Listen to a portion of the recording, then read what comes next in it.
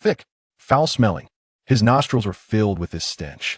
His eyes felt heavy, impossible to open. His consciousness was hazy, sluggish, as if he were drunk. He remembered had he been drinking with a client last night? Had he passed out from too much alcohol? No, he couldn't afford to lose this client. The moment he opened his mouth, a slick liquid poured in. He quickly snapped his jaws shut in fright. Weighed his taste. It wasn't foul at all. It was slightly sweet, smelling putrid, yet tasting sweet. A warm current clearly flowed through his body, and his previously weak limbs began to regain strength. So what exactly was going on? All around him felt silent, utterly still. He tried to open his eyes, failed. He couldn't feel his hands or feet either. Strange images involuntarily flashed through his mind.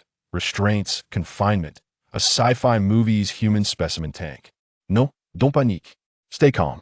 This wasn't the time for fear. Fear and panic wouldn't help.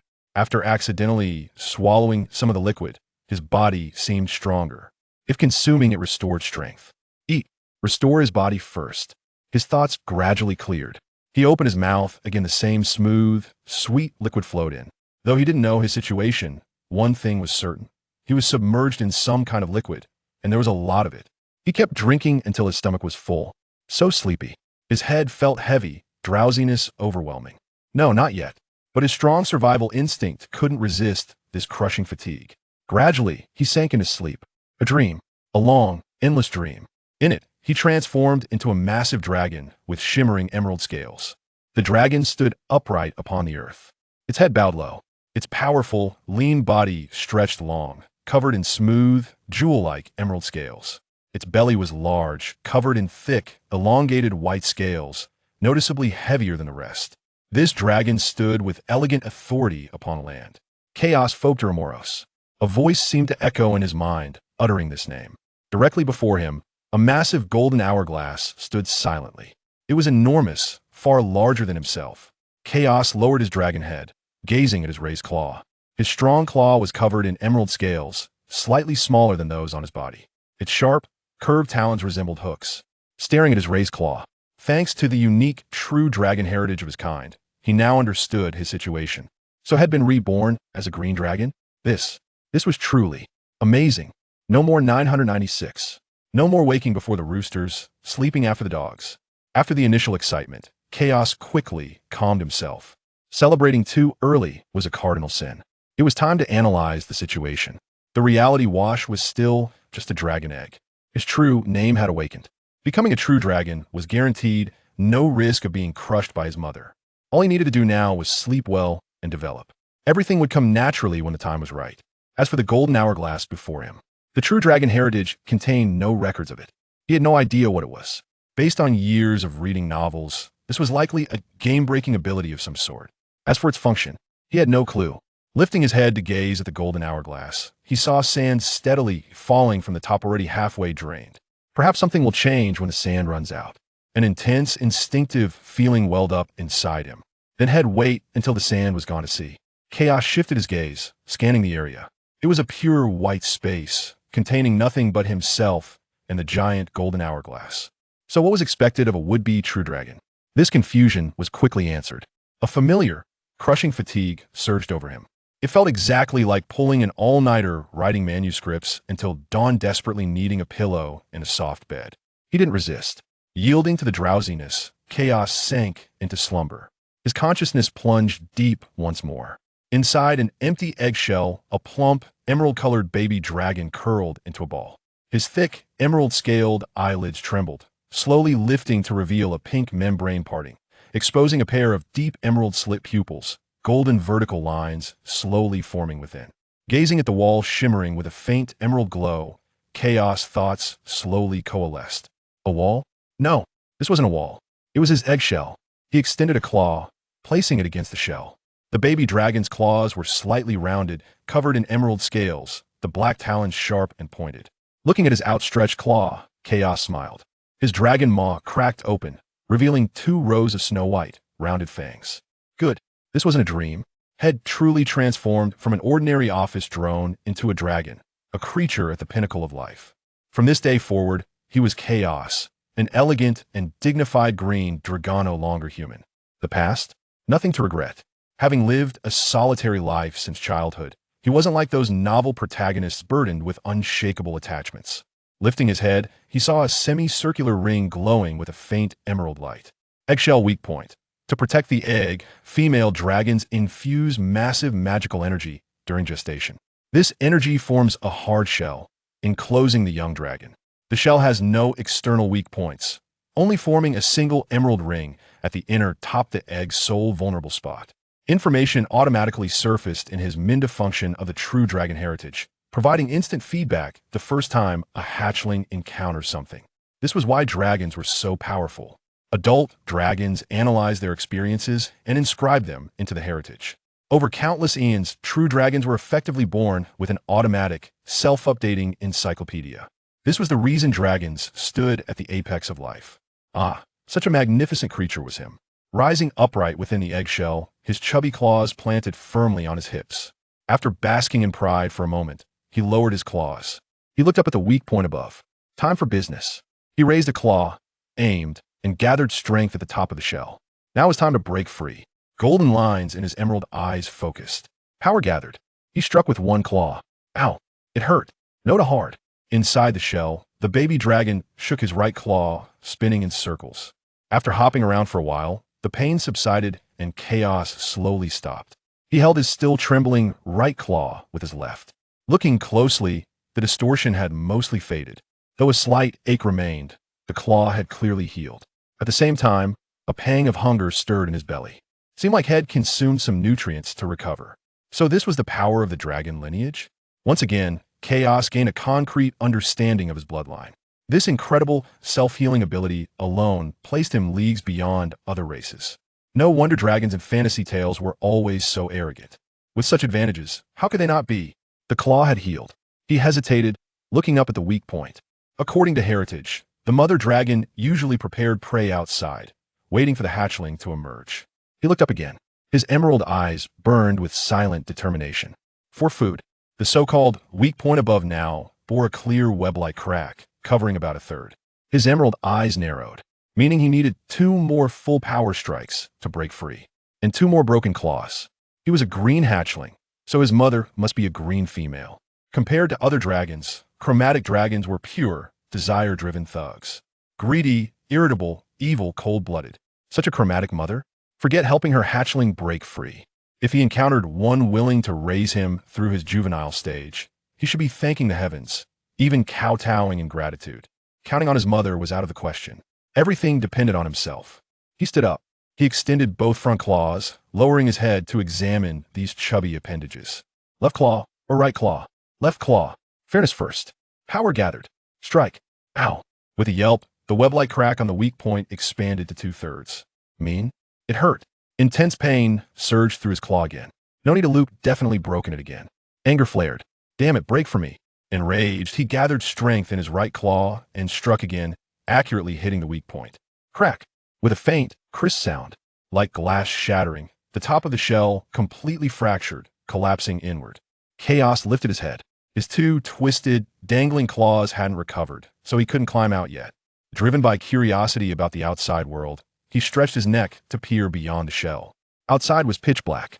Nohi's vision was gradually sharpening, like a camera slowly focusing. Not seem like it was. In the next moment, the darkness broke. The stalactites on the cave ceiling came clearly into view. So clearly he could see the fine textures on their surfaces. A cave? This perfectly matched the conditions chromatic dragons preferred for dwellings.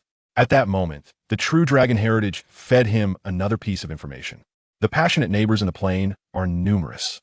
They not only bring treasures to dragons, but also enthusiastically offer a palace or capital to live in. These neighbors aren't fixed. They could be elves, humans, or goblins, any intelligent race. Young dragons are usually quite shy. Apart from greeting passing intelligent beings, they rarely leave their caves. Fortunately, this shyness fades with time. Once mature enough, they typically follow their elders in borrowing a palace from their enthusiastic neighbors. After reading this, Chaos understood. His mother lived in a cave. She was in the shy phase. He plopped down, sitting in the eggshell for a while, until he sensed the pain in his broken claws had mostly subsided. He raised both claws, testing their movement. He flexed his claws into fists and opened them. Still a bit painful. About 80% recovered. but sufficient. He stood up, looking up at the exit, anticipation rising. What did this strange, magical world outside look like? Towering primeval forests piercing the sky? Vast, endless grasslands? Or, fueled by anticipation, his hind legs gathered strength. He pushed off, both claws grabbing the edge of the shell. His round, plump head slowly squeezed through the broken opening. Before he could survey the cave, an overwhelming urge to vomit surged up his throat, as if something was blocking his airway. He didn't suppress it. His dragon maw opened. Chaos Phobter Amoros. A tender yet cold hatchling's roar echoed clearly through the cave. Chapter 2. Come on, fight. You should fight. After a thunderous roar, the true name reverberated through the cavern. As the dragon's head turned to survey the interior of the cave, Chaos felt an overwhelming sense of dread wash over him. The sight before him plunged into darkness. Numerous dragon eggs stood erect within the cave, their hues vividly displaying a kaleidoscope of colors: red, blue, green, black, and white. The 5-colored dragon eggs were truly a sight to behold. However, that was not the most alarming aspect. The most disconcerting revelation was that 5 hatchlings, which appeared to have emerged from their shells before him, had surrounded his egg, their bodies low and gradually encroaching upon him. Among them was 1 red hatchling, 2 blue, 1 black, and 1 green. Unlike the others, the red hatchling boldly approached, stepping forward with confidence, evidently dismissing Chaos as an insignificant presence. The red hatchling halted before his shell, raised her head, and fixed her crimson vertical pupils upon Chaos. "Chaos, is it? Come forth," she commanded, her voice youthful and melodious, laced with the inherent indifference of the 5-colored dragon. The tone she adopted was undeniably authoritative, and despite her lower position, her gaze exuded a sense of superiority and arrogance. Chaos, observing the hatchling's formidable size, twice his own, could not help but compare himself to her diminutive stature. He decided against contesting with this young dragoness. After all, he was an adult. Reluctantly, he emerged from the confines of his shell, his forepaws landing upon the dry, dusty ground of the cave. After touching down, Chaos dutifully squatted down. Before him, the red hatchling also took a seat, and in this face-to-face juxtaposition, their size disparity became even more pronounced. The red hatchling towered over him by a full head, her claws resting on the ground revealing faint outlines of muscle. Clearly, she was an exceptionally gifted young dragon. At this stage, even a red hatchling would not typically possess such musculature. "Remember my name, Agasathia Matatal." With that declaration, the green hatchling turned her gaze away and approached the shell, which was her true target. In the absence of a dragon mother in the nest, these young dragons were left to fend for themselves. Consequently, the shells left behind after hatching represented a valuable source of nourishment for them. Chaos silently observed the retreating figure of the red hatchling. If she intended to rob him, why bother introducing herself? Nevertheless, he thought, "Agasathia, is it? I shall remember that. You better not fall into my grasp later on. For now, you may be larger, but once I mature, ha ha ha." The dragon head turned, scanning the surroundings. The remaining 4 hatchlings, sensing the imposing presence of Agasathia, were now submissively crouched on the ground, exhibiting a demeanor of caution. As for the reason behind their behavior, it was clear Agasathia's formidable stature eclipsed theirs. Given the circumstances, even if Agasathia were to generously leave behind a portion of the shell, it seemed unlikely that it would find its way into her belly. The sound of crunching echoed through the cave. It is the sound of eggshells being crushed. Yet, he is not the one consuming them. A secretion begins to flow from his mouth, and his stomach remains empty. How hungry he feels. To divert his attention, Chaos shifts his gaze elsewhere, allowing his eyes to wander. In the cave, there are many dragon eggs, all seemingly intact. He sincerely wishes that one would hatch at this moment. The emerald vertical pupils narrow slightly. Conscience dictates that he does not wish to bully the hatchling. But necessity compels him. Truly, it is the demands of life. A sound reaches his ears, something scraping against the ground. As Chaos retracts his wandering gaze, his dragon head turns to face the source. Remaining before him is a large portion of eggshell, pushed forth by a red dragon claw. Following the claw upwards, Chaos sees Agatha gazing down at him. What does this creature intend to do? At this moment, Chaos admits to feeling somewhat bewildered. The one who snatched his eggshell is now offering it back to him. "Eat." The tender, indifferent voice of the young dragon merely utters a single word. Chaos glances at the eggshell before him and then at the slightly larger dragon girl standing in front of him. The secretion from his mouth intensifies uncontrollably, a signal from his body urging him to eat. Then I shall eat. Resolutely, Chaos opens his dragon maw and bites into the eggshell. Crack! The shell breaks with a crisp sound, reminiscent of potato chips. The flavor and texture are delightful and crunchy, rendering it impossible to stop after just one bite. Regardless of Agatha's intentions, the gnawing hunger within him leaves him with but one thought: to consume whatever he can. Even if it means facing repercussions, he must eat. This way, he will have some strength to wait for the other hatchlings to break free. The 4 little hatchlings waiting nearby watch in astonishment as the green hatchling devours the eggshell with gluttonous fervor. What does Agatha mean by this? Having eaten his fill, she does not intend to share with them, does she? What is the meaning of this, Agatha? A blue hatchling is the first to voice her discontent. Her tone youthful and clear, characteristic of a young dragon. The other 3 hatchlings remain silent. Yet their discontent is evident in their gazes directed at Agatha and their lowered postures. Faced with 4 hatchlings now poised for confrontation, Agatha raises her dragon body from the ground. Her form, twice the size of the hatchlings, radiates an overwhelming presence. Rules dictate that while stealing is permissible, one may not consume more than a third of the eggshell. She asserts, "If you disagree, challenge me."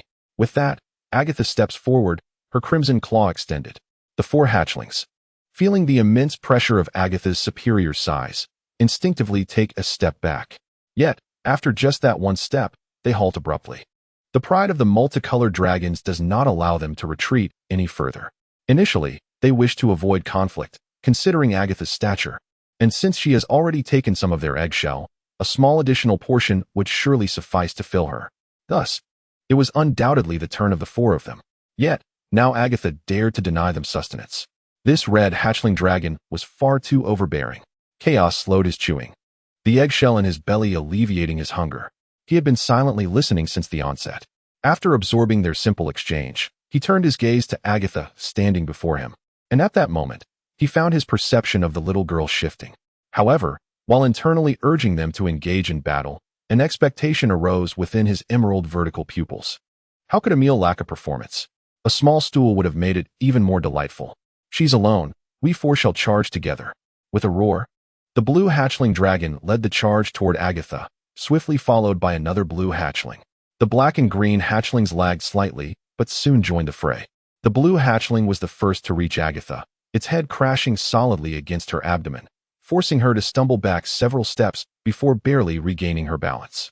A flicker of anger surfaced in her previously indifferent crimson vertical pupils.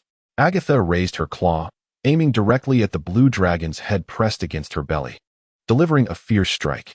Boom! The blue dragon's head was driven into the parched earth, a testament to the immense force behind the blow.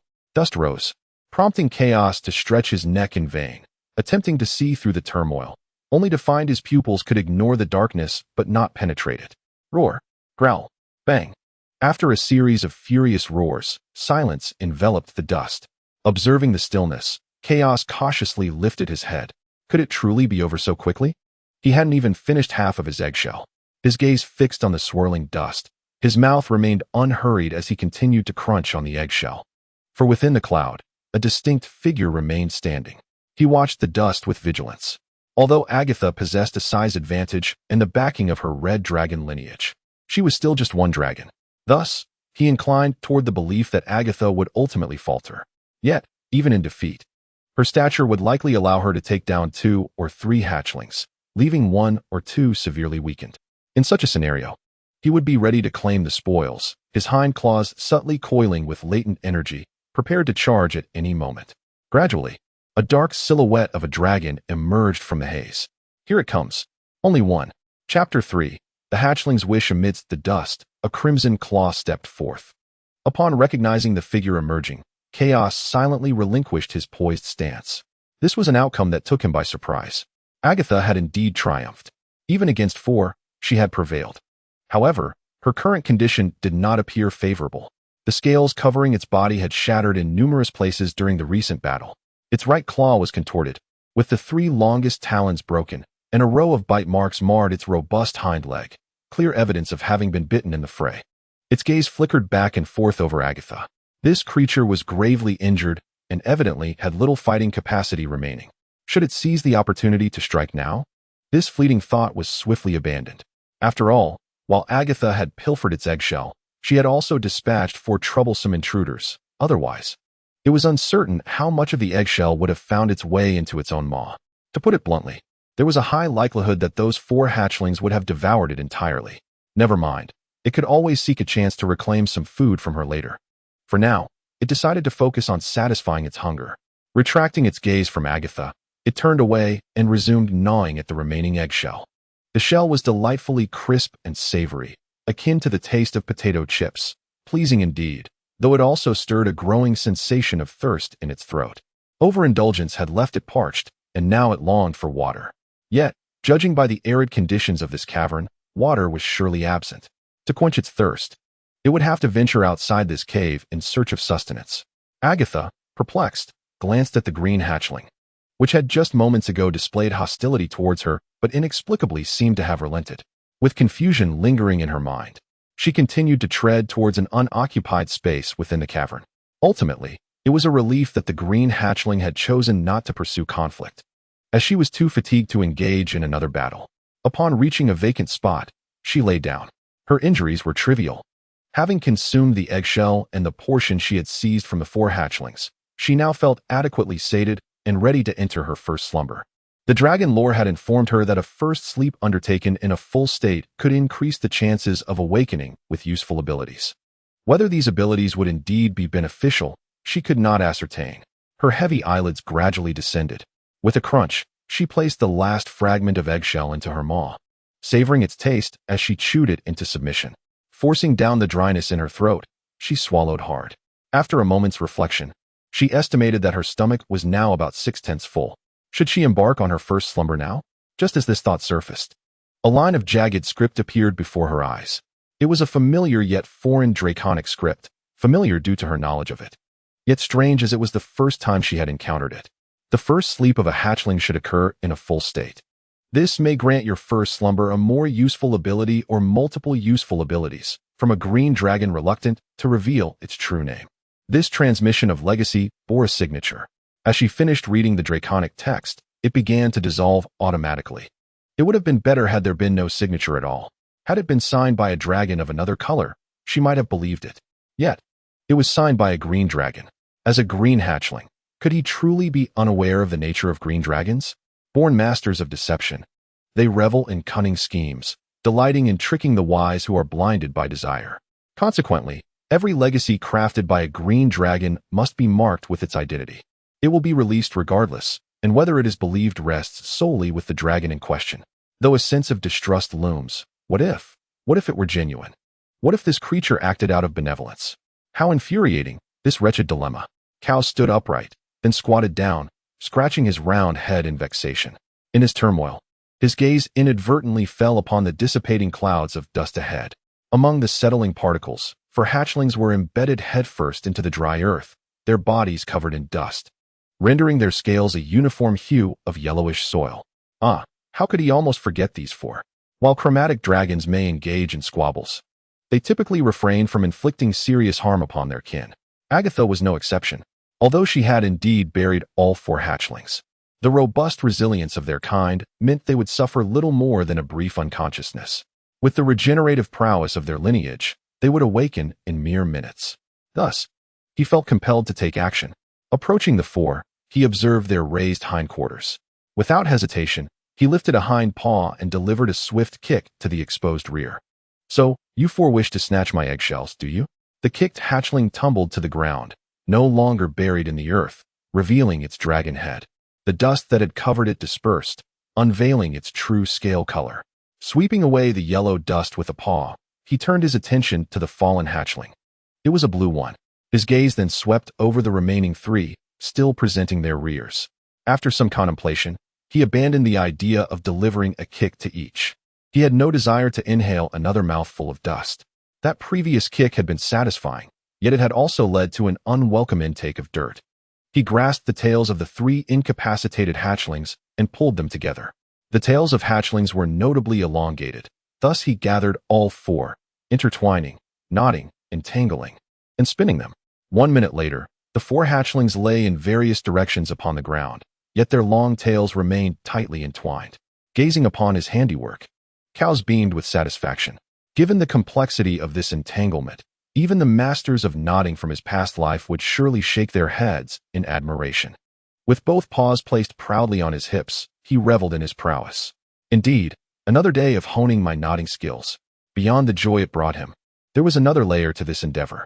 Soon, more hatchlings would undoubtedly break free from their shells. When those four awoke, they would surely vie for the attention of the newly emerged dragon siblings. This simply would not do. Caring for the younger dragons was a task meant for a more mature dragon like himself. Disregarding the four unconscious individuals, the dragon's claw moved gracefully, traversing the array of dragon eggs, its gaze wandering in search of a worthy target. Soon, a particular egg captured its attention. A red dragon egg that appeared slightly larger than the others. The red dragon, undoubtedly the supreme leader among the chromatic dragon hatchlings, was chosen by Chaos, who trusted his instincts. As for the concern of being outmatched upon hatching, that was unfounded.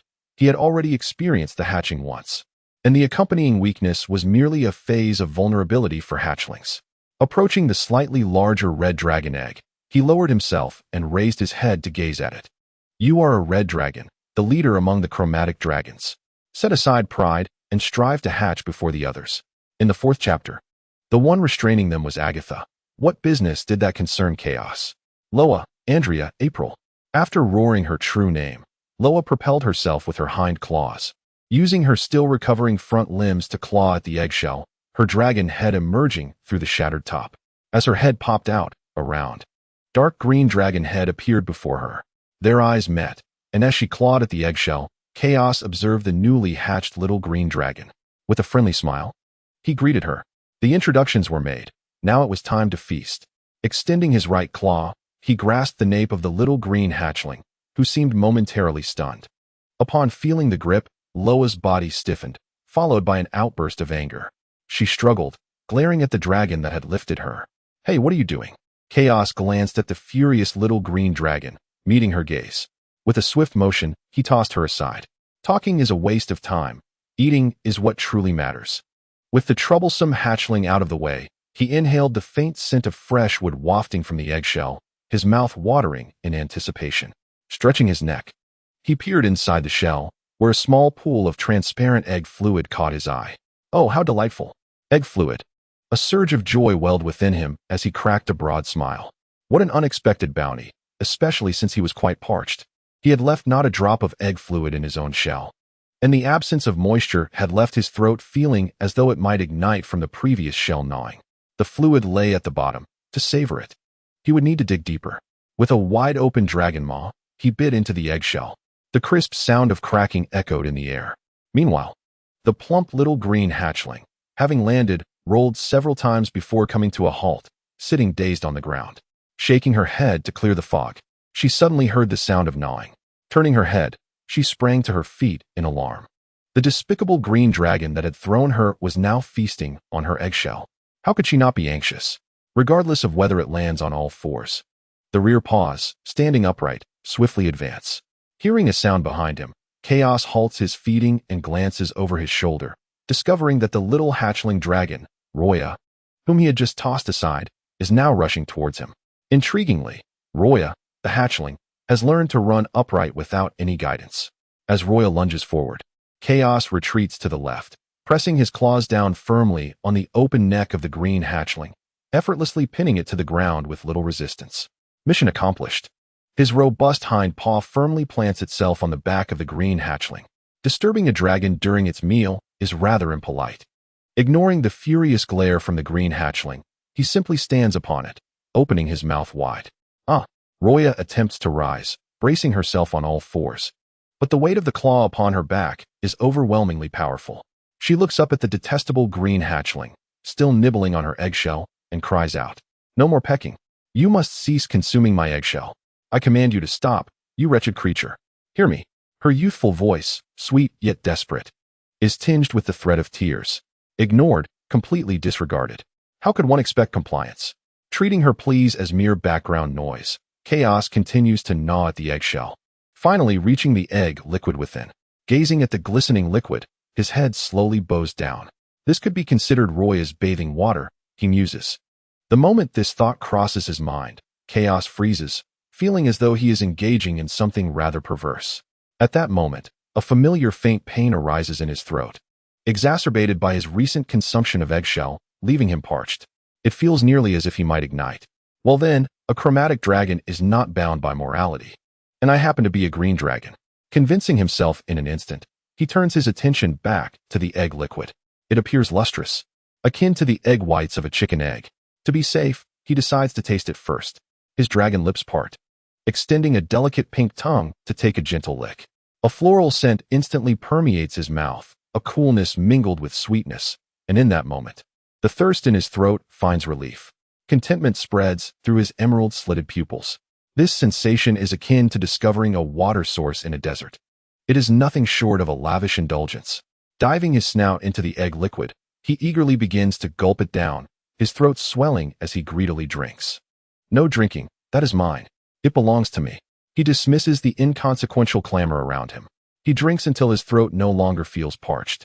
And only then does Chaos slowly cease his sucking. By now, the egg liquid remaining within the shell is scant, nearly depleted. Savoring the moment, he extends his tongue to lick around the rim of the dragon kiss. Delight spreads through his verdant, slitted eyes. A quick glance at the ground reveals the furious gaze of the green hatchling. Perhaps he should leave a bit for this creature, after all. The experience of merely gnawing on eggshells is rather unenjoyable, and besides, he is no longer thirsty. With a gentle shake of its dragon head, it reluctantly diverted its gaze from the egg liquid. Sensing the contents of its belly, it found itself 8/10 full. Retracting its claws from Rhea's back, it stepped back. Almost instantaneously upon its release, the green hatchling sprang up and pounced onto its shell, its gaze fixed upon him with hostility. Witnessing the determined demeanor of the green hatchling, Rhea vowed to exact a fierce revenge on this detestable creature that had dared to seize her shell. Chaos, however, was utterly unconcerned by this animosity. Such was the nature of the five-colored dragons, where the weak were devoured by the strong. Yet, as he gazed at the furious green hatchling before him, a brilliant idea sparked within Chaos, a subtle smile gracing his lips. Is it not filled with discontent? Humph, don't be too pleased with yourself. I shall have my vengeance. I have been waiting for this very moment. Remember my name, Agasathia Matatal. Should you feel aggrieved, you may challenge me at any time. Having declared his name, Chaos turned with a flourish and departed, watching the infuriating green hatchling retreat into the distance. Agasathia, is it? I shall remember that.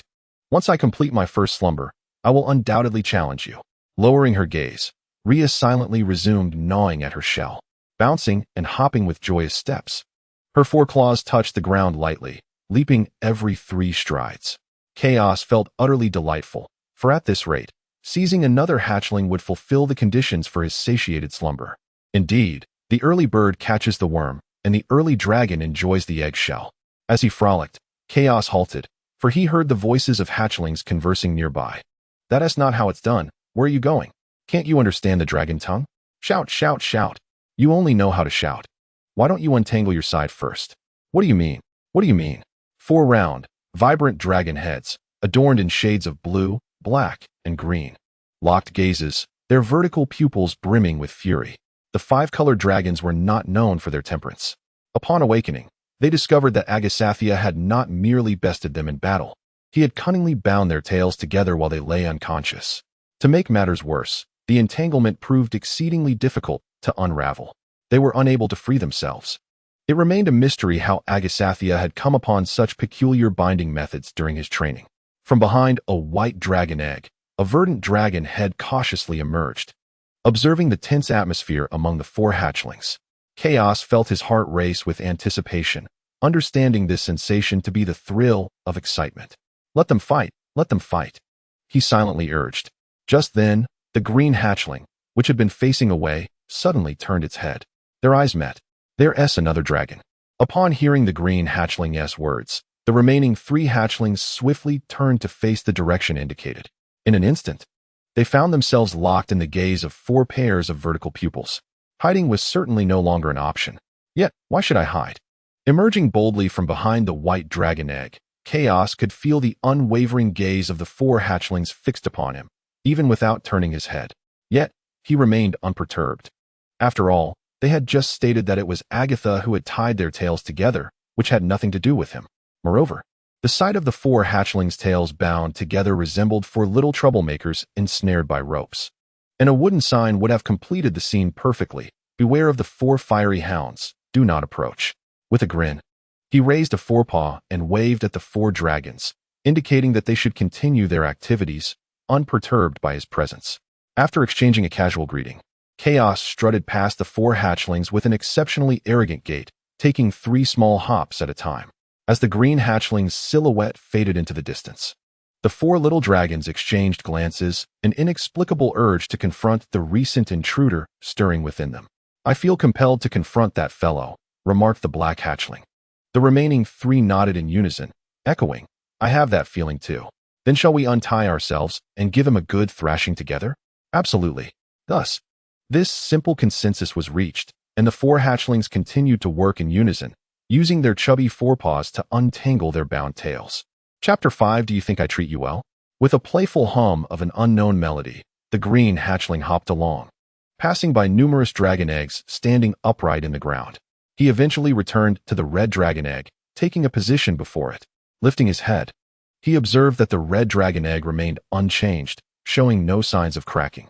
While many dragon eggs surrounded him, this solitary red egg was the only one he cherished. Compared to the others, the fragments of the red egg's shell tantalized him with a sense of anticipation. Come on, little brother, show some spirit. Chaos sighed, feeling a pang of frustration at the egg's sluggishness. Why can't you break out faster? After all, you're a red one. The green ones have already emerged ahead of you. It was evident that he could not expect any response from the red dragon egg. With a murmured complaint, he rested his chin back on the ground. The cavern floor was dry and cool, providing a comfortable environment suitable for a green dragon like him. As his heavy eyelids slowly closed, he sought to conserve his energy while awaiting the next fortunate arrival. Amberate's Barrelix. A sweet and clear voice of a young hatchling reverberated through the expansive cave. Upon hearing the sound, Chaos instantly opened his eyes, lifting his round head. Finally, something's happening. With a disdainful glance at the red egg, he remarked, You truly are hopeless, aren't you? After expressing his discontent, he swiftly rose on his 4 little paws and dashed towards the source of the voice, which was now quite close. As he sprinted past several dragon eggs, Chaos finally spotted his target. Before him, the apex of a dragon egg had already cracked open, and a plump, coal-black hatchling was gnawing at the shell. The term little coal ball was apt, for at first glance, it was undeniably dark and round, resembling a small orb of coal. This black dragonling was even smaller than he was, and when compared to typical hatchlings, could be deemed exquisitely petite. Observing the little coal ball diligently munching on the eggshell, Chaos hastened his sprint, reaching the shell in an instant, extending his claws toward the nape of the black hatchling's neck, intent on altering its fate. With a crunching sound, the hatchling was energetically nibbling on her eggshell. The moment she emerged from the shell, a glance around revealed something amiss. What kind of mother dragon would have a clutch of over a dozen eggs, with all 5 colors represented? This was certainly abnormal. Thoughts of a dragon mother were unnecessary. She needed to focus on her meal and complete her first slumber to elevate her strength. The eggshell appeared to be receding. Why was it getting farther away? Stretching her neck to reach it, she found herself just shy of grasping it. Each attempt to bite into the shell resulted in empty air. Her 4 small, coal-black claws flailed in the void. Something was off. Why was her body floating? Realizing the peculiarity, and turned her head to look behind her. Upon noticing the goofy yet endearing creature who had finally grasped the situation, Chaos cracked a friendly smile at the freshly hatched dragon, and thought, oh no, my fears have come true. After confirming her surroundings post-hatching, she sensed that another dragon might have hatched ahead of her, and now that anxiety had materialized. Gazing into the eyes of the honest-to-a-fault little coal ball, Chaos mused that perhaps he wouldn't need to resort to aggression this time. Leaning closer to the tiny creature held in his claws, he proposed a negotiation. How about you allow me to have a taste of your eggshell? If you cooperate, I won't harm you. What do you say? Am I not being generous? Silence met his proposition, prompting Chaos to shake his claws. The small coal ball wobbled in response, with a flicker of fear in her wide, dark eyes, and thought, as long as you don't hurt me. That is all I ask. Excellent. This little coal ball understood the wisdom of yielding to the strong. Observing the creature's round, glossy eyes, Cows found her somewhat adorable. A playful impulse surged within him as he leaned closer once more, flashing a friendly smile to the hatchling in his grasp. So, wouldn't you agree that I am being rather kind to you? And, gazing at the unabashed creature before her, timidly nudged her head and murmured, "Thank you." Pleased with her response, Cows withdrew his head. Though he wished to continue playing with the little coal ball, he reminded himself that sustenance was paramount. With a swift flick of his claws, he tossed the round, black hatchling into the air. However, she adeptly flipped mid-flight, adjusting her body to land gracefully on the ground. Inhaling the enticing aroma emanating from the eggshell before him, Chaos could distinctly sense the accelerated secretion of dragon's saliva within his mouth.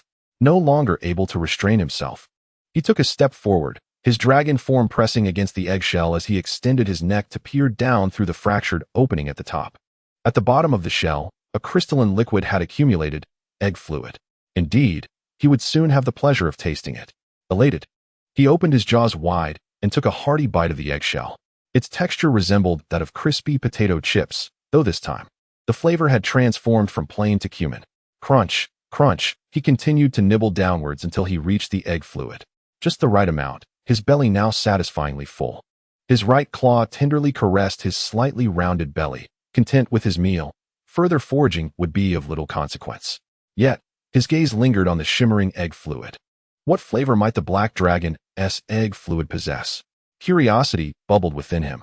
With his head leaning forward, he reassured himself, I shall not indulge excessively, merely a taste. Just one sip. Convincing himself, he plunged his head into the shell. Sniff, sniff, his snout hovered over the egg fluid, his two large nostrils inhaling deeply. There was no scent. Colorless and tasteless, akin to that of the previous egg fluid from Roya. Clearly, tasting it was the only way to discern its flavor. His dragon lips parted slightly, and his pink tongue extended to delicately lick the transparent liquid. His emerald vertical pupils instantly sharpened, sour and astringent. Retracting his head, he expelled his tongue, exclaiming in dismay while using both claws to swipe at the remnants of the egg fluid clinging to his tongue. The taste was overwhelmingly perplexing. Only when the sourness faded slightly did Chaos feel a semblance of relief. His peripheral vision caught sight of the little black coal, who remained quietly huddled on the ground. How could this fellow's egg fluid be so unpalatable? Such a waste of a soft and delectable appearance. Yet, his emerald eyes narrowed as he turned his gaze toward the little coal. Remember my name, Agasathia. Should you feel unsatisfied, you may challenge me after your first slumber. He gently swayed his head in the direction of the green hatchling. I won't challenge you, came the timid reply, the youthful voice exuding a sweet, innocent charm. Truly a soft little one. However, regarding this personality, Chaos cast a rare, scrutinizing glance at the small black coal. This little coal could hardly be a metallic dragon in disguise. Why did it exhibit no spirit whatsoever? Yet, upon reflection, with such profound blackness, it was undoubtedly a pure-blooded five-colored dragon. Oh, why? The small black dragon quivered, retracting its neck in a posture of utter timidity. Chaos felt a wave of disinterest wash over him. This little coal was far too soft and innocent. There was little amusement in bullying it. Now that he was sated, it was time to find a suitable place to complete his first slumber. Without further ado, he turned and walked away, leaving the little coal behind, watching as the green hatchling's silhouette faded into the distance. The round, pitch-black vertical pupils swiftly converged until they transformed into a mere thin line, the previous weakness dissipating, leaving only an unfathomable abyss of darkness. Confirming that the green hatchling had indeed wandered far away and pushed herself up from the ground, bringing her dragon head close to the eggshell, where she opened her maw and began to feast. Her speed of consumption was remarkably swift. With each bite, she devoured the maximum amount of eggshell, chewing a couple of times before instinctively swallowing. To resist at that moment would only have piqued the green hatchling's interest, and to abstain from resistance would render it disinterested. This was indeed the case. As for revenge, the haughty demeanor displayed by the green hatchling seemed almost theatrically performed. That name was likely not even its own. Nevertheless, this mattered little, for she had already memorized the flavor of the green hatchling through the remnants left on the eggshell. Chapter 6. Within the cavern, the stone walls were composed of hard black rock. After meandering for a while, Chaos paused, pondering that this must suffice.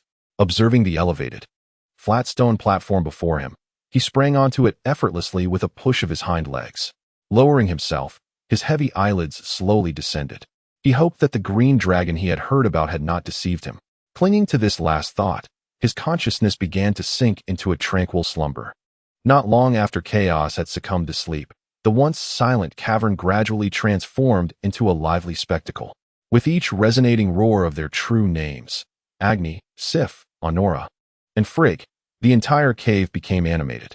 The sound of teeth gnawing on eggshells echoed persistently throughout the chamber, and upon closer listening, one could discern the urgency in these sounds. The cave maintained a fleeting calm until a thunderous roar shattered the brief tranquility, followed by an eruption of further roars. Had Chaos still been awake, he surely would have delighted in the lively scene before him and understood the essence of these roars.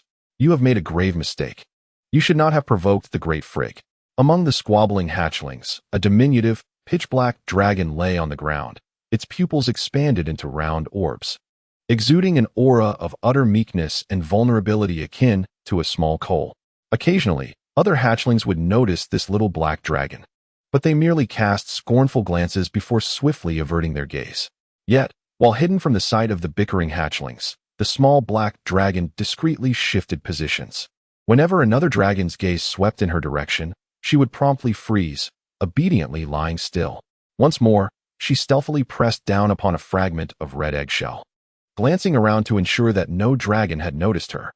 With her maw agape, she consumed the piece of eggshell from the ground. Engaging in fights at such a moment? Only a fool would act thus. The squabbling continued until, half an hour later, the cavern fell silent once more. The eggshells on the ground had been entirely claimed amidst the tussles, rendering further conflict unnecessary. The battles had been fierce, yet miraculously, there were no casualties among the hatchlings, only a few with minor injuries. The hatchlings found their preferred spots and began their first slumber in the realm of dragons. The cave once again fell into tranquility, interrupted only by the occasional rustling of the hatchlings still searching for their ideal resting place. Almost all the eggs within the cave had hatched, leaving only a solitary white dragon egg standing quietly. Surrounding the white egg were several layers of hatchlings nestled closely. However, as time passed, the hatchlings encircling the white egg gradually dispersed, losing their patience in waiting. Eventually, only 4 hatchlings remained before the white egg, 2 blue hatchlings, 1 green hatchling, and 1 black hatchling. Indeed, they were the 4 little ones whose tails had been bound together. Upon freeing their tails, they realized the struggle had ceased, and thus none of them had claimed any shards of eggshell. Now, they could only place their hopes upon the white dragon egg before them. As time trickled by, the white egg showed no signs of hatching.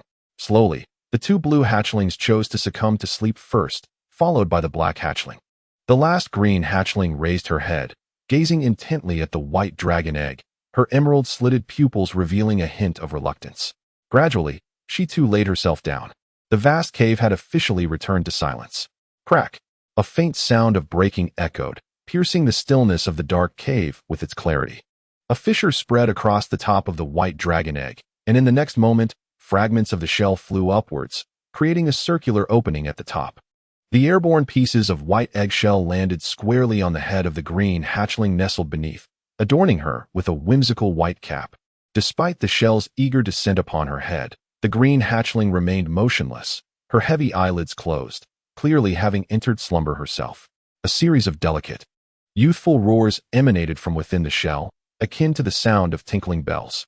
Soon after, a pair of chubby, white dragon claws emerged from the edge of the eggshell, followed by a round, plump dragon head straining to squeeze through the broken opening. Thus, only her rotund head remained visible, peeking out from the shell. The round head began to swivel, her bright, crystalline white slitted pupils curiously surveying her surroundings. As her heavy eyelids fluttered open, a magnificent golden hourglass appeared before her. Once again, the hourglass captured her attention, her gaze fixated on the center where the last grains of golden sand dwindled. This indicated that the hourglass was nearing its conclusion. She watched intently as the final grain of sand fell. Had it finally run out? A moment of silence ensued. Crack, crack, crack. The enormous golden hourglass produced a considerable noise as it began to turn over. The lower chamber, now filled with golden sand, switched places with the upper chamber, which had been emptied. Everything returned to stillness once more. Chaos. The unuttered words of frustration lingered in her mind as the scene before her subtly transformed. Before him lay a turbulent river, its dark undercurrents surging with intensity. Standing on the riverbank, Chaos cast his gaze toward the stone cliff several hundred meters away, tilting his head to follow its ascent where he was met by the sight of stalactites of varying lengths adorning the cave's ceiling. Was this, then, an underground river? At that moment, footsteps echoed from behind him. Without a moment's hesitation, Chaos turned around. To his astonishment, he beheld an unmistakable figure approaching, his own self. As he opened his mouth to speak, the words caught in his throat, for this other self passed right through him, without resistance. Indeed, it simply traversed his being. Turning once more, Chaos observed this duplicate bend down at the river's edge, evidently preparing to drink. Was this an illusion conjured by the hourglass? What then? Was the significance of this phantasm? Chaos began to ponder deeply. Suddenly, a sound shattered his thoughts, a loud splash. His gaze darted to the turbulent waters, where a dark tendril surged forth, piercing through the form of his other self, who was bent low to drink. With a swift motion, the tendril dragged the lifeless body beneath the surface. Chaos's slit pupils narrowed in concentration. He was dead. Chapter 7. Agatha. Agatha, come forth. I challenge you. With a heavy eyelid, he slowly lifted his gaze, revealing vibrant green slit pupils, flecked with shimmering golden lines that momentarily coalesced. He became lost in thought, staring at the cave walls. Was that recent vision merely a dream, or perhaps a glimpse into the future? For reasons unknown, Chaos found himself increasingly inclined toward the latter. A soft gurgle broke the silence, a protest from his empty stomach. Rising from the ground, he stretched his dragon form and reached out with his right claw to pat his belly. Having just awakened from slumber, he now felt a gnawing hunger. The emptiness within him incessantly reminded him of the need to feed. Under normal circumstances, his dragon mother would have prepared a second meal for the hatchling. Alas, this was no ordinary situation. The absence of a dragon mother was evident. Turning his head, he surveyed the cave. Not a single dragon egg remained. Instead, a multitude of colorful hatchlings lay sleeping on the ground. The hatching rate was astonishing. Every egg had successfully hatched, with not a single dead egg or dragon beast in sight. Such a remarkable quality and hatching rate raised questions. Abandonment? That could be dismissed outright. What about the possibility that a crystal dragon had pilfered the eggs? This, too, seemed implausible.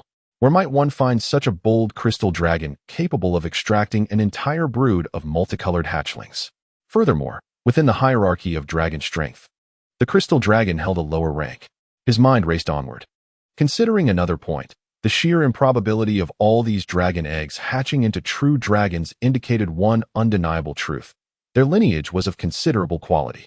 Thus, the appearance of myself and this brood of creatures must be the deliberate act of a powerful five-colored dragon. It is even possible that this was done at the behest of the matriarch of the five-colored dragons, the dragon god. Otherwise, the occurrence of a nest of dragon eggs in 5 distinct colors hatching simultaneously to form a small dragon group is as absurd as a lowly individual suddenly becoming the son of a wealthy magnate. Why would the matriarch of the 5-colored dragons orchestrate such a scenario? A notion ignited within me. These dragons have become the very embodiment of the fire seed. And this is the only feasible explanation at present. My stomach protested once more, but this time it was accompanied by a sharp pang of discomfort. My thoughts were once again interrupted. Casting a glance at my restless belly, I calmly lowered my dragon head, opening my maw to scrape a mouthful of earth with my sharp dragon teeth. The previously smooth and dry soil beneath me now bore a fresh indentation. Choo-choo. The taste of the earth was unpalatable, sour, and bitter. I swallowed a couple of times, and with the morsel now in my belly, the protests finally subsided. Having appeased my complaining stomach, I took my time to rise. It was now time to inspect the fruits of my slumber. My gaze fell upon my raised claw, which revealed that the color of the dragon scales had deepened significantly, appearing thicker and more robust. A stream of consciousness flowed through my mind, representing my total magical capacity. It was quite substantial.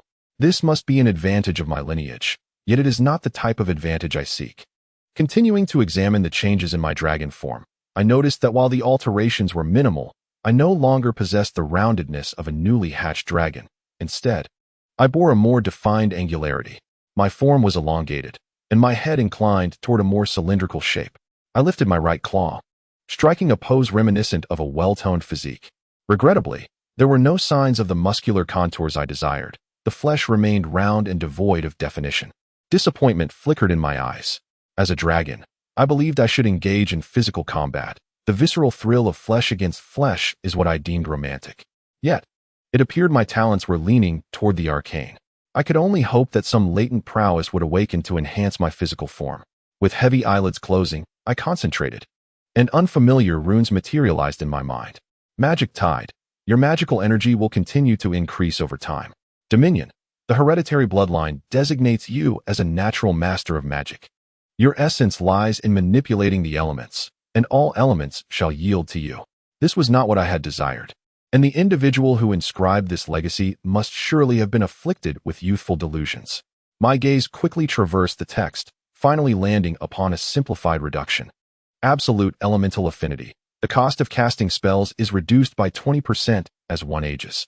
Multiplicity synthesis. You innately comprehend how to merge identical spells, thereby enhancing their potency. Currently capable of a 2-in-1 synthesis as you mature. Elemental dominion. You possess the ability to command the 9 fundamental elements of wind, thunder, fire, water, earth, light, darkness, space, and life. It is advisable to begin your studies with the element of life, as it is both the foundation of our lineage and the most advantageous element. Elemental erosion. Your bloodline's excessive reliance on the elements has rendered your physical form inherently frail. After reviewing his talents, Chaos smirked slightly. It was decent, offering some strength, yet it did not align with his desires, particularly the last one. Nevertheless, he decided to continue exploring for any awakened spells. Acquiring a state-enhancing spell for close combat would indeed be a commendable option. Magical talent. Venomous thread. Manipulate a verdant thread imbued with toxic properties. With toxicity derived from magical energy. Chaos wished to delve deeper, but soon discovered he had reached the end. Was that it? Just a life branch spell of venom? Oh well, he decided to accept it. A weary thought flickered through his mind, and a torrent of information surged into his consciousness. It was overwhelming, akin to flipping through the pages of a book in half a second. Yet astonishingly, he could comprehend and retain all the content on both sides of the page. His heavy eyelids slowly lifted. Once again, he opened his eyes to behold the familiar cavern. Indeed, he had acquired much knowledge. Raising his right claw, palm facing upward, small emerald motes of light manifested upon the dragon's claw, coalescing in the air until a verdant thread was fully formed. Observing the thread on his claw, Chaos willed it to morph. The thread swiftly transformed into a 5-pointed star.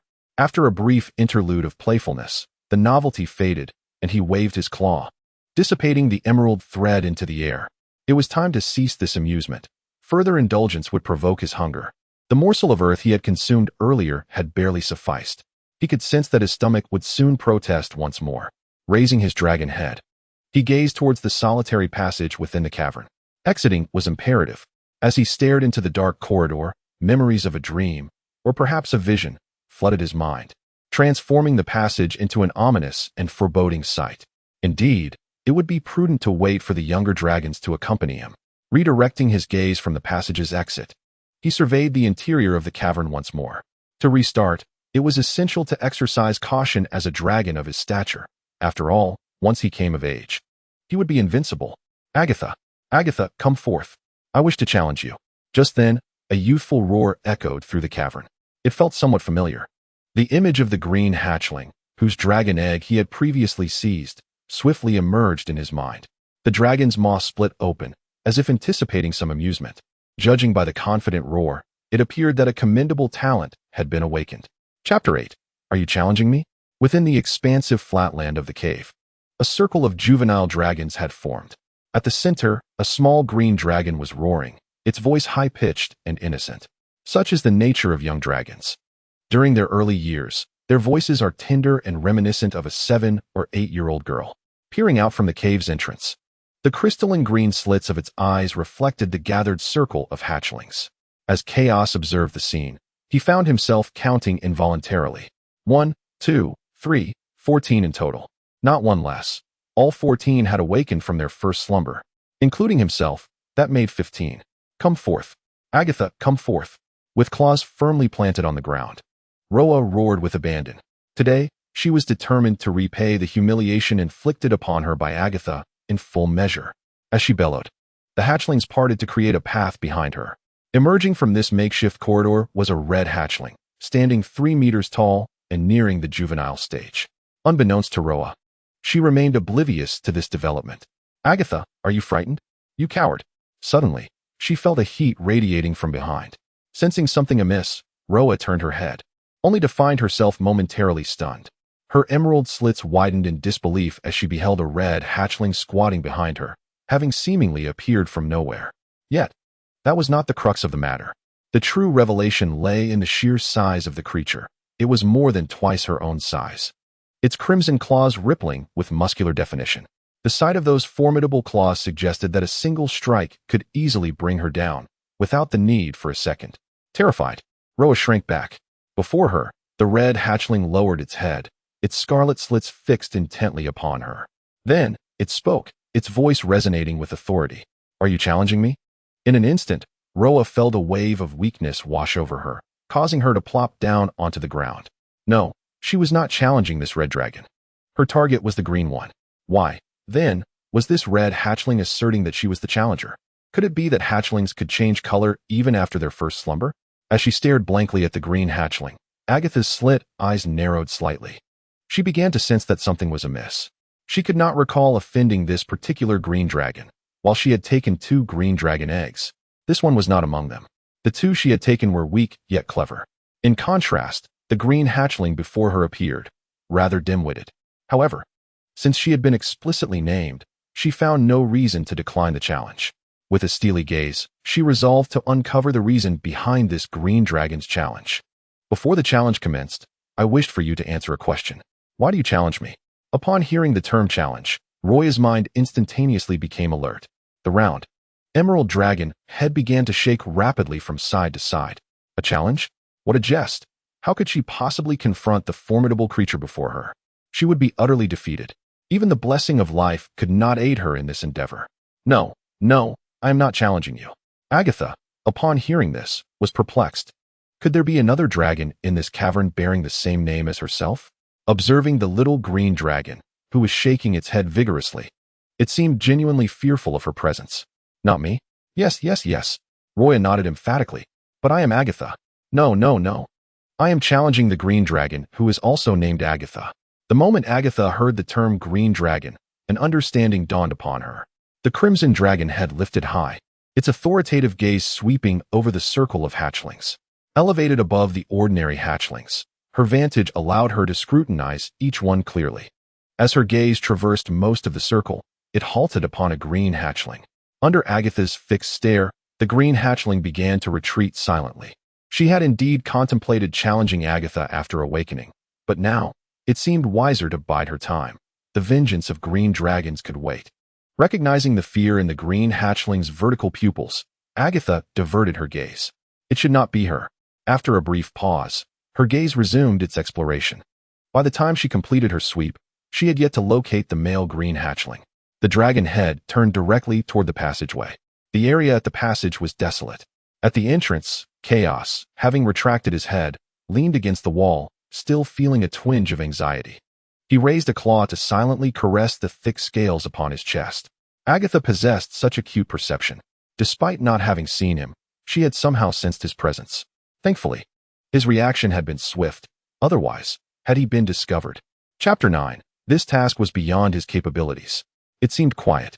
Pressing against the cavern wall, he cautiously extended his dragon head. The moment he did, a rotund crimson dragon head appeared before him, their eyes locking. So close, he could distinctly feel the searing breath emanating from the crimson dragon's nostrils. When had this creature arrived, moving so silently? Agatha remained silent, her gaze fixed upon the green hatchling before her. If her instincts were correct, it was indeed this cunning creature that had played a trick on the previous green hatchling. Chaos, hello. He slowly raised a claw. Having exchanged pleasantries, it was time to flee. Without a moment's hesitation, he turned and began to dig furiously. Yet as he ran, something felt amiss. Despite his frantic efforts, it seemed as if he had not moved an inch. The surrounding walls remained unchanged. His 4 claws, once vigorously digging, gradually slowed. A glance back revealed a disheartening truth that chilled him to the core. In the midst of the playful chaos, his tail had tautened into a straight line, firmly pinned beneath a massive crimson claw. Observing that the green drake had finally settled, Agatha extended her right paw. Upon seeing the approaching titanic claw, Chaos surrendered his resistance. As a mere drake, confronted by Agatha's imposing presence, he found any notion of resistance futile. With a release of her grip, he collapsed to the ground, conceding defeat. In the next moment, a warm, formidable claw gripped the nape of his neck, and he was effortlessly hurled into the air by Agatha. Suspended aloft, he felt the ground rushing toward him and instinctively spread his wings, achieving stability as he glided down. This was an innate reflex, a calling from his bloodline, allowing him to navigate back to the earth with grace. Once all four claws touched the ground, a quick survey revealed that he had been cast into the center of a circle surrounded by a throng of young drakes.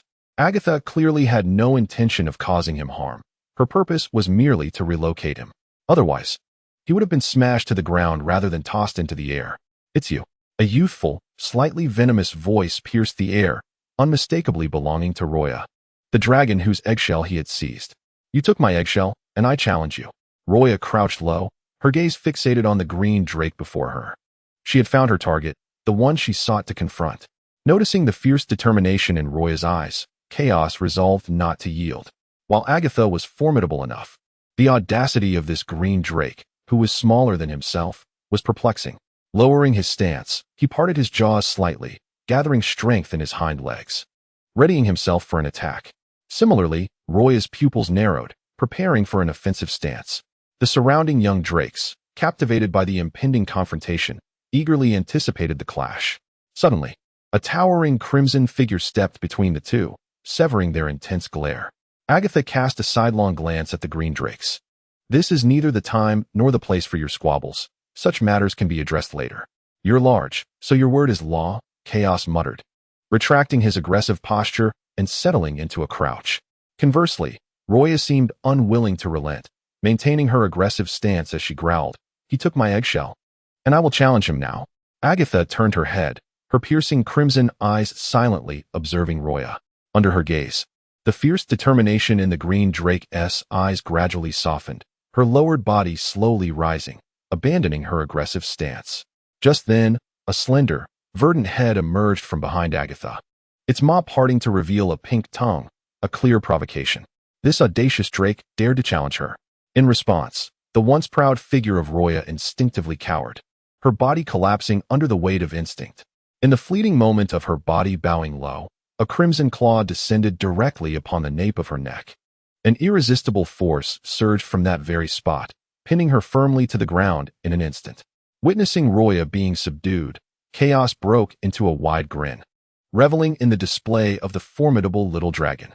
Agatha, casting a sidelong glance at the unruly green hatchling beside her, chose to disregard it and lifted her dragon head, surveying the surrounding hatchlings before speaking slowly. "You have all seen, we lack a dragon mother. In the absence of her guidance, cooperation is our only recourse." Crouched on the ground, Chaos unexpectedly glanced at the speaking little dragon, acknowledging her strong sense of the greater situation. "Since we are to cooperate, certain rules must be established." Agatha understood the innate nature of the five-colored dragons. Their very essence precluded them from banding together to elect a leader like those intelligent species. Firstly, we hunt together in unity. Secondly, we must communicate any dangers we encounter. Thirdly, we share the spoils of our discoveries. Fourthly, fighting is strictly prohibited in times of food scarcity. For now, these four tenets shall suffice. Should anyone wish to defy them, I comprehend that we five-colored dragons have always spoken the language of strength. Defeat me, and you may disregard these regulations. Agatha released Roya, stepping forward with her crimson claw. Observing Agatha's imposing presence, the hatchlings exchanged silent glances, calculating the disparity in their strengths, and soon fell into a tranquil silence. None of the hatchlings dared to voice their thoughts. Chaos remained quietly prone on the ground, obedient and meek. Everyone was astute enough to recognize that, at this juncture, the little dragon clearly held the upper hand. Any challenge would only result in a futile beating, something no dragon desired. Furthermore, the terms laid out by the little dragon were quite reasonable, merely seeking to establish a foundational cooperation. In his heart, he felt a profound agreement with her. The little dragon commanded respect among the dragonkin. With a sense of ennui, Chaos scanned the hatchlings once more. As he observed, a peculiar realization dawned upon him. Wait, why do they all possess such round heads? At the juvenile stage, dragons can easily discern gender by examining their heads. A round head signifies a female, while an elongated one indicates a male. His gaze swept rapidly across the group. Round, round, round. All of them were round. Out of 14 dragons, not a single one bore an elongated head. Why were they all females? This was decidedly odd. In a nest of dragon eggs, adding his presence as the sole male. Was he truly being mistaken for a breeding dragon? Surely not. He acknowledged that while these little hatchlings appeared adorably rotund, they were merely cute. To view them through the lens of potential mates? Apologies, but that was beyond him. The dragon species is free, and he leaned more towards the preferences of his past life, favoring those with fair skin, beauty, and long legs. These round little hatchlings could only be regarded as kin. Such a role was simply unthinkable for him. Having surveyed the group and confirmed that no one spoke up, Agatha continued, "It seems you all have no objections. Given this, I hope you will diligently adhere to these 4 rules in the future." Agatha withdrew her gaze and turned to the young male dragon, the only male among their clutch of eggs, who was dutifully squatting beside her. "Now, we must depart from this cavern." Chapter 10. What a spectacle! He perceived this as merely a gathering of large crabs. "No, let us set forth without further ado. What are you staring at me for, little dragon?" After a considerable wait, it seemed the little dragon was resolute in her gaze. After a moment's hesitation, Chaos decided to take a step forward. He was not afraid. Rather, he felt that as the sole male dragon, he ought to exhibit some measure of courage. Thus, it was his responsibility to scout ahead. With a determined step, he advanced. The sound of his footsteps echoed softly. Out of the corner of his eye, he spotted a red dragonling, twice his size, moving alongside him. This size could only belong to the little dragon. But what was her intention? Chaos was perplexed. He had assumed she wished for him to lead the way. Yet her actions suggested otherwise. Ideally, he should be at the forefront, with her trailing behind. Yet here she was, matching his pace. His mind was a whirl of thoughts, but he suppressed the impulse to inquire directly. The cavernous passage stretched endlessly before them, and he could not ascertain how long they had been walking. He gazed ahead at the seemingly infinite corridor that wound around yet another corner. This passage was unbearably long. He silently lamented, yet the journey must continue. He turned the corner. A gentle breeze brushed against his face, bringing with it a refreshing and damp sensation. His crimson slit-like pupils sharpened, and the weariness that had accumulated from their prolonged journey was momentarily dispelled by the cool wind. A breeze signified an exit. Instinctively, he glanced sideways and discovered the little dragon's scarlet eyes already fixed upon him. Their gazes met. Run! Almost simultaneously, the red dragonling and the green dragonling surged forward. They raced side by side. The group of dragonlings trailing behind was initially bewildered, but their confusion was swiftly resolved. As the cool, moisture-laden breeze caressed their heads, they too began to sprint. They ran and ran, until suddenly, a gap appeared in the corridor ahead. It was the cavern's exit. Chaos's heart leaped with joy upon sighting the exit. The sound of flowing water grew clearer as they approached. With exhilaration, Chaos exhaled heavily. The presence of a river surely indicated the availability of prey, an opportunity for sustenance. His claws dug into the earth, sliding to a halt at the cave's mouth. Before him lay a tumultuous underground river, and beyond it was a vast, sunken valley, lush with palm-sized green flora, particularly dense at the center. A group of dark, shell-covered creatures was busily gnawing at the verdant plants in the valley. The entrance to their cave is situated precisely at the center of the semicircular valley's wall. At this moment, the legacy of the true dragon has responded. Stealthy, a type of magical beast that has long thrived in the underground world, covered in thick armor that is quite challenging for weaker races to contend with. However, in the presence of our true dragon's claws, these defenses are as fragile as paper, rendering them a weak low-tier beast incapable of even basic magic. After examining all the feedback from the legacy, Chaos concluded that these stealthy resemble a group of enormous crabs. Externally, they bear an uncanny resemblance to crabs, albeit on a grand scale. Each one measures 2 to 3 meters in width, with the largest reaching 4 meters. Particularly striking are their colossal claws, which must harbor succulent flesh within. Chaos, just the thought of it brings delight. Gulp! He instinctively swallowed the excess draconic saliva. He was not the sort of foolish dragon to drool. The cave's entrance has limited space, accommodating a maximum of 10 side by side, with Agatha, in stark contrast to the other young dragons, occupying the space of 2 with her exaggerated form. The remaining 6 are comparatively smaller young dragons. When they stood up, they all chose to advance and jostle for position. However, not all of them did so. A chubby white young dragon attempted to push forward, striving to carve out her own space. The group of young dragons, all of the 5-colored variety, were not known for their patience. When one was shoved aside, she raised her hind claws and delivered a hefty kick to the head of the smaller white young dragon. And Ping observed as the round white young dragon rolled a few times down the cave's passage before bouncing back up and continuing to push forward. This marked her 5th attempt. Doesn't she ever tire? The disadvantage of her size was insurmountable. Since she could not change it, what was the point of competing? Their dragon lineage is not solely determined by initial appearances. Gazing around at the crowded entrance filled with dragons, Agatha raised her right claw and seized the black young dragon jostling beside her by the nape of its neck, tossing it into the cave. With a cleared space now available, Agatha turned to face the remaining 6 young dragons within the tunnel. The thrown dragon bore no grudge, quietly settling on the ground.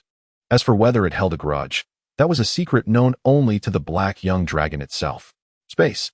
Spotting the newly available area, the white young dragon wasted no time and scampered forward with her plump paws. Seeing the white young dragon attempting to leap out, Chaos swiftly pressed down with a claw, pinning her against the cool ground.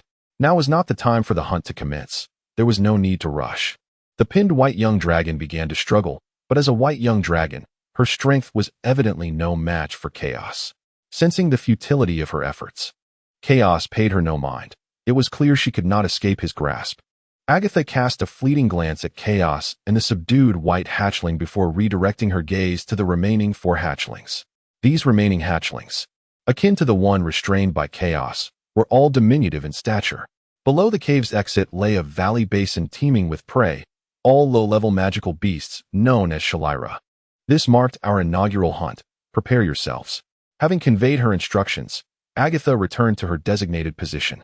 Upon her return, the white hatchling in Chaos's grasp continued to struggle.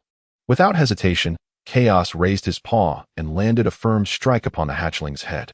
Behave, he commanded. The hatchling, chastised, ceased its struggles, lying prostrate on the ground.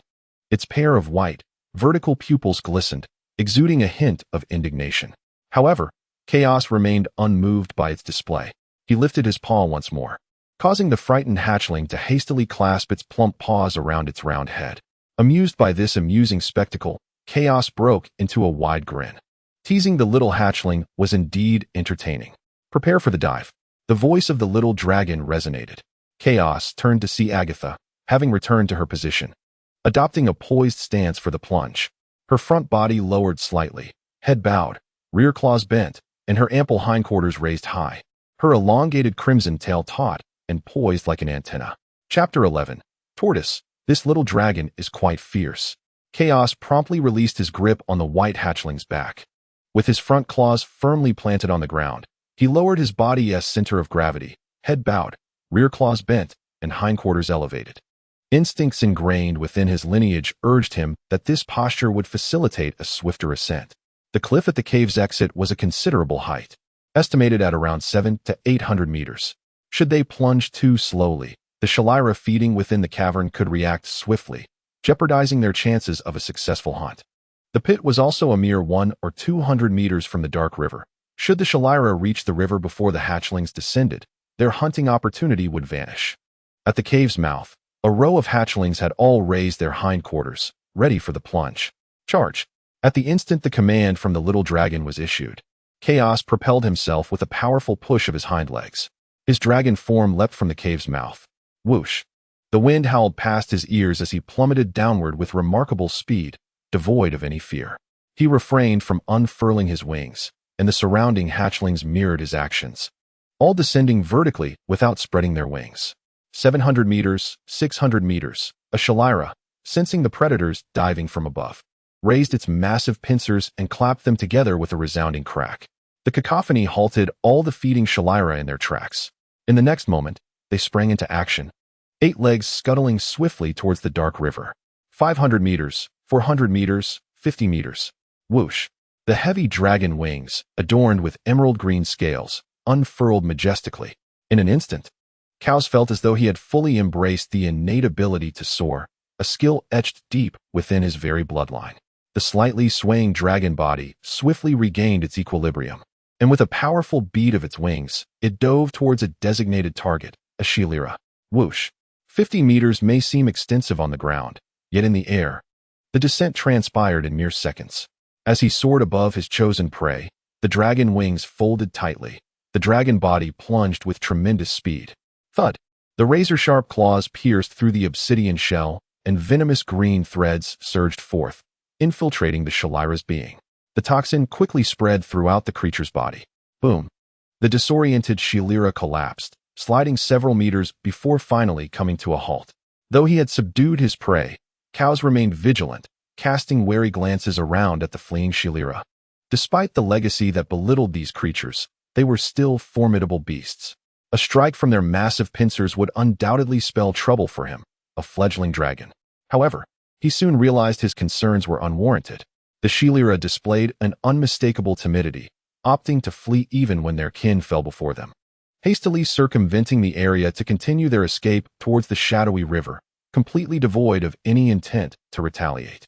Standing atop the carcass of his quarry, Cows raised his head proudly, maintaining a level of alertness while surveying other dragons. In that moment, he discovered that he was the first among them to achieve a successful hunt.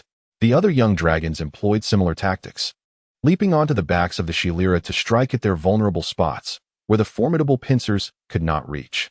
As he scanned the scene, Cows's gaze fell upon the lowly dragon. The lowly dragon had descended directly to the ground, turning to face a Shenanigans rushing towards her, unable to alter its course in time. At the moment of impact, she lifted her claw, delivering a crushing blow to the Shenanigans' head, shattering its skull and armor into a fine mist of flesh.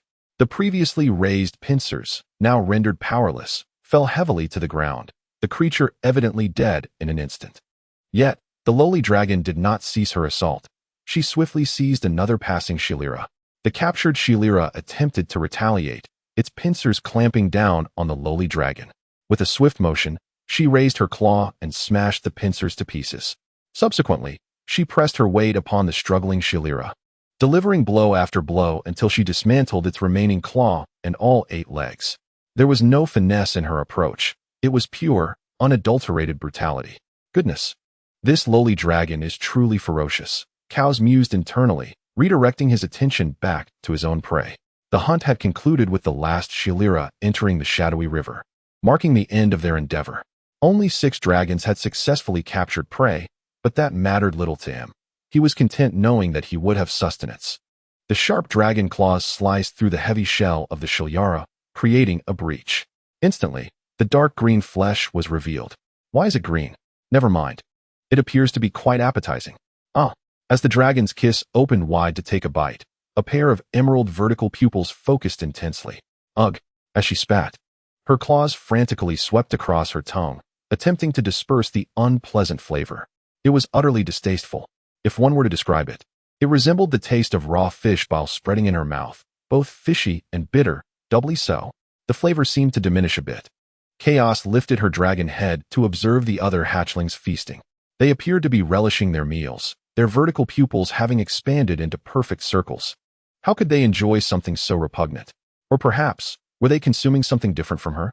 Stretching her neck, Chaos finally noticed another dragon devouring crab roe, which was indeed genuine crab roe and a vibrant yellow, unlike her own dark green.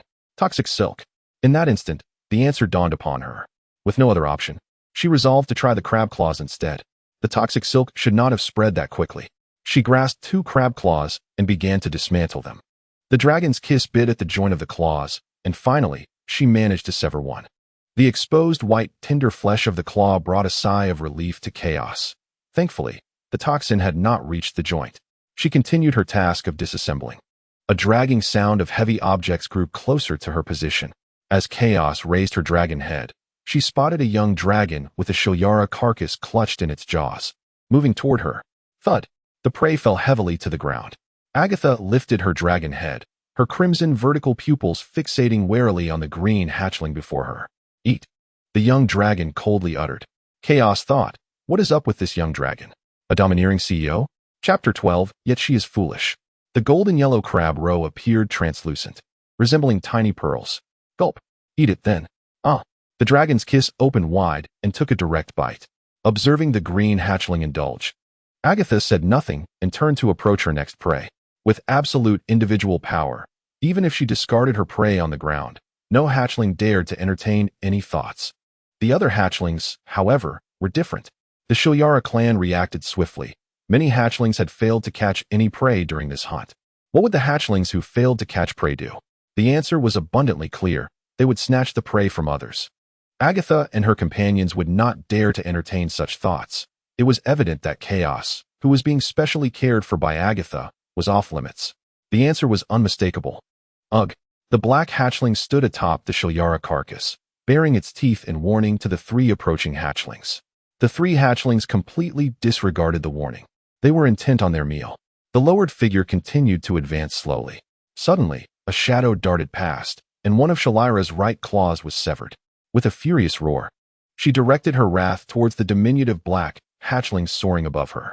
How dare this wretched thief pilfer her prey? At that moment, three hatchlings on the ground sprang into action, converging upon Shilyara with a singular focus, tearing at her remaining limbs. By the time the black hatchling regained its composure, it discovered that the prey had diminished once more.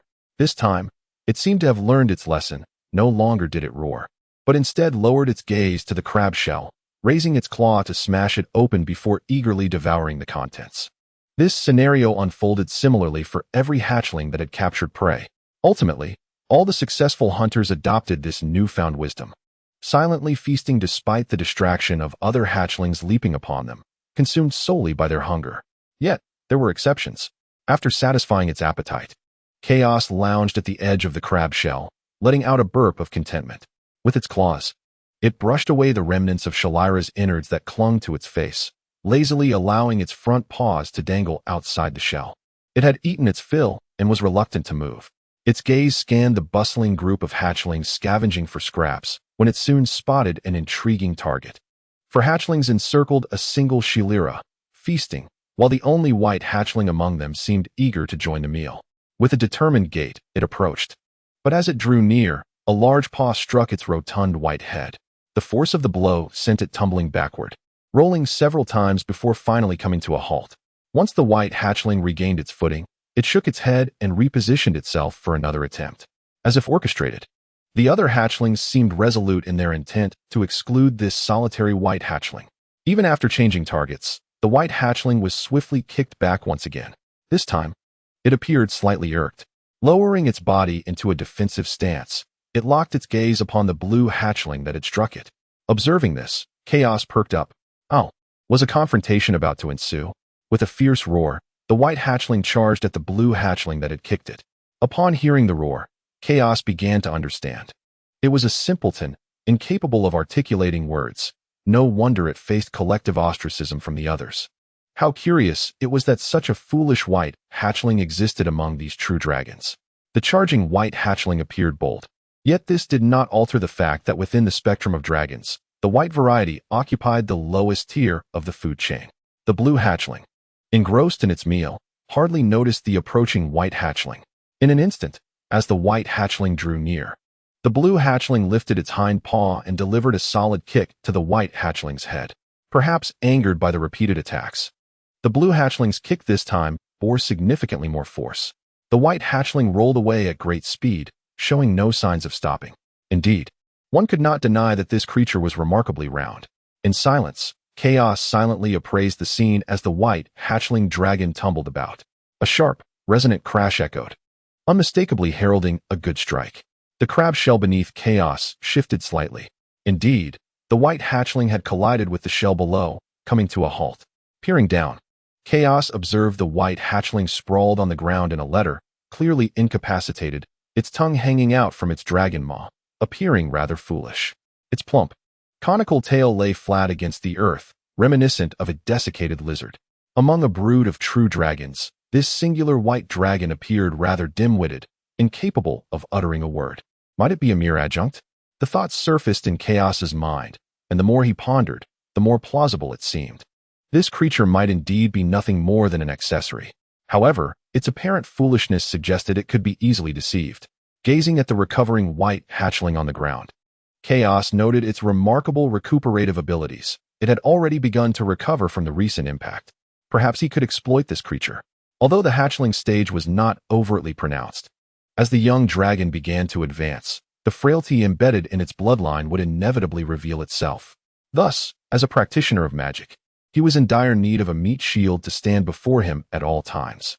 With this thought, Chaos silently began to deliberate. Given the current situation, it was only a matter of time before a small team of dragons would form through collaboration. His emerald vertical pupils shifted slightly, casting a glance at a nearby quartet of dragons, a blue, a green, and a black, guarding a Shalira as it fed. These were the very four he had ensnared by their tails earlier. The formation of such a small group was inevitable. The white hatchling before him appeared quite suitable. It lacked the aggressive tendencies of the blue hatchlings, yet it was foolish. It did not possess the robust healing capabilities of the green hatchlings, yet it was foolish.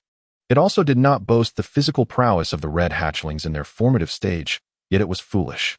Lastly, it lacked the cunning of the black hatchlings, yet it was foolish. As long as it remained foolish, it would be the most fitting companion. Thus, this was a creature worth deceiving.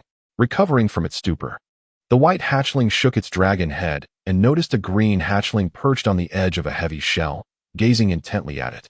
The white vertical pupils narrowed momentarily. In the next instant, the white hatchling swiftly rolled over. What a delightful aroma!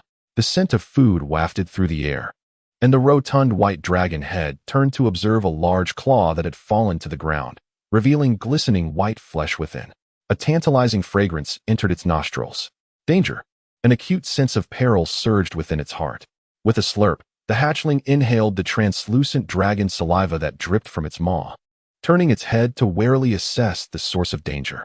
Observing the anxious white hatchling, which had begun to crouch low and slowly retreat, Chaos also raised his dragon head to follow its gaze. Not far away, Agatha crouched before a scattered array of shattered crab shells, her gaze fixed intently on the white hatchling dragon. To be precise, her focus was locked onto the rotund creature before her. Chapter 13. From now on, I shall call you Chubby White. Her dragon head remained perfectly still, the deep crimson slit of her eye unwavering as it scrutinized the white hatchling. Was Agatha, this great lowly dragon, issuing a warning to the hatchling not to covet her food? The intent was appreciated, yet it was unnecessary. Retracting her gaze, she turned her attention to the retreating hatchling. Hey, don't back away. The hatchling paused in its retreat, raising its plump white head to regard Chaos for a couple of seconds before tilting it in confusion. Observing the hatchling's foolish demeanor, Chaos made a decision. This first ally dragon would undoubtedly be Chubby White. Indeed, I'm referring to you. Come here.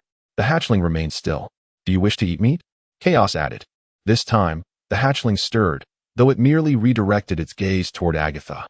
Dragons possess remarkable hearing. Even the faintest sounds from 100 meters away are discernible, let alone the mere distance of a few meters separating it from Agatha. Thus, it was clear that Agatha overheard Chaos calling forth the white dragon. Having recognized that Chaos had initiated the invitation, Agatha decided to ignore it further and continued to gnaw on the crab shell. Crack! The red dragon's maw crunched through the thick shell, reminiscent of crispy potato chips being devoured. It was quite delectable, ideal as a post-meal snack. Noticing that the red hatchling had ceased to fixate on her, the white hatchling hesitated for a moment before gingerly advancing towards Chaos. Thud! A large crab claw fell to the ground, rolling several times until it landed at the feet of the white hatchling. With a powerful leap, the hatchling sprang onto the claw, gazing at the food beneath it. Raising its head, the hatchling looked towards the dragon that had tossed it the food. Its bright, crystalline white slit pupils widened, appearing innocent and questioning, as if silently asking, "Is this truly for me? It's for you. Go ahead, eat." Receiving this affirmative reply, the white hatchling displayed no hesitation and opened its jaws wide. With a mouth full of sharp, robust dragon teeth, it bit down on the claw's hard shell. However, the shell proved no match for its teeth, being effortlessly crushed to reveal the succulent white flesh within. Chaos observed quietly as the white hatchling feasted. He understood the age-old wisdom: one must nurture to gain. Though foolish, the hatchling could discern kindness when it was bestowed upon it. Crunch, crunch. In less than 2 minutes, the entire crab claw was consumed. It was devoured with such thoroughness that even the fragments of shell scattered on the ground were picked up and tossed into its mouth by the chubby little paws. Once the meal was finished, the white hatchling sat on the ground, its eyes eagerly fixed on the green hatchling that lay amidst the crab shells. The very dragon that had provided its sustenance. It was still hungry. In the bright crystalline depths of its pupils, all wariness had vanished. Noticing this, Chaos raised a paw and beckoned to Chubby White. Come here.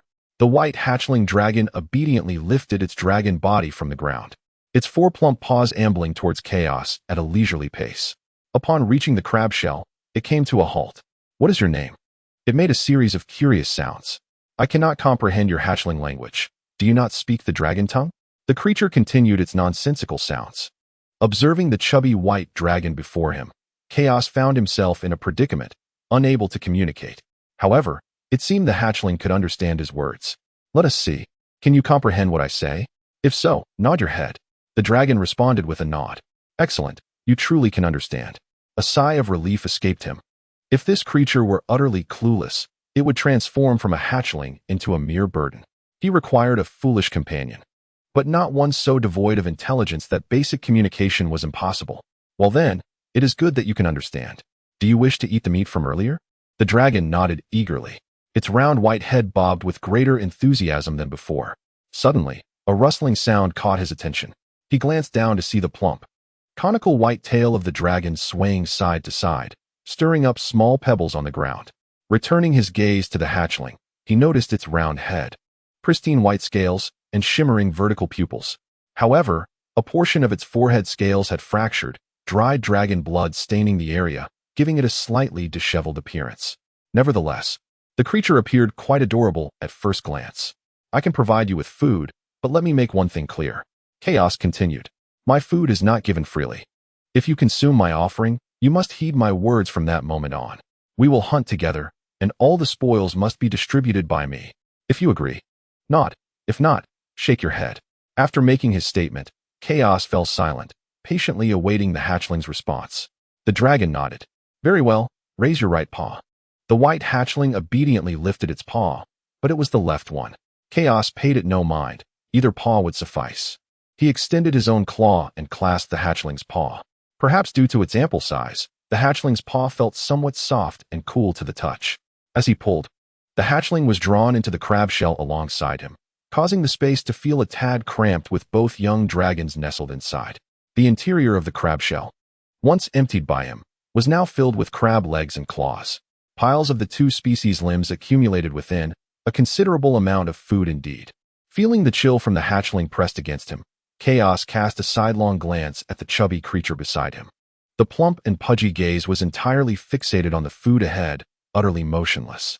A closer inspection revealed that the glistening essence was already beginning to seep from the white dragon's snout. Go ahead, indulge without hesitation. With a huff, the rotund creature lunged towards a mound of crab legs, its chubby paw seizing one and gnawing at it voraciously, shell and all. The only sound that remained was the crunch of the crab shell being devoured. Observing the little white dragon with its rear raised, immersed in its meal, Chaos settled down nearby. His spirits soared, for he had successfully secured his first companion. Though not the most astute, this dragon would prove to be a reliable ally. Unlike the other multicolored hatchlings, this one was devoid of complexity. The white hatchling paused mid-bite, then turned its round head, its crystalline white vertical pupils reflecting confusion as they locked onto Chaos, who had called out to it. Fragments of crab shell and bits of glistening flesh clung to its snout. Chaos grinned. From this day forth, you shall be known as Plump. Chapter 14. All right, little one. You shall take the lead. With a huff, Plump nodded in response. Bolstered by the sustenance, the round white head, previously marred by the blue hatchling's playful antics, had begun to recover, a layer of translucent white scales now covering it, thin enough to reveal the tender pink flesh beneath. New scales were gradually replacing the broken ones. Continue your feast. I shall take a moment to rest.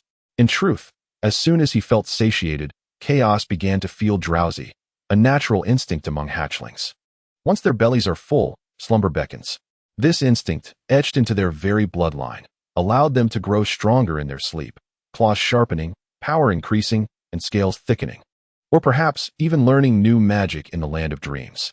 With a huff, Plump turned back to the crab legs, her rear raised, and her stout tail swaying gently as she resumed her meal at a leisurely pace. Nestled within the crab shell, Chaos slowly closed his heavy eyelids. The sound of crunching shells echoed softly, and half an hour later, Plump, her belly round and full, ceased her feasting. She had eaten her fill. Her eyelids grew heavier. So sleepy. Her gaze drifted towards the green hatchling resting nearby. The green hatchling was a good dragon, one who provided her with food. With plump paws, she ambled over to the side of the green hatchling, her rounded body turning gracefully as she nestled beside it, pressing closely against the green hatchling. Her rotund head gently nudged the sleeping dragons, before she too settled onto the crab shell, her heavy eyelids gradually closing. Why is it so cramped? And what is this cold sensation from the side? Opening her eyes, she lifted her head, her gaze shifting to the side. The plump white creature nestled closely against his dragon body was still asleep, exhibiting an exceedingly poor sleeping posture. Its dragon kiss was ajar, half of its tongue dangling outside, with glistening dragon saliva pooling around. How curious that, despite the ample space within the crab shell, it chose to sleep right beside him, propelling his dragon form forward. He took 2 steps. Just as he moved, a rustling sound emerged behind him. The plump creature, having lost its support, tumbled to the ground in a sprawled manner but remained undisturbed, its belly up, continuing to snore away. Casting a glance at the creature, Chaos chose to ignore it. Having just awakened, he felt a twinge of hunger. He approached the remaining 2 crab legs within the shell, sat upright, and seized one, stuffing it into his dragon kiss. As he chewed, he began to assess the rewards of his recent slumber. Perception vines, utilizing magical energy to conjure several vines.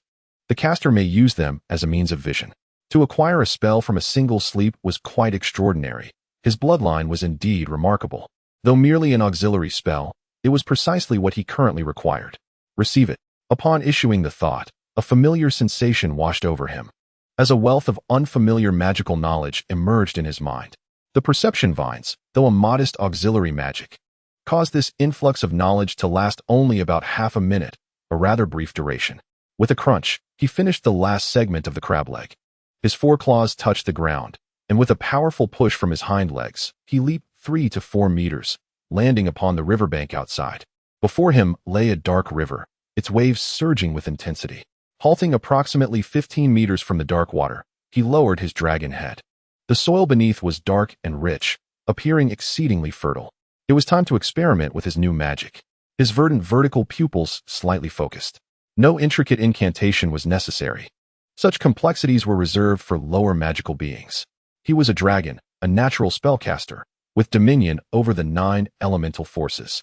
In the air, emerald light began to coalesce into a ring the size of a basin. Intricate emerald runes surfaced upon the ring, not slowly, but instantaneously filling it with intricate patterns. The emerald radiance illuminated, reflecting upon his green dragon head. This brilliance signified that the spell was primed and ready for activation. Observing the spell ring before him, Chaos leaned closer. The runes on the ring twisted in a haphazard manner. Although it was his first encounter, he could decipher their meaning directly. Esteemed Master of Elements, I am Vini Re, the element of life, and it is my pleasure to serve you. Life is the origin of all. We bring forth sound to this world, the lengthy arrangement of runes. Lastly, may I become your elemental familiar? The plea was sincere and fervent. The elemental energy within the emerald spell ring pulsed gently. An elemental of life had proactively sought to forge a contract with him, a prestigious honor for any spellcaster. As long as one can forge a pact with the elemental forces, the spellcaster shall experience an extraordinary enhancement in their command of elemental magic, amplifying their understanding, potency, and all other aspects. The drooping head of the dragon lifted slightly, its emerald-slitted eyes casting a disdainful gaze upon the spellcasting ring. How audacious for a mere life element to aspire for his covenant. Perhaps if the elemental queen were to arrive, he might entertain the notion. But as for the elemental itself, what a triviality. What is it? A youthful yet indifferent voice emerged from beside him. In the next moment, a massive crimson dragon had approached the spellcasting ring, appearing colossal, at least to Chaos, being a full twice his size. It was a great lowly, Upon recognizing this great lowly, Chaos's tense claws relaxed. Nothing, merely a covenant with an ordinary life element. The Crimson Dragon had leaned closer to the spellcasting ring. Sensing the intense heat emanating from it, Chaos subtly tilted his head to the left. Agatha swiftly examined the magical inscriptions on the ring, comprised entirely of draconic script. She could easily comprehend its meaning. Is this your first casting? Yes. Chaos gently nodded his head. Indeed, this was his inaugural spell. The thread of venom hardly counted as formal magic, being at most an unranked trick. Impressive. How do you intend to respond to this covenant? I refuse. I have no intention of forging a pact with a mere life element. After a brief pause without a reply, Chaos turned his head to find the great lowly staring intently at him with her crimson-slitted eyes. It was peculiar. Yet he could not pinpoint exactly what was strange about it. However, he discerned a semblance of relief within those eyes. Surely not.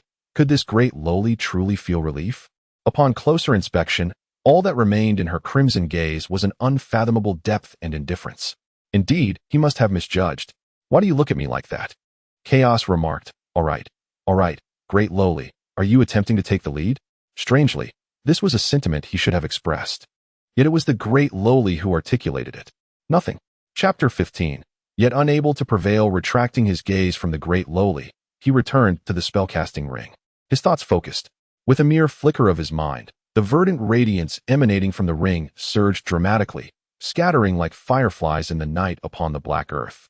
Crackling sounds of growth reverberated from beneath, faint yet unmistakable to the keen ears of the two fledgling dragons. As the sounds of growth intensified, tender shoots broke through the soil, rapidly ascending until they formed a vibrant green vine.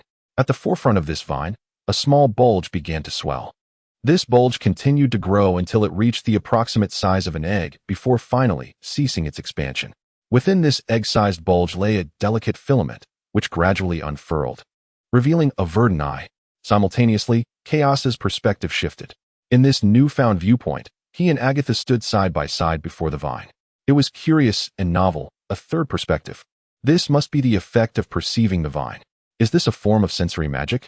Upon awakening from a slumber, one finds oneself equipped with newfound knowledge, which serves as a perfect opportunity to explore the hidden depths of the underground currents.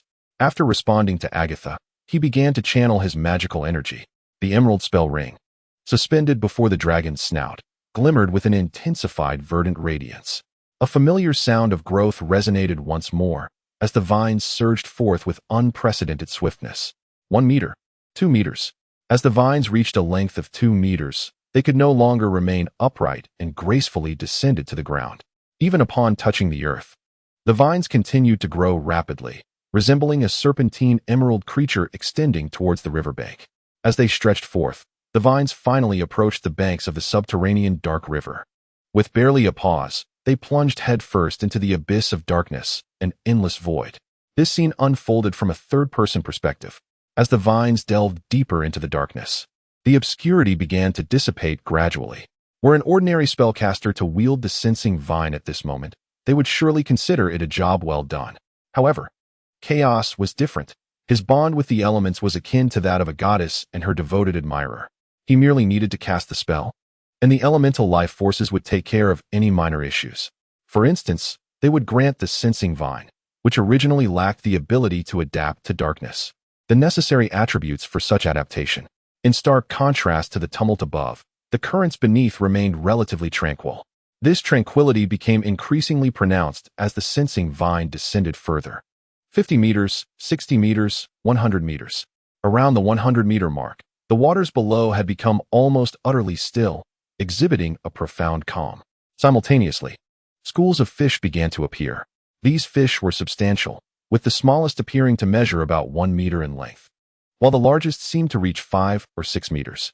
Their bodies were adorned with scales, featuring 2 pairs of crimson fins, one set behind the gills and another near the tailbone, along with a mouth full of formidable, protruding teeth, unmistakably indicating their carnivorous nature.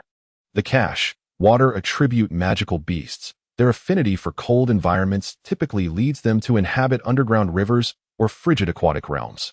Aside from their menacing teeth, these creatures are characterized by their abundant, exquisite flesh.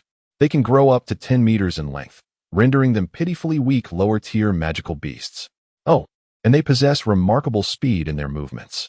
Additionally, they can harness magical energy to enhance their physical forms, making their flesh even more delectable. My favorite. Black Dragon, Mesot.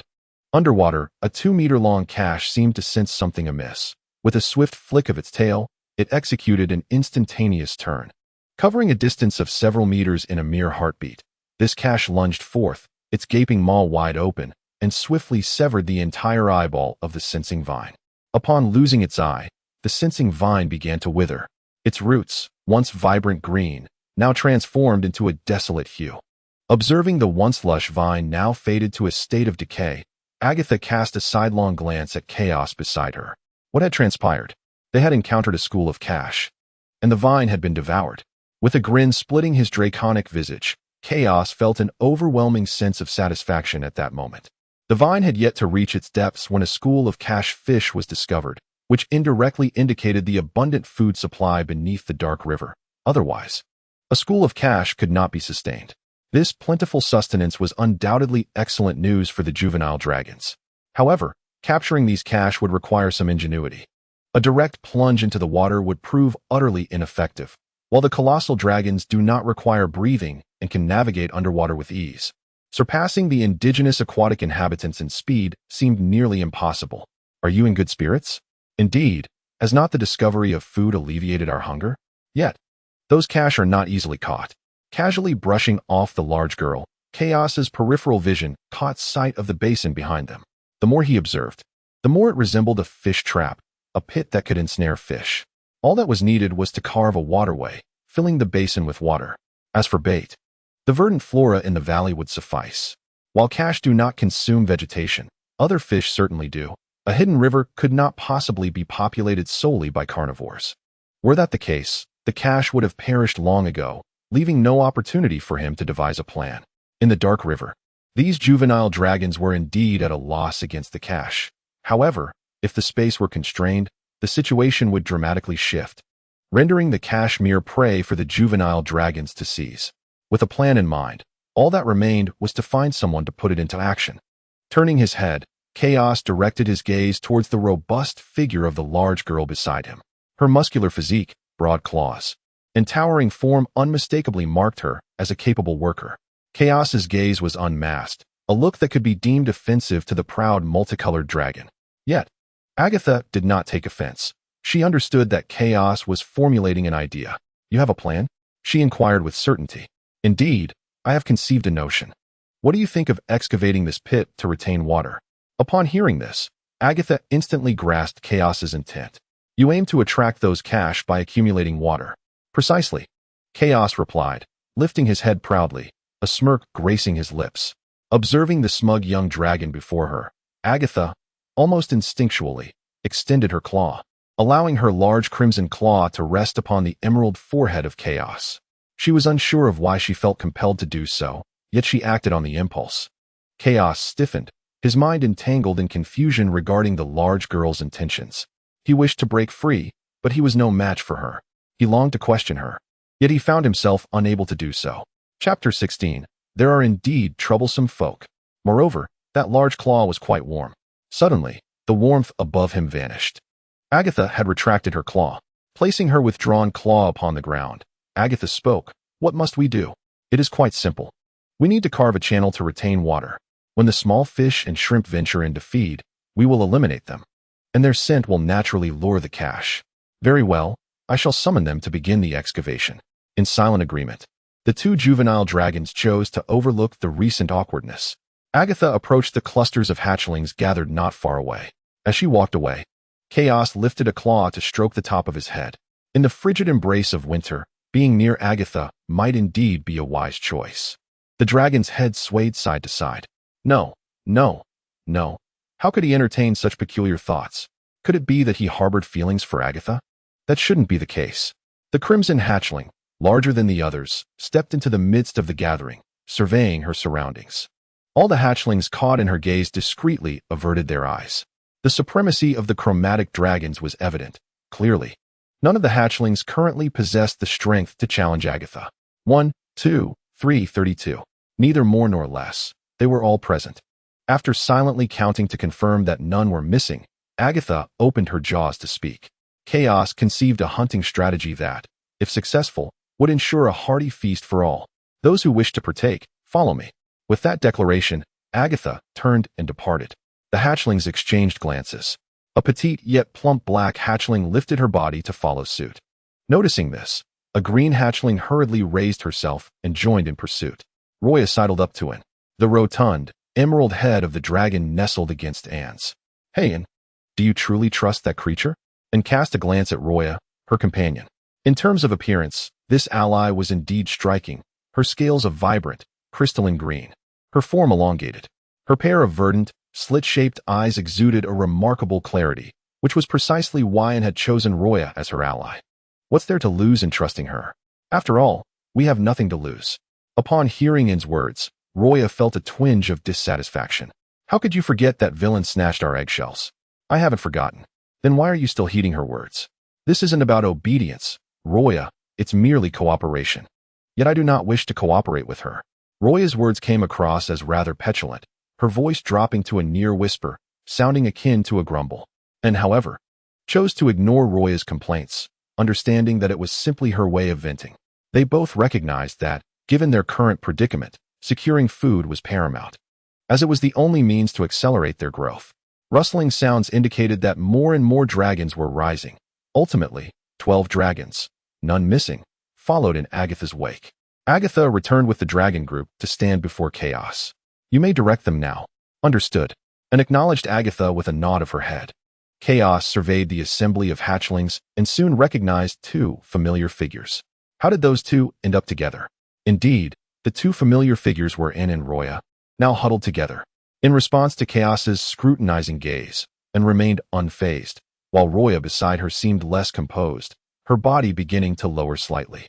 Just as the scales of her abdomen neared the ground, and extended her claw to support Roya beneath her, the lowered body of Roya was gently lifted by Anne's claw. It was at this moment that Agatha, observing Roya, finally averted her gaze.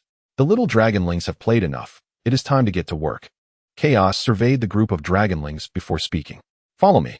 A group of dragonlings obediently trailed behind him.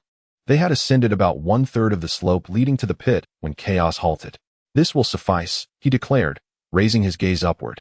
Approximately 10 meters away lay the pit, a distance deemed adequate, with his right claw embedded in the muddy slope. Chaos drew a line roughly 20 meters long under the watchful eyes of the dragonlings. Upon completing the line, his muddy claw pointed towards the land before him as he regarded the eager dragonlings. "Now, you may dig along this line until you break through." With a rustle, Agatha took the lead and began to excavate. The sharp claws of the dragonlings made the soft mud of the riverbank yield effortlessly. In less than a moment, Agatha had unearthed a small pit measuring 1 meter in length. With the strongest among them leading the charge, the remaining dragonlings gradually joined in the excavation endeavor. The collective effort of the dragonlings rendered the task swift, and soon enough, the water channel began to take shape. Observing the industrious dragonlings, Chaos contentedly lay down. After all, he was a sorcerer. Such menial labor was beneath him. Moreover, his naturally frail constitution rendered him incapable of such physical exertion. Just as he settled down, that familiar wave of drowsiness washed over him. The dragonlings continued their fervent digging, pushing the excavated earth towards the pit. Approximately half an hour later, Agatha called out, "All right, stop." All the dragonlings obediently ceased their digging. At this point, only a few meters remained before they would break through the water channel. "It's sufficient," Agatha remarked, gazing at the nearly completed channel and the mud-covered dragonlings. "You all may go rest now." Their assistance was no longer required. Agatha turned and made her way towards the slumbering Chaos, who lay sprawled on the ground. The green dragonling leaned closer to the black dragonling. "Look at that fellow. He truly knows how to be lazy." "Indeed," the black dragonling replied, casting a glance at the green dragonling nearby, his tail subtly lifting behind him. The dark tail tip gently poked the earth beneath. A small stream of water erupted from the soil, causing the surrounding earth to ripple as if it might burst forth violently at any moment. "The water is about to break through."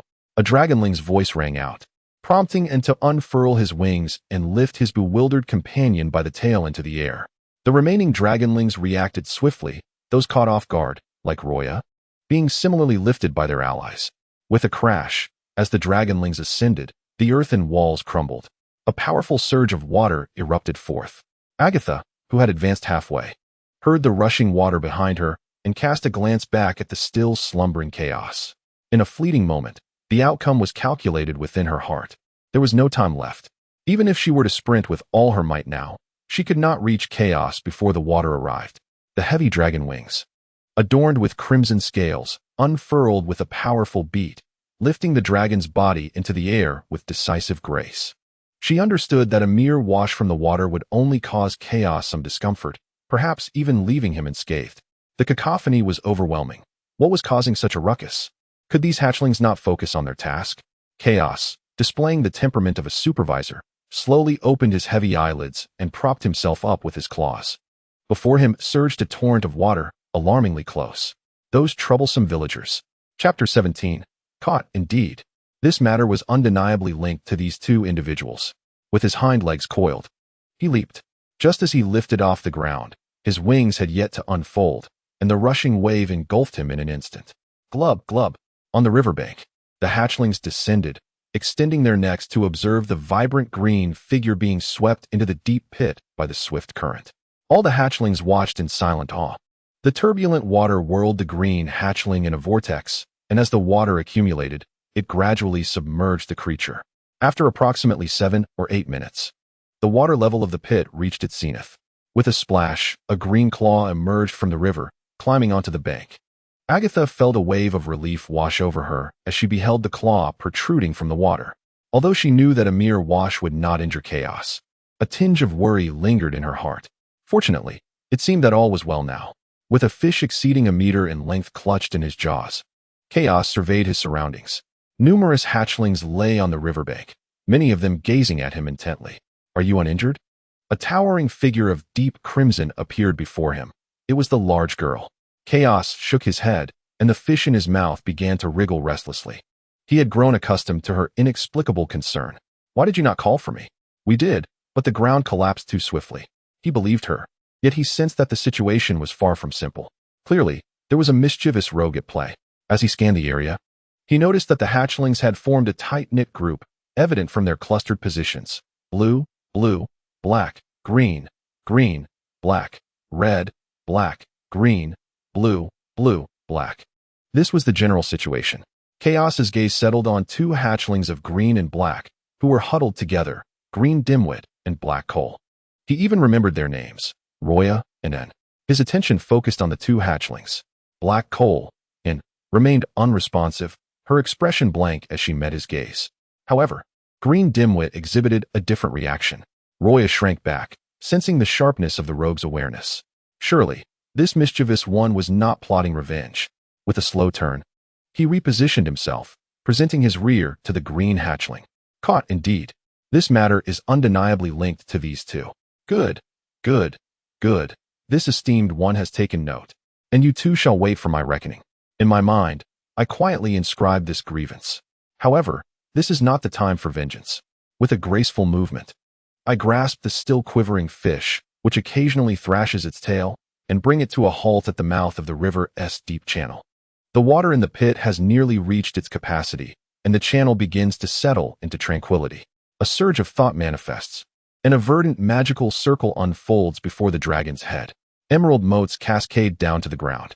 With a series of crackling sounds, 3 lush vines emerge from the earth, each adorned with a vibrant green orb at its tip. Channeling my will, the 3 vines extend towards the mouth of the channel, and 3 underwater perspectives coalesce within my mind. I deftly maneuver the vines, concealing them at the left, center, and right positions at the very bottom of the channel. Task completed. Now I must await the arrival of small fish and shrimp drawn to the pit for sustenance. As for bait, those green plants within the pit serve as the finest lure. Is there anything else to be done? No, not at this moment. I shall bide my time. Having responded to the little girl, I, Chaos, advance towards the nearby crab shell. The plump white creature remains in slumber. It is time to awaken it. For soon it will be time for the hunt, and the plump one must contribute its strength. As I took a few steps, I heard footsteps behind me. A glance revealed Agatha had followed. No matter, I continue my stride, arriving at the crab shell, with a bend of my hind legs to gather strength. I effortlessly leap over 2 meters high onto the shell. Inside, the plump white creature sleeps soundly, sprawled out with its rotund belly facing upwards, its round dragon snout raised, and its pink tongue lolling out, appearing as if it were in deep slumber. With a flick of my mouth, the fish I carry begins to thrash once more. It is not yet fully deceased. Suddenly, an idea strikes me as I gaze at the soundly sleeping plump creature. Releasing my grip, the fish drops onto the shell, and before it can make a move, a green dragon claw swiftly presses down upon its head. The sharp talon easily pierces the fish's skull, perhaps sensing the pain. The fish's tail flails as if propelled by a motor. Observing the fish in my grasp, I part my dragon snout. Casting a sidelong glance at the still, slumbering plump creature, I bring my claw closer to its head. The fish's tail thrashes wildly against the rounded dragon head, delivering a powerful blow that causes it to sway side to side. Is it truly so impervious to wakefulness? Watching the plump creature remain deeply asleep despite the fish's flailing, I exert more force, driving my claw deeper into the fish's head. The agony intensifies, prompting the fish's tail to thrash even more violently. A youthful roar, filled with indignation, erupts as the white dragon snout opens wide, taking a bite that severs the rear half of the fish, tail included. My gaze shifts in disbelief at the fish, now nearly a third less in size, before settling on the plump creature that stares blankly at me with its crystalline white vertical pupils. Chaos thinks, what a loss. With emerald pupils narrowing, I strike with precision, my dragon claw landing a resounding blow upon the forehead of the round white dragon head. As the claw descended, it fortuitously struck the plump one, who now lay prostrate upon the ground, savoring the delectable fish flesh within her mouth. Instinctively, her throat convulsed, and in that fleeting moment, she completed the act of swallowing. How fragrant and delightful! Raising her dragon body, the rotund head approached the verdant dragon before her. Nuzzling closer, Chaos disdainfully pushed away the audacious plump one. If given another chance, he would undoubtedly choose to awaken her with a swat of his claw. Observing the plump one gazing longingly, it was clear she still desired more. Alas, if she wished to partake, she must rise and follow him. Humph! The plump one extended her head forward, yet this time, she miscalculated and fell, losing her balance and tumbling to the ground. A sidelong glance at the plump one sprawled atop the crab shell prompted him to stride to the edge and leap out of it. The plump one, recovering from her fall, hastily pursued him. Beneath the vacant crab shell, Agatha lifted her head to regard Chaos as he landed, remaining silent. However, in her line of sight, a white shadow soon reappeared. It was the white hatchling. The hatchling slid from the edge of the crab shell, evidently attempting to halt, but failing, rolling several times upon the ground before coming to a stop. Clumsy indeed. She could not fathom why Chaos had chosen this white hatchling as an ally. It was evident that the hatchlings were banding together, yet she felt no need for such camaraderie. On one hand, it was a matter of strength. On the other, Chapter 18, Magical Transformation. Ignoring the distant plump one, Chaos approached Agatha and lay beside her. His claws grasped the fish head, exerting a slight force, causing the fish meat to tear apart, yielding two halves, the succulent flesh quite enticing. Resisting the temptation, he extended one half toward Agatha. He could not discern Agatha's true intentions, but one thing was certain: she would protect herself. Accepting the offered fish meat, Agatha did not hesitate, her dragon maw clasping a piece of the fish. Chaos released his grip. For Agatha, that half of fish meat was merely a single bite. The remaining fish was then drawn into her maw, as if slurping noodles, savoring the tender and delectable flavor. The taste of the fish was exquisite. Chaos. How much longer must we wait before we commence our hunt? Lying low, his gaze fixed upon the pit before him, now brimming with water. With a thought, images of the underwater realm filled his mind. Beneath the surface, numerous small fish and shrimp, each exceeding a meter in length, had entered the water and begun to nibble on the green foliage. Yes, but their numbers were still insufficient. Patience was required.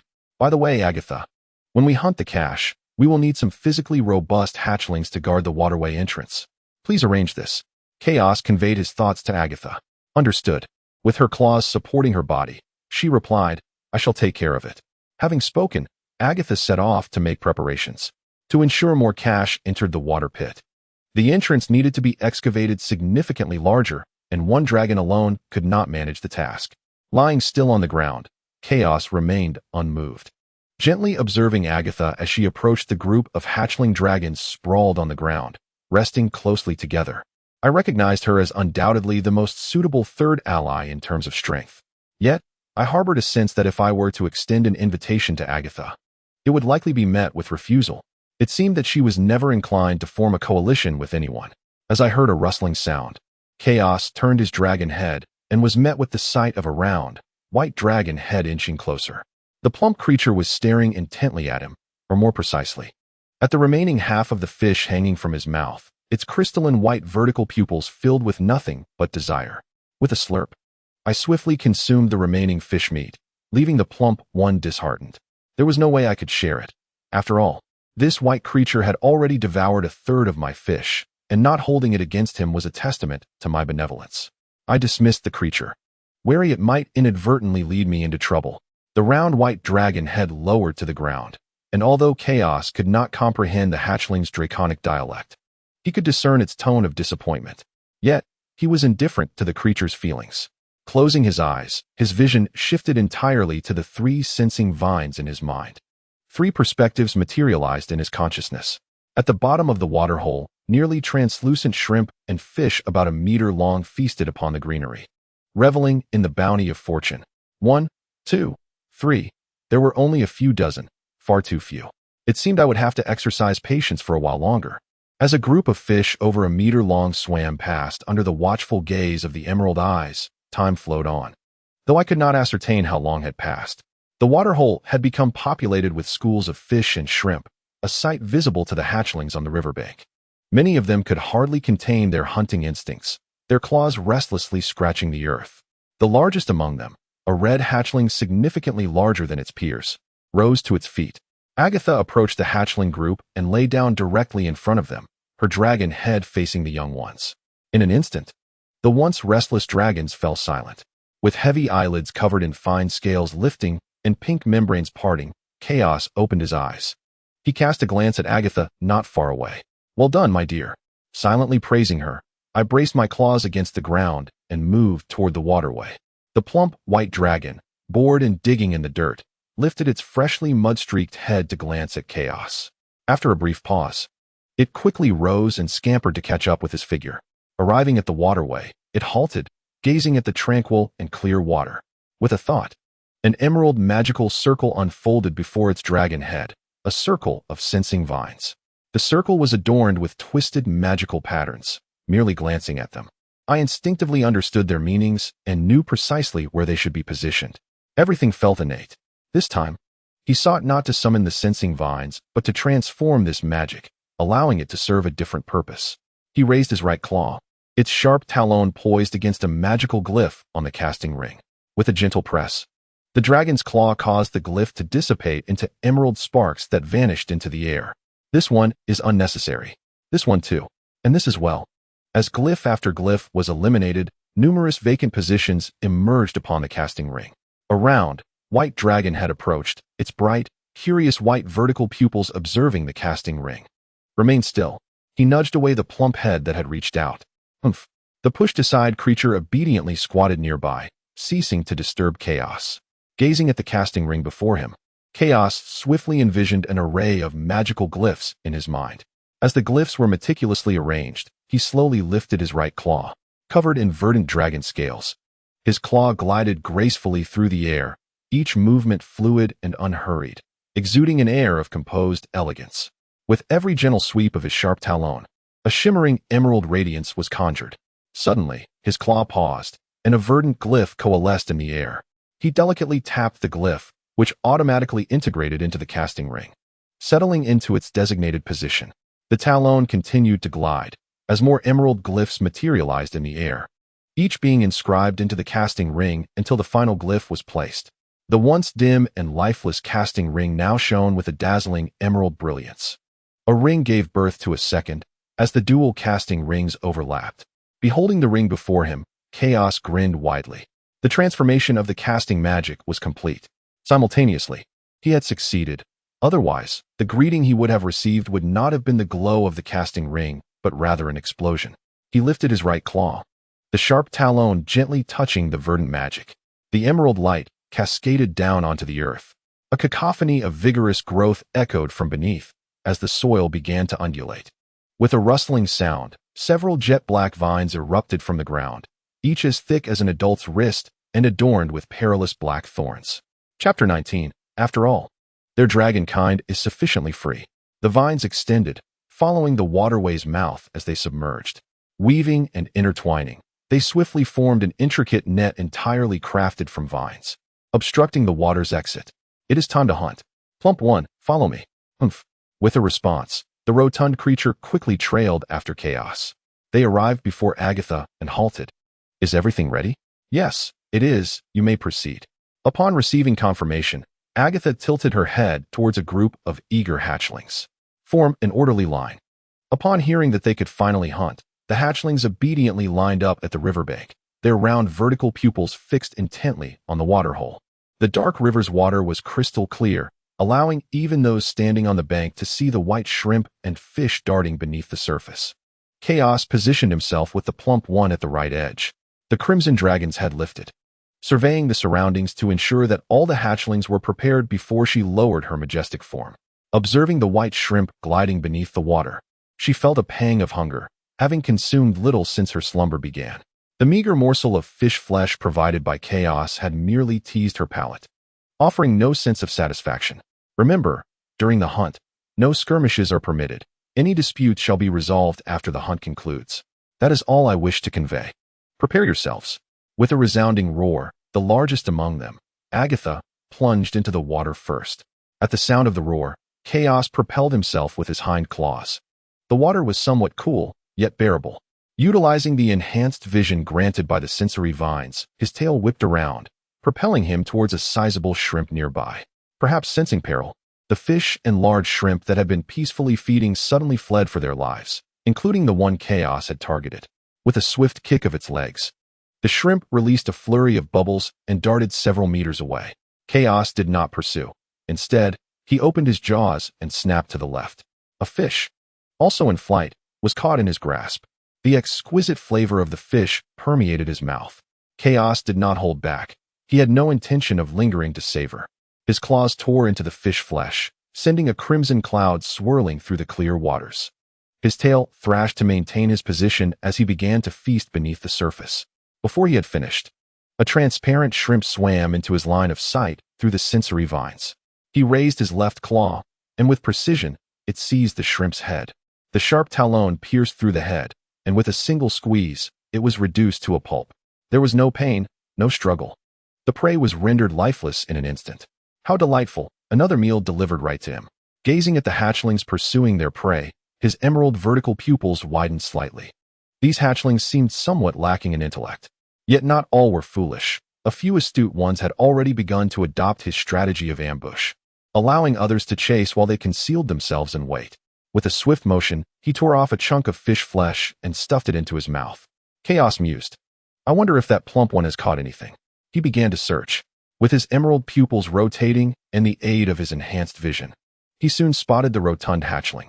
At that moment, the hatchling was pursuing a fish with its jaws open wide. Excellent at this pace. Even if it failed to catch a fish, the hatchling would quench its thirst. Just then, a remarkable occurrence took place. A fleeing large shrimp, perhaps in its panic, collided directly with the fish's head, using its own head as the weapon. Both the fish and shrimp were in a frantic escape, and the force of the collision was considerable, causing one of the fish's eyes to pop out as both creatures flipped onto their backs. This fortunate turn of events benefited the rotund hatchling, which, with a swift snap of its jaws, captured both prey in one bite. The azure wormling, in pursuit of the white shrimp, cast a fleeting glance at the pale hatchling before abruptly turning to chase another prey. It appeared that the plump white creature was indeed fortunate. Observing the fortunate catch, Chaos chose to disregard it, his gaze continuing to wander until he swiftly identified his intended target. With a splash, the water was disturbed, and at a speed exceeding that of fish. The crimson wormling caught up to a fish, opening its maw to bite off half of its body. Subsequently, it scooped up the remaining half with its claws and devoured it whole. This display was both simplistic and brutal, a pure manifestation of raw power. Although Chaos had anticipated this outcome, witnessing Agatha's unreasonable display of prowess stirred a hint of envy within him. This was the kind of strength that a true dragon aspired to, unlike himself, who bore the burden of an inherent weakness that could not be shaken off. At that moment, the hunting Agatha suddenly redirected her serpentine form. Why was she swimming towards him? Upon reaching chaos, she uttered not a word but instead thrust a freshly hunted 2-meter-long white shrimp into his embrace before flicking her tail and rejoining the hunt. Chaos gazed down at the sizable shrimp nestled in his grasp. Parting his jaws, he bit off the entire head, and the exquisite flavor instantly permeated his senses. As he chewed, an unsettling thought crept into his mind. Was he being treated like a kept man? Could it be that the youthful dragoness had taken a liking to him? Even though he had fully transformed into a green dragon, his aesthetic preferences remained unchanged. He still favored the fair, beautiful, and long-legged. After all, among dragons, freedom reigned supreme. The notion of being kept was utterly implausible, at most. He would remember this act of kindness and repay the dragoness when the opportunity arose. Yes, that was it. With clarity, he finished off the 2-meter-long shrimp. Looking at his now empty claws, Chaos resolved to continue the hunt. Empowered by an additional threefold vision, hunting beneath the water posed no significant challenge for him. The digestive capabilities of dragons were remarkably potent, allowing them to consume and digest food simultaneously, enabling them to devour quantities several times their body size. As for the digested food, it transformed into nourishment, fostering the growth of their draconic forms. Taking a moment to assess, he estimated his current satiety to be about 30%. With the hatchling's hunting efforts, the pond gradually turned murky, infused with the scent of blood. With a splash, he made his way onto the riverbank, letting out a satisfied burp as he opened his maw. Surveying the surroundings, he noted the absence of other dragons. He was the first to emerge. However, he was not the first to complete his hunt. Some 10 minutes prior, Agatha had ceased her hunting and was now observing a group of hatchlings in their endeavors, a clear supervisory role. Having feasted to his satisfaction, he sought a stone to rest upon for a while, quietly gazing at the water's surface. It wasn't long before the second hatchling surfaced, the second red dragon among the group, also a creature of remarkable power. Thus, he desired them all. The young red dragon that crawled ashore evidently had no inclination for conversation. After casting a cold glance in his direction, it turned away and settled into a position, its round belly indicating a substantial meal had been consumed. Chaos diverted his gaze, recognizing that lingering too long would be discourteous. He had no intention of provoking the young red dragon. At present, they all shared a cave, and judging by the dark river, it seemed impossible to venture outside for the time being. Thus, they could only band together, seeking a way out before anything else. Once an exit was discovered, with the chubby one serving as a meat shield, they could soar freely through the vast skies, unbound by any constraints. Retracting his gaze, he closed his heavy eyelids, shifting his focus to the 3 sensing vines. The water beneath had become murky, a mixture of mud and blood. Prey had dwindled from an initial abundance to a scarce number. It was not uncommon for several young dragons to chase a single fish. Whoever caught it claimed it, for none dared to fight, with the large girl watching over them. A sound resembling a splash seemed to emanate from behind. The sensing vines gradually adjusted their direction. Behind the thorny vine net, a 3-meter-long cache approached. Unbeknownst to him, a group of cache had already gathered behind the thorny net. One cache, merely 3 meters in size, pressed its fish head against the thorny vine net, observing the waterhole. However, it appeared disinterested in the fish within. Its gaze instead fixated on the eye of the sensing vine. Did these creatures have an interest in the sensing vine? A thought flickered in his mind. It was worth testing. The sensing vine extended towards the thorny net. As it neared, the cache in front of the thorny net sprang into action. With a flick of its tail, its jaws filled with sharp teeth tore through the thorny vine, opening wide to snap at the sensing vine's eye. At that moment, a slightly larger cache leaped in front of the one attempting to bite the sensing vine. Splash! The surface erupted in a flurry of water as the headless cache was thrown into the air. The young red dragon lifted its head, bewilderment evident in its gaze as it watched the water erupt at the river's mouth. Instinctively, it readied its body. Yet, in the next instant, the headless cache floating on the surface was swiftly dragged underwater. The larger cache devoured 3 of the sensing vine's eyes in one bite. With 3 perspectives lost, Chaos reopened his eyes, now fixated on the blood-red surface of the water at the river's mouth. His dragon maw slightly parted. It seemed he had discovered bait far more suitable than live fish or shrimp. However, Why did these wretched cash exhibit such a fondness for the sensing vine's eyes? What did the sensing vine possess? Vitality. The sensing vine concentrated all its life force within its eyes, with the answer dawning in his mind. His dragon maw widened once more, revealing his sharp, white fangs. A perfect little scheme formed in his thoughts. He steadied himself and approached the water's edge. "Agatha," he called out. With his voice, Agatha emerged from the water, her dragon head breaking the surface. She looked towards chaos on the riverbank. "I have discovered a bait more suitable than fish and shrimp. Let all the dragons come ashore." Agatha in the water nodded gently before submerging once more. Soon, the hatchlings began to ascend the shore one after another. Before long, a total of 15 hatchlings, including Agatha and Chaos himself, stood upon the riverbank. Most of the hatchlings had not yet satisfied their hunger, and upon emerging, they fixed their gaze upon Chaos. Although Agatha had called them forth, they had all heard the voice of this green hatchling beneath the water. Chubby, the rotund one, nestled against Chaos. Feeling the chill emanating from the scales, Chaos glanced at the plump belly of the seated Chubby. It was swollen. Given a little more time, this Chubby would likely be well fed. This was a somewhat surprising outcome for him. Many hatchlings had not fared well during this gathering, their bellies showing little sign of fullness, clearly indicating they were still hungry. Upon reaching the shore, Chubby approached Chaos, extending its round head forward. With a claw, Chaos nudged the approaching head aside. He stepped forward, meeting the curious gazes of the hatchlings. Perhaps due to being disturbed during their feeding, some of the looks were tinged with dissatisfaction. Let them be dissatisfied, after all. These hatchlings could do little to him. The hunting of small fish and shrimp has come to an end. It is time to shift our focus to a new target. Cash. This shall be our new prey. Upon hearing the name Cash, all the hatchlings swiftly turned their round heads towards the dark river. "Do you have a way to lure Cash into the waterhole?" The question did not come from Agatha, but from an unfamiliar green hatchling. Chaos turned to regard the speaker. A green hatchling of whom he had no knowledge, not even its name. "I will employ the sensory vines to entice it. You are a green dragon, so you should understand the essence of the sensory vine spell. The vines will concentrate vitality within the eyes, which is precisely what the cash beneath the water require." The 3 green hatchlings within the dragon group exchanged questioning glances with their allied companions, evidently seeking confirmation of Chaos's words. Each of the 5 colored dragons possesses its own elemental affinity. Red dragons excel in fire, blue dragons in thunder, black dragons in curses, white dragons in ice, and green dragons in life magic. 2 of the green hatchlings nodded gently. Under Anne's watchful gaze, Roya reluctantly followed suit. She had no desire to assist that rogue, Chaos. Improving his point, with confirmation received, all the hatchlings turned their attention back to Chaos. "Can you summon enough sensory vines to lure Cash?" Chaos cast a glance at the questioning black hatchling and nodded slightly. "Yes, I can summon a sufficient number of vines." He indeed possessed the ability to summon them, but he would not do so for free.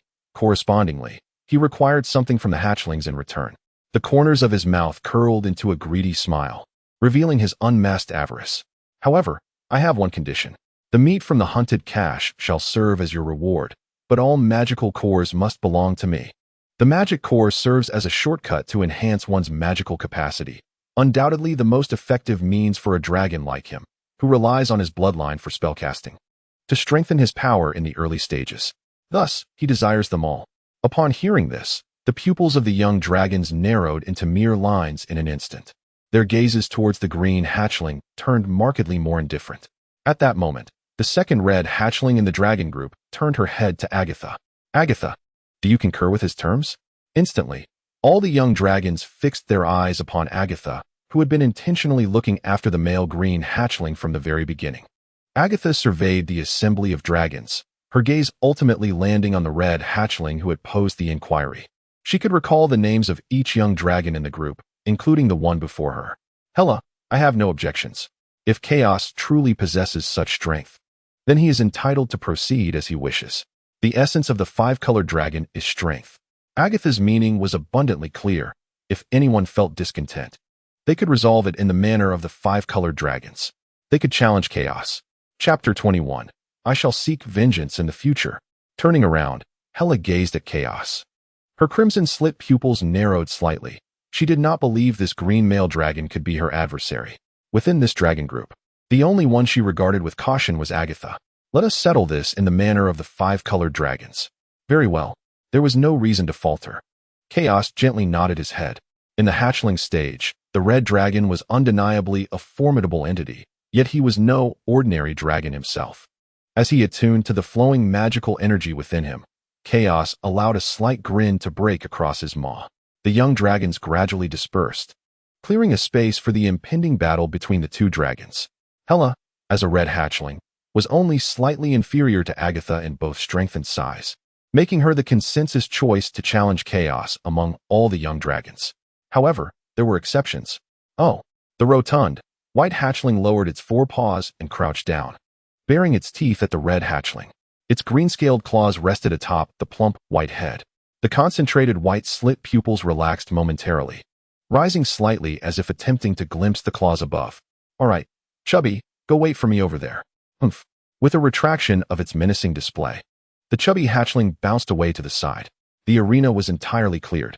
Chaos regarded his opponent, who stood 5 meters away, with utmost seriousness.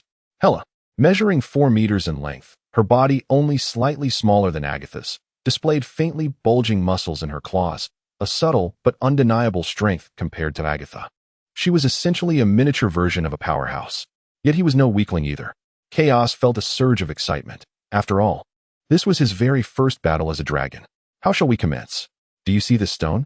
He extended a claw and lifted a stone, displaying it to Hela. Yes, I see it, Hela nodded. I will toss this stone into the air, and when it lands, that will signal the beginning. I have no issues, however. Hela slightly parted her dragon lips, likely having discerned the source of the green dragon's audacity to challenge her. This green dragon possessed remarkable magical aptitude. Yet even at its peak, during the whelp stage, it could only wield a handful of low-tier spells. Should I retreat further? No. Prepare yourself. Humph. I hope you do not regret this later. Observing Hela's unwavering confidence, Chaos felt this was more like it, self-assured and haughty, the epitome of a true red whelp. Prepare yourself. With a flick of her claw, a stone was hurled high into the air, soaring several meters in mere seconds. With a crisp sound as the stone struck the ground, Hela sprang into action. Her powerful hind leg propelled her, causing the ground beneath her to erupt into a small crater. Suddenly, dark thorns and vines surged forth from the earth like a swarm of serpents, enveloping the rushing crimson figure in an instant. Intertwining and entangling, they rapidly formed a complete sphere of thorns. Chaos did not focus on the ensnared Hela. Instead, his emerald-slit eyes narrowed. The dual green magical rings before his dragon head split and expanded in an instant. The expanding rings began to overlap, transforming the dual rings into quadruple ones. With a roar, crimson flames burst forth from the obsidian thorn sphere. Sharp claws, covered in vibrant red scales, erupted from within the thorny prison, tearing through the entangled mass with brute force and creating an opening. A series of deeper-hued thorns erupted from the earth, forming a circular wall to encircle Hela. The ground continued to yield thorny vines, each one lunging at Hela like a serpent on the hunt. With a swipe of her crimson claw, the approaching thorns were instantly shredded. Yet this time, a sharp pain coursed through her paw. Hela gazed at her claw, noticing numerous black thorns embedded in her crimson scales. Painful, though not deeply lodged. Hearing the furious roar from within the thorny barrier, Chaos remained unfazed. Encourage, cultivate. Magic surged within him, flowing through his dragon claws into the earth. Bolstered by this magic, the dark vines were continually summoned forth. With a tearing sound, a massive gash was ripped in the thorny wall. The crimson figure burst forth from the opening, disregarding the entangling thorns as she charged toward Chaos. Witnessing the bloodied claw marks she left on the ground with each step, Chaos couldn't help but commend her silently. Truly fierce. No wonder she was a formidable creature. The distance between them was merely 3 meters, yet for Hela at that moment, it felt insurmountable. As the thorns wrapped around her more tightly, her speed diminished, ultimately rendering her immobile. Her claws, ensnared by the thorns, halted mere centimeters from the emerald dragon's head. At this moment, Hera had transformed once more into a thorny sphere, with only one claw and a pair of unwilling crimson vertical pupils visible. She gazed intently at the green hatchling dragon squatting before her, which had remained completely still throughout. How could she, a red dragon, possibly be outmatched by a mere green hatchling? The disparity was insufferably vast. The significant loss of blood had drained her of strength. The green hatchling before her began to shimmer and blur. Was her vision fading as well? Suddenly, with a thud, the hatchling wrapped in thorns collapsed to the ground. Chaos lowered his dragon head to regard the fallen Hera. It was over. He was the victor. Raising his head high, he surveyed the surrounding hatchlings. Who else dared to challenge him? All those who had felt his gaze obediently averted their eyes. If Hera was no match, they certainly stood no chance. Yet, there were exceptions. The plump white hatchling and Agatha showed no inclination to look away. Chaos chose to overlook them.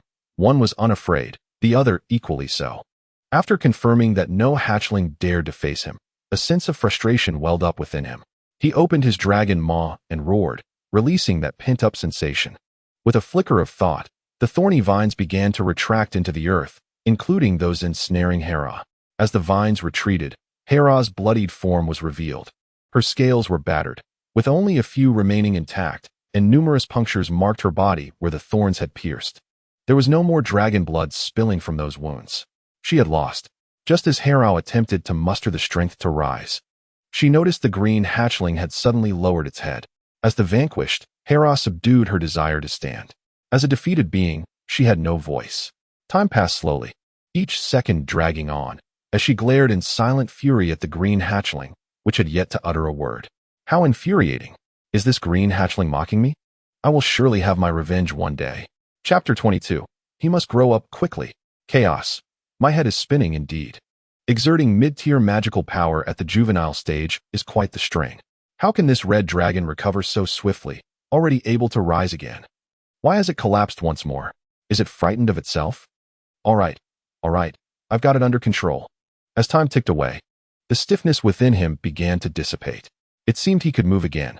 Out of the corner of his eye, he caught a glimpse of Hera on the ground. Her expression a mix of humiliation and rage. This red hatchling appeared to harbor a grudge against him. Oddly enough, her blend of indignation and fury was somewhat amusing. A flicker of enjoyment shone in his emerald eyes. As for Hera's resentment, it mattered little. She could not defeat him now, nor would she ever. With a motion of his claw, he turned and walked towards the plump white hatchling, while Agatha approached Chaos. When shall we commence the hunt for those cash? Let me take a brief slumber before we continue. My magical energies have been entirely depleted.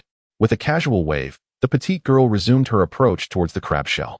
Having just emerged from a fierce battle, my internal magic was completely drained due to the activation of my bloodline talent, leaving me utterly bereft. At this moment, I lacked the power to summon any sensing vines. Even if I were to exert myself, I would need the requisite magic to do so. Very well. You should rest well. Chaos cast a fleeting glance at the petite girl who had followed him, suddenly reminded of that haunting dream, the one where he perished by the riverbank. It struck him that since their emergence, they had yet to thoroughly explore their surroundings. Agatha, what is it? Are you about to drift into slumber? No, I have not yet reached that stage. Have you? Agatha inquired, a hint of surprise in her gaze as she walked alongside Chaos. They had just awakened from a period of sleep, and it seemed rather premature for another. Not yet. However, it will take several hours for my magic to fully recover. During this time, would you take some hatchlings to explore the surrounding terrain? Since emerging from the cavern, they had remained before this pit, primarily because it offered sustenance and safety. The hatchlings were quite content to linger here, and Chaos silently approved. Yet, the dream brought by the hourglass lingered in his mind, occupying his thoughts. Very well, I shall take a few hatchlings to explore and familiarize ourselves with the terrain. Then I appreciate your efforts. Just a petite girl, and yet, she had been effectively commanded. With a touch of pride, Chaos recalled the enigmatic entity beneath the water. By the way, Agatha, should you find the end of the undercurrent and encounter a circular body of water, do not approach, nor descend. Simply turn back and return. Agatha fell silent, her gaze fixed intently on Chaos. She sensed that he harbored knowledge unknown to her. Under her unwavering scrutiny, Chaos felt a sense of unease, shifting his claws as he crouched. Enough of this silent staring. I will speak. I shall reveal all. Unable to endure the tension any longer, Chaos felt an inexplicable, peculiar sense of authority emanating from Agatha. It was not fear or dread, but rather a compelling trust that urged him to heed her words. It was merely a dream. In that dream, I perceived danger at the end of this subterranean river, precisely as I have just described. Agatha's slit pupils narrowed. her demeanor shifting to one of seriousness. Dragons typically do not dream. Should they dream, it invariably pertains to some form of revelation. Could you elaborate on the environment you witnessed in your dream? Certainly. Chaos began to recount his vision, detailing every aspect of the environment without omission. That is all. Very well, you should rest. I shall take the dragons to explore. Agatha remained, as ever, a woman of action.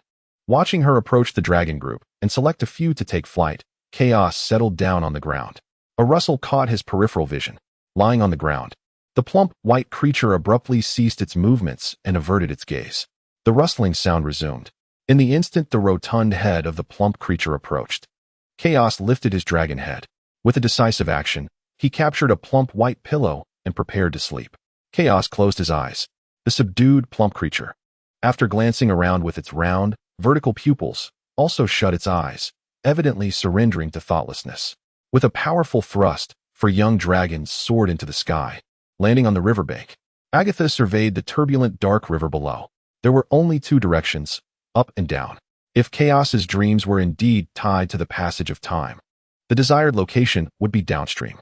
Thus, she resolved to fly downward. Her tone was authoritative, and without hesitation, she spread her wings and glided along the dark river. The four young dragons followed without protest. Agatha's strength was absolute, and in the hierarchy of the five-colored dragons, the weak must heed the strong. As they descended, flowing steadily for over an hour, Agatha remained at the forefront. Her peripheral vision caught the increasingly tranquil waters below. It was no illusion. Observing Agatha accelerate once more, the four young dragons exchanged glances, revealing deep resignation in their eyes. They were nearing their limits, yet Agatha appeared unaffected, even increasing her speed again. Rest for a moment. I shall return shortly, she called out. The young dragon's spirits lifted at her words. They were utterly fatigued. Though there were no sandy banks around to rest upon, they were undeterred. Finding a rocky wall, they clawed out a nook and squeezed themselves in. Dragons piled atop one another. After flying solo for a while, Agatha spread her wings and paused over a body of water. This expanse mirrored Chaos's description, a vast circular pool, bordered by a sandy beach and encircled by rocky cliffs. Lowering her head, she gazed into the crystal-clear waters, which appeared to plunge into a bottomless abyss, dark as night. Her crimson vertical pupils narrowed. She sensed something lurking beneath the surface. A colossal, pitch-black tentacle burst forth from the water, moving with such swiftness that it barely made a sound as it breached the surface. With a powerful flap of her wings, Agatha propelled herself backward and sank her jaws into the tentacle, which was nearly the same size as her own body. With a fierce shake, she severed the captured appendage. Without pausing, she flapped her wings again, swiftly altering her trajectory to retreat. A multitude of tentacles erupted from the depths, aiming to pierce the surface where the red silhouette flew. Yet, her agility was extraordinary. She adeptly evaded each dark strike from below. Clutching the severed tentacle and flying a distance away, Agatha slowed her pace, turning to gaze at the sinking black appendages, a fervent flame igniting within her crimson eyes. Her heart raced not from fear, nor from a sense of survival. It was something far more profound. The dragon's maw split open, revealing its fangs slicked with dark green ichor, adding an air of ferocity to its countenance. Chaos's prophetic dream was indeed a reality, strikingly identical in every detail. Such visions are typically bestowed only upon dragons possessing the power of time within their bloodlines. From this day forth, I must pay closer attention to Chaos, ensuring his swift maturation into adulthood. Chapter 23, A Silent Agreement. Upon opening his eyes, Chaos beheld the imposing crimson figure of Agatha squatting before him. Had she returned already? Such remarkable efficiency from this towering young dragoness. Did you uncover what you sought? Agatha nodded, her draconic head tilting slightly as she observed Chaos gradually rising to a seated position. I found the location you described. Take a look at this. With that, her claw reached aside, and with a swift motion, she brought forth a tentacle over a meter in diameter. It was only then that Chaos realized Agatha had returned with a rather impressive trophy. The tentacle, tapering from its thick base to a slender tip, stretched a formidable 5 to 6 meters in length. Its exterior was rugged and black, while the frayed ends revealed tender flesh, uneven and obviously torn apart by brute force. Dark green ichor oozed from the exposed meat, likely the creature's lifeblood. I just followed the river downstream, and at its terminus, I found the waterhole you mentioned. There was indeed something beneath. Though I could not see it in its entirety, this tentacle suggests it is a formidable entity. Chaos's vertical crimson pupils narrowed slightly, revealing a profound instinct for the hunt. He observed the predatory glint in Agatha's eyes. Yet at that moment, he found his thoughts drifting back to the pure hourglass. Time. The hourglass, and its connection to the temporal realm. The visions evoked by the hourglass were not ordinary dreams. They were glimpses into events yet to unfold. Was this a premonition of death? Did it equate to possessing foresight regarding mortality? Returning to the present, he glanced at Agatha, who seemed poised for his response. What about upstream? Did you venture there? Agatha nodded affirmatively.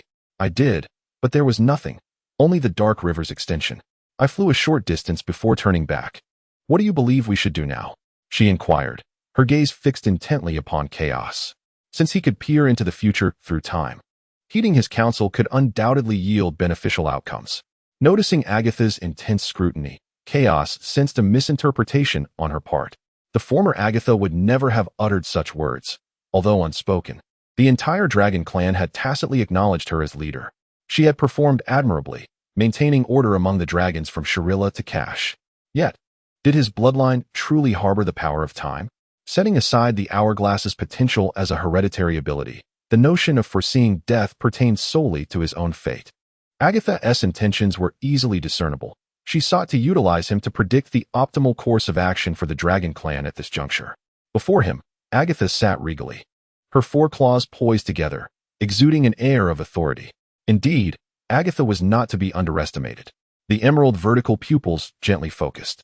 Since you, this grand little girl, believe I possess the power of time, then I must indeed possess it. I feel there is no need for us to hastily seek the exit of this cave. The subterranean river abounds with sustenance. If conditions permit, we might even dwell here during the vulnerable hatchling phase. Very well. Agatha readily agreed, her dragon kiss slightly parting.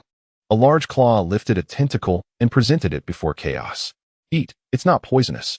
Strange, quite strange. Although this was not the first occurrence, the evident preferential treatment from the grand little girl left him feeling somewhat peculiar. Lowering his gaze to the tentacle placed before him, he noticed its outer skin was somewhat coarse, yet the flesh within appeared tender enough to yield juice. So pink and delicate. He raised his dragon head and swallowed the excess dragon saliva secreted from his dragon kiss. Forget it, it doesn't matter. He extended his claw, grasped the tentacle, and took a bite. Fresh, exceedingly fresh. Observing Chaos devouring the food, Agatha's focused vertical pupils subtly softened. When Chaos felt he was approximately 80% full, he paused. Only about a meter of tentacle remained in his claws. The magical essence contained in this tentacle was extraordinarily high. In simple terms, it was extremely filling. To have finished it so quickly made Chaos feel a tad embarrassed as he glanced up at the grand little girl before him. Consuming someone else's prey, especially in such a quantity, felt rather excessive. The grand little girl remained in a squatting position, resembling a silent, stately child, yet for some reason, Chaos felt she appeared more agreeable than before. You eat, he said, pushing the remaining tentacle meat towards her. Agatha lowered her dragon head. Merely glancing at the tentacle meat on the ground, she raised her claw, hooked the meat, and opened her dragon kiss to devour it. Unlike Chaos, who had meticulously avoided the skin, she consumed both skin and flesh in one bite. Shifting his gaze away from the still chewing grand little girl, Chaos looked to the side. There lay a plump, white creature, sleeping soundly with its chubby claws overlapping beneath its chin. He lifted a piece of recently torn tentacle skin and presented it to the plump creature. Sniff, sniff. The two large nostrils on the round white dragon head twitched. Ah! Chaos raised his claw, causing the plump creature to snap at the air. The creature continued its efforts to inch forward, resembling a caterpillar, striving to reach the tentacle skin in his claw while keeping its eyes firmly shut. Is this what they call the nose being the first to wake? An enlightening experience. Indeed. Left and right, up and down. After a bit of playful teasing, Chaos grew a little weary. He tossed the tentacle skin, which was effortlessly caught by the sleeping plump creature. Perhaps due to the genuine morsel in its mouth, the creature finally began to awaken, its heavy eyelids slowly lifting. Upon opening its eyes, the plump creature saw the green one gazing at it. What is this in my mouth? It smells delightful. Chew. Noticing the remaining skin on the ground, The plump creature tentatively reached out a chubby paw to pick up a piece, casting a glance at the green one. Determined that the green, plump creature would not intervene, the white, rotund figure began to stuff its mouth with the tentacle skins. After consuming all the tentacle skins, the white figure turned to the green one. "Are you full?" it inquired, to which the green figure shook its head. "Then follow me. We must hunt the cache." With that, Chaos glanced sideways at Agatha, who subtly nodded her dragon head, indicating her readiness. Receiving her response, Chaos lifted his dragon body from the ground. "Keep up," he called back to the white figure, moving towards the waterhole. As Chaos prepared to approach the waterhole, the hatchlings, who had been attentively watching him, roused their allies without needing to be summoned, independently making their way to the waterhole. Soon, a row of hatchlings, 5 colors strong, stood before the water. Standing there, Chaos surveyed the surroundings. The round, eager eyes of 14 hatchlings were fixed upon him, neither more nor less than exactly 14. Hee, as long as you all are here. Chaos grinned, knowing these were the dragons who would assist him in hunting the magical core. Without further ado, Chaos explained that this hunt would be conducted via ambush. "Once we enter the water, you all must conceal yourselves. Dig a hole beneath the water to hide. When the time is right, I will lead the charge, and you will follow." The hatchlings remained silent, quietly observing Chaos. For them, hunting was usually a joyous endeavor, but the thought that all the magical cores they would procure would be for Chaos dampened their enthusiasm. Why were they all looking at him with such expressions? Never mind. Silence denotes agreement. Chapter 24. This won't do. I've become dim-witted. With a flick of his tail, Chaos turned his head toward Agatha.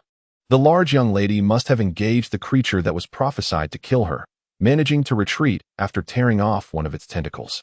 Impressive. Her strength was remarkable. Such a powerful young lady certainly needed to guard the waterway entrance. Casting a sidelong glance, Agatha redirected her gaze from the water to Chaos. "What is the matter?" "I summoned those thorny vines, but they could not deter the cache from biting." "Agatha, can you manage the waterway entrance alone?" Although the large young lady was indeed formidable compared to them, she was still small in comparison to the waterway entrance. Perhaps it would be wise to assign 2 more dragons to assist Agatha. "Should I send additional dragons to aid you?" Chaos proposed. "No need," Agatha replied firmly, her voice youthful yet imbued with unwavering confidence. "Very well, whatever you say," Chaos conceded, noting her self-assured demeanor. His gaze swept over the hatchlings still gazing at him with anticipation. "Let us begin." With a call, Chaos dove headfirst into the waterhole. Splash! Upon entering, the water, having settled for several hours, had regained its clarity. However, that clarity was short-lived. As each hatchling entered the water, it quickly became murky once more. The hatchlings sought out their preferred ambush positions, digging holes with their claws. As the pit was meticulously excavated, they nestled within, remaining motionless while murky waters gradually settled upon them. With a vigorous flick of its tail, Chaos found itself at the very center of the submerged depths. Its vertical pupils sharpened, and with a mere thought, the verdant magical ring coalesced before the dragon's head. As the emerald light cascaded downwards, tender green shoots emerged from the silted bottom, growing into intertwining vines. At the apex of each vine, a small orb materialized, unfurling into a jade-like eye. Chaos refrained from connecting all the sensory vines, for there were far too many. The entire bottom of the waterhole was now densely populated with these sensory tendrils, resembling aquatic flora. Summoning several hundred of these vines drained Chaos's recently replenished magical energy to a mere fraction. The underwater realm had regained its tranquility, and the hatchlings were well concealed. A glance towards the waterway's entrance revealed a pit dug to its left, within which glowed a pair of crimson vertical pupils. Everything was in readiness. At that moment, a plump white paw emerged from a pit below, beckoning him. Noticing the vacant space beside the rotund figure, Chaos's dragon maw split into a grin. This plump companion had even reserved a spot for him. Commendable. With a flick of its tail, Chaos glided to the pit beside the chubby creature and settled down. The tail stirred the surrounding waters into a whirlpool of murkiness. As the water grew increasingly opaque, Chaos gently closed its eyes, allowing the muddied yellow water to gradually settle, obscuring the original hue of its scales. Shifting focus to the 2 sensory vines, Chaos entered a period of tedious anticipation. Suddenly, a school of large fish, each measuring at least 3 meters in length, congregated at the waterway's entrance, seemingly facing a momentous decision.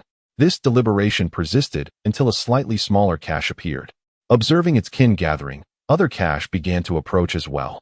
Yet, as they drew near, an instinctual yearning surged within them. Something within the opening was irresistibly alluring. Without hesitation, the fishtail whipped, and the cache darted toward the waterway's entrance. Witnessing a cache, smaller than itself, charge forward, the remaining cache abandoned all caution. With a flick of their tails, one by one, they entered the expansive waterway. The obstructing thorny vines were swiftly shredded and floated to the surface. Underwater, aided by the sensory vine's vision, Chaos immediately spotted the cache entering the waterhole. 1, 2, 3, thud thud. The dragon's heart raced with mounting excitement.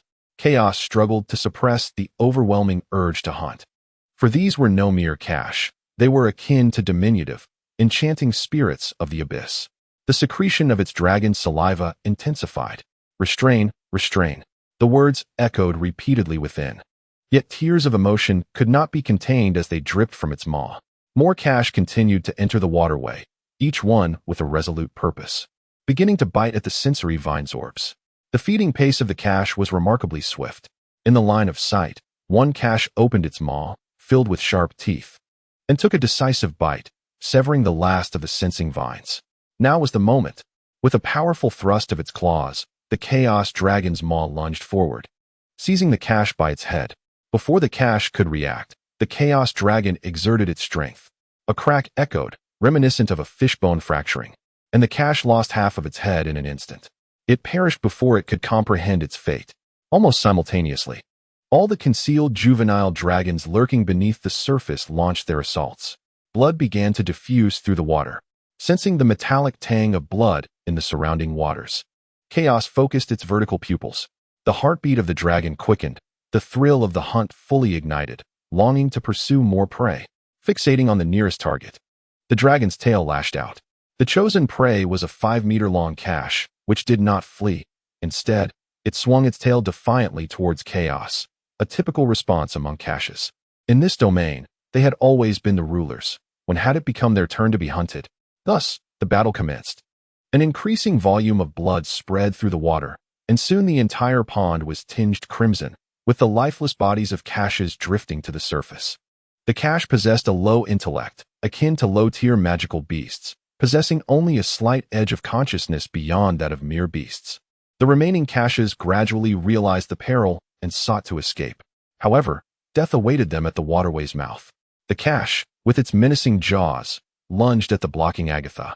Unmoved, Agatha raised her claw at the precise moment the cache approached, delivering a solid strike to its head, resulting in an explosion of flesh and blood. With a splash, the headless cache floated belly up to the surface. Thus, the hunt concluded. Not a single cache that entered the pond escaped. With a splash, the dragon's head emerged above the surface, surveying the floating corpses of the caches. Chaos's vertical pupils widened slightly. It had indeed been a satisfying hunt. The dragon's maw opened, grasping a cache corpse, while its claws lifted another. Without a command from the dragon, the juvenile dragons instinctively began to move, transporting their spoils one by one to the riverbank. Before long, a mound of cache corpses, towering like a small hill, accumulated on the riverbank. The dragon clan encircled this impressive pile of trophies. It was now time for distribution. Who would take on this task? The juvenile dragons turned their heads in unison towards the green juvenile dragon, who was already joyfully clutching a pile of white magical cores. This one was unsuitable. It seemed a bit dazed. Their gaze shifted to Agatha, the largest among them, the red juvenile dragon. Chapter 25. Why does this meat have a spicy flavor? This hunt was undoubtedly a bountiful harvest. Noting that all the juvenile dragons were looking at her, Agatha stepped forward. Let us share this feast. This hunt was a collective endeavor, and all dragons should have the right to partake in the meal. Future group hunts would follow the same principle. Agatha surveyed the scene, taking in the camaraderie among her kin. The observed hatchlings retracted their necks, and none of the dragons voiced objections. All right, let us feast. Agatha turned and seized a cache from a pile, extracting it with ease. As she began to eat, the hatchlings stepped forward, joining her in the meal. The prey was abundant, sufficient for all the hatchlings to indulge to their heart's content. The surrounding area was filled solely with the sounds of chewing and the gentle flow of the dark river. Chaos lifted his gaze to the feasting hatchlings and scooped up a cash magic core with his claw. The white crystal, roughly the size of a tennis ball, was promptly consumed. It was crunchy and sweet, and a refreshing sensation coursed through his body, indicating an increase in his magical power. As he savored this newfound strength, Chaos grinned, eager to devour more. With determination, he opened his jaws wide and stuffed another crystal core into his mouth. With a crunch, the last core was swallowed. He rolled over onto the muddy ground, unable to eat another bite. His belly was round and taut, resembling that of a woman in her 8th month of pregnancy. He raised a claw to touch the thick scales on his abdomen. A wave of overwhelming drowsiness washed over him. His eyelids grew heavy and without resistance. He closed his eyes slowly, enveloped in contentment. The enhancement from the magic core exceeded his expectations, and now he desired a deep slumber. The gentle snores of the hatchlings filled the air in an orderly manner. Observing the slumbering Chaos, Agatha propped herself up, her dragon claws moving to gently prod the green dragon's head. The stirred dragon head swayed slightly, but remained unresponsive. Indeed, he was sound asleep. With her red-slit eyes narrowing, Agatha turned to the hatchlings who were watching with keen interest. "Follow me," she commanded, striding towards the left, toward the riverbank's end. She had been contemplating whether to reveal the truth to the hatchlings, and now she had made her decision. After exchanging glances, the hatchlings began to rise, their small bellies round and full from their recent feast, still basking in laziness. Overcoming their lethargy was facilitated by Agatha's large claws. Being a dragon, she knew how to make sensible choices. Thus, a group of hatchlings trailed behind Agatha to the end of the riverbank. Squatting down, Agatha began to count silently. 1, 2, 3. 33. The white dragon had not arrived, and she lifted her head to glance toward Chaos. The white hatchling was nestled close to him. Never mind.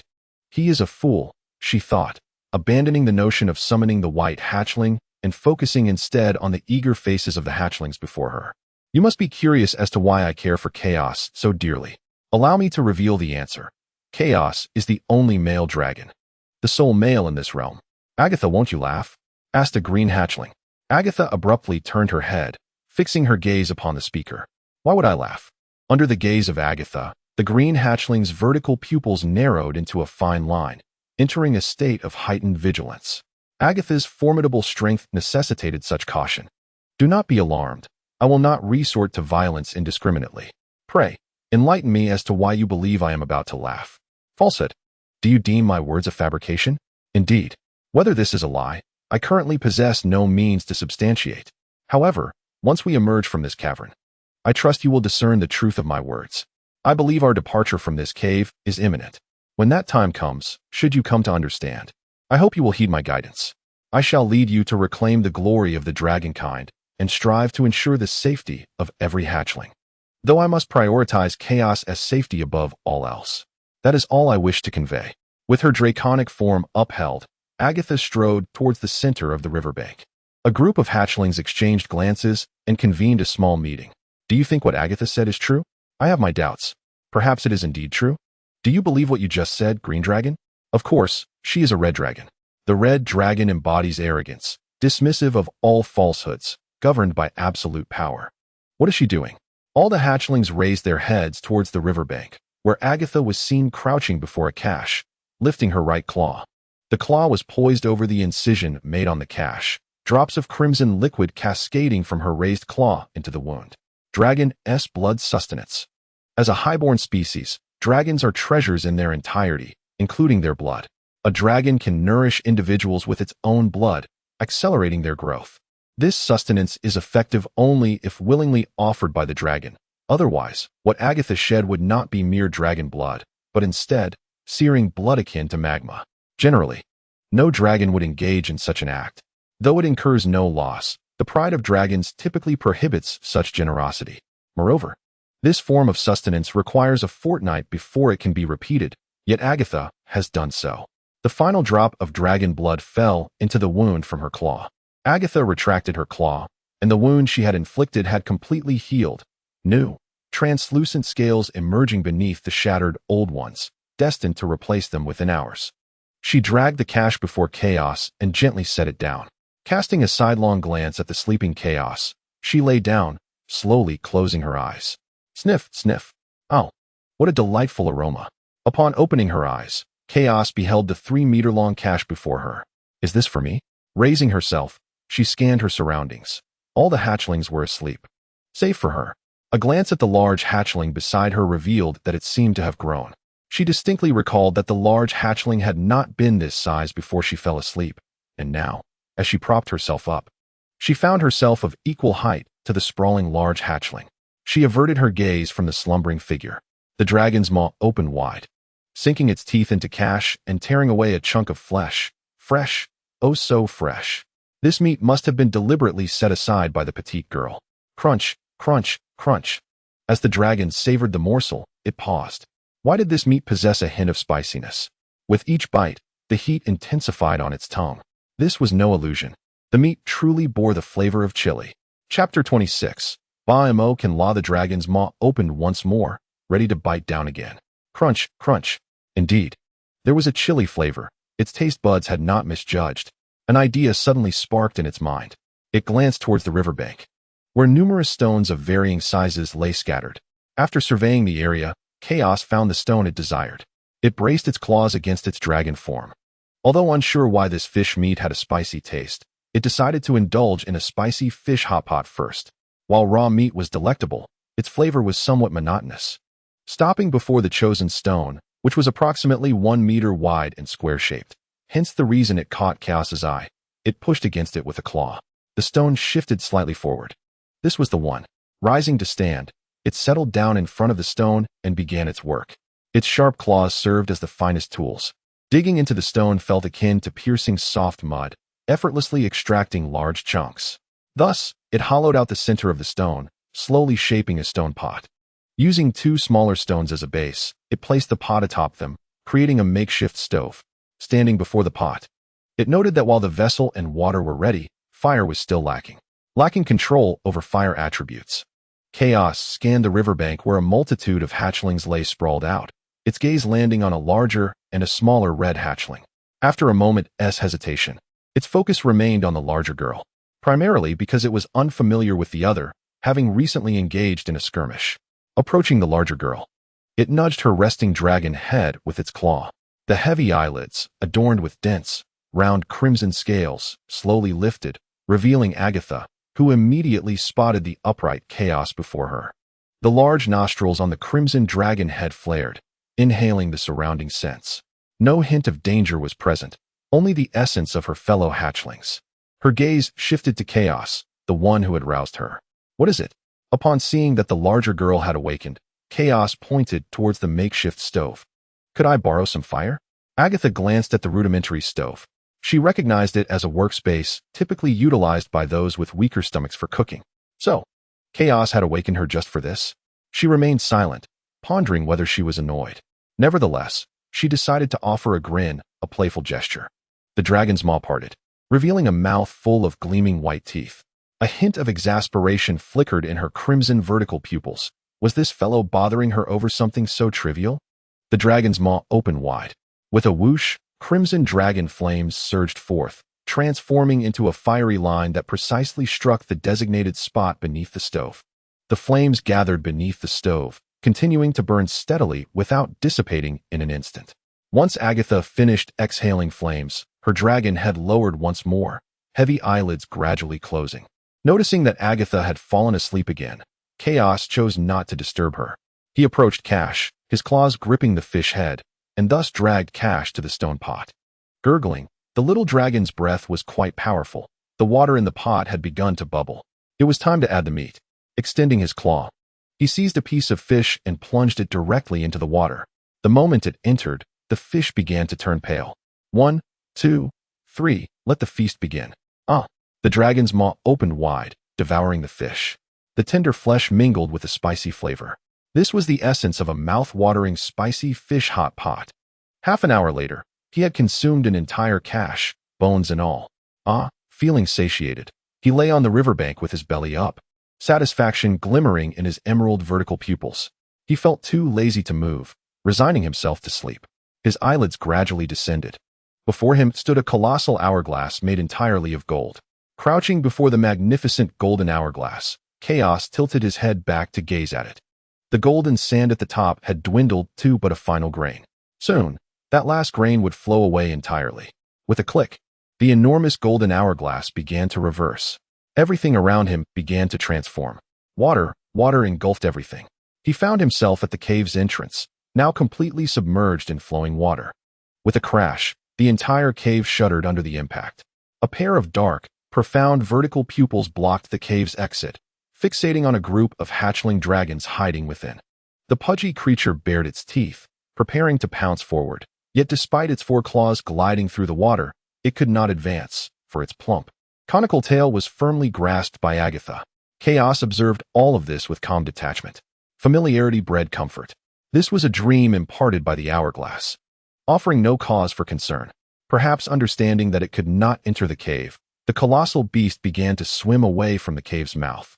This allowed Chaos to see the creature in its entirety.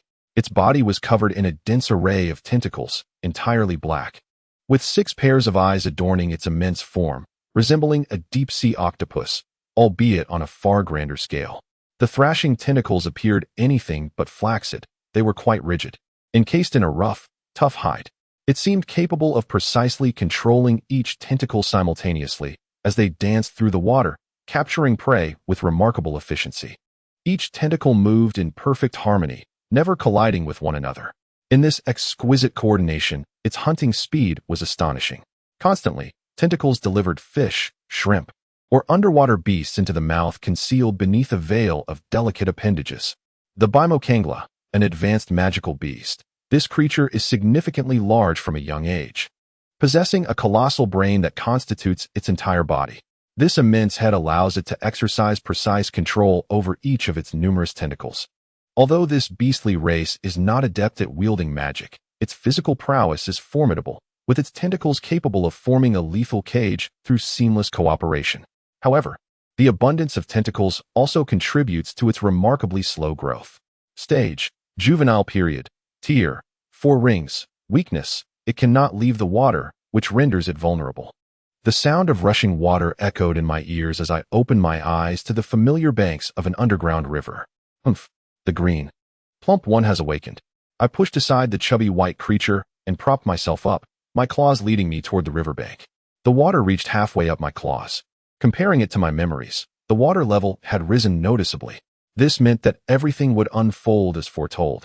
The waterline would continue to rise until it submerged everything. The Bimokangla would then lose its territorial limitations and commence its feeding frenzy, trapping us juvenile dragons in our lair. This was unacceptable. This was our domain, and I intended to endure my frail juvenile phase here. If that Bimokangla devoured all the prey, what would I have to eat? Therefore, that Bimokangla must be eliminated. The thoughts surged in my mind, amplifying without restraint. Chapter 27. Slay it, then let us vanquish that beast. But how? This required careful contemplation. I lay down, my abdomen submerged in the cool waters of the dark river, the refreshing sensation hastening my thoughts. A direct confrontation was out of the question. A 4-ring Bimokangla could easily crush our group of juvenile dragons. Newly hatched juvenile dragons are merely at the 1-ring stage. Under the influence of magic, I could match the combat power of a 2-ring entity. Hela, with her low stats, might be considered a 2-ring, while Agatha could sever a tentacle of the Bimokangla without sustaining any damage, thus qualifying as a 3-ring force. Even so, the disparity in strength remained vast. Hence, I would have to employ some clever tactics. Closing my eyes, my consciousness drifted to a pristine expanse of white clouds, where shelves brimming with books connected to form a magnificent sea of knowledge. This was the realm of true dragon inheritance. Any true dragon could enter with their consciousness to peruse the tomes of their choosing. Chromatic dragons seldom ventured here, and the reason was evident. The sheer volume of books was overwhelming. They lacked the patience for such an endeavor. Seated before the vast shelves, I raised my dragon head to gaze upon the sea of books, my thoughts coalescing. 4-ring water element magic array. Clack! The shelves, floating upon the cloud sea, roared to life like trains, vanishing into the void. The sea of shelves diminished significantly, yet still retained a considerable amount. Sever, clack, clack, clack. The shelves rotated once more. High magic consumption, clack, clack, clack. Basic array materials can be constructed using fish bones, clack, clack, clack. Array magic nodes can utilize water element cores, Clack, clack, clack. Characteristics of Severance. The bookshelf once again diminished, leaving only a solitary shelf before him, upon which rested merely 2 tomes of arcane knowledge. Gazing at the shelf, Chaos conjured a thought, and the 2 grimoires gracefully descended, hovering before him. Each bore its distinct title, Water Serpent Magic Array and High-Speed Waterblade Magic Array. With a claw, he opened the first tome, the intricate magical patterns both familiar and foreign. Yet, with a mere glance, he comprehended its contents entirely. He swiftly turned the pages, completing the first book before proceeding to the second. By the time he finished the second tome, Chaos had reached a conclusion. The first. The Water Serpent Magic Array summons serpents of water through its intricate formation, endowed with magical properties such as shared vision, enhanced biting, severance, physical immunity, and agility. The second tome, which controlled water currents to unleash blades of water, boasted properties of advanced cutting enhancement and high-level severance. Each magic array possessed its unique attributes. Without hesitation, Chaos directed his claw towards the Water Serpent Magic Array, although the High-Speed Waterblade Magic Array offered 2 advanced properties. Its practicality paled in comparison to the expansive potential of the Water Serpent Array, which provided precisely the severance characteristic he sought. His dragon claw rested upon the tome's thick cover, and he opened the first page. As he opened his eyes, the imposing figure of Agatha came into view, her maw clenching 2 massive shrimp, each measuring 2 meters in length. She released her grip, and the colossal shrimp landed on the shore before him. The great lowly, he thought. Without formality, Chaos reached forth to seize the 2 shrimp, delaying his consumption as he turned his gaze towards her. Noticing Chaos's attention, Agatha lingered, sensing that he had matters to discuss. Agatha, we must converse about something. Very well, she replied, reclining beside him, her dragon head lowered to meet his gaze, which was a head shorter.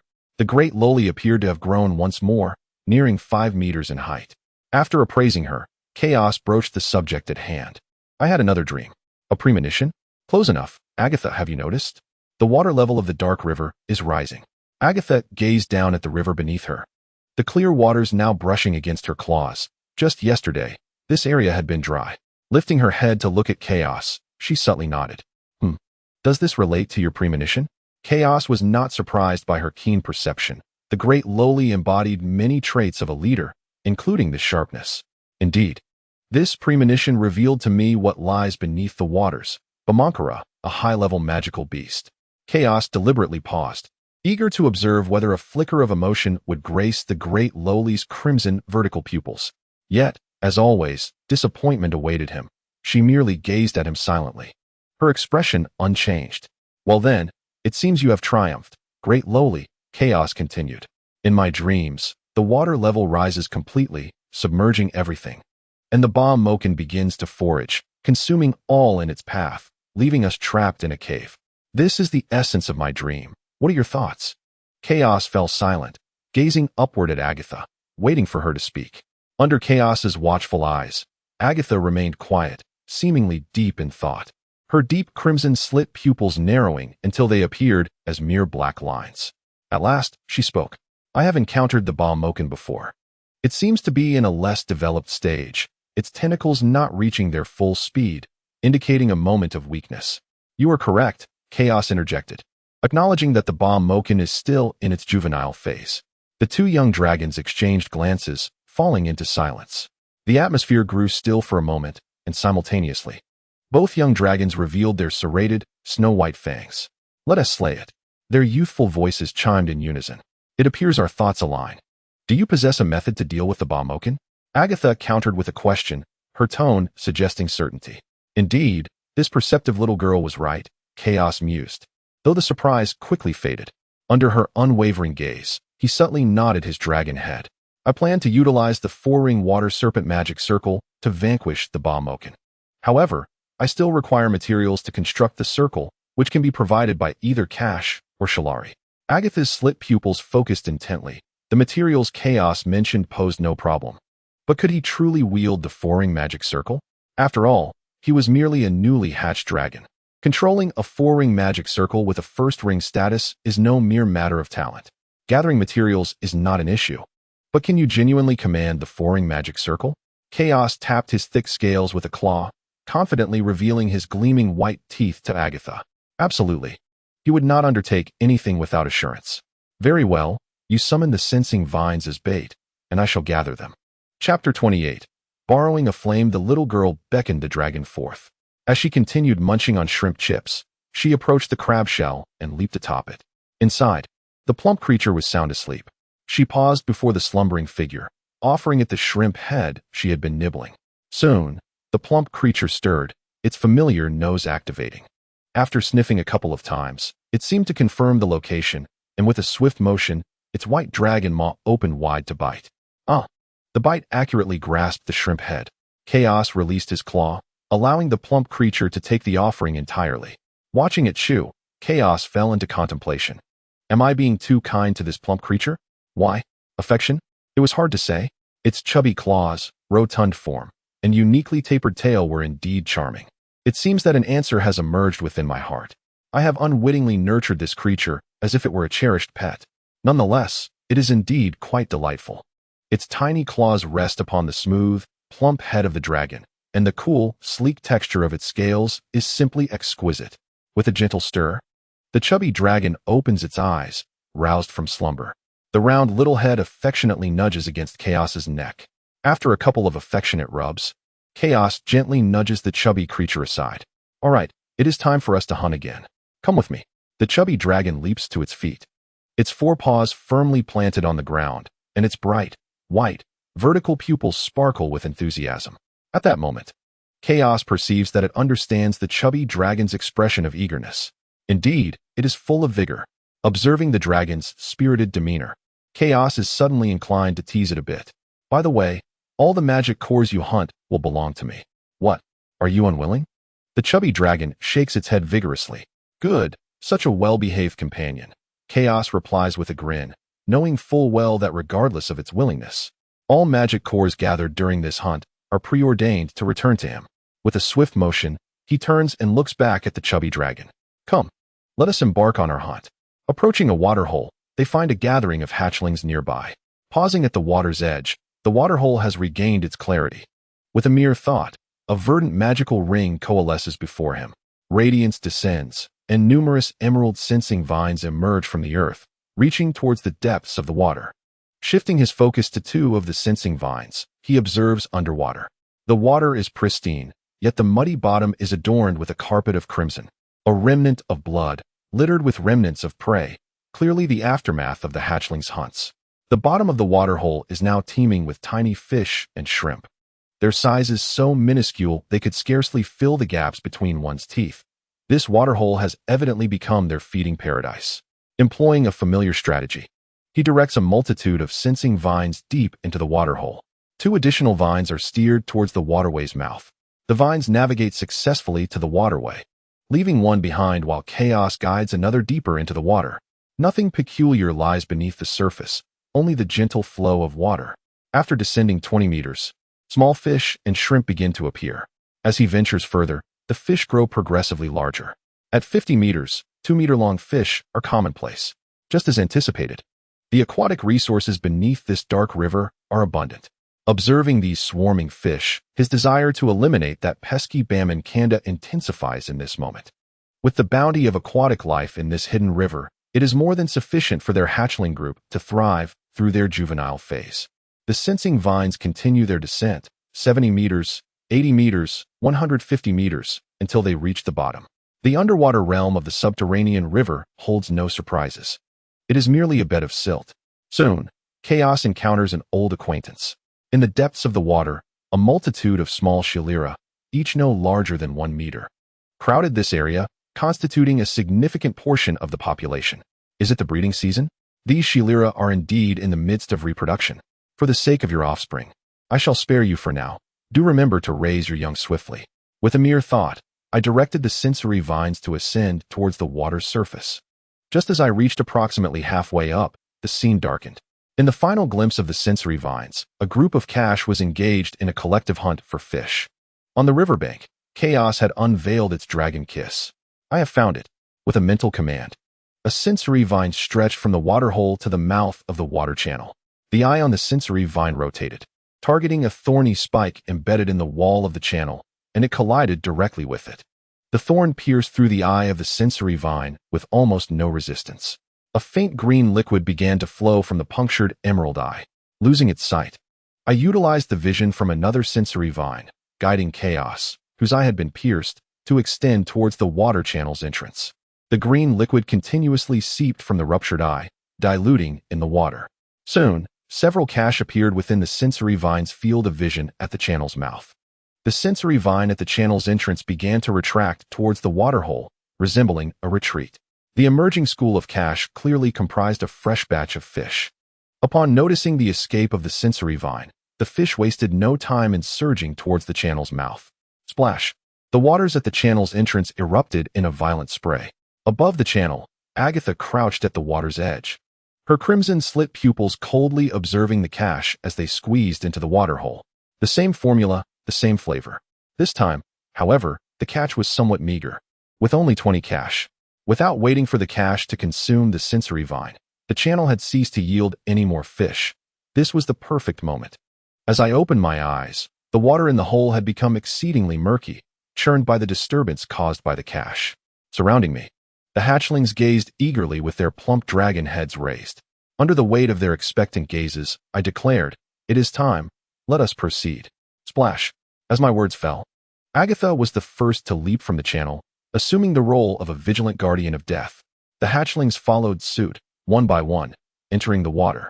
Hera prepared to dive in as well, but at that moment, she felt a tug on her tail, turning to see Chaos grasping it with both claws. With her crimson pupils narrowing, the characteristic temperament of the red dragon emerged. In response to Hera's questioning gaze, Chaos calmly split its dragon kiss, revealing its gleaming teeth. While its right paw continued to grip Hera's tail, and the left paw pointed towards a nearby stone stove. "May I borrow a flame?" Hera, unwilling to waste time with this creature, felt the tempest of fury brewing within her. Her dragon kiss opened wide, and she unleashed a torrent of crimson dragon breath. Boom! The dragon breath accurately struck the stove, sending the stone pot soaring into the air. Chapter 29. How Responsible Chaos Is. With a powerful surge, Hela leaped into the pool after exhaling a breath of dragon fire. My goodness! As the stone pot teetered on the brink of plunging into the dark river, Chaos could scarcely afford to settle scores with Hela. He propelled himself toward the stone pot in pursuit. Just as the pot was about to fall into the abyss, he caught up with it. A quick inspection revealed that, fortunately, it was merely slightly dented on the exterior, with no significant damage. The food was still intact. Could Hela not exercise a bit more caution? The water in the dark river continued to flow with ferocity. At last, he grasped the stone pot and immersed it in the water for a thorough cleansing. He returned to the stove with the pot filled to the brim. The flames at the stove roared high, their intensity formidable. He set the pot back on the stove. Suddenly, a 5-meter-long carcass, its head smashed, burst forth from the water's surface, tracing a parabolic arc thud. It landed precisely beside the stone pot. Glancing at the carcass of the cache, Chaos's dragon lips curled slightly. Indeed, the larger the prey, the better. Now, it was time to attend to the guests. Yes, to welcome the guests. The chosen four-horned water serpent formation, though comprehensive, had its flaws, particularly a low offensive characteristic. Its sever and bite abilities remained rather ordinary. However, he had devised a solution. Much like the vine perception spell, he merely needed a tool to optimize the flow of magical energy. His requirements were modest. He only needed to elevate the severing ability to a higher tier. He gently tapped his raised claw upon the surface of the water in the stone pot. The water swirled around his claw, ascending into the air and gradually coalescing into a transparent ring. With an elegant motion, the dragon claw inscribed blue magical runes into the spell-casting circle. It was instinctual, as if guided by bloodline memory. As one rune was inscribed, the next materialized in his mind. Soon, the entire casting circle was entirely filled with magical symbols. The circle began to emit a soft blue glow, which spread until the entire formation was illuminated. The first tier spell, Waterblade Slash, was complete. Chaos gazed intently at the casting circle, and soon the transformation he sought began to materialize. Additional magical runes gradually emerged on the circle. Greetings, mighty dragon. Would you like to contract a water elemental fairy? Feeny is a remarkably capable water elemental fairy. Just reading those words made Chaos sense that the entity responding to him was undoubtedly a lively fairy. He lifted his dragon claw and gently tapped the casting circle. A ripple of pale blue waves emanated from the center of the circle. A small head slowly emerged from within. Chaos was momentarily taken aback.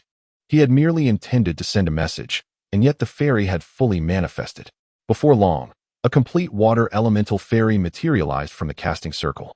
She was petite, only slightly larger than an adult's thumb, with long, light blue hair, a delicately sculpted face, and two pairs of transparent blue wings that gracefully arched upwards and downwards from her back. With a playful demeanor, the fairy standing upon the summoning circle placed her delicate hands on her hips, her radiant smile directed at the dragon before her. She raised her tiny fist in a spirited gesture. You possess keen insight. Choosing Feeny signifies success. However, this charming display lasted scarcely 3 seconds.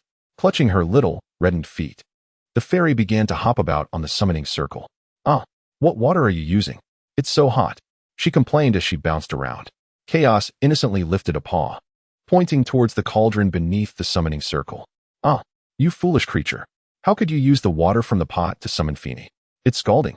The fairy, her tiny feet now of vivid crimson, seemed to finally comprehend the situation after a few more hops. Her little wings began to flutter, and she took flight. Soaring away from the circle, Chaos pondered, perhaps I have summoned a fool? With her hands on her hips and her cheeks puffed in indignation, the fairy's cerulean eyes widened with innocent fury. Fairies are truly enchanting beings. Even in anger, their allure remains unscathed, their cuteness only enhanced. Observing the irate fairy, Chaos extended a claw. A soft emerald glow emanated from his paw, coalescing into a pool of verdant liquid. Sensing the potent life magic, the little fairy Feeny descended into the center of the dragoness claw. Her hot, red feet dipped into the emerald liquid, the heat dissipating and giving way to a lustrous, jade-like sheen. A look of bliss spread across her face. Seizing the moment, Chaos quickly interjected, I apologize. This is my first attempt as well. Well then, I shall forgive you, Feeny replied, her expression transformed into a delightful smile, seemingly having forgotten her earlier displeasure. What is your name, dragon? Chaos. You may simply call me Chaos from now on. What a magnificent name. I am Feeny. You may call me Feeny as well. Very well, Feeny. Yes, yes. Feeny tilted her exquisitely delicate face upwards to meet Chaos's gaze. Now, Chaos, let us forge a contract. Her azure eyes shimmered with a fervent sincerity, untainted and pure. Although fairies are born as elemental prodigies, advancing further requires enduring, tedious periods. However, they may also seek a shortcut by forming a contract with a sufficiently powerful spellcaster, allowing them to share in the spellcaster's knowledge of corresponding attributes, which would serve as nourishment to elevate their journey towards elemental supremacy. Yet, it remains unsaid, his ultimate aspiration is to form a contract with an elemental king. For the moment, however, that thought was set aside. Have you eaten, Feeny? Eaten? Feeny was momentarily perplexed, her large eyes blinking in surprise. Since her birth, she had never partaken in food. Fairies do not require sustenance, existing solely on the absorption of elemental energy, which is omnipresent. Yes, eating. Let us not concern ourselves with that. Let us forge our contract instead.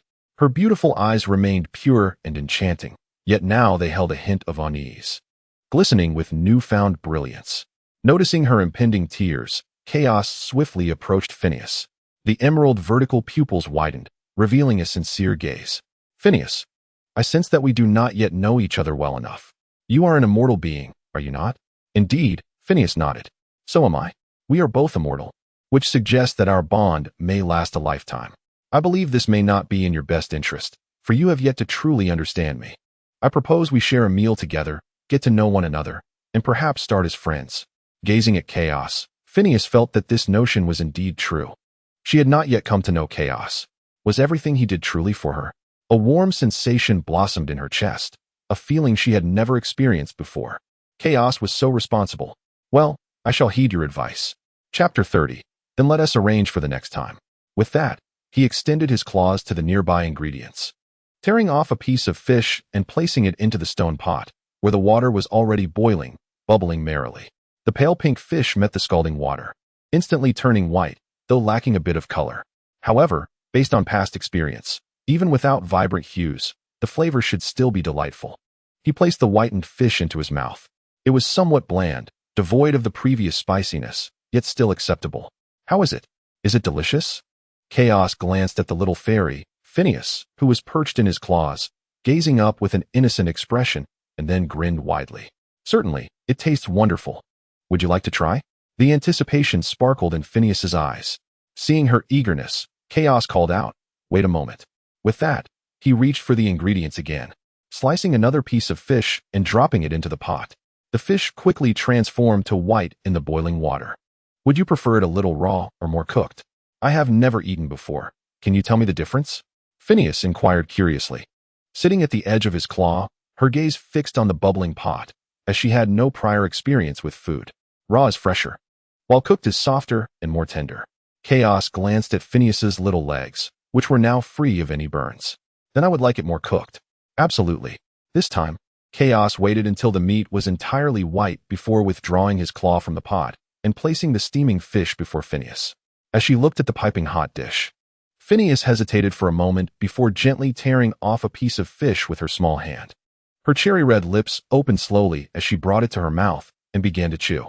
After a couple of bites, she swallowed, feeling as though it lacked flavor. It seems rather tasteless, Phineas remarked, her gaze shifting to Chaos, her heart fluttering with apprehension that her words might upset him, knowing that the five-colored dragon of legend favored flattery. Noticing her cautious expression, Chaos smiled widely, reassuring her. Alas, at present, I lack seasonings. Once I depart from this cavern and acquire some, I shall treat you to a meal. Indeed. Phineas nodded with a smile, relieved that Chaos was not angered. Aware that the recipe was likely unpalatable to Phineas, Chaos refrained from further inquiries, directly placing the remaining meat from his claws into his maw, continuing to consume. As he feasted, Chaos realized that the dish was indeed rather bland, devoid of any seasoning. Thus, he abandoned the effort and commenced gnawing on the raw fish fillet. Observing Chaos indulging, Phineas flapped her small wings and alighted atop his head. With his claws now unencumbered, Chaos seized the ingredients with both paws and began to munch. He paused when he felt approximately 80% full. Though merely satiated to that degree, his belly was content, reserving the remaining 20% for future endeavors. For overindulgence would render him lethargic. Noticing Chaos had ceased eating, Phineas eagerly inquired, "Have you had enough, Chaos?" "Indeed," Chaos replied with a satisfied burp. "Then does this mean we have dined together?" Flapping her tiny wings, Phineas hovered before Chaos, her large eyes brimming with anticipation. A sense of foreboding stirred within him. Not quite. Oh, not quite. Certainly not, Chaos affirmed with a swift nod, his gaze earnest as it met Phineas. Why not? Phineas pressed, anxious that this meant she could not form a contract with Chaos. Phineas, what do you think of me? Chaos leaned closer, his eyes sincere. He initiated the incantation but abruptly halted. Gazing at Chaos, Phineas' cheeks flushed a vibrant crimson. Chaos was gentle, unlike the legendary five-colored dragon, and he even considered her feelings. Thus, she felt affection. Chaos. Isn't it true that fairies possess such navet? I have yet to commence any endeavors. And already you seem poised to yield. His emotions were tumultuous. Indeed, obtaining something too easily can diminish one's sense of achievement. Noticing Chaos' silence, Phineas took the initiative to speak. What troubles you, Chaos? Nothing at all. Do you trust me, Phineas? Absolutely, she replied without hesitation. Chaos, looking at Phineas' innocent and naive expression, reignited the flickering remnants of his conscience. I believe our first meal should be counted only if both parties are satisfied. You see, the food just now was not to your liking. Is that so? As she gazed into Chaos' sincere eyes, Phineas felt a pang of regret. Had she known, she would have proclaimed it delicious earlier. This is my oversight. Therefore, to amend it, I hope our dining experience can be reserved for the next occasion. I shall endeavor to prepare a meal that you will enjoy. Then let it be the next time. Phineas lowered her head, a hint of dejection in her demeanor. Chaos had stated that a meal must precede the contract. This time is not counted, so we must await the next opportunity. Yes, next time I shall prepare a dish that pleases you, Feeny. The task is accomplished. The dragon's maw has parted. A commotion arose from the waterlogged area. One by one, the hatchlings dragged the carcasses of cash onto the riverbank. As more and more cash were brought ashore, a small mountain of prey soon formed, the pungent scent of blood permeating the surrounding air. Agatha, reeking of blood, approached. casting a fleeting glance at the fairy perched atop Chaos's head before losing interest and turning her gaze towards him. The hunt has concluded. Is this sufficient? Chaos surveyed the scene, his eyes scanning the hefty form of the large girl. Though she bore a strong scent of blood, it lacked the essence of dragon blood. Indeed, this girl possesses formidable strength. Without an immediate response, Chaos gazed at the pile of cash carcasses nearby, silently calculating. The number of cash was ample, leading him to conclude that it should suffice. If it proves insufficient later, we can always hunt more. Very well, I shall partake in a meal as well. With that, Agatha stepped forward, joining the hatchlings in their feast. The quantity of cash was substantial, yet the hatchlings' appetites were equally vast. Under the voracious feeding of the hatchlings, the cash quickly dwindled to nothing but fish bones and scattered magical cores. 23 white magical cores lay heaped together. Sated, the hatchlings reclined on the ground, their bellies distended, unwilling to stir. This is a common trait among hatchlings. They rest and gather strength before the next battle. Chapter 31. Do you wish to duel with Lady Feeney? As I opened my eyes, a large fish landed before me. My claws instinctively grasped it.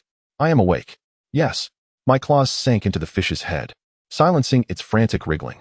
I began to consume it directly. Agatha, observing quietly, refrained from urging me until I was left with only the fish's tail. The water level has risen again. How prepared are you? Can you manage? Hearing the large girl's inquiry, I glanced at the waterline. Stones that were once half exposed were now submerged. Indeed, the level has risen. However, there is still time. I do not engage in endeavors without assurance.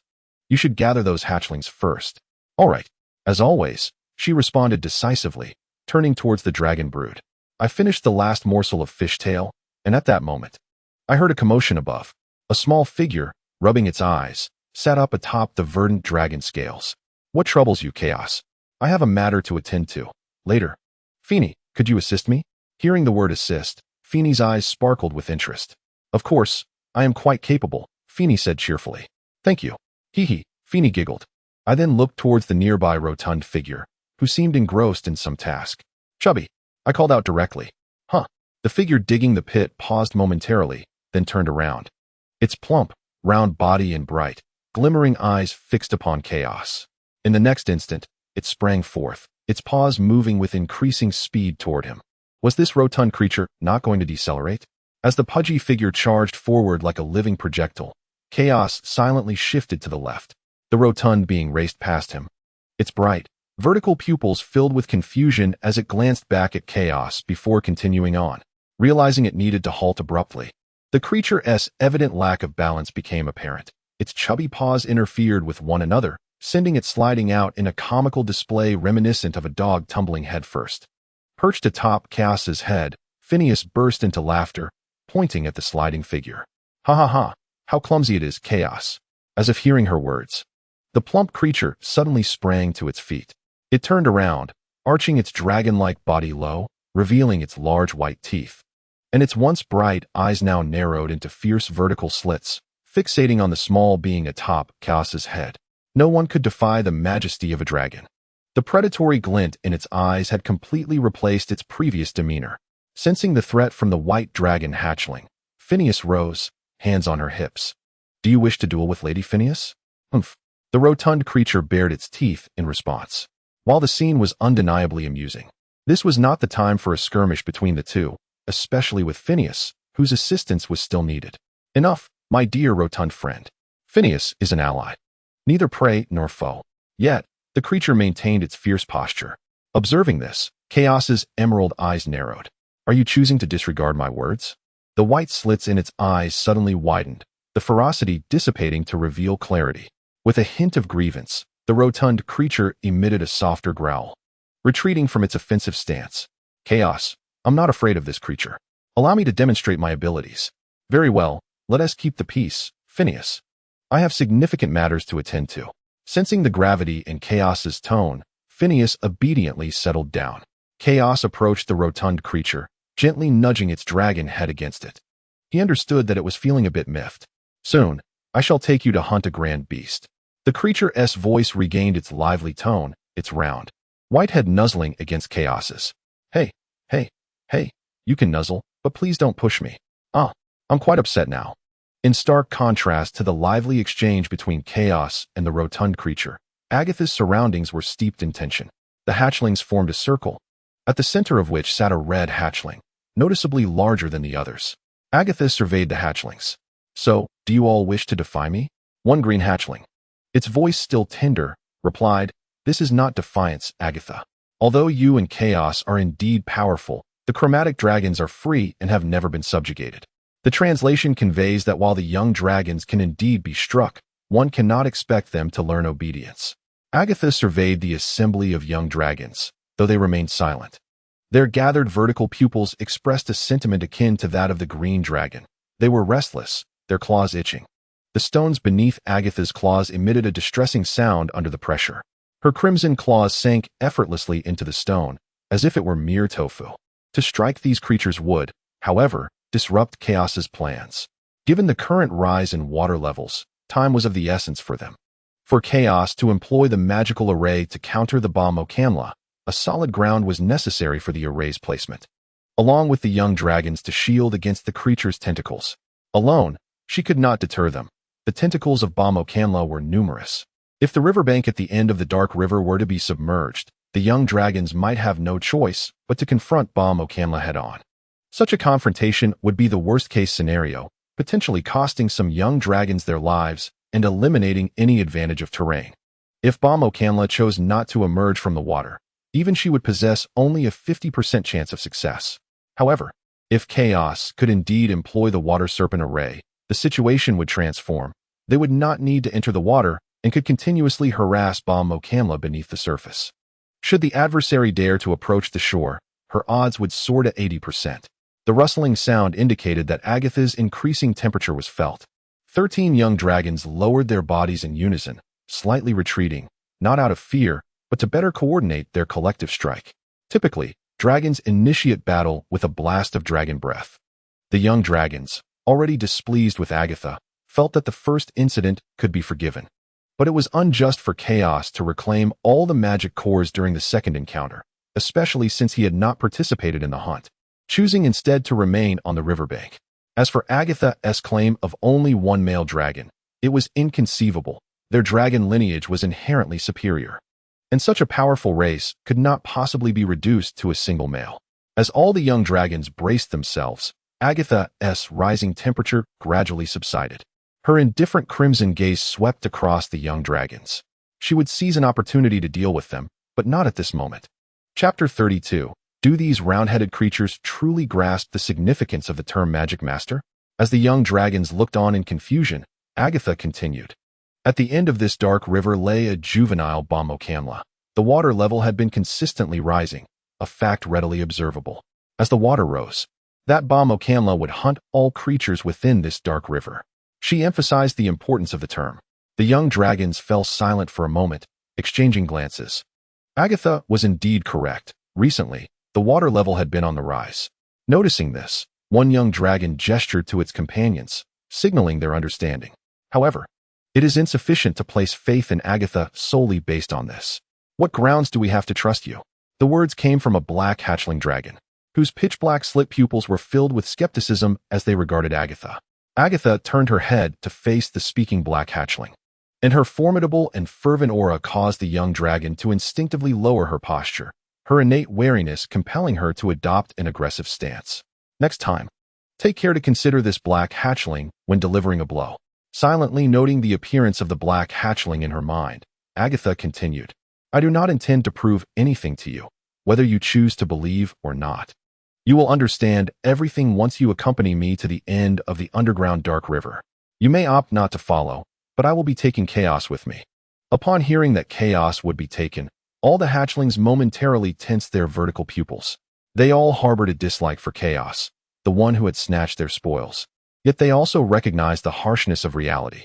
Without Chaos summoning the enticing tendrils to lure cash, they would be left to subsist on the small fish and shrimp found in the puddles. It was patently impossible for a group of hatchlings to rely solely on meager fish and shrimp to satiate their hunger. While they might struggle in other aspects during their hatchling phase, their ability to forage for food was undoubtedly their strength.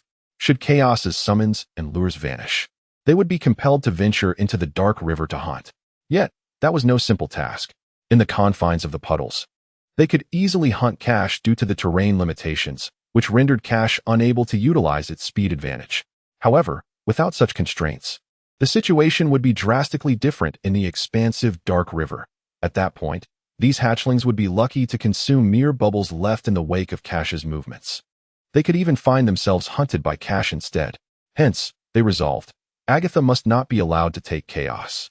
The hatchlings exchanged glances, comprehending the advantages and disadvantages in their hearts. Anne's gaze shifted to the proud and defiant red hatchling ahead of them.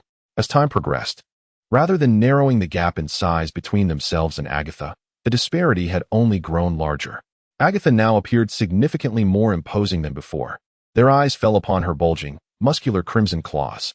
If a confrontation ensued, it was doubtful that they could prevail against Agatha, especially considering her amicable relationship with Chaos.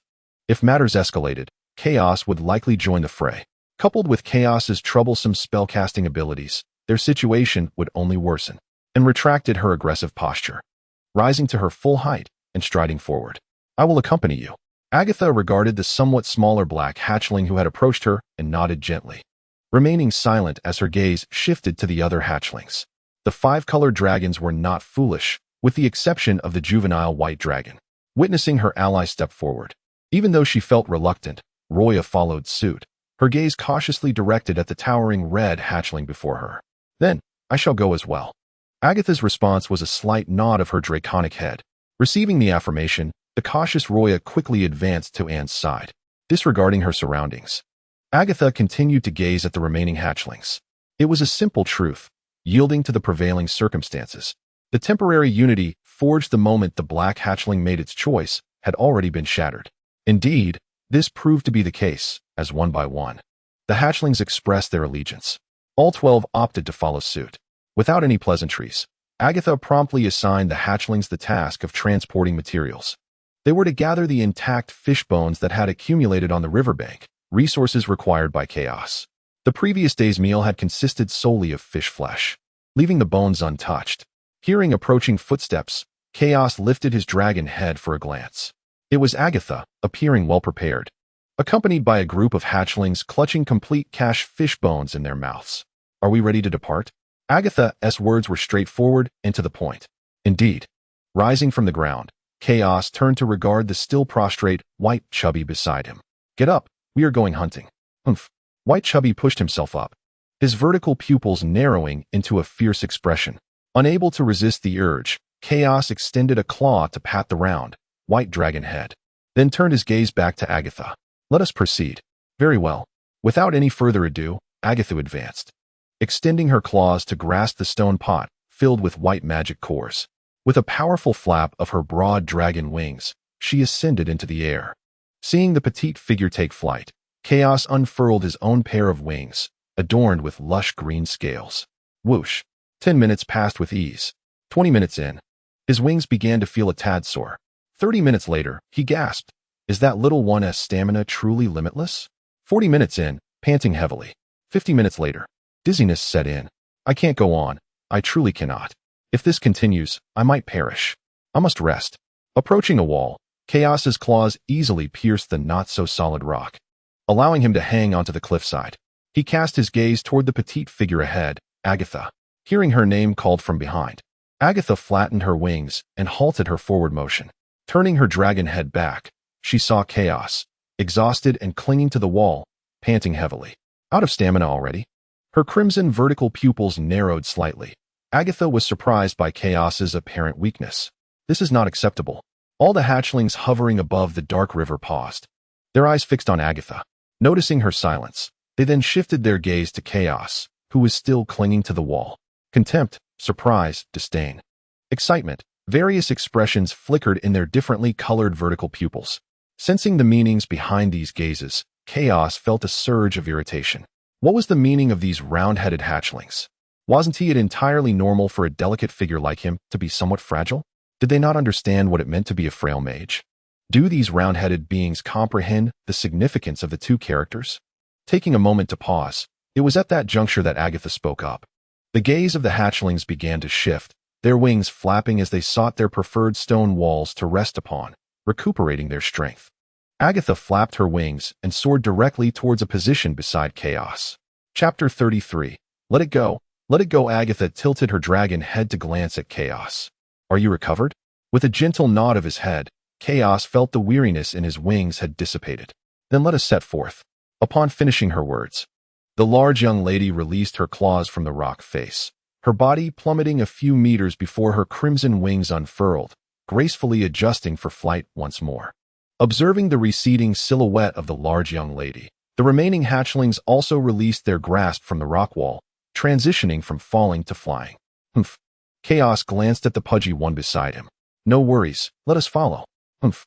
The plump one obediently unclenched its claws and joined the flight. Chaos too loosened his grip, spreading his wings in the air to adjust his form, trailing at the rear of the dragon group. He did not wish to be the one lagging behind in stamina.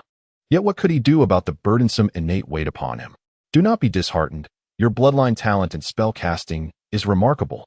I believe you will surpass these round-headed ones in due time, came the melodious voice of Finny from atop his head.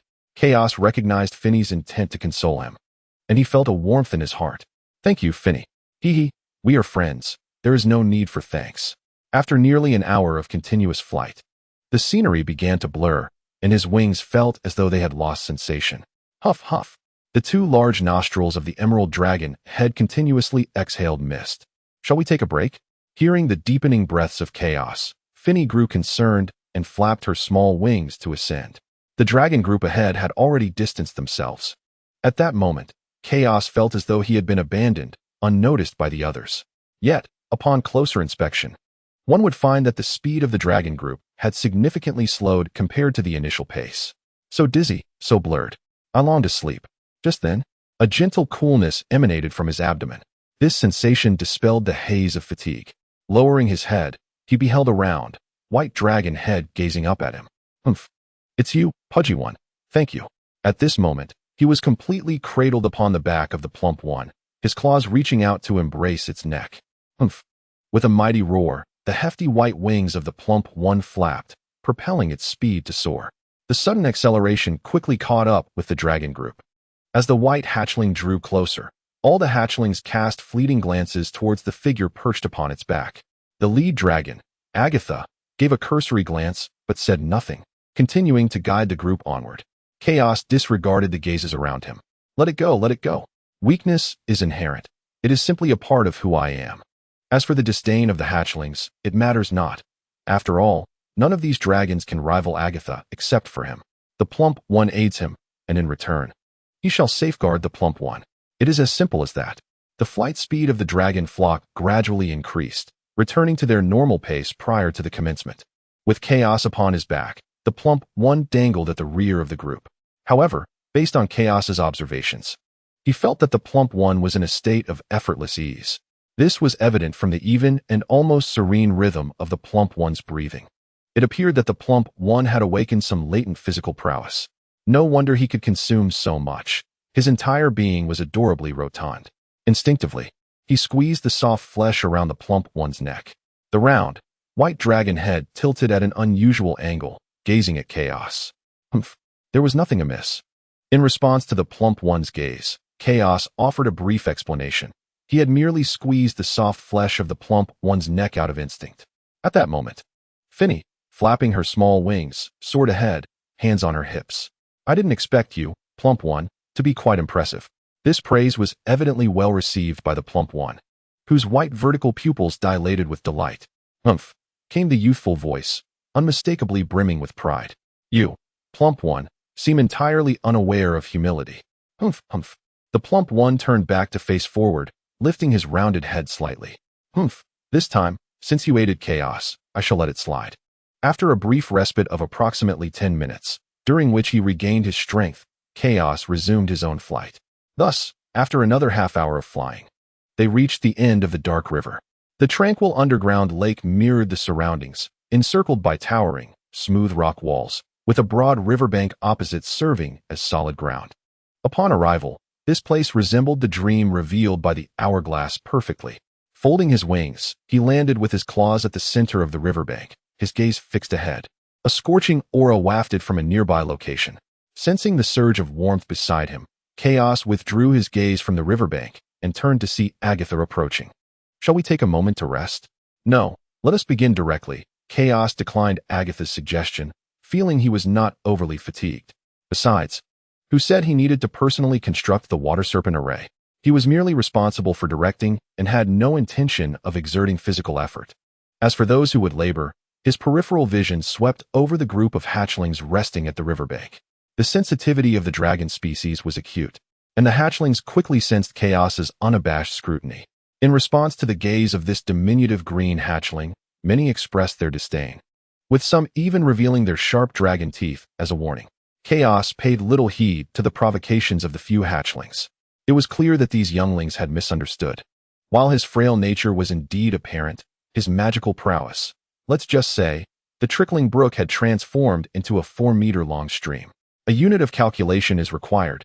At present, he is capable of unleashing 5 Thorns magic spells originally devised to counter Hera. It is evident that persuading this group of young dragons to comply will necessitate a modicum of finesse. Redirecting his gaze towards Agatha, it is worth noting that although she has severed a tentacle of the Ba-Emokan Law once, she has not witnessed it firsthand. Hence, for safety's sake, he inquired, "Are you confident in withstanding its assault?" Upon hearing Chaos's question, Agatha gently nodded her draconic head. "No problem." With her affirmative response, Chaos lifted his claw and pointed towards the riverbank. "That creature is likely lurking beneath the water, observing us. Approach the riverbank and feign drinking. It will undoubtedly strike at you." In an instant, Agatha comprehended Chaos's intent. This opportunity was precisely what she required to demonstrate the essence of power to the young dragons, teaching them the meaning of obedience. With a resolute nod, Agatha turned without hesitation and made her way towards the riverbank. Noticing her approach, all the young dragons fell silent, their gazes fixed upon her retreating form. Chapter 34. It seems exceedingly challenging to contend with this formidable young lady in the future.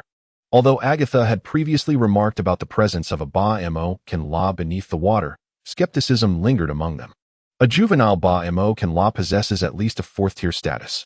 The collective might of the young dragons is hardly sufficient. Even Agatha would find it daunting. After witnessing the red-headed dragon advance toward the shore, the plump white dragon also took a step forward. However, as soon as she moved, she found herself halted, glancing back at the green plump dragon that had seized her tail. "Humph, be obedient. From now on, you shall remain by my side." The round, chubby dragon head nodded in acknowledgement, and the white dragon promptly lay down, her bright, glimmering vertical pupils fixed upon Chaos. Listening to the green, plump dragon promises food. Observing this, Chaos extended his claw to stroke the round white dragon head before redirecting his gaze towards the steadily advancing crimson silhouette along the riverbank. Agatha's pace was deliberate. Inching toward the riverbank, her dragon form gradually lowering. Her crimson vertical pupils had entered a heightened state of vigilance, becoming mere slits. Upon reaching the riverbank, Agatha crouched low, her dragon head inching closer to the water's surface. Suddenly, without warning, a massive black tentacle erupted from the tranquil water. Having anticipated this, Agatha deftly tilted her dragon head aside, allowing the tentacle to narrowly miss her crimson visage. Evasion complete, Agatha swiftly countered. Her crimson maw opened wide, and her sharp, ivory fangs easily penetrated the rough, black skin of the tentacle, causing dark green liquid to surge forth. Seizing the tentacle, a fierce glint ignited within her crimson eyes, and in the next moment, she summoned her strength to wrench it away. The pure force effortlessly severed the tentacle, revealing tender pink flesh within. The severed tentacle retreated beneath the water, and the next instant, the once placid lake's surface began to bubble and churn. With a swift strike, Agatha staggered back a few steps, retreating only about 5 or 6 meters, her crimson-slitted eyes defiantly fixed on the roiling surface of the water. She understood that the creature lurking beneath, the Ba-Emokan Law, could undoubtedly sense her presence. Suddenly, 10 tentacles erupted from the water with the speed of lightning, encircling her in an instant and severing all avenues of escape. Yet, retreat had never crossed her mind. The dragon's maw opened, and a torrent of crimson flames surged forth, engulfing 2 of the tentacles. Instantly, the charred appendages flopped lifelessly to the ground, the red flames clinging to them in a voracious embrace. The remaining tentacles withdrew into the depths, but the flames remained unabated, soon causing the burning remnants to float to the surface. Crack! The ground beneath her clawed feet fractured, as the subtle muscles of her crimson dragon claw bulged with exertion. Agatha pressed forward, her hind claws propelling her into action, as she effortlessly tore through two tentacles. With a powerful bite, she seized another, yanking it violently. In a mere instant, the Baimokenla lost 3 of its appendages. With a leap, Agatha evaded the 5 tentacles that plunged into the ground where she had just stood. Before the tentacles could withdraw, she swung her claw, sending the severed flesh sprawling to the ground. With a splash, all the truncated tentacles retreated into the water, and the once bubbling surface began to settle. Clearly, the Baimokenla had chosen to bide its time. After standing by the riverbank for about a minute, confident that the creature below would not launch another attack, Agatha, still clutching a 5-meter-long tentacle, turned her dragon form. Her physical prowess surged, her claws sharpened, her strength enhanced, and her destructive breath readied. It was evident that she possessed 4 remarkable talents. What an impressive amalgamation of heavy armor and agility this young dragoness displayed. Witnessing the entire confrontation, Chaos felt his emotions swirl in complexity. The good news was that she was indeed formidable, capable of directly confronting the Baimokenla on solid ground, providing a sense of security as they prepared to unleash the water snake formation without fear of a desperate counterattack. The bad news was equally apparent. Her strength made the prospect of besting her once again seem increasingly distant. It wasn't just Chaos who felt this way. The 12 hatchlings shared a similar sentiment. Hatchling, is Agatha truly this powerful? What then were their earlier provocations? With a thud, a violently torn tentacle landed heavily before Chaos. Eat. The ferocity in Agatha's crimson eyes still lingered from the recent battle. Be good and take a bite, she urged, as Chaos dutifully bowed his head to partake, not forgetting his plump companion. Come, white chubby, let us feast together. The claw beckoned towards the plump white creature. The plump white dragon, lying on the ground, dared not rise, casting a cautious gaze towards Agatha. Agatha glanced at the hatchling dragon but said nothing, shifting her attention to the remaining hatchlings. Confirming Agatha's disposition, the plump white dragon gradually approached Chaos, and the moment she bit into the delectable tentacle meat, her bright, crystalline white vertical pupils widened with delight. Agatha paid no heed to the 2 dragons feasting. Her gaze swept over the group of hatchlings. Those who met her gaze promptly lowered their heads in submission, a gesture of acquiescence among the chromatic dragons. Bring the food over, Agatha commanded. None of the hatchlings dared to dissent at that moment. 12 hatchlings surged forward, quickly gathering the 7 remaining tentacles from the beach to the riverbank center. Although food was at hand, no dragon dared to partake. Go ahead and eat, Agatha instructed. And with that, she unfurled her wings and soared towards the 2 segments of tentacle meat floating on the water's surface, still ablaze with crimson flames. Ignoring the fire, she reached out with her claws to retrieve the 2 segments. The burning crimson flames did not extend towards Agatha. As she approached the riverbank center, she released her grip on the tentacle meat. With a thud, the 2 segments of tentacle meat fell heavily to the ground, sliding a short distance. As Chaos gnawed on the meat, he observed the large young girl descending beside him. He watched as her claws swept over the tentacle meat, causing the crimson flames enveloping it to vanish as if summoned by her touch. Her emerald vertical pupils narrowed slightly. Indeed, the power she wielded was not mere dragon fire. Ordinary dragon fire, once expelled, is beyond the dragon's control, burning relentlessly until consuming the life force of whatever it envelopes. It could never be reclaimed in the manner she had accomplished. A sudden sense of helplessness washed over him. It seemed increasingly difficult to defeat this formidable young girl. Chapter 35. Fortunately, Finney encountered this kind-hearted green dragon.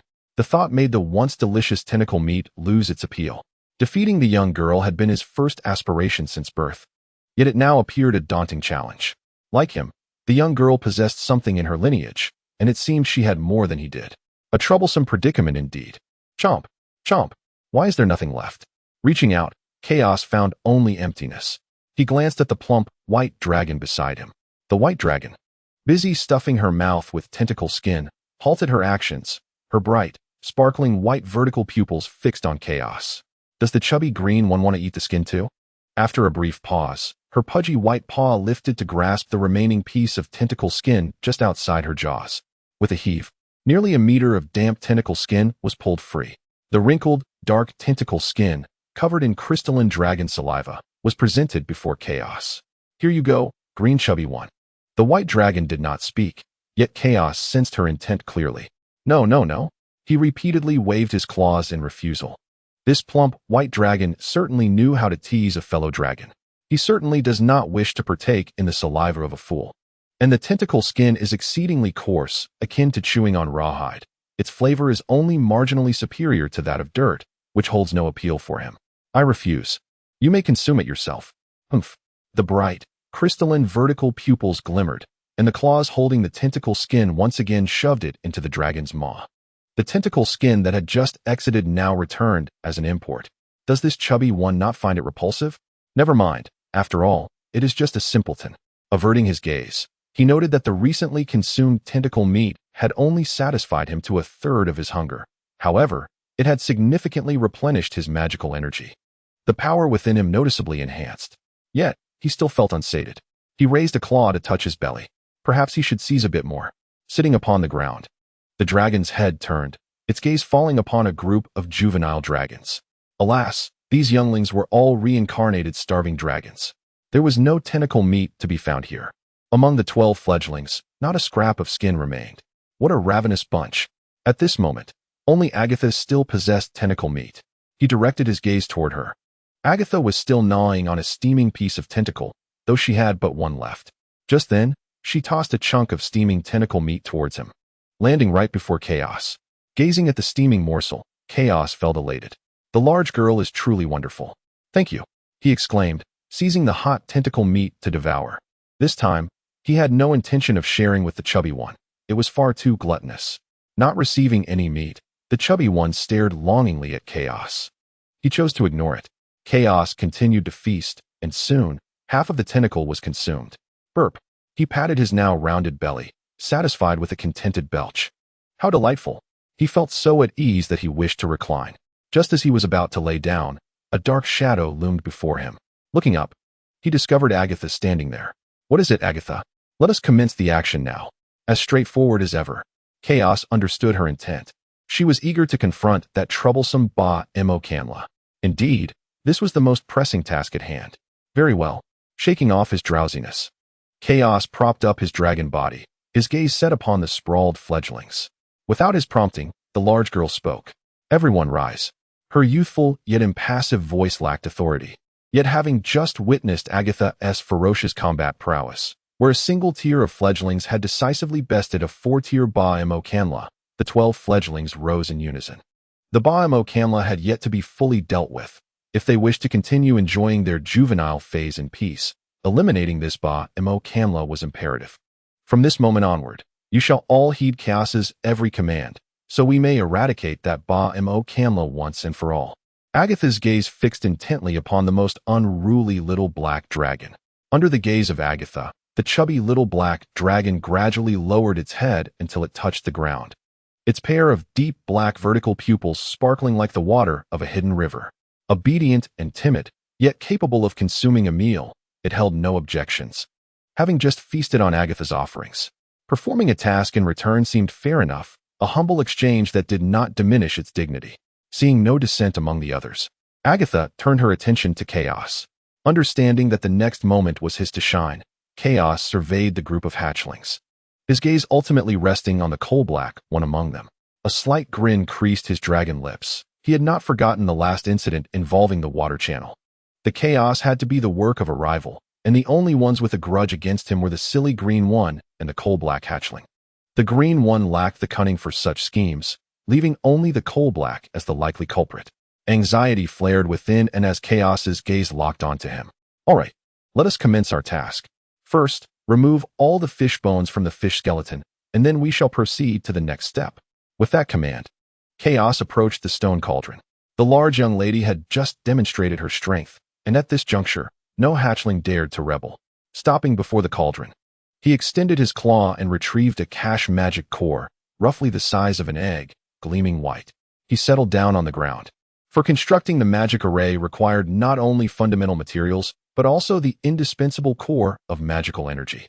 The core could be any weapon imbued with magic, be it a gemstone or any peculiar object. as long as it contained a high concentration of magical power.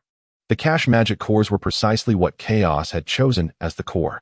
The core contained a rich concentration of water attribute magic, perfectly suited for the construction of the water serpent array.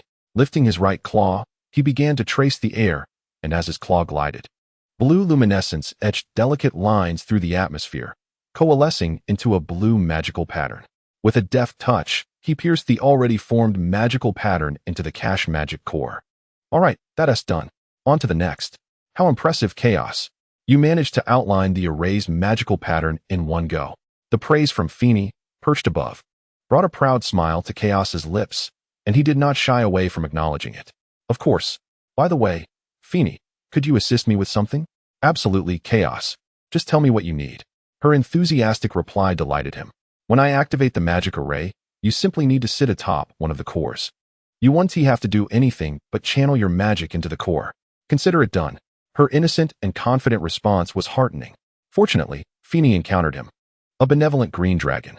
Were it any other chromatic dragon, she might have been sold off, obliviously counting coins for someone else. Chapter 36. Nothing was seen. The dragon saw nothing. A total of 25 water attribute magic cores were inscribed with magical patterns, consuming a considerable amount of time. Upon completing the engraving of the final magic core, Chaos lifted his gaze to scan the surroundings. A heap of fish bones, sharp and pointed, lay neatly stacked upon the ground, clearly indicating that their task had been completed. It was time to proceed to the next step, arranging the foundational framework of the magical circle.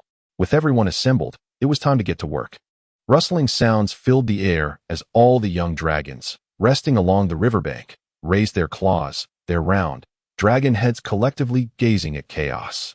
Each of you, take 2 fish bones and await my command to pierce them into the designated spots. This was a simple task, and Chaos had faith that these young dragons would comprehend. With a powerful flap of his emerald-scaled wings, Chaos ascended to a height of 10 meters above the riverbank, granting him a bird's-eye view of the entire area. The riverbank was not particularly vast, measuring only about 100 meters. It was quite flat, with pebbles accumulated along the edge and the rear portion composed of earth mixed with scattered stones. His vibrant green eyes narrowed slightly as he assessed the terrain, envisioning a formation of a water serpent, illustrated as a double circular ring with a serpent coiling within. Chaos pointed his claw at a green dragonet. You, step forward 5 paces and drive the fish bone into the soil. The green dragonet nodded its head slightly, its somewhat plump claws beginning to move. Seeing the green dragonet following his direction, Chaos then shifted his attention to a black dragon. You, take 5 steps to the left, then 10 steps forward, and pierce the fish bone into the ground. Following Chaos's instructions, each dragonet found their designated position until only a black dragonet remained standing still, lifting its round head towards Chaos hovering above. Observing the coal-black dragonet, Chaos broke into a friendly smile. The little coal-black one appeared remarkably composed. However, coal-black one, set down your fish bone, for I have a more crucial task for you. Do you see that stone wall over there? Chaos extended his claw towards the stone wall at the far end of the riverbank, and glanced at the wall and gave a slight nod. Go.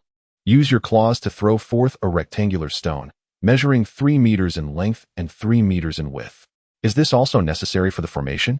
And contemplated asking the green dragonet, but upon noticing the mocking glint in its eyes, he realized that any inquiry would likely yield only a dismissive response.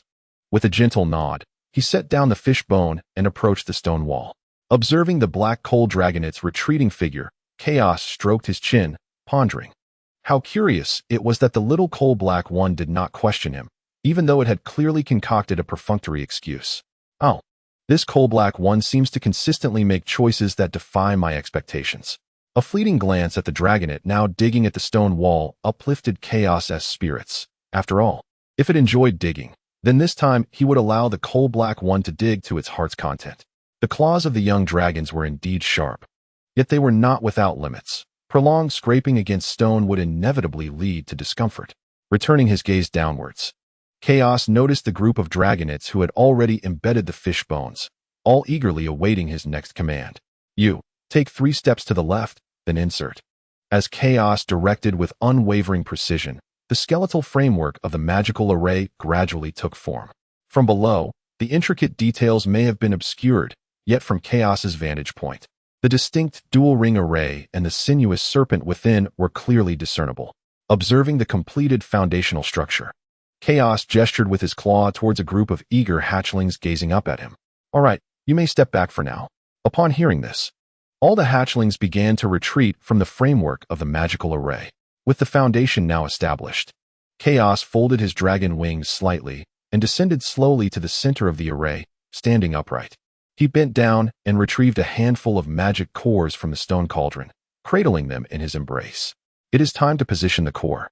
Approaching a fishbone embedded in the earth, Chaos noted the length of the fishbone, each extending over half a meter, its color leaning towards translucence, with the sharp end firmly anchored in the soil.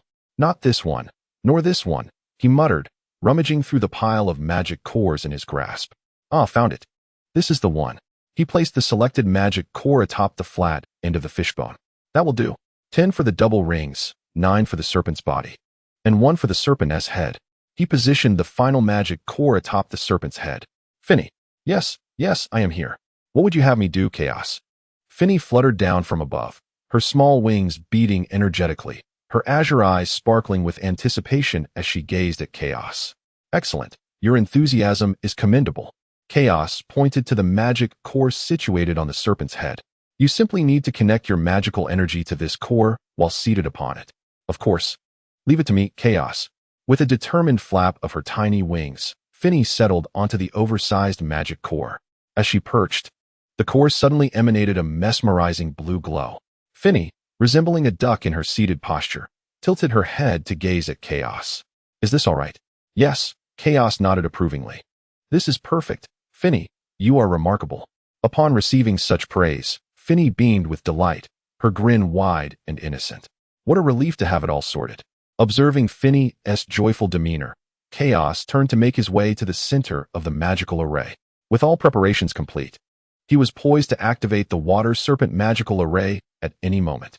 Outside the array, Agatha surveyed the assembled water serpent formation, observing the multitude of fishbones and the arrangement of magic cores. Is constructing a magical array truly this straightforward? She pondered, her gaze shifting to Chaos, who had reached the center of the array. As their eyes met, Agatha spoke first. "Is it finished?" "Indeed, it is complete," Chaos affirmed with a nod. "Now, I shall control the magical array to assault the underwater Bamacara. If it feels cornered, it will undoubtedly retaliate. At that moment, remember to intercept all the tentacles that emerge onto land. This should not pose a challenge, correct?" "Yes," Agatha replied, nodding in agreement. "That is manageable. The Bamacara is vulnerable beneath the water. Even ordinary hatchlings can thwart a single tentacle if not ambushed." Her crimson slit-like eyes scanned the group of hatchlings. All the hatchlings that caught Agatha's gaze subtly nodded their dragon heads, united in their common objective, to hunt the Ba-Mo Kinlaw. If the water continued to rise unchecked, the territory of Ba-Mo Kinlaw would inevitably expand, and none of them would find solace. Confirming that no dragon would descend, Agatha turned her attention to the black hatchling still working at the stone wall, her searching gaze landing on Chaos. Noticing the inquisitive look from the petite dragon, Chaos immediately diverted her gaze towards the water's surface. Nothing was visible. The dragon saw nothing. Chapter 37. Turn-based game. It's my turn since there were no issues. Let us commence. With that, magical energy coalesced into a sphere of azure light before settling into the core of the magical array beneath her claws. As the magic infused, the transparent magic core illuminated with a blue glow, directly floating before Chaos's dragon head. From the core, strands of blue threads extended, connecting to various magic cores positioned upon fishbones as their core. As the threads intertwined, the water serpent formation was fully activated. Seeing that Chaos had successfully activated the magical array, Agatha resignedly turned towards the riverbank. As for the black hatchling, well, given her size, she likely wouldn't be of much assistance. Casting aside distractions, she focused her gaze on the riverbank, her crimson slit pupils rapidly concentrating as Agatha entered a state of intense focus. All the hatchlings lined up before the magical array. Observing the lineup of hatchlings, Chaos felt a sense of reassurance and closed her eyes, immersing her spirit into the magical array. With a splash, a colossal transparent serpent emerged from the magical array. The serpent's head rose high, its robust body coiling majestically, Chaos glanced at her own presence standing within the magical array. How peculiar this felt. Her perspective had shifted dramatically. At the stone wall, the rotund little black dragon had ceased its labor. Squatting on the ground and gazing longingly at the enormous transparent serpent extending from the magical array. The little coal ball dared to be lazy. I'll have a taste of you. The serpent's maw opened wide, unleashing a sphere of water that resembled a casual spit.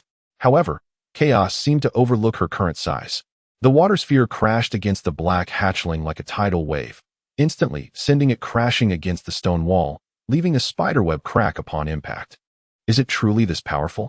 Chaos was momentarily taken aback, a hint of regret beginning to stir within her. Perhaps that was a bit excessive.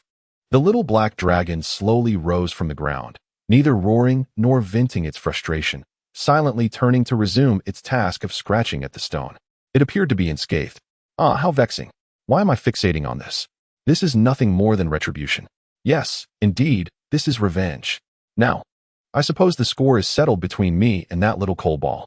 The serpent's head turned towards the tranquil water's surface, its sinuous body surging as it dove headfirst into the water.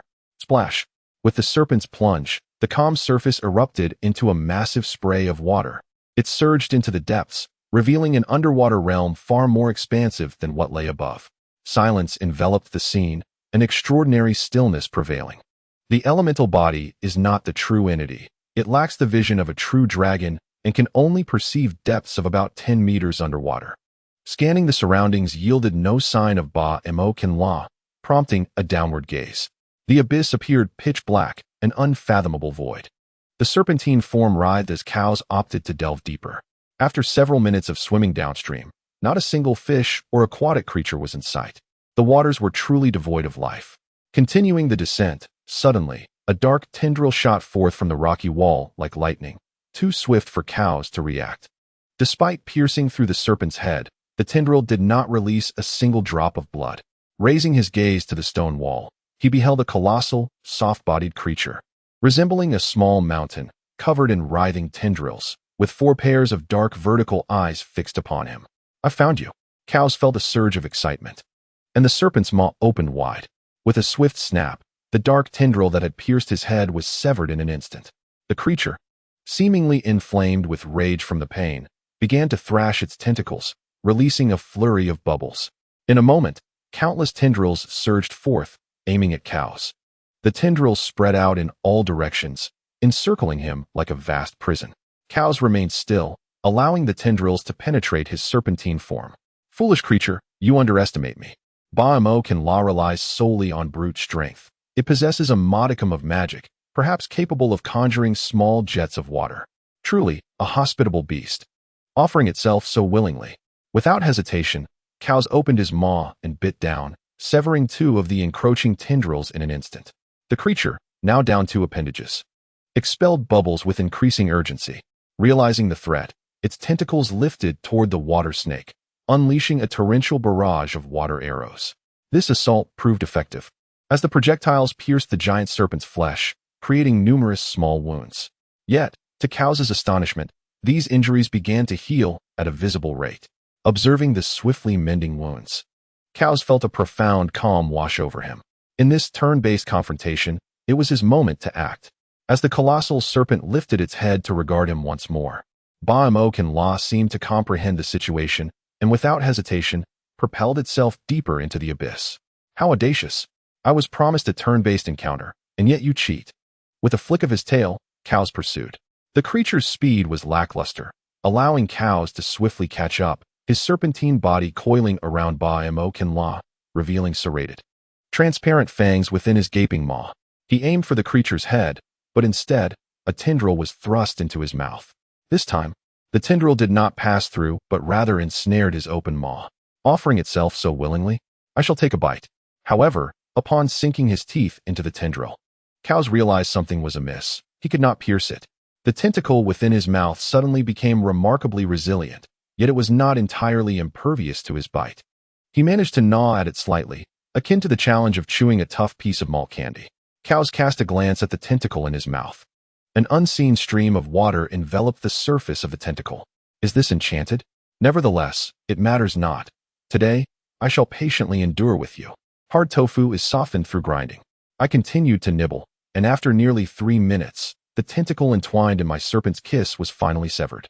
During this time, the tentacles of Bamankara persistently assaulted him, which felt rather unfair.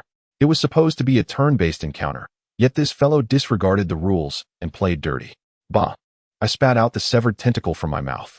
The serpent's kiss opened wide and lunged once more at Bamankara's head. Yet again it missed, as another clearly enchanted tentacle was thrust into my mouth. Very well, let us see how many tentacles you can offer today. I would persistently grind and gnaw. My entire serpentine body coiled tightly around Bamankara. Steady, I was stable now. All that remained was to slowly wear this creature down. Time passed, second by second. Underwater, the two colossal beasts continued to wrestle, while the surface of the water was far from tranquil, constantly bubbling and churning. Occasionally, a pitch-black tentacle would emerge, splashing a massive wave. Below the surface, every time the giant serpent severed a tentacle, Bamankara would immediately retaliate with another tentacle to obstruct the serpent's bite at its head. Chapter 38. Today, this hot pot is mine to savor. As I bit down, the serrated edges of the serpent's kiss began to tear into the flesh of the tentacle. In that moment, cows felt an inner tranquility akin to still waters. Steadfast, remarkably steadfast. I need only to take my time, and I shall wear down this Bamankara. Weakened by prolonged starvation. Should I consider a tentacle hot pot? That seems feasible. In stark contrast to Cow's ease, all the hatchlings above the surface were poised, their gazes fixed on the roiling waters. Suddenly, an anomaly arose. A massive, dark form burst forth from the depths, entwined by a colossal, transparent serpent made of water. Emerging from the water, Bamankara ceased its assault on the constricting water serpent, fixating its gaze on the magical array upon the riverbank. Tentacles lashed out. Countless tentacles shot towards the riverbank like lightning. Witnessing this, Cows felt a momentary pang of anxiety. However, at such a juncture, he had no choice but to trust the great girl and silently pray. Great girl, you must deliver. Roaring, all the hatchlings fearlessly confronted the oncoming tentacles.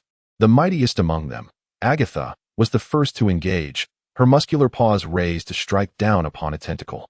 With a sickening squelch, the tentacle was instantly reduced to pulp. In comparison to Agatha's efficiency in clearing the tentacles, the other hatchlings exhibited slightly less prowess. Yet they too managed to tear apart the tentacles with their bites and pounces. Observing the situation on the riverbank, Cow's anxious heart eased. Yes, steady. I shall await the delightful tentacle hot pot. A piercing, thunderous roar suddenly erupted from the formidable Bamakanra, causing all the fledgling dragons to freeze momentarily. Seizing the opportunity, Bamakanra swiftly descended beneath the water's surface. Chaos was momentarily taken aback by the roar. A variant species. This Bamakanra was indeed a mutated form, as the normal Bamakanra did not possess such a fearsome roar. However, this revelation changed little. The feast of tentacle hot pot was still to be savored. As Bamakanra submerged once more, Chaos remained remarkably composed, continuing its work of severing the serpent's kiss. Having descended approximately 50 meters, Bamakanra paused. In the next instant, countless dense bubbles erupted from beneath its massive body, propelling it skyward like a cannonball. Wait, something was amiss. Chaos quickly realized that this creature was not attempting to flee, but was preparing to fight with fervor. Indeed, the truth was as such. With a tremendous splash, Bamakanra's colossal form burst forth from the water, crashing towards the riverbank. Its body, reminiscent of a mountain of flesh, filled half of the underground river passage. Witnessing this spectacle, all the fledgling dragons were momentarily paralyzed. Escape? There was no time. Bamakanra's body, akin to a projectile, surged forward in an instant. Seeing the dazed fledglings, Chaos's heart sank. Alas, this group was unreliable. In that fleeting moment, myriad thoughts raced through its mind, and it seemed too late to revert to its true form. Just then, a crimson flame surged forth. With a whoosh, the searing flames engulfed the ground, charring it black. Chaos hastily followed the flame's trajectory. It was the great young dragon. The great young dragon was immediately enveloped in a layer of crimson flames, her draconic form visibly expanding at an astonishing rate. Her size of nearly 5 meters swiftly surpassing to 9 meters, her muscles firm and robust. In that moment, she bore an uncanny resemblance to a youthful red dragon. Witnessing this transformation, Chaos felt as though its previously extinguished hope flickered back to life. Come on, great young dragon, rise up and vanquish it. As if responding to Chaos's silent plea, the earth beneath Agatha crumbled as her powerful claws dug in, her muscular crimson draconic form hurtling forth like a fireball towards Bamakanra. With a resounding crash, the collision unleashed a surge of crimson flames, transforming into a protective barrier. The four crimson claws dug deep into the earth, pushing back relentlessly. The previously stunned fledgling dragons seemed to snap back to reality, one by one charging towards Bamakanra's mountainous body. With the fledglings joining the fray, Bamakanra's momentum gradually waned. Observing this, Chaos let out a sigh of relief. Today, as hotpot was still on the table. Once again, the sharp, piercing roar reverberated, halting all fledgling movements. The remaining tentacles of Bamakanra lashed out in unison, targeting the green figure at the center of the magic circle, Chaos's true draconic form. In that moment, Agatha reacted swiftly. Unaffected by Bamakanra's roar this time, Chaos was in peril. The dragon's kiss opened wide. Whoosh! The crimson dragon flame instantly incinerated several tentacles. Yet this was far from sufficient. At that moment, a surge of crimson flame erupted from the side. It was Hera, the second numerical beast. She swiftly liberated herself from the roar that had instilled fear, and without a moment's hesitation, she unfurled her dragon jaws to commence her own assault on the tentacles. However, the sheer number of tentacles was overwhelming, and despite the efforts of the two dragons, they could not intercept the onslaught of 40 tentacles simultaneously. Two of them advanced towards Chaos's very form. With a resounding splash, the colossal serpent entwined around Bamankara disintegrated into a torrent. Chaos opened his eyes. It was too close, alarmingly so. At that instant, the tentacles were barely 3 meters from his head. The coarse, black skin of the tentacles, with their spear-like tips, glimmered ominously. Everything was achingly clear. Was death imminent? No, I refused to perish. A fierce unwillingness surged within him. What was that sound? A soft patter. It resembled the ticking of a clock's hands. The movements of the tentacles appeared to decelerate. Indeed, they had slowed, akin to the pace of a snail. I can evade. I can survive. Hope rekindled once more. Yet, as he sought to evade, his dragon form felt as though it were no longer his own, utterly immobilized. Not only had the tentacles become sluggish, he felt as if he too had transformed into a sluggish creature. What was this? The final moments? Must I die? But I do not wish to die. A feral glint flickered in his emerald vertical pupils, locking onto Bamankara, sprawled upon the riverbank. Then let us vanquish it.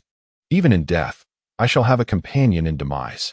With that thought ignited, all the magical energy within surged forth wildly. Magic flooded into the array, which had nearly extinguished, reigniting with a brilliant azure luminescence as two translucent serpents erupted from the formation. How swift! Chaos's vertical pupils slightly narrowed. They were incredibly fast. The two serpents reached Bamankara's head in an instant, as if an acceleration had been engaged. Though astonished, his resolve remained undeterred. First, I shall slay this Bamankara. The two water serpents flanked either side, their jaws agape, serrated fangs poised to strike as they clamped down upon Bamankara's head in near unison. In that very moment of attack, time resumed its natural flow. The pitch-black tentacles regained their original velocity. As they approached within half a meter of the verdant dragon scales, the tentacles suddenly stiffened, then fell limply to the ground. Observing the fallen appendages, Chaos's claws slackened, rendering him powerless upon the earth. Overcome by exhaustion, he felt utterly depleted. The stream of magical energy within had been entirely siphoned, not a drop remained. With a crash, the two serpents, now devoid of control, transformed into a cascade of water, drenching the ground and blanketing half of the riverbank where Bamankara's lifeless body lay. The massive head of Bamankara was missing a third on either side, undeniably deceased. Yet, at this moment, no dragon paid heed to such matters. All the fledgling dragons turned their gaze towards the green hatchling, sprawled on the ground with eyes closed. If they had not misperceived, the left eye of the green hatchling had just transformed into a brilliant golden hue, with the hour hand spinning wildly, reminiscent of a gilded pocket watch. The two colossal serpents appeared as if summoned from thin air, instantaneously materializing before the head of Bamakanra. Before Bamakanra could even register a reaction, the serpents swiftly bit off 2/3 of its head. It was as though time itself had momentarily faltered. Did nearly all the hatchlings come to this realization? Yet, there was an exception. The plump white hatchling hurriedly darted to the side of the green hatchling, nuzzling its round head against the green one, seemingly seeking a response. "Oh, please stop nudging. Let me check on Chaos first." The white hatchling, reprimanded by Feeney, let out a couple of plaintive cries but obediently ceased its antics. Upon observing that the foolish creature had finally settled down, Feeney hastily descended onto Chaos's head, placing her small hands upon a patch of verdant scales that emanated a blue luminescence. As she infused her magical energy, coursing through Chaos's body, she swiftly discerned the source of the issue. Chaos was uninjured. It had merely succumbed to slumber due to magical exhaustion. This state, induced by overexertion, posed no significant threat. A brief respite would suffice for the dragon of such formidable lineage. With a sigh of relief, she remembered that she ought to inform the foolish one. However, as she raised her gaze, she instinctively recoiled, startled by the sight of dozens of round dragon heads, all fixated upon her. Noticing the water elemental fairy's trepidation, Agatha immediately offered words of comfort. "Fear not. We merely wish to ascertain Chaos's condition. Magical exhaustion, rest will remedy it." After her halting response, Feeney widened her eyes in disbelief. She had been thanked. Had the red dragon truly become this polite? Agatha turned to the assembly of hatchlings. "All right, disperse now. Let him rest." Obediently, the hatchlings retreated, though they occasionally cast furtive glances at the slumbering green hatchling. How could they not? That was time, the very essence of time, a power that represented the pinnacle of existence. One even the dragon mother and dragon god had never mastered. Yet, how had such a force manifested in the young dragon, Chaos? "Now, let us gather provisions," Agatha commanded. No hatchling dared to voice dissent. Agatha had just demonstrated her prowess, capable of unleashing the strength of a young dragon, transcending 2 stages of growth. Moreover, it seemed the side effects were negligible, as evidenced by Agatha's current state. The hatchlings commenced their tasks, some diving underwater, while others began to dismember the carcass of Kangla upon the shore. Agatha refrained from laboring alongside them, instead observing the hatchlings at work. This was not out of a desire to shirk responsibility. Rather, the recent surge of power had left her in a less than optimal condition. She extended her claw, grasped a segment of tentacle, and brought it to her maw, indulging in its texture. Upon hearing footsteps, Agatha paused her meal, her peripheral vision catching the approach of a crimson figure. Among the entire dragon brood, only she and Hela, the 2 red dragons, remained. Hela approached Agatha, her gaze fixated on Agatha's pair of crimson slit pupils, and she slowly voiced her confusion. Rather than indulging in conjecture, Hela, as a red dragon, preferred the direct approach. "What you said that day, is it true? Is there truly only one male dragon, Chaos, in this realm? Why would you think I would waste time deceiving you?" Agatha replied, causing Hela to pause and contemplate. It dawned on her that this might indeed be the case. As the strongest of the dragon brood, Agatha possessed absolute power and had no need to deceive them for any gain. The 2 young red dragons locked eyes intently. "Then what is your purpose in all of this?" Continuation. "I wish for the dragon species to endure. It is as simple as that." After her response, Agatha observed Hela's expression shift as she parted her dragon maw. Subsequently, Agatha slightly tilted her head, her gaze drifting toward the distant figure of Chaos, who was resting nearby. "So, you are doing this for the entire dragon species?" "Indeed." "Very well, I believe you and am willing to assist you." However, Agatha did not interject, patiently awaiting Hela to finish her thought. Returning her gaze, Hela locked eyes with Agatha once more. Within Agatha's crimson slit pupils, there was a remarkable calmness, devoid of the typical fierceness expected from their kind, which was a distinctive trait of Agatha. "I desire the right to mate with Chaos. I cannot make that decision. If you wish to obtain the right to mate with Chaos, you should approach him, not me. Therefore, you will not hinder me, correct?" Hela scrutinized Agatha's serene crimson gaze. "I will not. Not just you. Any young dragon willing may seek out Chaos." Agatha paused. "Of course, I cannot dictate Chaos's desires. Whether he consents ultimately depends on you all." With that, Agatha resumed her meal. Initially, her thoughts had not aligned with this. For the current dragon brood, the optimal choice would have been to raise Chaos and allow him to mate with all the young dragons, thereby ensuring the continuation of the dragon lineage. This was the most efficient and straightforward option. However, That was no longer feasible. Chaos's mastery over the power of time was developing too swiftly, even in his juvenile stage. He had already begun to harness it. His affinity for the temporal essence within his bloodline was undeniable. Otherwise, he could not have grasped its basic applications so quickly. At this rate, by the time he reached maturity, she would likely no longer be his equal. She was certain of this. Since suppression was unworkable, a different approach would have to be taken. Let the young dragons vie for it themselves. That is sufficient. The objective has been achieved. With that, Hela turned and strode toward the massive corpse of Bamakong. Male dragons, once matured, always think with their lower halves. She was confident that Chaos would be no exception. Chapter 40.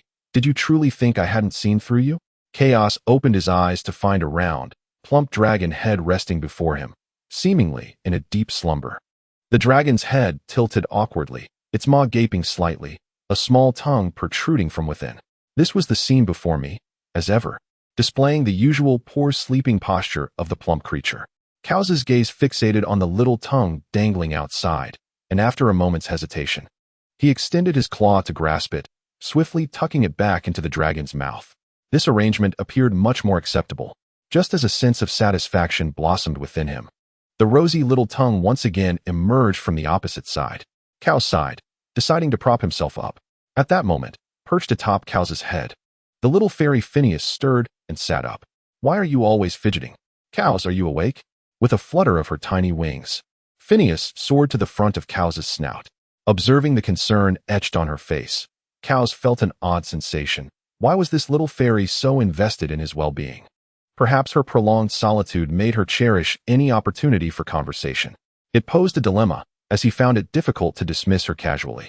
In terms of practicality, the matter of Bamankara had been resolved, rendering this little fairy seemingly unnecessary. Yet, he decided to keep her around for the time being. Who knew when she might prove useful? A contract was out of the question. After all, this little creature was rather naive, making it easy to keep her entertained. With a friendly grin, he parted his maw. Thank you for your concern, Phineas. We are friends, after all. Indeed, we are friends. The very instant Chaos uttered these words, he noticed Phineas's eyes brighten noticeably, her small form inching closer. So Chaos, are we? No. He interjected, sensing her mischief. His dragon body was straightforward, his claw reaching towards his belly. I'm so hungry. Chaos, are you hungry? Yes, I am quite famished at the moment. Let us eat first, Phineas. Chaos's earnest gaze met Phineas's, and it was not solely to divert her. He was genuinely hungry, his stomach quite empty. Fortunately, upon awakening, he found a mound of meat on the riverbank, leftovers from Bamankara's dismemberment. The pile was lightly coated with frost, evidently preserved by a young dragon's ice magic, preventing the meat from spoiling quickly. Chaos, are you hungry? Then let us eat. Dragons must eat to grow. Phineas's face radiated her usual vibrant smile. Chaos felt a flicker of his long-dead conscience stir momentarily, but it was fleeting. Suddenly, he turned to see a crimson hatchling approaching. The hatchling was nearly 4 meters in length, far exceeding the other young dragons lying on the riverbank. In its maw, it clutched a heart the size of a bathtub, also adorned with a delicate layer of frost. This creature was clearly not Agatha, but rather Hera. However, what business did this one have with him? Just recently, he had delivered a sound thrashing to this very dragon. Their relationship could hardly be described as amicable. It was, in fact, exceedingly poor. Suppressing his curiosity, Chaos observed as Hera approached him directly. Indeed, she was here to seek him out. Upon reaching the presence of Chaos, Hera released the heart of the Bamokanla that she had been gnawing on. The heart fell to the ground. Hera scrutinized the green hatchling before her, finding it increasingly pleasing to the eye. Setting aside other considerations, Chaos, despite being slightly smaller in size, possessed many admirable qualities. The dragon's form was flawless, and its emerald scales shimmered brilliantly. This corresponded perfectly with the aesthetic standards of their dragonkin, especially the golden pocket watch-like left eye of Chaos, which she deemed the most beautiful aspect, a beauty of power. Indeed, a commendable mating prospect. Hera's dragon maw parted in a friendly grin. However, she failed to recognize that the sight of her bloodied maw was quite terrifying. Gazing at the now gaping maw of Hera, Chaos seemed to comprehend the situation. So, this creature intended to intimidate him? How juvenile. This heart is imbued with magic, and I have deliberately left it for you. Hera broke the silence. Deliberately? merely to intimidate. I presume. Did you truly believe I would be deceived? Oh, well, thank you, Chaos replied, extending a claw to paw at the heart that lay on the ground. A rich metallic scent emanating from it. Yet, perhaps due to a shift in perception, Chaos found the scent not repulsive but rather sweetly enticing. His salivary glands began to secrete rapidly, igniting a ravenous appetite. Hera observed the green hatchling quietly. In appearance, she considered herself quite remarkable among this group of hatchlings. Since she had already extended a gesture of goodwill, should not Chaos reciprocate in some manner, perhaps by inviting her to share a meal? Sharing a meal was a privilege reserved for those of close kinship among the dragonkind. However, to her disappointment, Chaos merely flipped the heart over, then opened his maw to grasp it. He even refrained from taking the part he had previously bitten. Carrying the heart, he made his way to the riverbank, where he submerged it in the shallow waters. It needed a thorough cleansing. After all, it had just been in Hera's mouth. And who knew how much saliva it had collected? Such unsanitary conditions. He formed a small pool using pebbles from the shallows to soak the heart within. The heart had a spicy flavor, reminiscent of chili, perfect for a hot pot. However, before cooking, he needed to seek out the large girl. All this meat was of little use without the core. With a bomb camla of such considerable size, the core could not be insignificant. For him, consuming the core was the most effective way to enhance his magical prowess. Given that he had slain this bomb camla, the core rightfully belonged to him. He stepped onto the riverbank. Huh, is Chaos not eating? Came Feeney's surprised inquiry from above. No, I have some matters to attend to. Oh. The aura of the large girl was easily distinguishable. The area with the most concentrated fire element was nearby. Following the trail of the potent fire element, Chaos soon located the large girl. At this moment, she lay sprawled on the shore, seemingly asleep. On the ground, the large girl appeared to have grown even larger, now reaching a height of 5 meters. Diverting my gaze from the large girl, my attention fell upon the pale blue sphere beside her. Indeed, the sphere, standing over 1 meter in height, was perfectly round, filled with liquefied blue magic that rendered it an enchanting azure hue.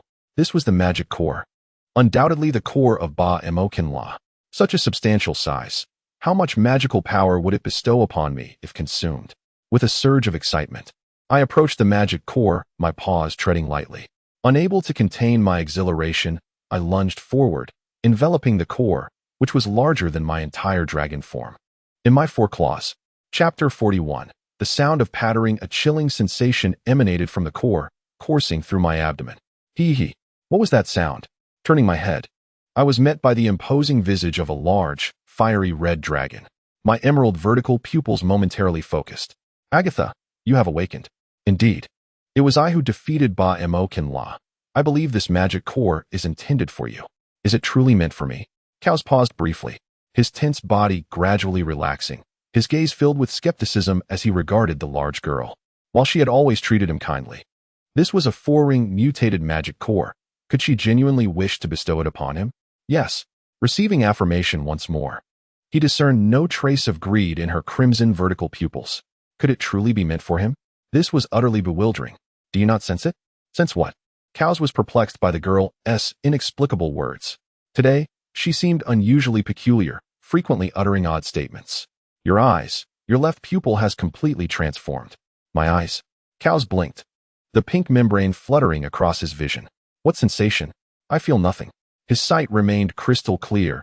Even the textures on the opposite stone wall were vividly discernible. He shook his head. Agatha raised a paw, pointing towards the magic core beneath Cows. Instinctively, he lowered his gaze to the core. The core's smooth, mirror-like surface reflected his dragon head. His emerald visage still appeared striking and imposing. Wait. His left pupil had morphed into a golden pocket watch. Leaning closer, the reflection on the core's sleek exterior became even clearer. Within his pupils, 2 golden hands of the watch were incessantly ticking, as if it were a genuine timepiece. At that moment, a golden pocket watch materialized in his left vertical pupil, not merely a reflection, but directly manifesting in his line of sight. The golden hands moved steadily, second by second. Could this be a new ability? Let me try? With a focused thought, I channeled my magic. Click, click. The familiar sound of the ticking hands resonated clearly in my ears. Silence enveloped the world in that instant. A sense of familiarity washed over me. It felt reminiscent of when I had slain Ba-Emokinla, the same click, click echoing around me. The sensation was known, my body was immobile. Yet I could feel the flow of magic within me. All was still around, as if the world had come to a halt. A faint sting pierced through, startling the heart. It was alarming to realize that the magical energy within had dwindled to less than 20%. How swift it had been. Halt. I must cease at once. Chaos severed the flow of magic within, redirecting it toward the left eye. The audible ticking of the clock ceased, giving way to the familiar sound of the dark river's currents. Thank goodness, I reacted quickly. Otherwise, I would have just risen only to collapse once more. A sigh of relief escaped me. Did you just slow down time again? I looked up to find the large girl watching me intently. Her crimson-slit pupils calm and steady. For reasons unknown, her gaze unsettled me. I tested the waters. How much does it cost? The power of time is not to be wielded lightly. A small price, she replied, her scarlet pupils sharpening. The consumption of magic was alarmingly rapid. I harbored no secrets from her. I deemed her trustworthy. If possible, I wished to cultivate an alliance with her once I emerged from this place. Her strength was undeniable, making her an ideal ally. As I gazed at the figure resting upon the magic core, Agatha suddenly felt an itch in her claws. Next time, do say everything at once. Oh, I responded casually, disregarding her. Agatha settled onto the ground, her heavy eyelids slowly closing. With the greatest threats now eliminated, our brood of fledgling dragons could safely spend this period in the underground dark river. Moreover, Chaos's affinity for temporal magic exceeded my expectations. The use of time power merely accelerated the depletion of magical energy.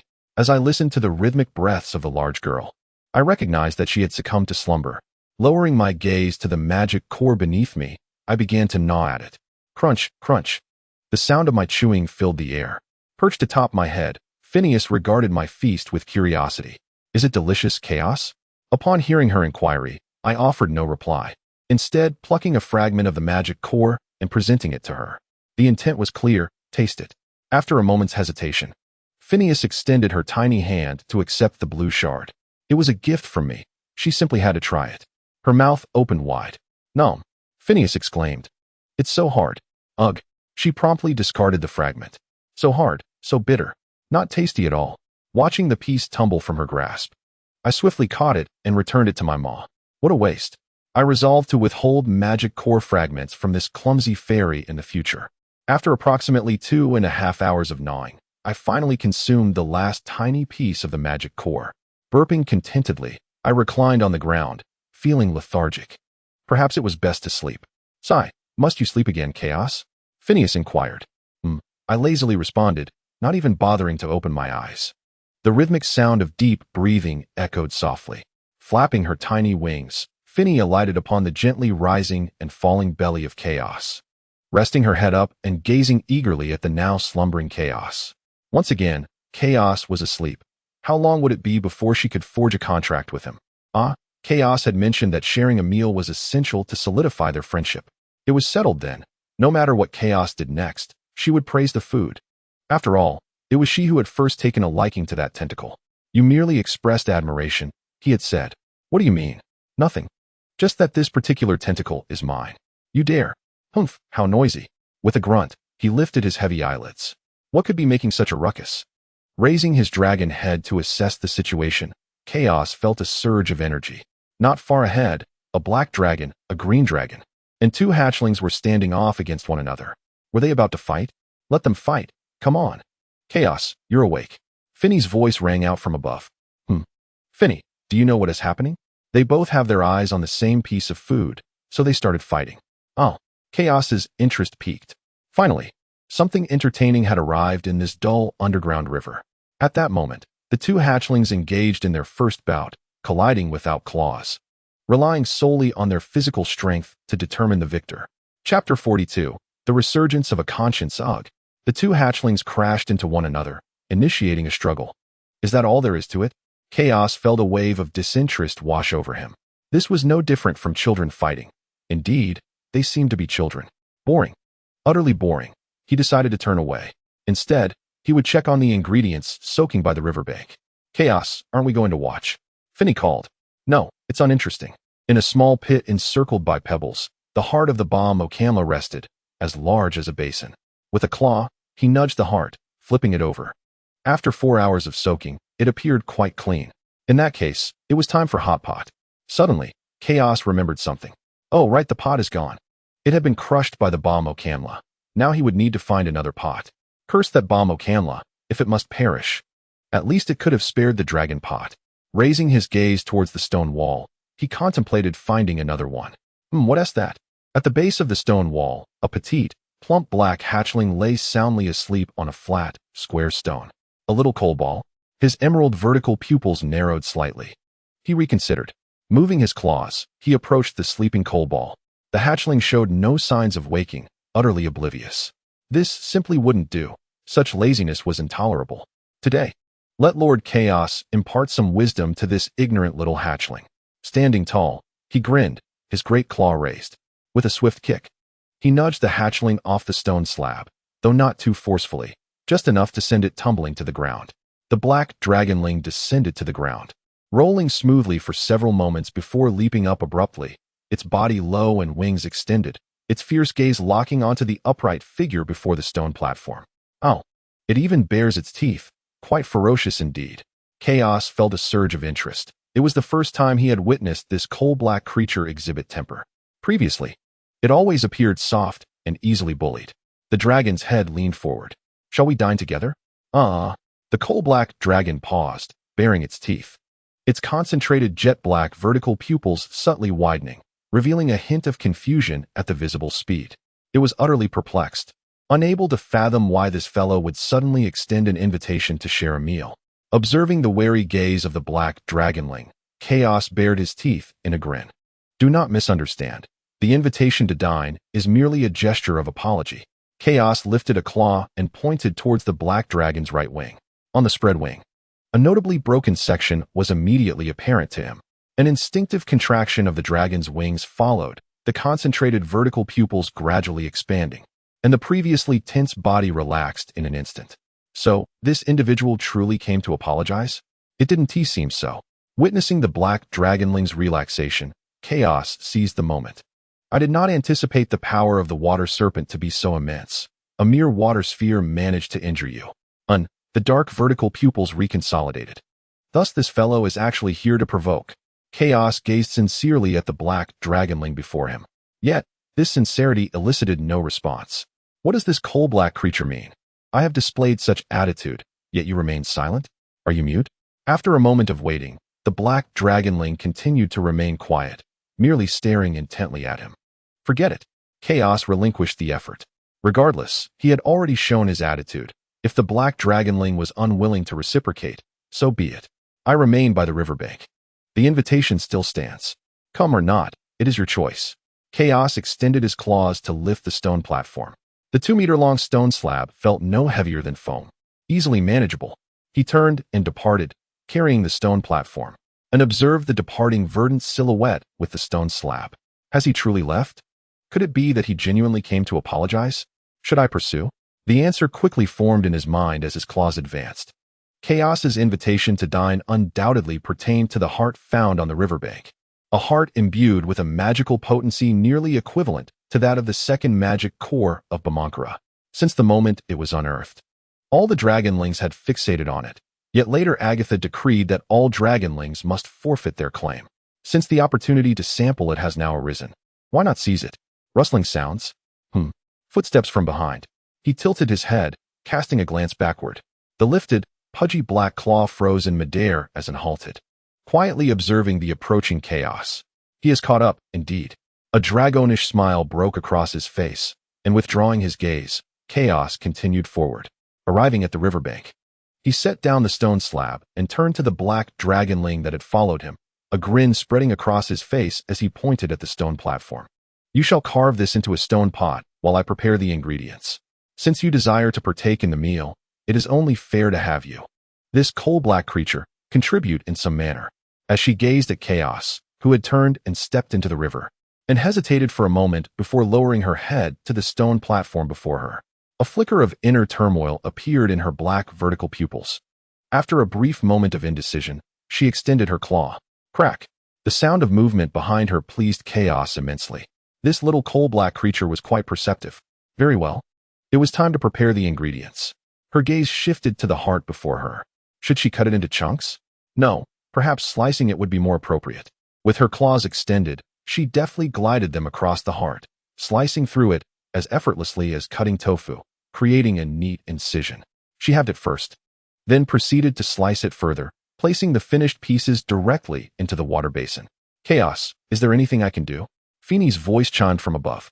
Not at the moment. Just wait, and you can eat to your heart's content later. All right. Once we finish eating, can we form a contract? She asked eagerly. Pausing in her cutting, Chaos pondered the little sprite's obsession with this matter. She seemed intent on ambushing him. Oh, really? That would be wonderful, Feeney exclaimed, flapping her tiny wings and spinning joyfully in the air. It's fantastic that Chaos has finally agreed to sign a contract with me. Wait, I never explicitly agreed, Chaos thought, bemused by the sprite's sudden elation. I must devise a plan quickly. To sign a contract with an ordinary little sprite would be unwise. Her mind raced with thoughts. A once great warrior had once proclaimed that equilibrium is the foundation of all things. Clearly, Feeney lacked a balance in her existence. Her gaze fell upon the little figure spinning in delight before her. Feeney, could you do me a favor? The sprite halted her twirling, fluttering her wings as she hovered before Chaos, eyes gleaming with anticipation. Whatever you need, just say it.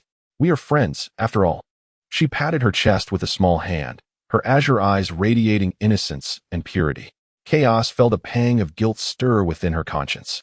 You know, Feeney, to cook a hot pot, we need fire. Unfortunately, we have none here. Could you perhaps seek out Agatha? Chapter 43. I believe we should get to know each other first. A clear hesitation flickered in Feeney's azure eyes. She hesitated at the thought of seeking out the fearsome red dragon. However, this was a task entrusted to her by Chaos. The uncertainty in her eyes quickly transformed into determination. All right, I will go at once. Nodding her little head, Feeney turned and flapped her wings, soaring toward the riverbank. After flying for a short distance, she suddenly paused. Looking around, she noticed a multitude of hatchling dragons sprawled across the riverbank, each exhibiting a variety of colors, indeed, the full spectrum of dragon hues. Don't be afraid, Feeney. You can do this. Remembering that Chaos had agreed to the contract, she felt a surge of courage replace her fear. Onward. With renewed determination, she flapped her wings and surged forward, watching as the little sprite flew farther away. Chaos immediately released his claws from the heart's flesh. With a plop, the remaining third of the heart fell heavily back into the pebble-strewn pool. Unperturbed, Chaos summoned the magic within him, and a verdant ring began to coalesce in the air. This was a spell for summoning the sensing vines. Yet this time the incantation bore a subtle distinction from previous ones. At the moment the emerald ring crystallized, a segment of text formed at its center, inscribed in universal runes. Are you summoning me, esteemed Lord of Elements? Indeed, it is I. Chaos responded. The text on the spell ring almost instantaneous in its reply. It is an immense honor to be summoned by you once more, Vinyl. How may I serve you this time? The name Canla felt unsuitable, so the fox changed it again. Chaos mused to himself about how this life elemental fairy exuded the demeanor of a noble lady. Could her character possibly dominate Finny? Nevertheless, this was neither the time for deliberation. He would summon her first and consider the rest later. I wonder if Miss Vinyl has contemplated finding a contractor. What are you? The runes on the spell ring began to twist. What was happening? Was it malfunctioning? This shouldn't be the case. Just then, the spell ring illuminated with a burst of emerald brilliance. As the radiance dissipated, a small figure, comparable in size to Finny, materialized in the spell's wake. The figure donned a splendid, emerald green Lolita dress, her features embodying the exquisite perfection inherent to fairies, with eyes sparkling like emeralds and luxurious, naturally curled green hair that gave her the appearance of a noble princess. She lifted a corner of her skirt and slightly bowed her head. Forgive my rudeness. Esteemed Lord of Elements, do you truly wish to contract with Vinyl? After completing her courtesy, Vinyl raised her gaze to the green dragon before her and beheld a sight most remarkable. The 10 elements circled around this sovereign, as if to cheer and crown him. What a noble lineage this was. Only a being of such illustrious essence would be worthy of contracting with her, Vinyl. Anticipation filled her emerald eyes, reflecting a fervent hope.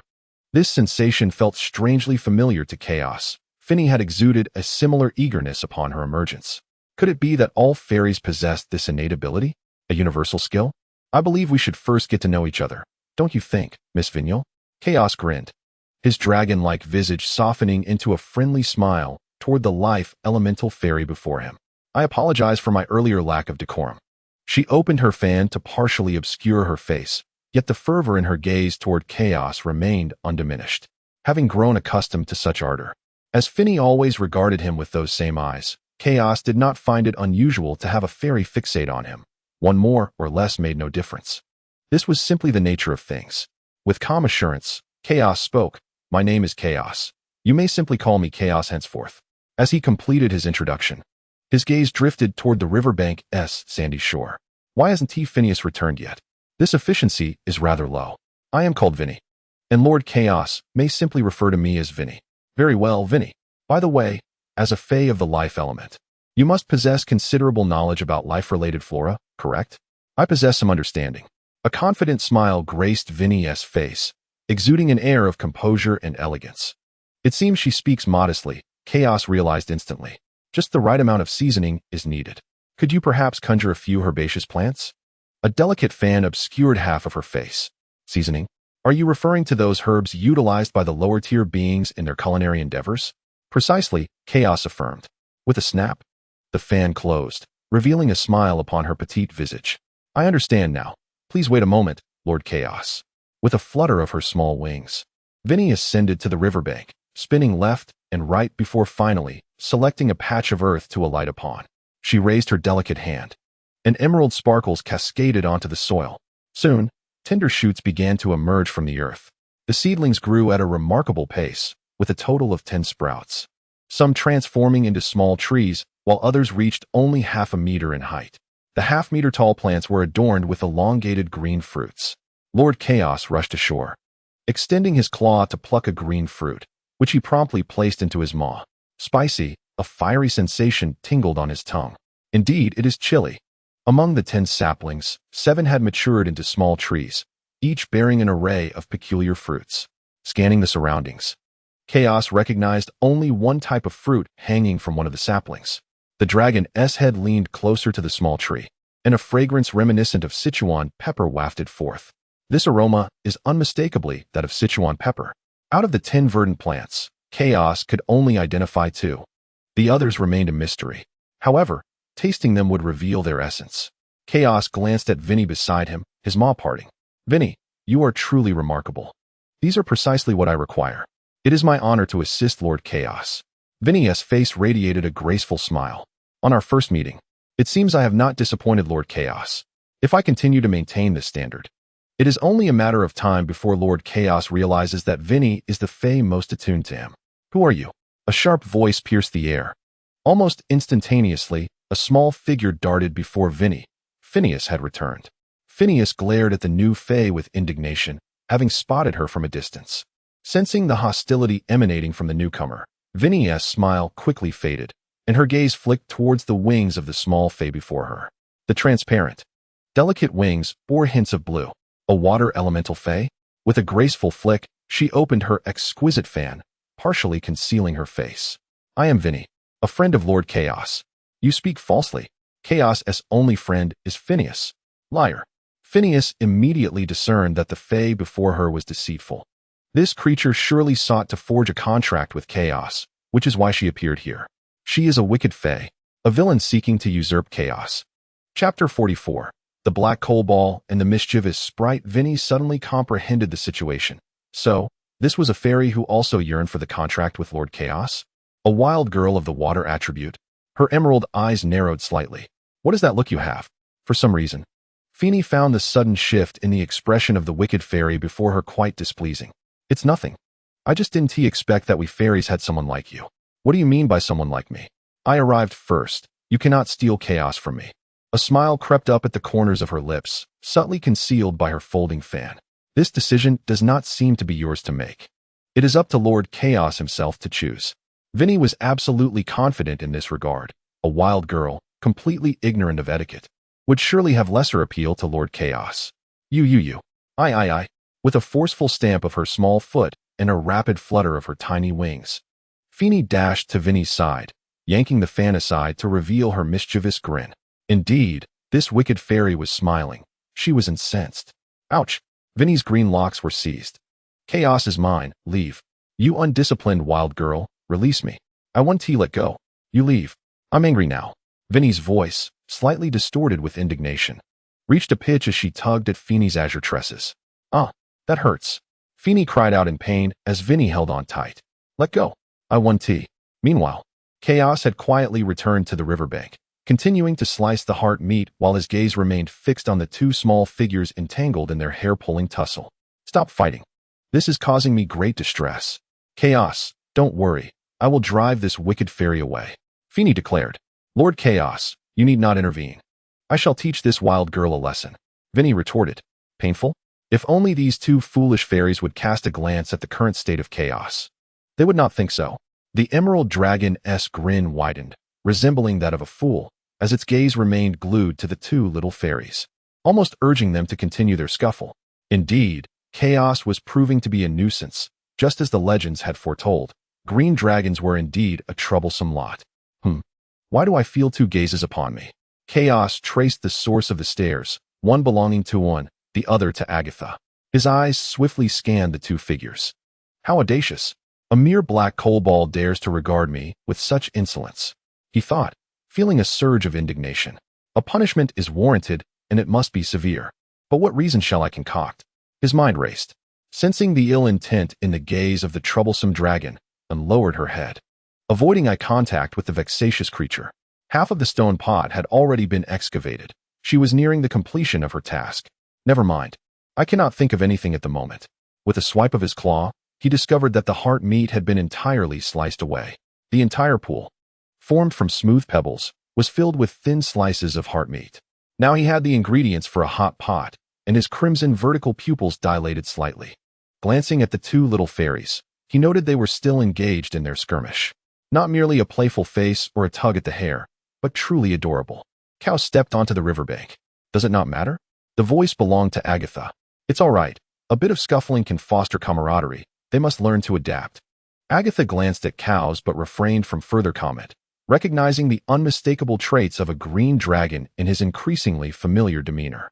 Noticing Agatha's silence, Cows continued his deliberate strides toward the riverbank. Erecting his draconic form, he extended his claws to pluck fruits from a row of verdant plants, starting with the familiar. He picked a small green fruit and tasted it. It was numbing and astringent. Indeed, Sichuan pepper. This one is star anise. This resembles bay leaves. Cinnamon. He selected a black fruit, crushing it between his jaws, and a savory aroma pervaded his mouth. Remarkably, it tasted of soy sauce, truly wondrous. After sampling a variety of flavors, Cows commenced gathering. This is soy sauce. I shall take some. This fruit has an onion flavor, and this one is scallion. Soon, his claws were brimming with an array of colorful little fruits, both large and small, accompanied by several leaves. Clutching a bounty of ingredients, Cows turned his gaze toward the black coal. By this time, the black coal had already carved out 2/3 of the stone pot. All right, black coal is ready. Black coal? Is that what you call yourself? Raising her draconic head, and realized that Cows was indeed looking at her. Here, there were only 3 dragons, and she just happened to be the black one. I have a name. I am it. Her voice was soft and sweet, lending her an air of vulnerability. Cows grinned. Having thought the black coal was mute, it turned out she could speak. So, black coal, I understand now, and declared, this is certainly intentional. Absolutely. All right, black coal. No need to dig further. This pot is already usable. Clean it, fill it with fresh water, and set it up. We can commence the hot pot. Though her draconic form was petite, she was undeniably a true dragon. Lifting a stone was a trivial task. Casting a sharp glance at the larger dragon, and extended her claws to embrace the stone pot, walking toward the riverbank. Following the larger dragon's instructions, she rinsed the pot before filling it with water, then stood upright to place it securely on the stone platform. Once all the tasks were completed, and looked toward the larger dragon. She had already surmised that the larger dragon intended to cook. Culinary endeavors would enhance the flavors of the food.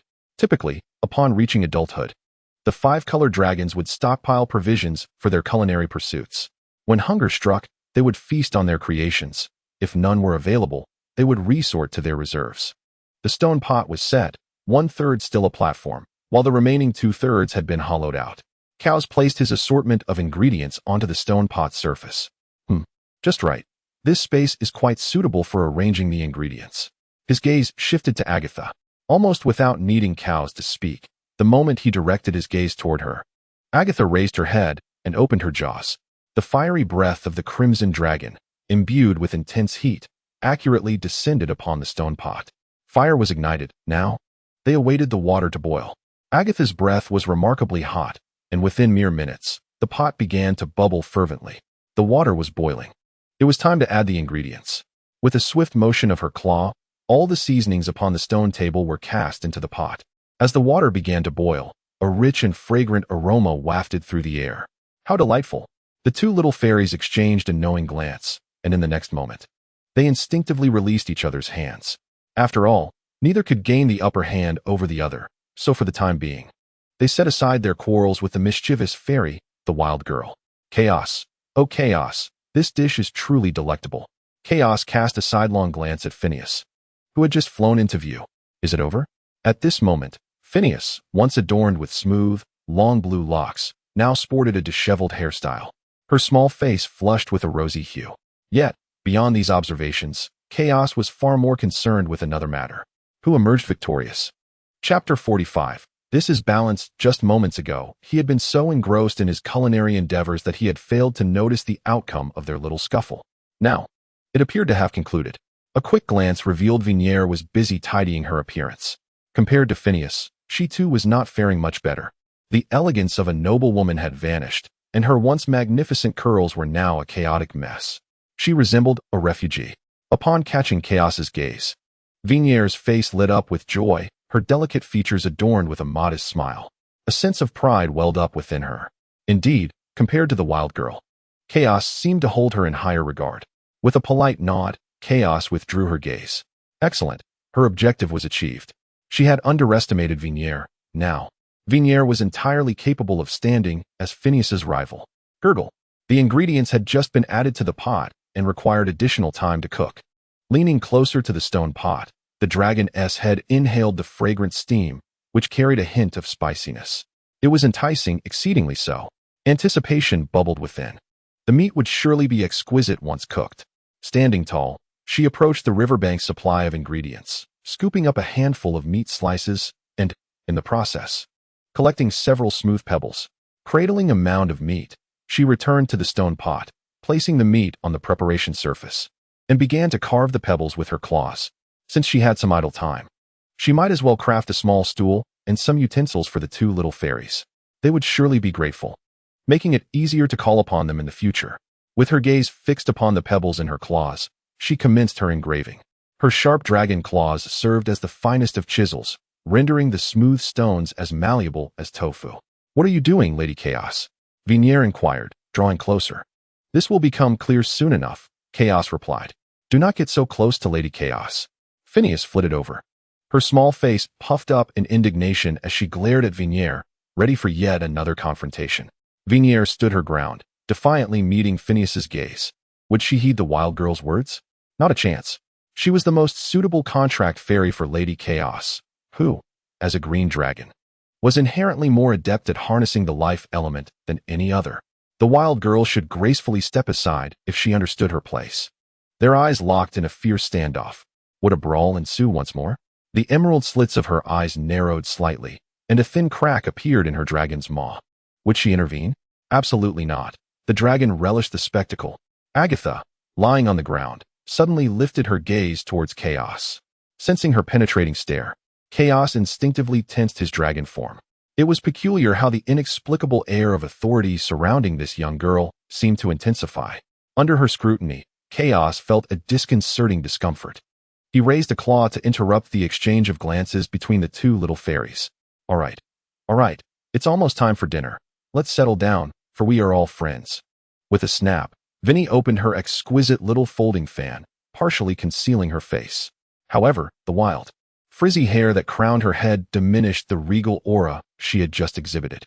On behalf of Lord Chaos, I shall spare you this time, you wild child. Humph. Had it not been for Chaos's intervention, I would have certainly torn that insufferable mouth of yours to shreds. The two little fairies exchanged furious glances before each turned away, their tiny wings fluttering. One alighted on Chaos's left shoulder, the other on his right. They settled down, and the riverside was momentarily filled only with the bubbling sounds of the hot pot broth. Chaos glanced at the great girl, who had returned to her resting position on the ground. Such an odd sensation, this inexplicable aura of command she radiated. Surely, he would not be intimidated by her. One day, he would undoubtedly surpass her. After all, he was a dragon wielding the power of time. Confidence glimmered in his emerald vertical pupils. He diverted his gaze and resumed carving the pebbles. With the aid of his dragon claws, 2 small chairs were swiftly engraved. The chairs lacked legs, featuring only flat bases for practicality. Next came the utensils. With the same assistance, they were completed in no time. And he dipped his claws into the nearby riverbank to wash them. Feeny Vinny, am I being called, Lord Chaos? The 2 little fairies fluttered to him. Chaos spread his claws wide, revealing 2 modestly crafted little stools resting within. Upon them lay stone bowls and chopsticks he had fashioned himself. I have little of value. These are my humble creations, and I hope you find them pleasing. With this gesture, surely the affection of these 2 fairies must increase by 3 or 5 dozen points. I want this, Feeny exclaimed, her wings flapping as she dove towards the stool made of white pebbles. In contrast to Feeny's impulsiveness, Vinny exhibited a more measured demeanor. Thank you, Lord Chaos. I shall forever cherish this gift. With that, she gracefully lifted her skirt and curtsied elegantly. It is of no concern. Your enjoyment is all that matters. Chaos's heart swelled with warmth. Observing the excited expressions of the 2 fairies, he was certain their affection had indeed soared. Let me place these for you. Would you be so kind, Lord Chaos? Feeny pointed towards a larger pebble on the riverbank. Chaos glanced in the direction indicated, gently nodding his head to set the stool in place, then turned his gaze to Vinny. With a flutter of her wings, Vinny landed on a smooth, flat pebble. Very well, Lord Chaos. The dragon's head bobbed as Chaos placed the stone bench by Vinier's side. Thank you, Lord Chaos. It's nothing, it's nothing. With a flick of his claw, Chaos turned his gaze to the hot pot, where the broth was bubbling vigorously, indicating that the ingredients had softened and the aroma had intensified. All right, it's time to cook. He lifted a handful of heart meat and dropped it directly into the pot. The slices of meat tumbled in the boiling broth, and after 2 or 3 minutes, feeling it was ready, Chaos reached his claw into the stone pot to fish out a piece. He brought the succulent morsel to his mouth, and the delightful blend of savory, spicy, and aromatic flavors unfurled upon his tongue. Delicious. His emerald vertical pupil sparkled. If only it had a touch more salt.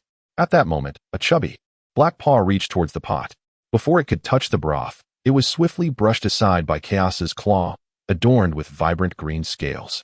With the paw removed, and glanced at the dark figure across from him, his pitch-black vertical pupils narrowing. What was this creature implying? Was the invitation to dine merely a ruse for amusement? Chaos regarded the black figure, who sat silently staring back, with disdain. This individual seemed to possess no originality, employing the same tactic repeatedly. You should wash your paws in the river before you attempt to partake in the meal, he thought, having just observed the creature on all fours, undoubtedly coated in mud and grime. Truly, there was no sense of hygiene whatsoever. Chapter 46. Both greedy and impatient rustling. Agatha, who had been lying on the ground, propped herself up and ambled towards the riverbank. Noticing Agatha's movement, and cast a glance at the dark figure, but said nothing as he too rose to approach the riverbank. After the 2 young dragons washed their paws, they returned upright and took their seats. The hot pot was finally ready for the feast. Chaos served each of the little sprites small pieces of meat in their stone bowls and began to eat himself. Clearly, a single heart was insufficient for the 3 young dragons.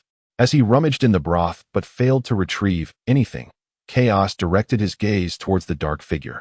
Seemingly sensing his attention, the black figure suddenly turned its gaze towards him. Their eyes met, and Chaos grinned. Black figure, go fetch some more meat. Let us continue our feast. And shot a glance at Chaos, but said nothing, simply standing up and walking towards the pile of meat by the riverbank. Chaos watched as the black figure trotted along on its hind legs, its little tail swaying side to side, and he couldn't help but find it rather endearing. Moreover, its demeanor was that of a silent, innocent child. Returning his gaze from the black figure, Chaos glanced at the large sprite sitting on the ground. Never mind. This one is immobile. Rising to his full height, he advanced towards a cluster of seasoning trees, supported by his sturdy hind legs. Not only was the meat consumed, but the ingredients in the stone pot had also been depleted. Therefore, it was necessary to gather some new seasonings. Skillfully plucking a variety of spices, He turned his gaze towards the river. Forget it. I can gnaw on stones directly, so why bother washing? Besides, these plants were conjured directly by Venier, so they are free from pollution. With a casual flick of the paw, a heap of ingredients was tossed directly into the stone pot. His gaze shifted to the stone bench resting on the cobblestones. The two little sprites were already stuffed, lazily leaning back in their seats, their bellies protruding. Feeny, add some water to the stone pot. With a languid voice, she replied, and with a wave of her tiny hand. A clear stream of dark river water rose and flowed into the pot. Chaos observed as the water in the pot steadily rose, and just before it reached the brim, he spoke up, "All right, Feeny." With a splash, the water stream abruptly halted and cascaded back into the river. The water was sufficient now, and his gaze turned towards the larger sprite. Before Chaos could utter a word, the larger sprite opened her dragon maw, releasing a fiery breath that cascaded down into the bottom of the pot. At that moment, the little black coal ball returned, clutching a piece of meat that was as large as two agathas, its small wings flapping earnestly. With a splash, the meat landed in the water at the riverbank, sending droplets flying. After placing the meat down, the black coal ball stood atop it, looking expectantly at Chaos. This little coal ball was quite the glutton. Casting a glance at the coal ball, Chaos said nothing, instead extending a paw to grasp the meat and began to prepare it. The water where he sat was deep enough to cover half of his paw, making the task quite convenient. Noticing the large chunks of meat, he remained silent, unfurling a pair of dragon wings to soar down from the meat. However, halfway through, it seemed he recalled something, turning around and landing in the shallow water to diligently wash his paws. Thus, the second round of hotpot commenced. As the second round of the hotpot began to boil, Chaos was just about to dip his paw in when he noticed a shadow stealthily approaching. Upon seeing Chaos lift his head, the green hatchling on the riverbank immediately lay flat on the ground. Yet her gaze was irresistibly drawn to the boiling pot. Her crystalline green eyes shimmered with desire, and within moments, drool began to drip from her dragon maw, forming a silvery strand. "Loya, this dish smells so fragrant, I want to eat." The faint floral scent wafted through the air. Recognizing the familiar aroma, Chaos instantly recalled who this greedy little green hatchling was. It was undoubtedly Loya. Watching her longing expression, Chaos beckoned with his paw. "Come here, let's eat together." After all, there was plenty of food, and he didn't mind this little green one joining in. The rotund green dragon head lifted. Was he calling for me? "Yes, it's you. Stop staring." Noticing Loya hesitating, Chaos called again. It truly was directed at her. Confirming this, Loya, without any hesitation, raised her dragon body and took a step forward. "He is indeed calling me." Rushing to the stone pot, her paw reached out toward it. However, before her chubby green paw could touch the broth, it was swatted away by another green paw. Annoyed at having her paw pushed aside, Loya pouted. Clearly, this fellow had summoned her over. "Go wash your paws before you fetch anything to eat," Chaos said without reservation, locking eyes with the little green one. All these hatchlings were the same, lacking any sense of hygiene. Observing the events that had recently transpired, and calmly extended her claw to retrieve a piece of meat from the stone pot and placed it into Longone. The fragrant steam from the hot meat enveloped the air. Delicious. The dark vertical pupils of Longone slightly dilated. Noticing that it had not opened her claws, a hint of hesitation flickered in her emerald vertical eyes, and she obediently raised her claws to approach the riverbank. The sound of splashing water ensued.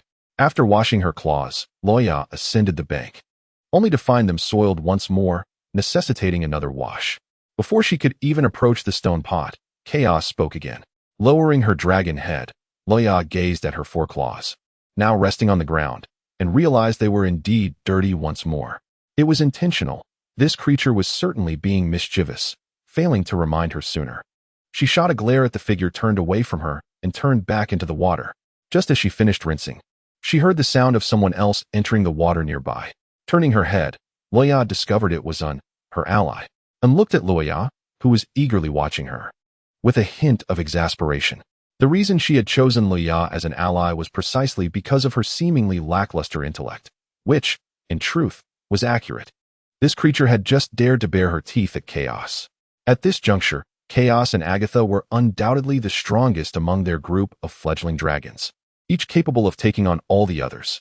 One could directly leap into adolescence, while the other wielded the power of time. In such a scenario, Luoya's foolish desire to provoke chaos was tantamount to inviting trouble. Moreover, both Chaos and Agatha could be considered anomalies. They possessed dominion over their powers, yet chose not to dominate their fellow fledglings, even sharing their hunted food with all. Should Chaos and Agatha continue this benevolent path, following them during their growth would indeed be a wise choice. And found herself staring at Luoya, who was eagerly drooling. A glistening strand of saliva stretching from her emerald dragon kiss, infusing the air with a subtle floral fragrance. In the past, such behavior would prompt N to devise a clever plan. Observing this gluttonous and impatient creature before her, and felt a pang of annoyance. Clean your claws, stand upright, and walk over to sit like them, and you shall feast. I will not intervene. Chapter 47. How strange, truly strange. Upon hearing N's words, Luoya hesitated. Ever since Chaos had seized her eggshell, she had developed an aversion to the act of standing upright. Must she now endure the humiliation of standing again because of Chaos? Noticing Luoya lost in thought, and decided to disregard her, reaching her claw directly toward the meat, slicing off a large piece of tender white flesh and returning. Sometimes, standing was indeed quite convenient. Delicious, truly delightful. The pudgy green claws continued to scoop meat from the stone pot, watching the green fledgling nearly topple into the pot. Ready to prepare her own meal, Chaos exchanged a glance with Big Lowly and, in silent agreement, paused their feasting. Let the child have her turn. She appears quite pitiful. Upon hearing the rustling sound, Chaos lifted her head. This simple action startled her. 1, 2, 3, 30. A flock of 10 hatchling dragons gathered around, all raising their round, large-headed gazes eagerly towards him and Agatha. Faced with such an audience, Agatha averted her eyes, extending her claw towards the morsels of meat placed upon the stone pedestal. With a clawful of meatballs, she began to drop them into the cauldron. She was merely a freeloader, leaving the task of preparation to Chaos himself. Observing the indifference of this large little girl, Chaos felt a twinge of exasperation. With so many dragons, it was impossible for his small, dilapidated pot to satiate them all. The seasonings were abundant here, yet there was no pot. If they desired to eat, they would have to forge their own vessel. Upon hearing this, the hatchlings wasted no time and, clutching each other, ventured towards the stone wall, evidently preparing to excavate a pot of their own. Suddenly, without any warning, a thunderous sound of collapse echoed from the right bank of the river. At the moment the sound reached his ears, Chaos turned his head in the direction of the noise. Above the riverbank, clouds of dust billowed. From within the haze emerged a plump, white hatchling dragon. Upon landing, it swiftly darted towards Chaos. The chubby creature moved with surprising speed, and just a few meters away, it launched itself into Chaos's embrace, nuzzling against him vigorously. What was wrong with this rotund little one? Why was it acting so strangely? And what were those white particles clinging to its body? Before Chaos could inquire about the hatchling's peculiar state, another resounding crash erupted from the stone wall above the riverbank. From the still circling dust emerged a massive creature, measuring over 6 meters in length. Its serpentine form was predominantly covered in rough, thick armor, featuring a triangular head and a mouth lined with fangs, along with a pair of scythe-like forelimbs, from which purple slime dripped continuously. The corrosive substance sizzled upon contact with the ground, revealing its potent acidity. Sassy, a mid-tier magical beast typically residing within rock layers, they possess extraordinary endurance. Entering a deep slumber for several years following a single meal before awakening to hunt, and then return to sleep, cycling in this manner. Their potential peaks at merely 3rd tier, with the purple slime on their sides exhibiting strong corrosive properties, but they lack any formidable abilities beyond this. The True Dragon Legacy relayed this information. Judging by its size, this Sassy appeared to possess only 2nd-tier strength. The emerging Sassy seemed momentarily dazed, as it found itself the focal point of 14 hatchling dragons on the beach. Surely it wouldn't attempt to flee. Just as Chaos contemplated this, the Sassy suddenly writhed its body, slithering towards him with serpentine grace. No, to be precise, it was advancing towards the chubby hatchling. Chaos cast a surprised glance at the rotund creature. What had it done to incur such wrath from the Sassy? Regardless of the hatchling's actions, it was undoubtedly prudent to deal with the Sassy first. His emerald vertical pupils narrowed slightly as he prepared to channel his inner magic, only to notice a crimson figure darting forth even more swiftly. The nearly 4-meter-long red hatchling dragon unfurled its wings, and swooped down upon Sally with an overwhelming ferocity, slamming her to the ground. Before Sally could even muster a response, the dragon's maw opened wide, unleashing a torrent of draconic breath upon her head. With a vicious bite, its serrated teeth sank into her skull, tearing with tremendous force. A gory splatter of dark green liquid erupted forth as Sally's thick, triangular cranial bone was violently wrenched away. Devoid of its skull, Sally's struggling form gradually stilled. The dragon tossed the severed skull aside with a flick of its head. Hera, with her claws, began to rummage through Sally's exposed brain. Soon, her talons, glistening with a viscous, transparent fluid, clutched a basketball-sized emerald core. This was a toxic magical core, filled with a gas-like, verdant mist. With the core in her mouth, Hera approached Chaos. Under Chaos's watchful gaze, she reared up, extending her claws that held the magical core towards him. Chaos examined the core, then glanced at the eager Hera before him. He hesitated to reach out for the core, a chill of surprise coursing through him. How peculiar. This sensation felt oddly familiar. Ah, yes. It was reminiscent of the times when the Great Lowly began to offer her gifts. Yet, it was strange indeed. Both the Great Lowly and Hera seemed to have no reason for their offerings. Were they attempting to curry favor with him? Hera, this magical core is for you.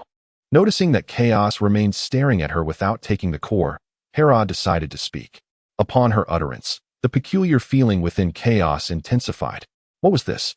A collective offering? No, he needed clarity. Hera, may I ask you a question before accepting this magical core? Of course, go ahead, Hera nodded, her crimson-slit pupils radiating a straightforwardness that suggested honesty. Then I shall inquire. Why do you wish to give me this magical core? Chaos fixed his gaze on Hera's striking red eyes, awaiting her response. Well, that is, of course, to befriend you. Hera's words were abruptly interrupted by another voice. To befriend you. This is my intention. Chaos turned to the source of the interruption, the Great Lowly, who maintained her serene demeanor with her unwavering crimson gaze. A sense of disquiet lingered in Chaos's mind. He felt something was amiss, yet he could not pinpoint what it was. This is all my suggestion, the Great Lowly continued. We are all hatchlings. If we unite during our vulnerable infancy, it would surely enhance our safety and improve our survival rates. Agatha spoke again, of course. Your ability to wield the power of time is a significant factor, but we can allocate all the magical cores we hunt in the future to you. Having spoken, Agatha fell silent, her gaze fixed on Chaos, waiting for his response. Chapter 48. Cuteness level 100. Under the watchful eyes of the Great Lowly, Chaos felt an undeniable strangeness. It appeared she had intentionally interrupted Hera's words. With a slight tilt of her head, Hera's gaze shifted from the large girl to Chaos. Really, Chaos? She inquired, momentarily taken aback by the question. Was this what she intended to convey? After all, her desire was simply to engage with Chaos. As her peripheral vision caught sight of Agatha, who had interrupted her speech, she noticed the powerful muscles of the dragon's claws undulating. Indeed, her intention was to forge a friendship with Chaos. Hera focused intently on Chaos, who was now observing her. It struck her as odd that he would converse while glancing at Agatha. Suddenly, Chaos's dragon head pivoted sharply, his gaze fixated on the large girl. She remained unchanged, exuding an air of composure and reliability as she sat there. Hera redirected her attention back to Chaos. Yes, I seek to befriend you, she continued. You possess the remarkable ability to foresee the future. If I could traverse the frailty of childhood alongside you, I believe it would be a splendid opportunity. Is that so? Chaos's crimson vertical pupils reflected sincerity, yet a peculiar sensation lingered in his heart. His gaze fell upon the magic core that Hera had extended toward him. The core, derived from a second-tier poisonous beast, was indeed commendable. One should never refuse a gift presented so readily. He accepted the core with his claw. Thank you. I shall contemplate the notion of camaraderie. Hera nodded, her gaze momentarily drifting toward Agatha. Upon realizing that Agatha was focused on the stone pot rather than her, a wave of relief washed over her. As a fellow red dragon, she understood Agatha's formidable strength far better than other fledglings. Chaos kept a vigilant watch on Hera's reactions. Was she glancing at the large girl again? A growing suspicion gnawed at him, as if the large girl were concealing something. I shall take my leave, Hera announced, turning toward the stone wall, evidently intending to join her allies in excavating the stone pot. How curious, indeed. Yet the magic core in his claw was undeniably substantial. Chaos weighed the core, its heft grounding him in the moment. Perhaps it was best to set aside his concerns. He trusted his instincts that the large girl posed no threat to him. Furthermore, the hourglass would not remain idle in the face of genuine danger. Surely it would deliver prophetic dreams to warn him. He had already entered a dream once, where the golden sand within the hourglass had completely trickled down without reverting, suggesting that no peril was imminent. Casting a glance at the magic core, Chaos decided to place it beside him for the time being, reserving it for any unforeseen emergencies. His attention shifted to the plump creature nestled on his belly. A conspicuous corrosive wound marred its back, a testament to a significant injury, evidenced by the newly sprouted transparent scales. It must have been assaulted by that Sally. Gently cradling the round head of his companion, he lifted it, prompting the creature to open its eyes. Its crystalline white vertical pupils gazed up at Chaos expectantly. Humda, the rotund dragon head, yearned to nuzzle against Chaos once more. But Chaos firmly resisted. "Spare me the pleasantries. Do tell, what have you done to incite such animosity from this Sally?" Chaos cast a glance at the lifeless body of Sally sprawled on the ground, ignored by the dragons around. With the presence of the four-ringed Ba-Mo-Kin-La, the young dragons showed little interest in Sally's remains. Sally's earlier charge had evidently been directed at the chubby white one. With so many dragons on the beach, it was clear there was something amiss regarding the rotund creature. Humda, I cannot decipher your draconic tongue, and you need not fear any longer. The Sally pursuing you has been dispatched by Hera." Upon hearing that Sally had been vanquished, the chubby white one lifted its plump head to gaze at the corpse on the ground. Instantly, its crystalline white vertical pupils widened, and it sprang to its feet. Standing upright, the plump paws pointed towards the melting cave. Humda. As it spoke, the chubby white paws animatedly gestured. Yet, without exception, Chaos, Agatha, and Roya were all bewildered by the performance of this white hatchling. "What is it saying?" Noticing that the green chubby one could not comprehend its words, the white hatchling grew anxious. Its plump paw delved into its draconic maw. With a pronounced retching sound, a slimy white larva was extracted from within. The larva was pure white, resembling Sally closely but considerably smaller, with portions of its body appearing partially digested. Humda. The chubby white one offered the larva to the green chubby one. The green chubby one had always shared its food, so the white one was eager to reciprocate. "No way, white one, don't bring that here. I refuse to accept it." Chaos retreated, narrowly avoiding the slimy larvae being thrust toward him. Now he understood why Sally harbored such hatred for the white one. It had devoured its offspring. Seeing that the green chubby one refused, the white one glanced at the larva in its paw, and in the next moment, its maw opened wide, and the slimy larva was promptly shoved back inside. Chaos thought to himself, this white one is truly something else. How utterly revolting. He suddenly found himself disinclined to gaze at the white creature any longer.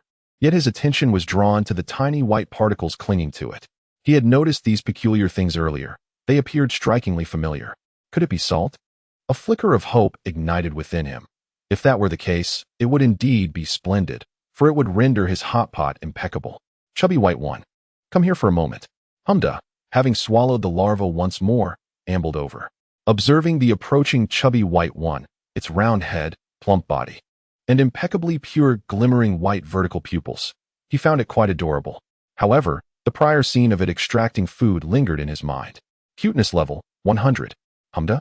The white one looked quizzically at the green chubby one, who had beckoned it over yet said nothing. Chaos sighed. Forget it, it's for the sake of the salt.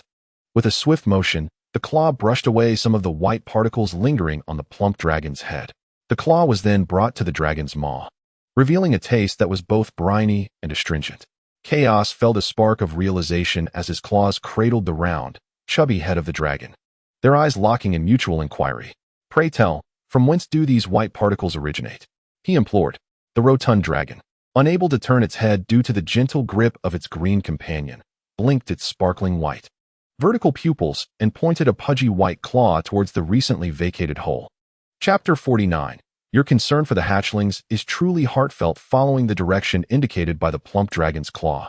Chaos beheld a newly formed opening in the stone wall above the riverbank. The ascending dust had settled, revealing a hole approximately 5 meters high and quite wide. Is this where it emerged from? He pondered. The plump dragon nodded affirmatively, its head bobbing. just as Chaos intended to release his hold. He felt a cool sensation emanating from within his grasp. Lowering his gaze, he discovered droplets of the dragon's saliva cascading onto his claws. It bore no foul odor, but rather exuded a delicate and rich fragrance reminiscent of osmanthus. The plump dragon's gaze had been fixated on the stone pot from the very beginning, and now, its bright, vertical pupils clearly reflected a desire for sustenance. Much akin to the green dragon, it appeared to possess an insatiable appetite. As the dragon's maw slightly parted, Chaos relinquished his grip on the chubby head. "Once I cleanse my claws, we shall feast," he declared. With a joyful leap, the plump dragon sprang into the shallow waters, frolicking with delight. After rinsing the saliva from his claws, Chaos began to gather meat from the stone table to place into the pot. Upon his return, the plump dragon settled beside Chaos, nuzzling its round head affectionately against his neck. "Observe closely, dear plump one. This is how one enjoys hot pot." Chaos dipped his claws into the stone pot, retrieving a generous portion of meat. The dragon's maw opened wide, but Chaos caught sight of the plump dragon's eager gaze, filled with longing. With a gentle command, he closed the dragon's mouth, instructing, "Now, open wide."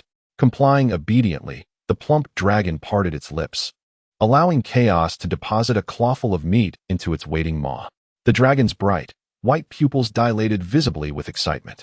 Amidst the sounds of splashing, Chaos turned to witness the plump dragon's tail, resembling a chubby cone, thrumming in the shallow waters like a miniature motor, producing the delightful sounds of its joy.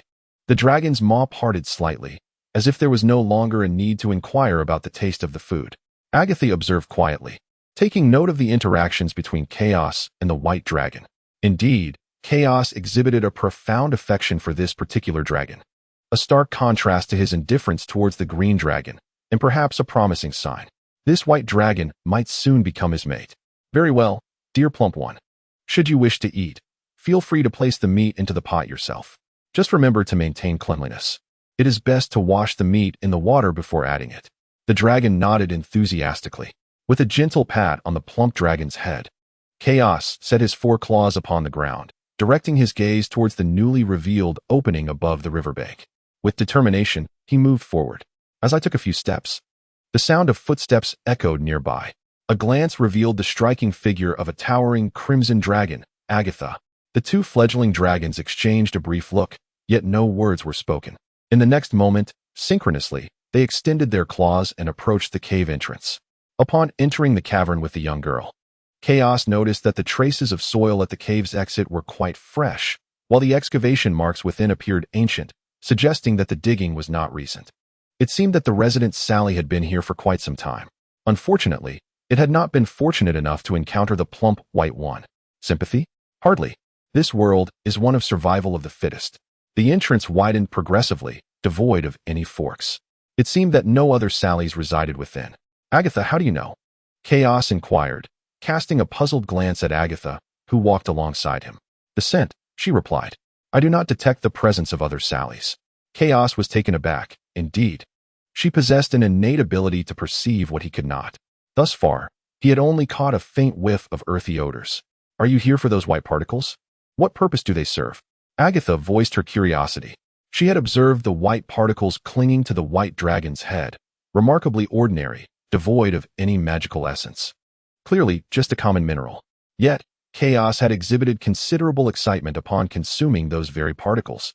"It enhances the flavor of hot pot," he replied, refraining from uttering the word salt to avoid confusion. "How do you know that?"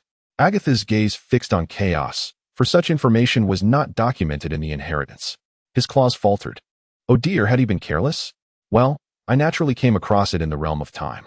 Agatha, unfamiliar with the power of time, chose to trust Chaos. "Is that so? Then your objective should be achievable. Not far ahead lie those white particles." "How do you know?" "The scent," Agatha responded. Chaos expanded his nostrils, inhaling deeply. The pungent, earthy smell assaulted his senses. Unpleasant. Could this young girl be deceiving herself? After delving deeper for nearly 10 minutes, a faint, briny aroma wafted through the air. It was no longer necessary to rely on scent. Chaos had already laid eyes on it. Ahead, an expansive small pit revealed itself. Littered with bones, this was undoubtedly the lair of that Sally. Surrounding them was not rock or soil, but layers of white, granular salt. It appeared to be a salt mine. Excitement surged within Chaos. He hurriedly moved towards the white stone wall, using his claws to scrape off a piece and bringing it to his dragon maw. Tui, tui. How salty. His jaws opened wide, finally allowing him to savor a complete hot pot dish. The plump, white one had certainly lived up to her shimmering white scales, providing him with such a delightful surprise. Initially intending to sample the flavor herself, Agatha abandoned her plan upon witnessing Chaos's reaction. It did not seem appetizing. Could this substance truly enhance the hot pot, as Chaos claimed? Doubt lingered in her heart. Ignoring Agatha beside him, Chaos directly extended his claws to scrape the salt layer. Soon, a rectangular salt block over 2 meters long was unearthed. Although it was successfully excavated, the question remained: how to transport it? Should he summon vines to bind and drag it away? At that moment, a crimson claw reached out and landed on the salt block. Seizing it and effortlessly tossing it onto its back. With a whoosh, the heavy dragon wings, adorned with vibrant red scales, unfurled, securely cradling the salt block and allowing it to settle on a broad back. Before him, the dragoness body appeared as large as 2 of his own, a sight to behold. Ordinary hatchlings. 25, Agatha, 5, Hela, 4 and 20. Truly, why was he overthinking? The grand hatchling was indeed there to assist. Shall we return now, Agatha? Yes. Then let us proceed. Agatha stepped forward, with Chaos following closely behind. By the way, Agatha, why did you choose to accompany me here? I wanted to see if there were any solace remaining. And if there are, then we shall eliminate them all. You truly care about the safety of those hatchlings. Agatha remained silent, seemingly acquiescing to Chaos's assertion. Chapter 50. Answers inevitable. You do not resemble an ordinary red dragon. What drives you to act so? Agatha halted, her dragon head turning, crimson vertical pupils fixating on Chaos. The heated aura rushed towards him, and her raised claw paused momentarily. Could it be that this grand hatchling was growing impatient with his inquiries? Chaos sensed that possibility. You will eventually learn the answer to that question. I assure you that I will not engage in any actions that could harm you from this moment onward. The emerald vertical pupils of Agatha sharpened, and Chaos noticed a crucial detail. When she mentioned from this moment onward, it implied that she had previously harbored less noble thoughts. He cautiously withdrew his claw a fraction. Are you referring to the present? No need to be alarmed. I did indeed have different intentions before, but the circumstances have changed. If I may be so bold. What were your previous thoughts? Agatha fell silent, her gaze fixed intently on Chaos. All right. I see you wish to remain tight-lipped. Yet, inexplicably, he felt a sense of trust towards this grand hatchling. It was not a mere instinct, but a conclusion drawn from careful analysis. Since her emergence, this formidable hatchling had not indulged in the reckless nature typical of red dragons. On the contrary, she had established the most fundamental order for their kin. Very well, you may feign ignorance. He resolved that once he fully mastered the power of time, he would undoubtedly strip this grand hatchling bare, examining every aspect of her being. With that thought, a smile crept across his dragon snout. Answers inevitable. Forget it. I shall not inquire further. Let us continue our journey. Agreed. Agatha nodded and proceeded ahead. And along the path, the 2 dragons remained silent. As Chaos stepped out of the cave, he was greeted by the sight of 3 stone pots by the riverbank, surrounded by hatchling dragons eagerly pawing at the contents within. Yet, the scene was not as harmonious as it appeared. This piece of meat was mine. What do you mean you ate it? I challenge you. Let us fight. Do you think I fear you? This was the essence of their confrontation. As they continued to eat, 2 of the hatchlings soon found themselves in the center of the riverbank, engaging in a physical skirmish over the spoils. It was inconceivable that any dragon would intervene in such an entertaining spectacle. Chaos calmly cast a glance at the 2 feisty blue hatchlings preparing for their duel. He retreated to his stone pot, settling beside the plump, white hatchling. With a huff, the chubby paw, slick with grease, presented a piece of meat to Chaos, who merely glanced at it. I'm not hungry, white chubby. You can eat it yourself. The shiny, white vertical pupils blinked once, and the chubby paw slowly guided the meat to its open dragon maw. Was it merely an illusion, or did Chaos sense a hint of disappointment in white chubby? Surely not. Watching the hatchling lean over the pot to fish for more meat, its plump tail swishing, he dismissed the notion. How could white chubby be anything but joyous in the presence of food? Agatha soon returned to her designated spot, a dragon claiming her own side. Chaos surveyed his surroundings. On a smooth, flat pebble, Finny lay fast asleep, her posture rather awkward as she dozed on her stomach, much like White Chubby, drooling in her slumber. But where was Vinny? A quick scan revealed no sign of her. Had she returned? That seemed unlikely, especially after their recent surge of camaraderie. His gaze shifted to the green hatchling and the black coal ball, who were busily competing for food at the stone pot. His eyes lingered on Coal Ball, who paused and then raised his head to meet Chaos's gaze. Where is Vinny, that little elemental sprite? A greasy paw pointed toward a small fruit-bearing tree by the riverbank. Following the direction of Coal Ball's paw, Chaos beheld a tiny house woven from vibrant green vines adorning the tree, complete with doors and windows. A faint, familiar aura of life emanated from within, Vinny's essence. A grin stretched across Chaos's dragon maw. It was evident that with his delectable constitution, akin to the essence of Tang Seng's flesh in the eyes of the little sprite, the possibility of her fleeing was inconceivable. He felt assured that Vinny would be a valuable ally, and he hoped she would get along well with Finny. Shifting his gaze back to the three dragons foraging at the stone pot, he realized his own belly was beginning to grumble with hunger. Thus, he decided to continue the feast. Extending his paw, he scooped a handful of salt from the mine brought back by the little girl and sprinkled it over the stone pot. This can enhance the deliciousness of the hot pot. The hearing of the draconic hatchlings is quite keen, and Chaos has not intentionally suppressed his voice. Almost all the hatchlings along the riverbank have heard this. Enhance the flavor of the hot pot? In an instant, all the hatchlings turned their heads towards Chaos. Even the two blue hatchlings that were wrestling in the center of the river paused their contest, exchanging a knowing glance before ceasing their struggle and also looking towards Chaos. Feeling the multitude of gazes directed at him from all directions, Chaos surveyed the hatchlings around him. Essentially, these creatures are all little gourmands.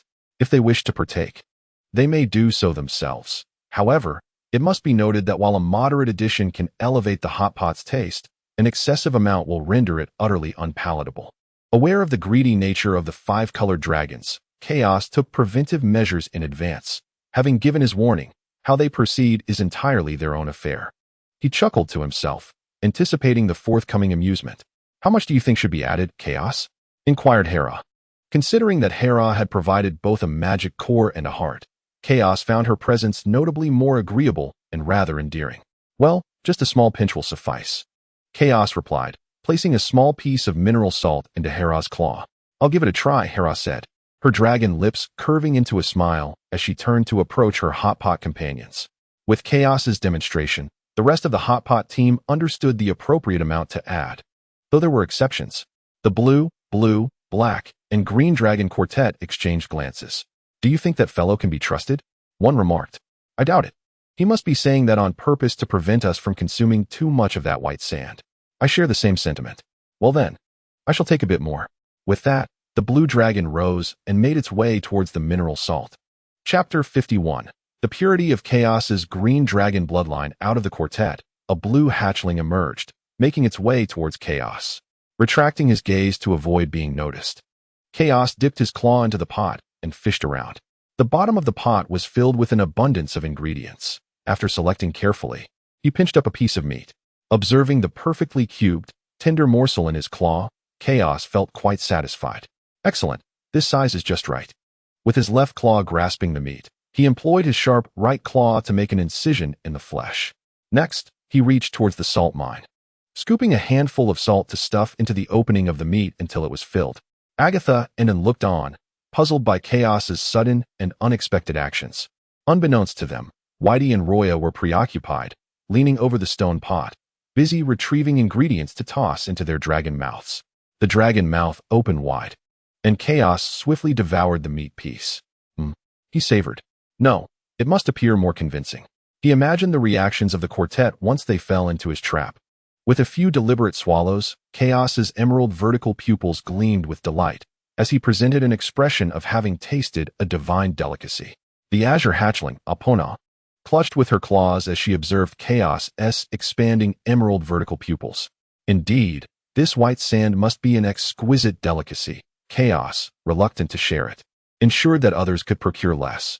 Despite indulging herself, she wrapped her meals in flesh. Fortunately, her companions were astute enough to see through Chaos's ruse. The ancestral wisdom proved correct. One could scarcely trust a word from the green dragon. The dilating pupils refocused as the large girl and the dark coal hatchling silently regarded him. Responding to their gazes, Chaos straightened his draconic form. It seemed he was out of meat again. He decided to fetch some. Both the large girl and the dark coal hatchling remained silent. Chaos directly advanced towards the riverbank. A splendid opportunity. The blue vertical pupils sharpened, and Apona hastened her steps, swiftly reaching the salt mine's edge. As the blue hatchling sprinted forward, Agatha seemed to grasp the situation. Her heavy eyelids gradually closed. She was satiated and desired a brief repose. Chaos's green dragon lineage was remarkably pure. Observing the blue hatchling charging forward, Agatha also comprehended the moment. Should she warn the blue dragon? Noticing Agatha had closed her eyes, Apona felt emboldened. However, what was this dark hatchling staring at? Did it intend to alert Chaos? That simply would not do. The blue vertical pupils narrowed, and Apona slightly parted her dragon maw, revealing her sharp fangs to the diminutive black hatchling. Seeing the warning from the blue hatchling, and quietly lowered her dragon head to gaze at the stone pot. Never mind. It was better to ignore it. Apona, filled with a sense of triumph, redirected her gaze, pleased that the black hatchling understood its place. Being so small, it ought to learn to be obedient. She extended her claws towards the salt mine, preparing to slice off a third of it. While cutting, Apona remained vigilant, frequently glancing at Agatha and Chaos. Agatha appeared to have succumbed to slumber, while Chaos sat with his back turned, immersed in a massive chunk of meat at the water's edge, seemingly deliberating over his selection. In truth, seated in the cool shallows, Chaos lowered his dragon head, his maw slightly ajar, with his lengthy crimson tongue dangling into the water. Salty, unbearably salty. A sheen covered his vertical pupils as his claws incessantly pawed at his tongue. The morsels he had not consumed earlier were now regurgitated and floating in the water, yet quite a bit of salt still clung to his tongue. Shifting her gaze back to the blue dragon, Apona noted with satisfaction that neither Chaos nor Agatha had noticed her. With a swish, the white sand was sliced away, and clutching the rock in her claws, Apona stood upright and dashed back towards her group. So much. The fellow blue dragon, Rhea, gazed in astonishment at the white sand Apona brought back. Naturally, do you not see who I am? Apona raised her dragon head high, basking in pride as she regarded her three allies. She graciously accepted the admiring glances from them. Apona, you are truly remarkable, the black dragon, Lucica, offered her praise without hesitation.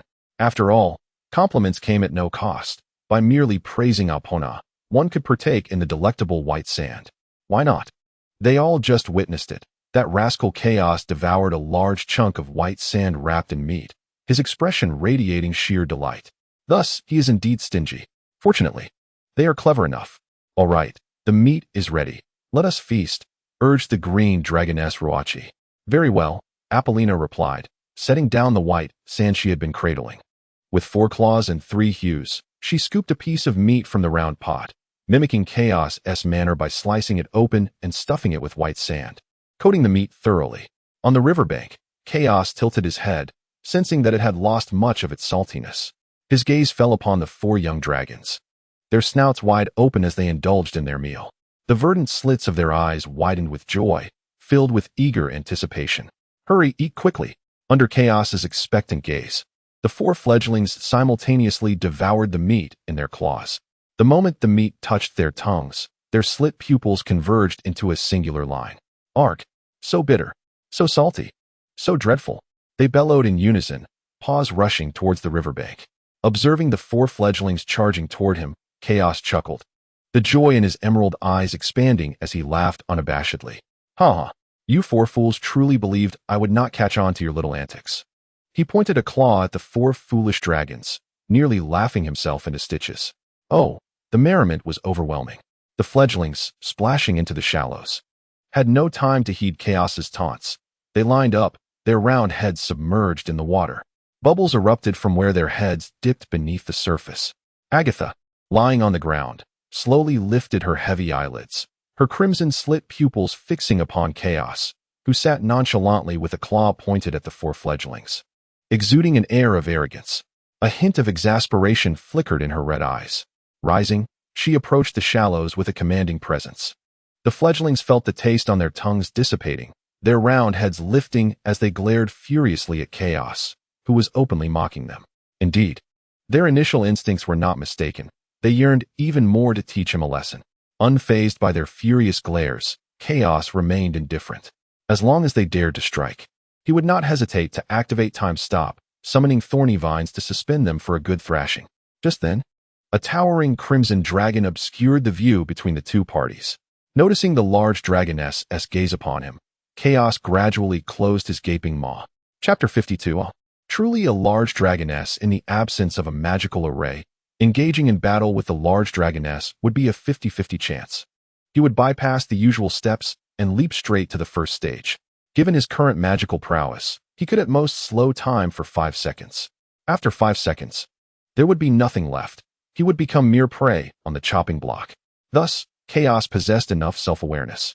The green fledgling's claws descended, her dilating slit pupils slightly narrowing as she crouched down, obediently. Observing the situation, Agatha felt a sense of helplessness. If it were possible, she would wish for Chaos to coexist harmoniously with the female dragons, rather than acting as he currently did. With his crimson-slit eyes, he cast a fleeting glance at the 4 hatchlings.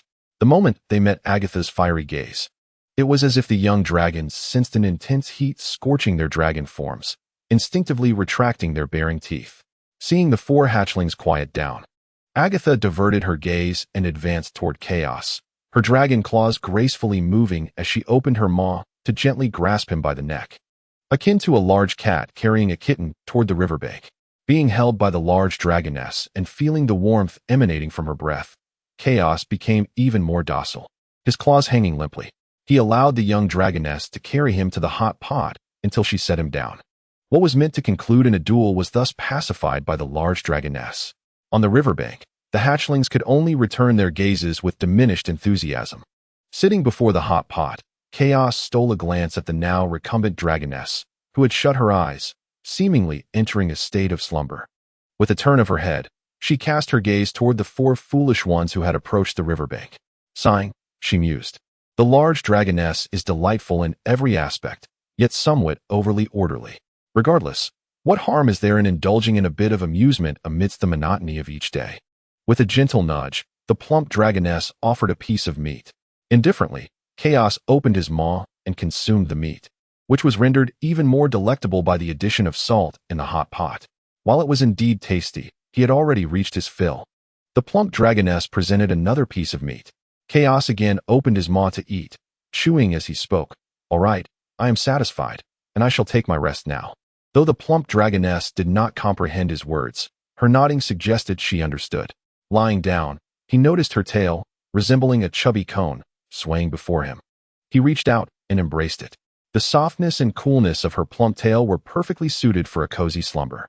Casting a glance back at the slumbering Chaos, the plump dragoness resumed her task of fishing for morsels from the stone pot. She had not yet satiated her hunger and continued to eat. On the sandy riverbank, the only sounds now were those of feasting. After satisfying her appetite, the plump dragoness nestled beside Chaos, wrapping her paws around his elongated, emerald tail. Nuzzling against the scales of his tail, she gradually closed her heavy eyelids. At that moment, the riverbank was strewn with slumbering figures. Such was the nature of the young dragons at this stage. Eat until full, then sleep, and awaken only to eat again. Suddenly, a damp sensation stirred him from his slumber. Opening his eyes, he was met with a splash of water directly to his face. "No, has the water risen again?" Chaos raised his head, realizing that the water had already engulfed half of the stone pot beside him. It was astonishing that within less than a day, the level had risen so significantly. Since the left eye of Chaos transformed into a clock, even after a brief slumber, he could sense the passage of time, a seemingly innate ability bestowed by time itself. The waters have risen rather swiftly. It appears that a relocation is in order. Where shall we move? The image of the cracked cave materialized in his mind. Geographically speaking, that cave is quite advantageous. Hunting is convenient, as one can plunge directly into the waters for a hunt, and the internal space is sufficiently spacious. It is decided, we shall return. With his emerald vertical pupils narrowing slightly, Chaos resolved firmly. His gaze turned towards the mound of flesh on the riverbank. Initially, this mound towered over 50 meters high, but now it has dwindled to a mere 13 meters. The hatchlings consumed their meals with a voraciousness akin to an eternal motion machine, practically eating and digesting simultaneously. Were it not for the drowsiness that follows a full belly, this gluttonous Ba-Emo-Kamla would have likely been devoured entirely by now. With little meat remaining, the task of transport would not be cumbersome. Rustle. Hearing the sound, Chaos glanced aside. The little dragoness had awakened. As she opened her eyes and propped herself up, Agatha looked down at the water that had risen beneath her, then raised her gaze to Chaos. Meeting her eyes, Chaos broke into a dragon's grin. The waters have risen. It is time for us to relocate. What do you wish to do? Agatha inquired. We shall return to our cracked cave. Chaos elaborated. That location is far more convenient for hunting. Do not be deceived by the vastness and depth of this pool. In truth, it harbors nothing edible, as it has likely been entirely devoured by that Ba-Emo-Kamla. Agatha gently nodded her head, placing her trust in Chaos. From the moment she first encountered that Ba-Emo-Kamla, she had noticed its frailty even while submerged. Its tentacles failed to exhibit the strength characteristic of a young Ba-Emo-Kamla. It seemed, as Chaos suggested, that it was weakened by hunger. Very well, we shall return. Shall we depart now? Chaos nodded, and Agatha's agreement was anticipated. All right, I will awaken them now. With her claws propping up her dragon form, Agatha gazed at the hatchlings sprawled on the riverbank, her crimson vertical pupils narrowing as she recalled how they had encircled her before their departure. Chaos lowered his gaze to the chubby white creature beside him, who was gnawing on its own tail in slumber. This little one never sleeps soundly. With a swift motion, he seized the tail and extracted it from the creature's mouth. The grip was not firm. It was more of a nibble than a bite. Chaos effortlessly pulled the tail free. A rich fragrance of blooming osmanthus wafted from it. Disdainfully glancing at the drool on his tail, he released it, allowing it to dangle into the water, swaying gently as it commenced its cleansing. Speaking of which, how does the little dragoness intend to awaken all the hatchlings? Curiously, Chaos observed as Agatha approached the sprawled hatchlings. With her dragon mouth agape, a torrent of crimson dragon breath surged forth, sweeping over the heads of all the hatchlings in a dazzling and searing arc of flame. The flames, fleeting moments of brilliance, swiftly extinguished, yet their searing heat lingered palpably. Ouch! Hot, hot, hot! In an instant, all the hatchling dragons sprang from the ground. Indeed, the great little one was quick, efficient, and remarkably adept. Chapter 53. Is it merely adorable? Who dares to offend the illustrious one? The prancing blue hatchling was abruptly silenced as three allies seized her, restraining her from unleashing a dragon's breath. Rhea, Lucia, and Noki firmly held Apona's mouth shut, for if she continued to shout, dire consequences would surely follow. Although the scorching dragon breath was intense, it inflicted no harm upon them, merely rousing them from slumber. Should Apona persist in her cries, calamity would ensue, possibly resulting in a severe reprimand from Agatha. While Chaos might still be a challenge, Agatha was a different story. Her ability to traverse 2 stages was exceedingly perplexing. A repeat of their previous encounter would likely yield the same outcome, with the 4 of them buried in the earth once more, confounded by her 3 allies' actions. Apona was left bewildered. What is happening? Are these 3 betraying the pact? Her anger swiftly morphed into a state of shock. Agatha cast a glance at the quartet of hatchlings, recalling how they had once sought to claim the chaos eggshell from her. Under Agatha's scrutinizing gaze, Apona became subdued, her blue-slit pupils widening to signify her harmlessness. Seeing the hatchling's compliant demeanor, Agatha shifted her gaze. A quick survey revealed that all the hatchlings had awakened, sitting attentively before her. The waters are about to rise. We must migrate back to the cave where we first emerged, Agatha declared. What say you? Do you have anything to express? The hatchlings fixed their gaze upon Agatha, yet none dared to speak. Excellent. As there are no objections, let us commence. Each dragon should carry some provisions. We shall return post-haste. In truth, the hatchlings possessed a third option, to sever ties with the dragon group. However, none were foolish. Given the current circumstances, aligning with Agatha and Chaos was undoubtedly the wisest choice. If they were to part ways, where could they possibly go? They would still have to navigate the dark river for survival, and in their juvenile state, they were not formidable. Considering that the dark river harbored formidable creatures like the Ba-Emo-Kamla, who could predict whether other regions might conceal even more powerful beasts.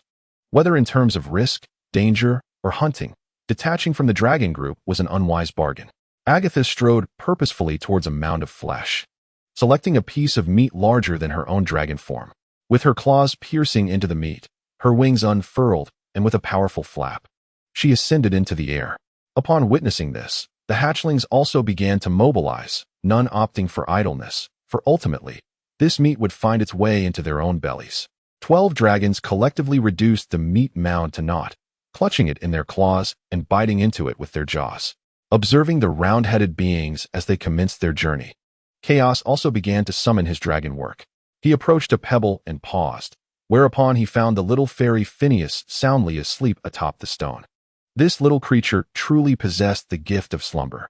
Gazing at the still slumbering Phineas, Chaos extended his claws to pick up a pebble, pressing it gently against her round little face. The soft flesh of her chubby cheeks yielded to the pressure, momentarily transforming her features and revealing a glimpse of her pearly white teeth. Ha ha ha, Chaos, I can't eat anymore. Please don't, I really can't, Phineas whimpered. Chaos remarked, what a little glutton you are, yet quite adorable. Phineas remained lost in her dreams, her tiny hands flailing about in the air. Greetings, esteemed Lord Chaos. A familiar voice chimed in. Lifting his gaze, Chaos beheld the fluttering wings of Vini, who had come to rest before him. Vini had regained her noble appearance. Adorned in a tasteful emerald lolita, her hair, once a chaotic explosion thanks to Phineas, now cascaded in soft, natural curls. She resembled a noble princess, albeit on the smaller side. Noticing the faint signs of fatigue in the corners of her verdant eyes, it seemed Vini had just awakened as well. Chaos offered a friendly dragon kiss, saying, Good morning, Vini. Vini gasped, covering her mouth in surprise. How did you know I had just woken up, Lord Chaos? She inquired, her gaze darting to the small mirror she retrieved from her Lolita attire. How rude of me. I shouldn't be so unrefined in the presence of Lord Chaos. Observing Vini's nervousness, Chaos's emerald-slit pupils narrowed slightly. Her demeanor resembled that of a young girl in the presence of an infatuation, clearly conscious of her every action. Perhaps this was another opportunity to increase his favor with her. Realizing this quickly, Chaos's dragon kiss widened in delight. As long as he could cultivate enough affection, he need not fear the little fairies fleeing. Until he found a suitable elemental queen, the fairies' abilities remained incredibly useful. They could enhance certain characteristics of magic or even add new properties to it. Leaning closer to Vini, Chaos inquired, Are you particularly concerned, Vini? Caught off guard by the proximity of the dragon's visage and the fragrant scent of plants emanating from his kiss, Vini momentarily lost herself, feeling as if she had returned to the vibrant forest. Lord Chaos's presence is so delightful. A dreamy expression flickered in her emerald eyes. Noticing her silence, Chaos spoke again. I believe that even with a hint of weariness, Vini appears exceptionally charming. Upon hearing Chaos's voice, Vini quickly regained her composure, a rosy hue spreading across her cheeks. Oh, is that so? Why has my body temperature suddenly risen? Observing Vini's bewildered expression, Chaos's slit pupils sharpened slightly. Ah, accomplished. My affection has once again surged. Speaking of which, it seems that Vini's charm is remarkably easy to cultivate. I feel that perhaps a little more effort could yield yet another wave of admiration. A flicker of hesitation crossed her emerald-slit pupils, but after some contemplation, she ultimately decided to refrain. After all, moderation is key. Excessive fondness may not be advantageous. This level of affection suffices for now. The dragon's head retracted. Yet, how could one overlook Vini's adorable visage? Adorable? Is that all? A hint of melancholy washed over Vini. Does Lord Chaos merely perceive her as cute rather than harboring any deeper feelings? Upon hearing the little sprite's murmurs, Chaos feigned ignorance. The dragon's head turned momentarily to glance at the peacefully slumbering Phiny before returning its gaze to Vini, bewilderment evident in its eyes. What did you just say, Vini? Confronted with the purity of Chaos's emerald-slit pupils, Vini suddenly lost the courage to voice her intentions regarding the contract. She felt a twinge of fear. What if she proposed the contract and Lord Chaos rejected her? If turned away, she would have no reason to remain by his side. Chapter 54. The legacy of the true dragon does not deceive. The dragon's head shifted as Chaos regarded the still sleeping Phiny. This little glutton truly knows how to slumber. Remaining blissfully unaware. Perhaps a splash of water would rouse her. Is Lord Chaos contemplating waking her? At that moment, Vini suddenly fluttered before him. Chaos observed her with a slight movement of his dragon head, a look of distress crossing his features.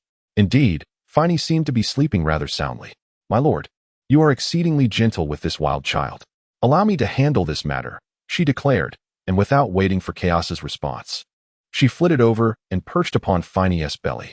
Perhaps sensing the weight upon her, the sleeping Finey furrowed her brow slightly, appearing uncomfortable. "Hey, my lord, don't press down on my belly. It's so heavy." The words spilled from her delicate, rosy lips like a dream. How impudent. This wild child is truly uncouth. With a fiery glint in her eyes, Vinny reached out and tugged at Finey's soft cheeks. "Ouch, what are you doing?" Finey exclaimed, startled awake, glaring at the audacious sprite perched upon her. "Let go. Quickly, let go." Finey protested, her irritation directed at the annoying figure. Vinny, however, had no intention of yielding.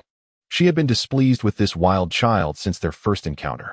"Ouch, that hurts," Vinny cried out as Finey retaliated, grabbing her cheeks in turn. Observing the two diminutive sprites engaged in their playful scuffle, Chaos's emerald-slit pupils sparkled with delight. Although their forms were small, the spectacle of their bickering was undeniably entertaining and utterly adorable, just the sort of amusement a dragon relishes. After a brief tussle, the two sprites began to show signs of fatigue, their breaths becoming labored. "That seems sufficient." Chaos stepped forward. All right, no need to fuss, my dear ones." The two little fairies tilted their heads towards Chaos, their rosy cheeks complementing their delicate features. Indeed, they were utterly charming. It was Chaos, the mischievous fairy, who initiated the ruckus.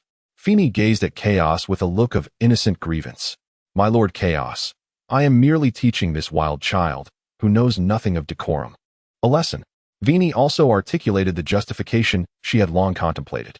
Very well. Let us all take a step back and release each other." The two little fairies exchanged glances, and in each other's eyes, they discerned a flicker of indignation. "What? Do you refuse to heed my words?" Chaos's voice dropped, laced with authority. Upon hearing the sudden seriousness in Chaos's tone, Vinny felt a rush of anxiety and immediately relinquished her grip on Finey's cheek. Likewise, Finey hastily withdrew her hand, uncertain of why she wished to avoid displeasing Chaos. Observing the two obedient little fairies, Chaos felt a surge of triumph within. Excellent. These two little fairies had indeed been brought under control. Seizing the moment, Chaos leaned closer to the two fairies, inhaling the faint, sweet fragrance emanating from them. His emerald-slit pupils widened as he cast a sorrowful gaze upon the pair. "I understand that both of you wish to forge a contract with me." At the mention of a contract, both fairies gazed up at Chaos with eager anticipation. A contract, for them, represented the ultimate affirmation of their relationship and the finest path for growth. The bait had been taken. Chaos continued to speak. "However, there is but one slot available for a contract, and both of you are my dearest friends, each holding immense significance for me.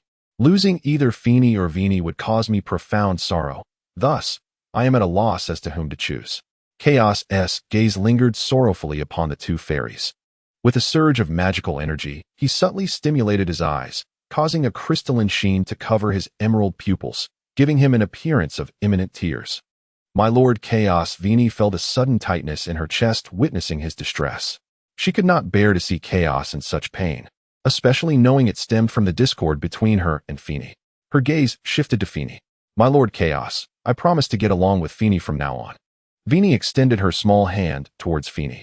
Observing the outstretched hand, Finey glanced at Chaos, whose sorrowful expression seemed on the verge of tears. Her heart ached at the sight of him in such despair. After a brief hesitation, Finey reached out her own hand to clasp with the one before her. The hand of the girl she found bothersome. "I will also strive to get along with Finey. So, could you refrain from being unhappy, Chaos?" Finey looked at him with hopeful eyes.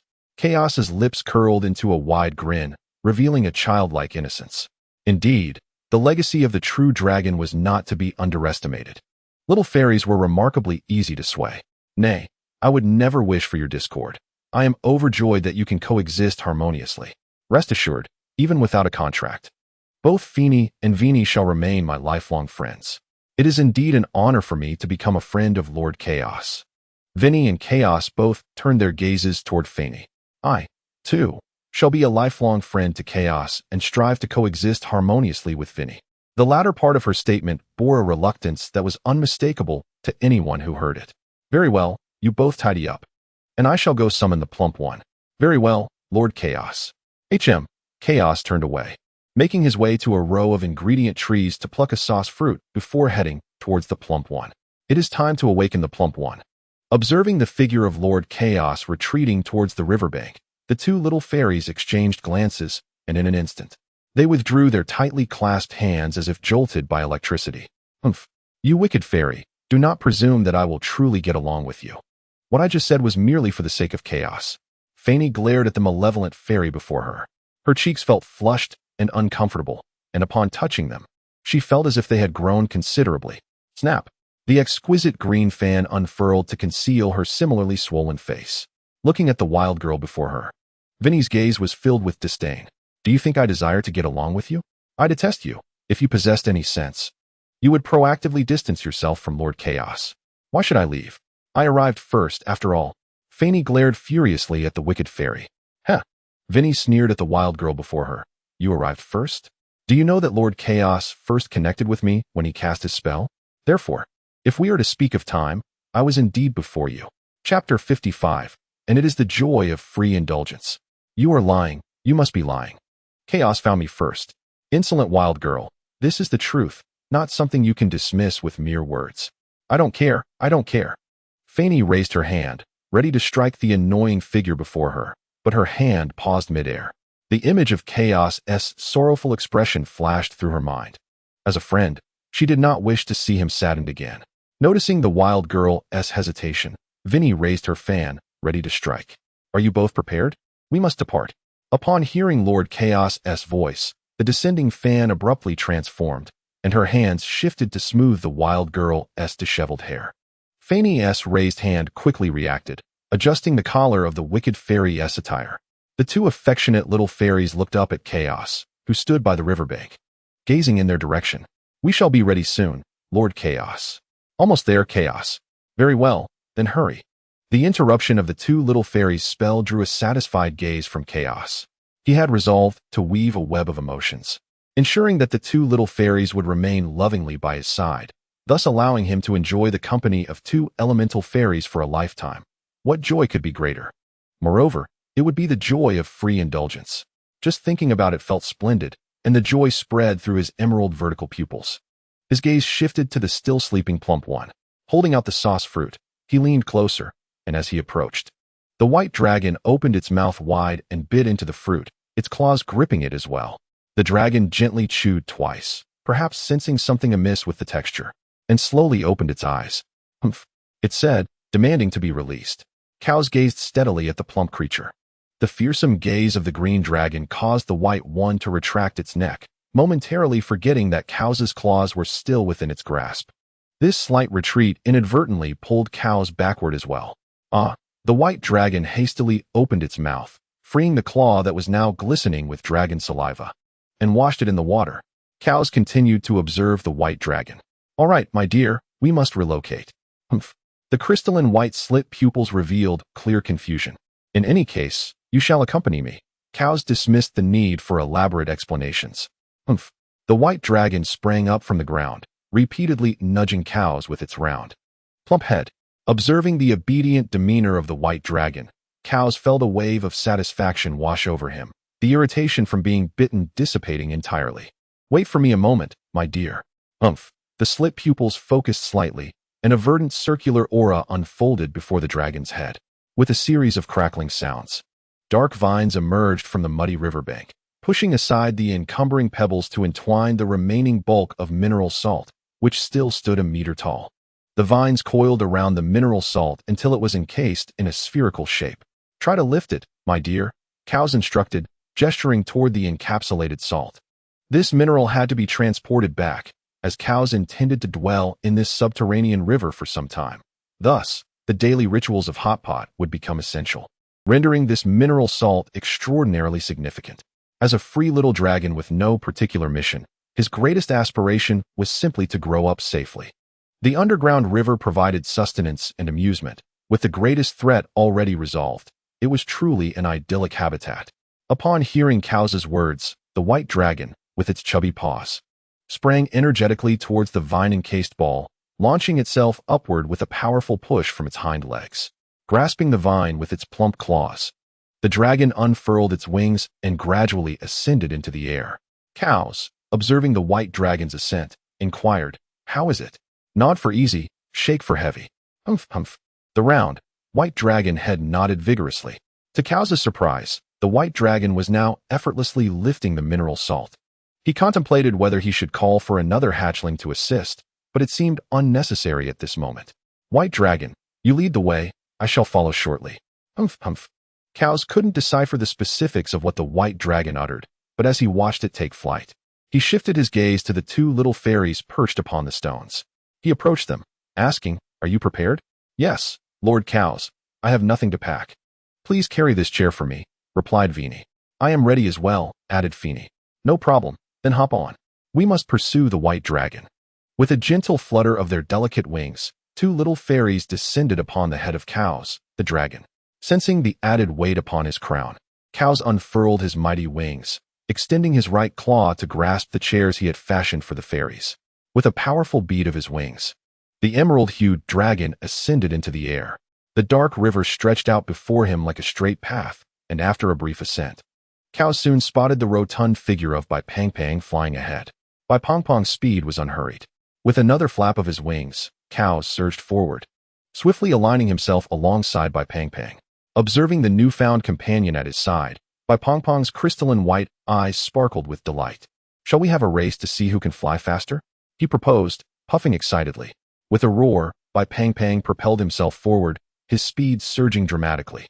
"Oh, you cheeky one," Cows exclaimed, noticing the sudden acceleration of his plump counterpart. Undeterred, Cows flapped his wings vigorously, matching Bai Pang Pang's newfound pace.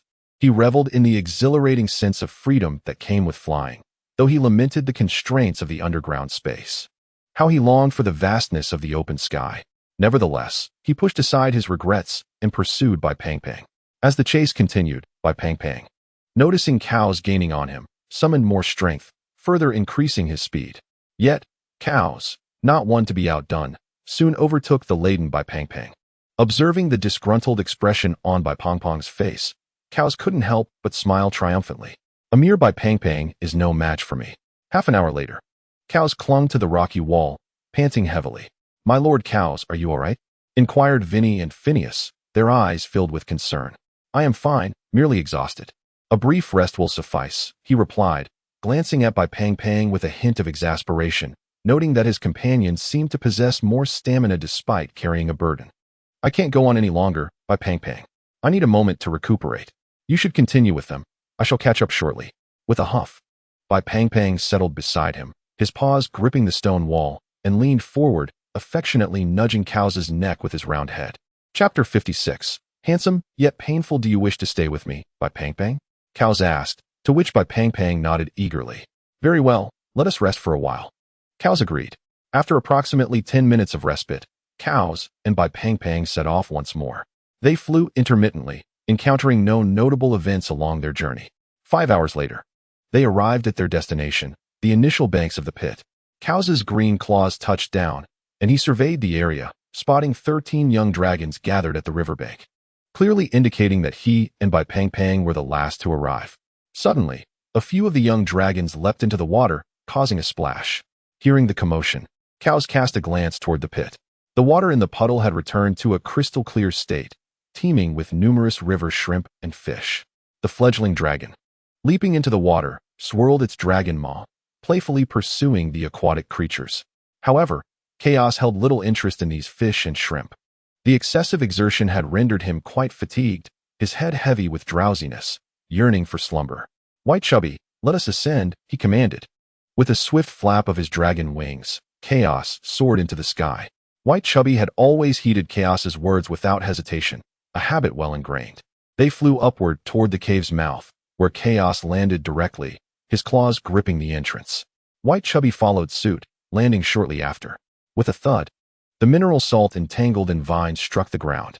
White Chubby, nestled upon the vine ball, raised his dragon head, appearing as though ready to offer praise. "You've worked hard, White Chubby."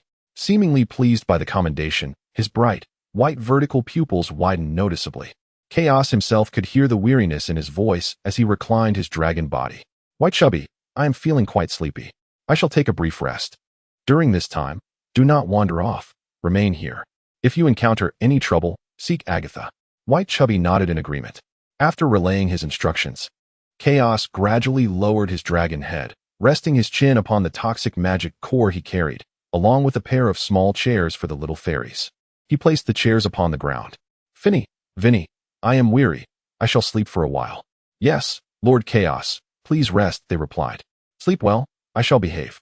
The latter words were lost on Chaos, as his heavy eyelids closed like mountains, plunging his consciousness into a deep slumber. Upon awakening, the familiar cave entrance came into view.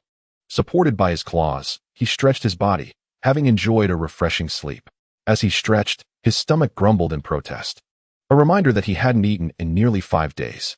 Ignoring the complaints from his belly, he surveyed the cave. 5 fledgling dragons were resting at the entrance, unfamiliar to him. To the right of the cave, a cluster of verdant vines clung to the rock wall, adorned with a delicately woven small house. Approaching with cautious steps, he brought his dragon head close to the window of the house. Though small, it contained all the essentials. However, the spacious bed was devoid of Vinny's presence. Retracting his gaze, he made his way to the cave's mouth and leaped down. Just before reaching the ground, he spread his dragon wings. With a whoosh, his sharp claws pierced the earth, gliding forward for several meters until he dissipated all momentum. The ground bore deep grooves from his descent. Quite impressive, he mused. Though his claws ached from the landing, he resolved not to repeat such antics. Facing the gazes of the fledgling dragons along the riverbank, he refrained from cradling his sore claws. One could not appear too boastful. The riverbank had noticeably narrowed, with rows of green plants flourishing along the shore, while the fledgling dragons happily lounged at a hotpot feast. "Miss Finny, more water, please." Coming right up, with a graceful wave of her petite hand, the little sprite summoned a stream of water from the dark river, which cascaded into the nearly dried pot. "Miss Vinny, could you possibly conjure forth some of those spicy fruits?" Hera inquired. "It would be my pleasure to serve, Miss Hera," Vinny replied. Raising her small hand, she unleashed a radiant green light, causing tender sprouts to emerge at an observable pace. Within mere seconds, these sprouts blossomed into a plant laden with verdant, tiny fruits. Chaos remarked, "No, it feels as if I have awakened from slumber to find these 2 little beings exhibiting a completely transformed demeanor. How have they become so harmoniously attuned to one another? I thought it was said that little sprites feared the multicolored dragon." Suddenly, a 3-meter-long fish landed before him. Observing the fish that was still thrashing on the ground, Chaos extended his claw to firmly hold it down, silencing its movements. Turning his head, he saw the large girl approaching him. It was evident that she had provided the fish. "Awake?" "Yes, I am awake. Where's the chubby one?" Agatha pointed her claw towards the puddle. "She's below, catching fish." Do not misunderstand. No dragon is bullying her. She merely descended to satiate her hunting instincts. Agatha continued to explain. As the river swelled, the abundance of fish, shrimp, and magical beasts had increased, ensuring that food was no longer a scarcity. Indeed, Chaos nodded, harboring trust in the large girl. She had no reason to deceive him. With a sharp claw, he sliced through the fish's skin, revealing its tender, white flesh, and opened his mouth wide to devour it. The hot pot enhanced the flavor, and the texture of the fresh meat was delightful as well. In a matter of moments, he finished the fish, and his belly finally ceased its growling. He patted his stomach, feeling content, having eaten enough for the time being. Raising his gaze towards the large girl, he noticed she had been patiently waiting by his side, clearly with something on her mind. "What is it that you wish to do?" Agatha smiled, appreciating Chaos's intelligence. "While the river has indeed become teeming with food, I desire to hunt magical beasts.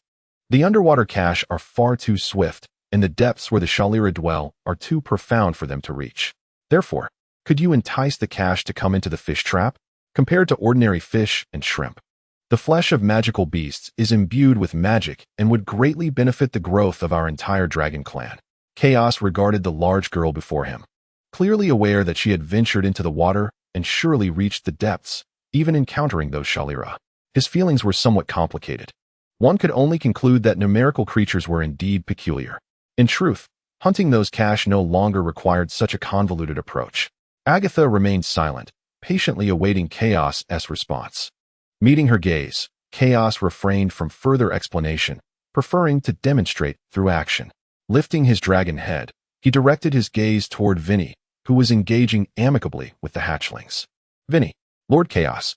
Upon hearing his voice, Vinny lifted her head towards him, the familiar green figure standing firmly at the riverbank, with a flutter of her small wings. The two little sprites almost simultaneously soared to Chaos's side. Lord Chaos, they exclaimed in unison. Chapter 57. This will allow his dying conscience to rest a little easier. Gazing at the two little ones, Chaos Dragon's lips parted in a smile. Good afternoon, ladies. It seems you are getting along splendidly with them. Hee hee. They are all good dragons. They will cook us some meat, said Phineas. They are quite polite, remarked Vinier, her gaze directed toward Phineas, the insinuation unmistakable. Fortunately, Phineas remained oblivious to this. Her attention was solely on Chaos, who had slumbered for so long and had not played with her in ages. Chaos, Chaos, let us cook hot pot together, Phineas exclaimed, fluttering her small wings and settling atop Chaos Dragon's head. I apologize, Phineas, but that may have to wait. I have some matters to attend to. That's all right. Her voice tinged with disappointment. Having dismissed Phineas, Chaos turned his attention to Vinier, who hovered before him, her wings gently fluttering. To hunt those cash, he required Vinier to specialize in a particular thorny vine characteristic. Vinier, I have a splendid spell to share. Would you be interested? Chaos Dragon's lips parted to directly request Vinier's assistance, a rather passive approach.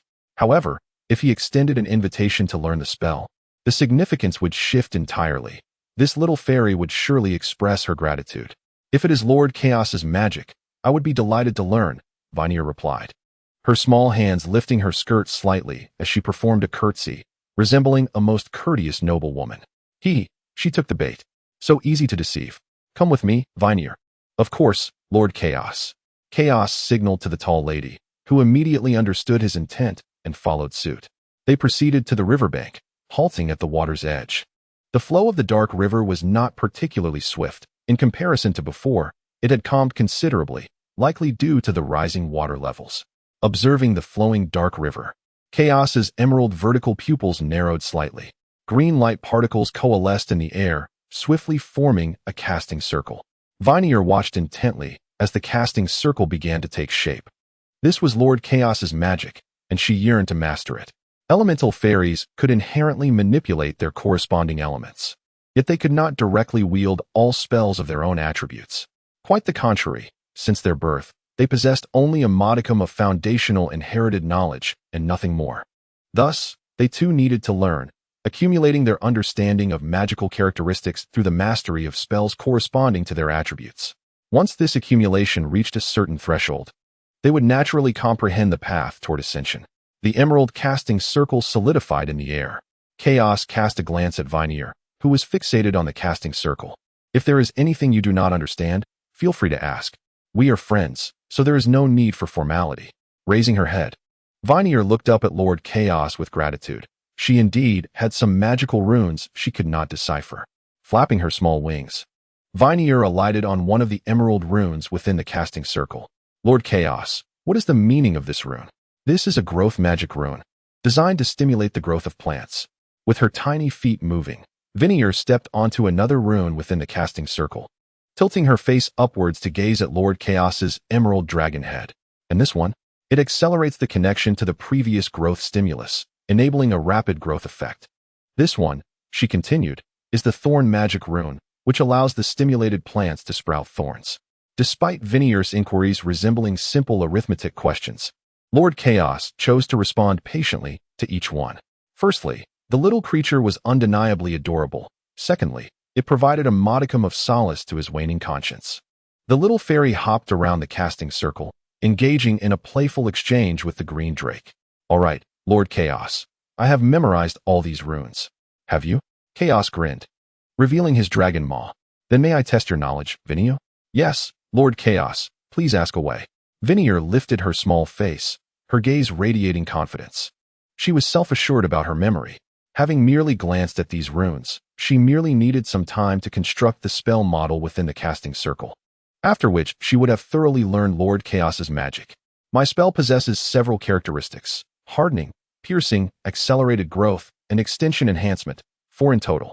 Now, which rune represents piercing?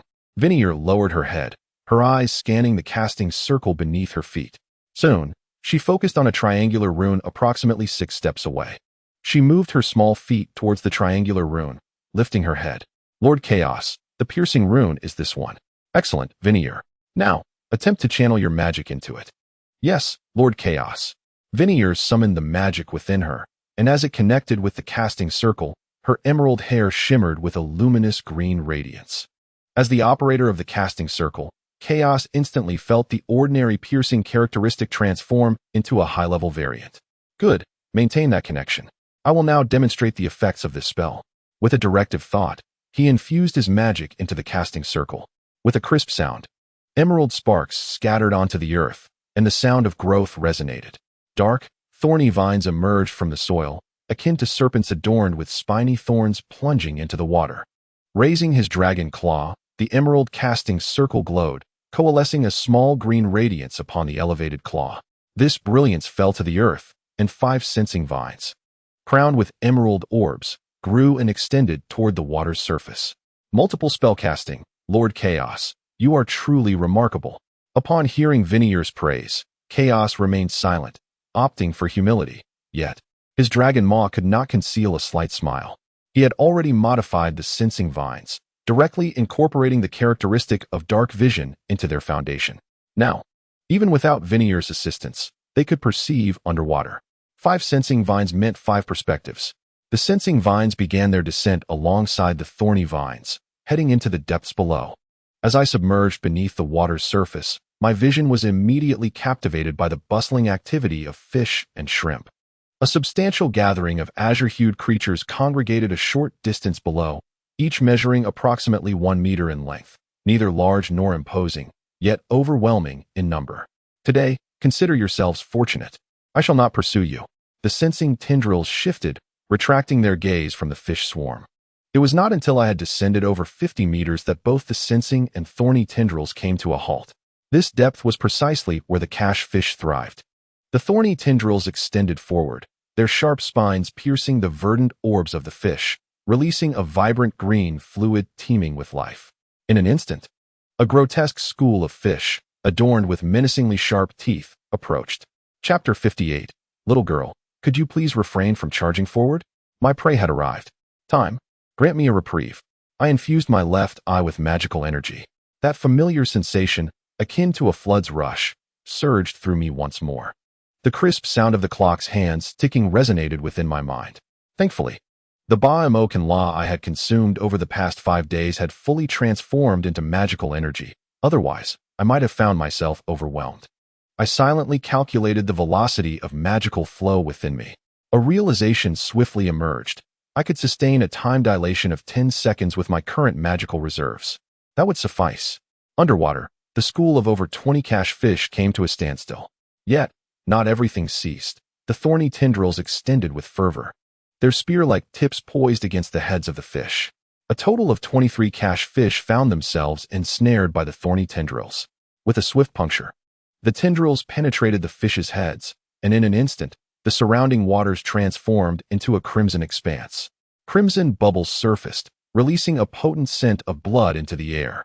Noticing this scent, the hatchling dragons along the riverbank lifted their round heads, their gazes fixated on the scene. The thorny tendrils pulled the cash fish to the surface, some still twitching feebly, their tails struggling for life.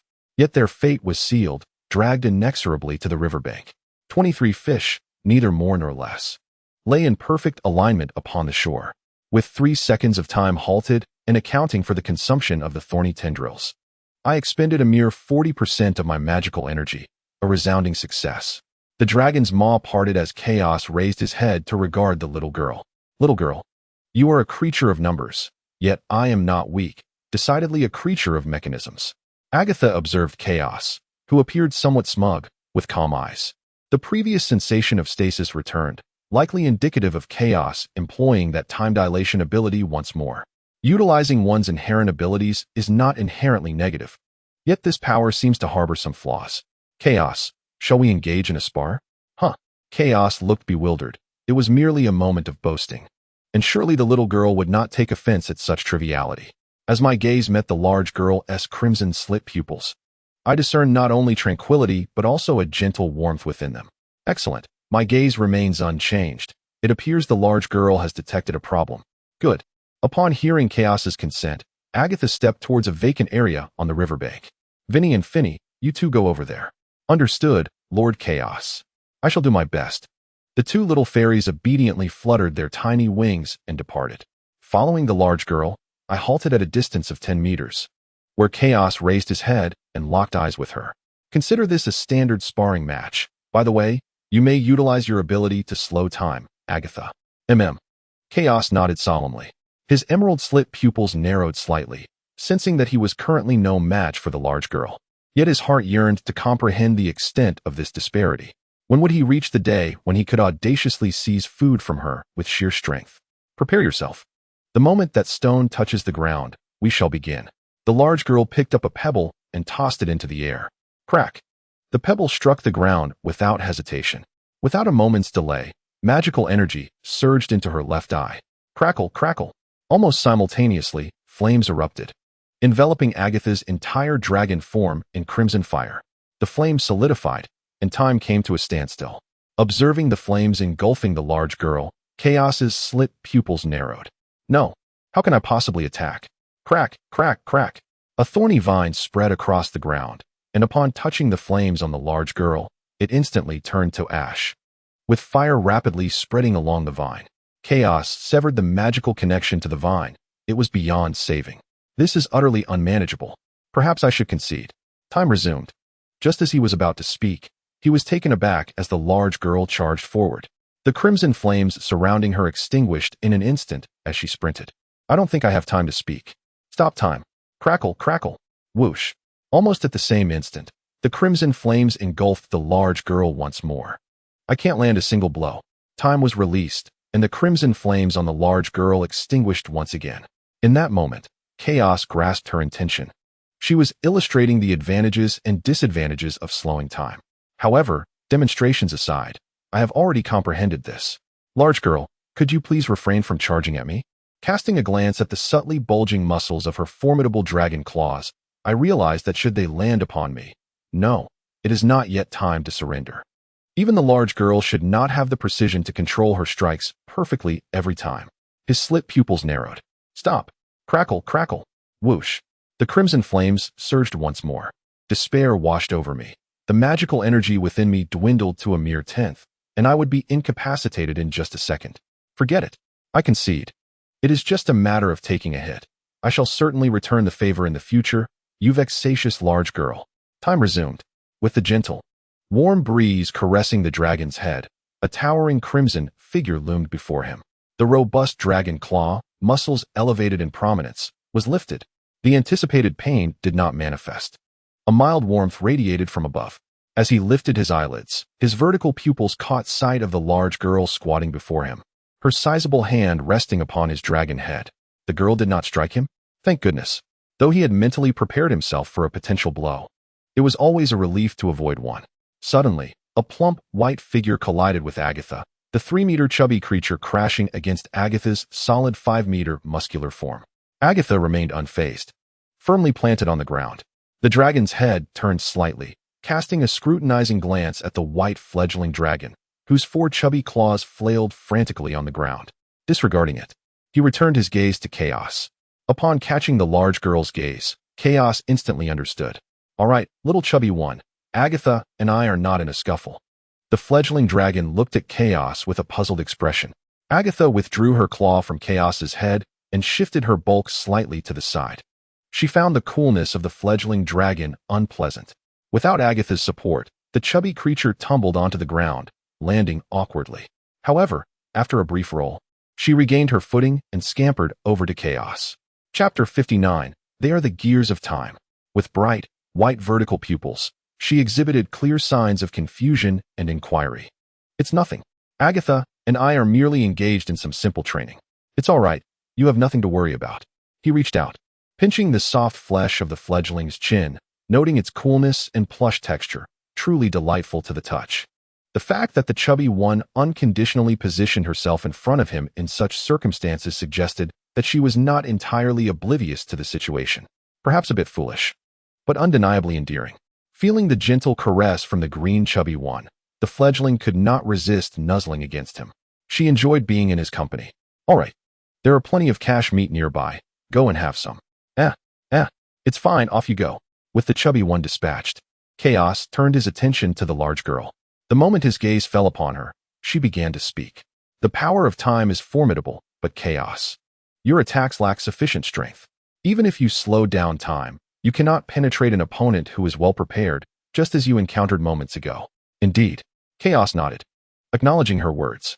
He recognized his deficiency in powerful attacks. During the previous encounter, the large girl had merely enveloped herself with destructive dragon breath, rendering his current offensive capabilities ineffective. Yet, he harbored another question. How is it that your destructive dragon breath can be precisely activated each time? He inquired, voicing his curiosity. The answer lies in your eyes. The golden clock within your left pupil glimmers with golden radiance each time it activates. It is quite evident, easily linking to the power of time. As for the eyes, I comprehend. Chaos lowered his dragon head, beginning to reflect internally. Upon careful contemplation, it seemed that ever since awakening the power of time, he had indeed become somewhat disoriented. The young girl had effectively roused him from his reverie. The power of time is formidable, yet it was clear that he had not yet harnessed its full potential. At that moment, a gentle warmth enveloped him from above. His vertical pupils shifted upwards. The robust paw of the young girl landed once more atop his head. Upon noticing Chaos raise his head, Agatha's dragon smile widened slightly. Do not feel disheartened. With your talent, you shall undoubtedly surpass me one day. Was the young girl offering him comfort? His emerald vertical pupils widened a fraction, honestly touched. Though it would have been even more delightful had Agatha's gaze been devoid of that trace of pity. He shifted back slightly, evading the weight of her paw resting on his head. Huff, huff, a plump voice chimed in. Hearing the sound, Chaos turned to glance and saw the chubby figure standing before a large stone pot, beckoning him for food. Retracting his gaze towards the young girl, he politely extended an invitation. Shall we partake together? The young girl nodded in agreement. They joined together at the hot pot. 5 hours later, thoroughly satisfied, Chaos reclined on the riverbank, contentedly clutching the plump tail of his chubby companion, while Vinyl and Finny lay atop his round belly. The chubby one had already dozed off, sprawled on the ground, as young dragons often do after a hearty meal. However, this time, Chaos was determined not to squander time idly. He yearned to grow stronger. With heavy eyelids closed, his consciousness sank deep within. Upon opening his eyes, he found himself in an endless expanse of pure white, where a massive golden hourglass stood silently upright, accompanied by a golden pocket watch hovering in the air beside it. This golden timepiece had existed since the moment his left pupil transformed into a clock. The dragon body floated forward, approaching the golden watch, and Chaos felt an instinctive urge to delve deeper into its essence. It was a peculiar sensation, one the golden hourglass did not inspire. Both items originated from his very bloodline, intimately connected to him, alleviating any concerns regarding potential complications in his study. Extending his claw, the sharp tip made contact with the clock in an instant. Before his eyes, the entire clock spontaneously disassembled into intricate components. No, not components. Leaning closer, his emerald vertical pupils narrowed slightly. These disassembled pieces were not mere parts, but interconnected golden symbols, which when reassembled formed the clock's components. The scattered clock components numbered in the hundreds, large and small, as his gaze roamed. This one is incomprehensible, that one too. This one eludes understanding as well. His gaze settled upon a golden gear. Ah, this one I believe I can comprehend. Excitedly following that instinct, he raised his claw, gently touching the golden gear. In an instant, the golden gear disintegrated. A series of golden runes unraveled in the air. His emerald vertical pupils narrowed in focus. The hopeful clattering of gears reverberated in the air. The scenery around transformed dramatically as Chaos emerged amidst a desolate desert, golden gears suspended in the air, rotating in synchrony. Time flowed with the turning of the gears, the sun rising and setting in rhythm. The dragon raised its head, its gaze fixed upon the gears. As a torrent of familiar yet foreign knowledge flooded its mind, brutally simple yet remarkably efficient. A sharp sting accompanied this influx. As the unfamiliar knowledge poured in, Chaos began to perceive the meanings of the golden runes inscribed upon the gears in the sky, a sense of understanding gradually dawning. This was no mere illusion. It was genuine comprehension. They were the bearings that governed the flow of time. Each rotation propelled the passage of time forward. They were the gears of time. Alas, such hunger. Upon opening its eyes, an overwhelming wave of hunger surged forth. The stomach protested vehemently. Scanning the riverbank, the fish from before had vanished. Yet a pile of fish lay heaped upon the shore. Straining to rise, a wave of dizziness washed over the dragon.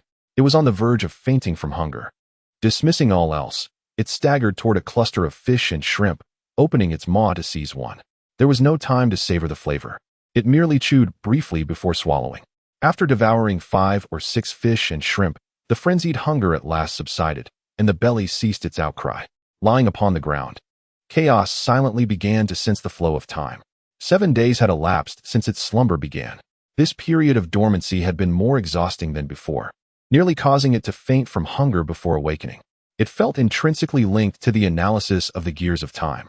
The singular gear it had comprehended had granted it a new ability, the capacity to accelerate the passage of years for a designated creature within a specific time frame. This was indeed a remarkable power. Now, it required a test subject. Its gaze swept over the young dragons sprawled upon the beach. Chapter 60. Chaos's temporal elixir, a plump, white one? Never mind. Next. A black coal ball. This one would be difficult to persuade. Hera? Not ideal, considering she had already been offered twice. Chaos's head paused, and its maw cracked open a narrow gap. There it was, the suitable candidate for the experimental spell. In front of a stone pot, for young dragons of blue, green, and black lay languidly atop it, satiated and unwilling to move. Rustle. Hearing approaching footsteps, Apollona lifted her round blue head. Chaos, what do you intend to do? Her vertical pupils brimmed with vigilance. At her utterance, the 3 other young dragons raised their heads in unison, their vertical gazes now fixed upon Chaos. Having been discovered, Chaos felt no embarrassment. It had never intended to launch a surprise attack. It was, after all, a dragon of honorable intentions. Good morning, it greeted, raising a paw and splitting its maw in a fluid gesture of salutation. The 4 hatchling dragons eyed Chaos with vigilant gazes, remaining silent. Abona, observing Chaos, who stood 5 meters away, felt an inexplicable surge of desire to confront him. What do you want, Abona? Oh, nothing much. Just a small matter to discuss with you. The 4 hatchlings exchanged glances before returning their scrutinizing stares to Chaos. This fellow appeared utterly untrustworthy. What is it? Lozi inquired. Agatha had previously stated that, under necessary circumstances, all hatchlings must heed Chaos. Thus, despite their reluctance, they could not outright refuse him. Undeterred by the 4 hatchlings' skeptical gazes, Chaos approached them slowly, his claws advancing, and revealed a hatchling-like friendly smile as his maw split open. However, as the dragon's head drew near, 4 pairs of slit pupils expressed disdain. Their claws itched with the urge to retaliate. Had they been capable of overpowering him, they would have swiftly struck that audacious dragon head. Just say what you need to. All right, Chaos replied with a smile, leaning closer to the stone pot. In a lowered voice, he asked, do you wish to challenge Agatha? The hatchlings fell silent for a moment, and then the black hatchling, Lucica, spoke up. Chaos, do you think we are all fools like that white dragon beside you? The other 3 remained mute, their slit pupils narrowing into thin lines. In the face of the growing danger in their gazes, Chaos remained composed. He was confident in his strength, knowing that even if the 4 united, they could not possibly defeat him. Not every dragon possessed the extraordinary capabilities of Agatha. No. I believe you may have misunderstood my intentions. What I mean is, Chaos continued to hold their gaze, noticing the glint of curiosity that flickered in their eyes, a sign of their interest. I can assist you in obtaining the means to challenge Agatha. In an instant, the 4 hatchlings' pupils constricted sharply, their eyes fixed on Chaos, yet none dared to speak first. Do you wish to challenge Agatha? Yes, we dream of it. They could still vividly recall the incident of their previous defeat. Yet, they were uncertain about how many of Chaos's words were genuine. They knew well that Agatha had always taken care of Chaos. Why would he help them to challenge her? It made no sense. And what would motivate you to assist us? Lozi posed the question that lingered in the minds of all 3. Meeting the gazes of the 4 dragons, Chaos reached into the pot, retrieving a piece of fish, which he leisurely placed into his maw. After a couple of chews, he swallowed it down. The flavor was rather bland. It certainly lacked salt. The four dragons continued to watch him intently. Well, it's rather dull just hanging around. I seek some amusement. In a single sentence, he added, do you dare? If so, I shall temporarily elevate you to the juvenile stage. Chaos, possessing a high bloodline of time, was well known among dragons. Thus, Chaos's assertion that she could assist them in transcending the juvenile dragon phase was largely true, particularly given the rationale she provided. The three dragons turned their gaze toward Nwoji, for she too belonged to the green dragon lineage. Facing the inquisitive glances of her three allies, Nwoji swiftly pondered the matter. As a green dragon, she was acutely aware that Chaos's reasoning was indeed quite fitting. During moments of ennui, she would stealthily damage several artworks carved by Apona, all while artfully framing Lusika and Rhea for the misdeeds. To this day, Apona remained oblivious to such antics. It was undeniably amusing to observe Apona, like a fool, seeking out Lusika and Rhea for conflict, granting her bloodline instinct a sense of satisfaction. Meeting the gaze of her three allies, Nwoji narrowed her slit pupils slightly and then gently nodded her head. With her confirmation, the three hatchlings exchanged glances before directing their attention back to Chaos. How will you aid us in transitioning to the juvenile dragon stage? Upon hearing the agreement from the four hatchlings, Chaos's dragon maw split into a broad grin, overflowing with joy. Free test subjects at last. This is simple. Just wait a moment while I brew a pot of temporal elixir for you. And I shall borrow this pot. Without waiting for a response from the four dragons, Chaos hoisted the pot, which still contained half of its contents, and departed. The four hatchlings watched as Chaos, pot in tow, gracefully made her exit. Lusika's gaze fell upon the long, swaying emerald tail of Chaos as she walked away, appearing quite pleased. Remove the appearing. Rhea, shouldn't we have refrained from agreeing to her? Apona felt an unsettling sense of foreboding. No, it's perfectly acceptable for us to have consented, Rhea replied, cracking her dragon maw slightly as she met the scrutinizing looks of her three allies. I have a splendid idea. Gather around.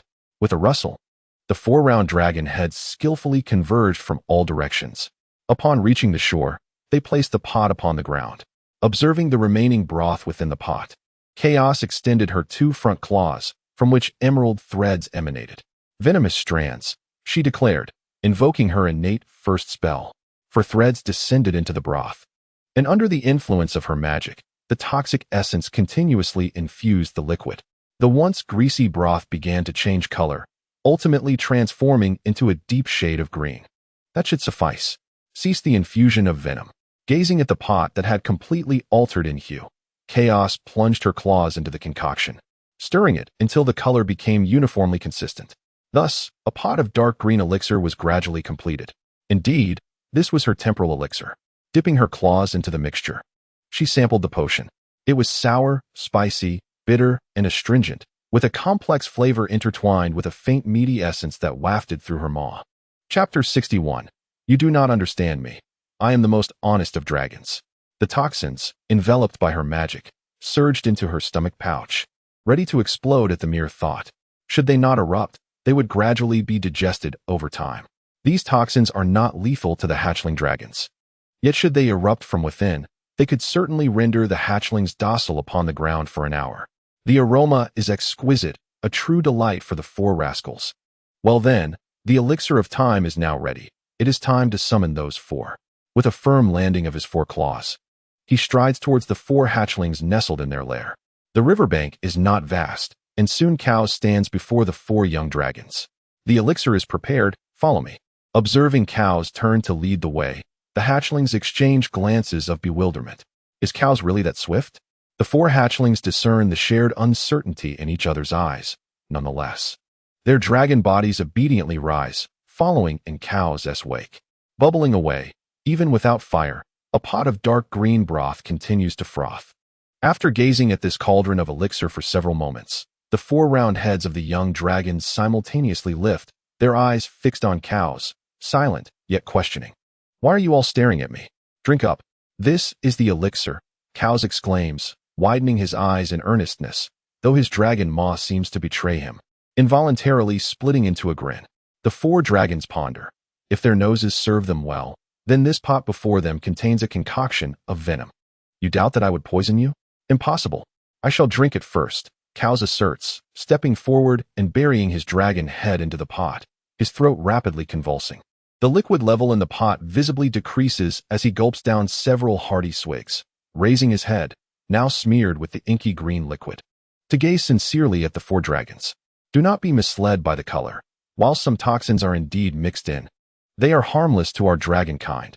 Poison cannot fell a dragon.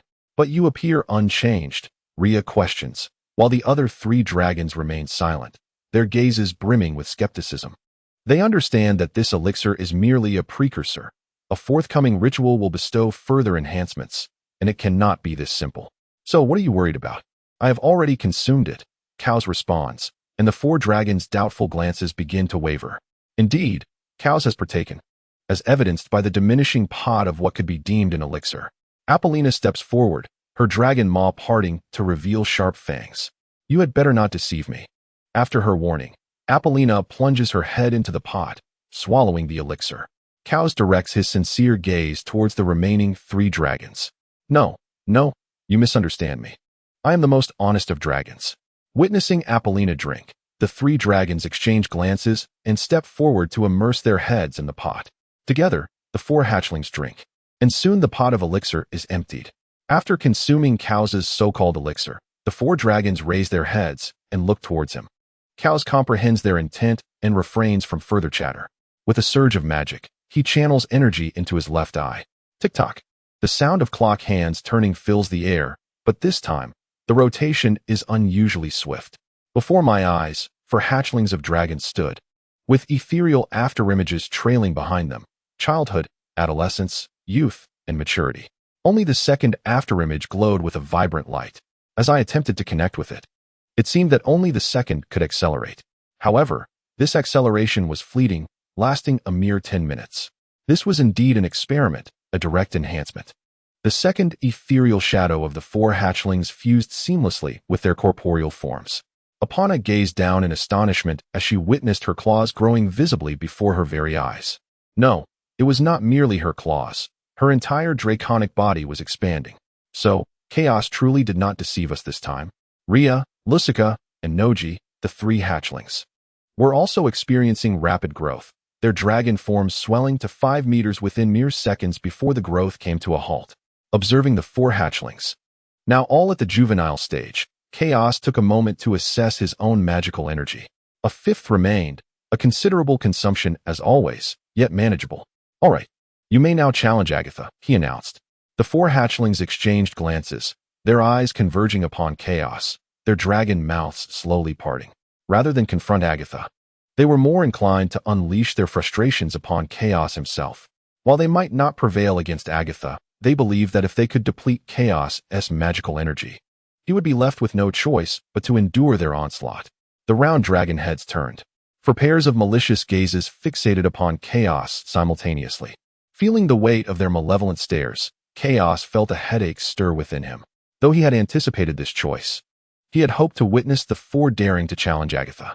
That would surely be entertaining. Yet now, they had chosen another path. Seeing their determination, Chaos decided to offer them one last chance. Are you certain you wish to proceed in this manner? This enhancement lasts only 10 minutes. Have you contemplated your course of action once the time elapses? Never mind. We shall discuss the future later. First, let me have my turn at you, Apana declared.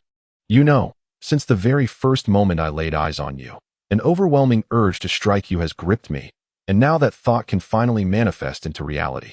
Feeling the immense power surging within her draconic form, Apana moved forward, her juvenile physique now exhibiting muscular contours akin to Agatha's. Chaos observed the three hatchlings, following Apana as they approached him. It seemed there was no need to grant them any leeway. They were resolute in their decision, perhaps even prepared to face the consequences of their actions. Fear not. We shall only strike you, and you will not be harmed. You needn't. But before he could finish his sentence, Apana's dragon body tumbled headfirst onto the sandy riverbank. Almost simultaneously, 3 more thuds echoed as the 4 young dragons sprawled on the ground. Despicable Chaos. You have deceived us. How vile, you have poisoned us. Chaos cast a sidelong glance at the black dragon who spoke, recalling that he had previously mentioned the toxicity of the raw materials. The 4 hatchlings struggled to rise, yet the overwhelming weakness of their dragon bodies rendered them incapable. They ultimately collapsed back onto the ground, directing their furious gazes towards cows. Chapter 62. Entwined, knotted, tangled, spiraled, and leaped unperturbed by Apollona's roar. Cows lowered his dragon head, his golden and green slit pupils gazing down at Apollona, who had fortuitously fallen beneath his claw. He raised his claw and placed it directly upon the blue dragon's head. A tingling sensation radiated back from his claw, far less pleasant than the icy coolness of a plump, white form. Cows leaned forward, his head hovering before Apollona. "What shall I do with you, four traitorous wretches?" The blue slit pupil narrowed in contemplation, as she had not considered the predicament before her. Observing the arrogance in Cows's gaze, Apollona extended her neck and closed her eyes. Was she preparing to endure a beating? To pummel this fellow? The four of them appeared tough-skinned, and even a thrashing might not leave a lasting impression. They might not even care. Then it struck her. A far more ingenious idea blossomed in her mind. Cows lifted his claw, channeling magical energy into it. The claw, glowing with a verdant luminescence, descended upon the center of the round dragon head, beginning to sketch. As the claw traced, a vivid image of a green cashy fish had emerged. The anticipated pain did not arrive. Apollona opened her eyes, feeling the friction of dragon scales beneath her. It was evident that Cows was inscribing something upon her. "What have you done?" she demanded, glaring at him. "Curious, are we?" "Please, beg for Cows's mercy," he replied, his tone dripping with mockery. Seeing the silent little dragon, Cows moved his claw toward the next one. Following the same procedure, he engraved a cashy fish head upon the remaining 3 dragon heads. Each of the round heads lay powerless on the ground, adorned with a cashy fish head at their centers. For the 5-colored dragons, this was an intolerable indignity, having the proud scales marked with a magical food emblem. One that could not be easily erased was utterly unacceptable. Gazing at his handiwork, Cows grinned widely, his dragon maw splitting into a satisfied smile. Yet, he felt it was insufficient. His claws moved to the backsides of the 4 creatures, focusing on their slender tails, and his maw curled into an amused grin. He grasped the 4 tails, entwining, knotting, tangling, spiraling, and leaping. At last, the masterpiece was completed. Observing the tail knots in his claws, Cows's eyes gleamed with satisfaction. He discarded the knots and moved his claws. What a splendid day it was. His experiment yielded results, and he had engaged in delightful antics. With a cheerful leap, he bounded back to a pile of fish and shrimp, diving in to feast. After consuming 5 small fish and shrimp, his belly reached a state of near fullness. Eating more would surely cause it to bulge. Ceasing his meal, he lifted his gaze toward the cave entrance in the cliff. With a powerful flap of his wings, he ascended into the air. The water level along the riverbank rises steadily each day, while he remains in a prolonged slumber. For the sake of caution, it is indeed wiser to sleep within the cave. Upon returning to the cave, he descended with his claws, scanning the surroundings. Inside the cavern, several young dragons lay sprawled, and in the innermost recess, the young girl lay quietly asleep. The only sound within the tranquil cave was the gentle breathing. Retracting his gaze from the young girl, Chaos cast a glance at the small dwelling affixed to the cave wall. Through the window, he could discern a large bed woven from vines, where Finey lay in deep slumber, while Vinny's presence lingered on the 2nd floor, presumably also asleep. They were all in slumber. What was that? Beneath the small dwelling, a cluster of white magic cores, each the size of a tennis ball, accumulated, numbering over 30. Approaching the treehouse, he extended his claw to take one of the magic cores for a closer examination. Indeed, it was unmistakably a magic core from Cash. The young girl had mentioned that all the magic cores hunted by the dragon group were his to claim, thus these cores were undoubtedly meant for him. His emerald slit pupils widened slightly. In that case, he would not hold back. With a dragon's kiss, he grasped the magic cores and began to consume them directly. After filling himself, he chewed contentedly. The 30-plus magic cores were devoured in just 6 bites. Sated, he lay down, feeling a warm current spreading from his stomach, enhancing his internal magical energy noticeably. Sleepiness overcame him, and his heavy eyelids slowly closed. His consciousness sank into the depths of his mind. Disassembling a clock, he swiftly scanned all the components, but found none that could be deciphered. Sitting in the realm of consciousness, he contemplated perusing the inheritance, particularly the manufacturing techniques of magical items. The young girl had been correct. His left eye was too easily associated with time. If he could create a magical item to conceal his left eye, that problem would be resolved. Thus, it indeed seemed necessary to explore the techniques for crafting magical items. Crack, crack, crack. At the sound of the familiar noise, Chaos abruptly lifted his dragon head. In his line of sight, the pure golden hourglass began to rotate. With a click, the moment the hourglass completed its rotation, everything around him transformed. The murmur of the dark river flowed tumultuously. Chaos found himself standing on a flat expanse by the riverbank. Whoosh! The sound of wings echoed. Looking up, he saw 3 young dragons soaring over the dark river, one red, one black, and one green. 2 were unfamiliar, while one, Hela, was somewhat familiar. The 3 young dragons were heading towards the riverbank where he stood, evidently preparing to land and rest. Just as the 3 young dragons approached the riverbank, an unexpected turn of events unfolded. It was as if they were ensnared by an invisible force, struggling frantically in midair. As Chaos observed their frantic movements, he discerned the situation. A large, transparent net spanned across the riverbank, and the 3 young dragons, unaware of the danger, collided directly into it. A massive spider, over 5 meters in length and covered in pallid, thick armor, advanced swiftly towards the 3 entangled prey, its blade-like legs skimming across the transparent web. The legacy of the true dragon automatically provided feedback information. Morpheus, a mid-level magical beast typically dwelling in the underground world. These creatures are social and usually found in groups of a dozen or more.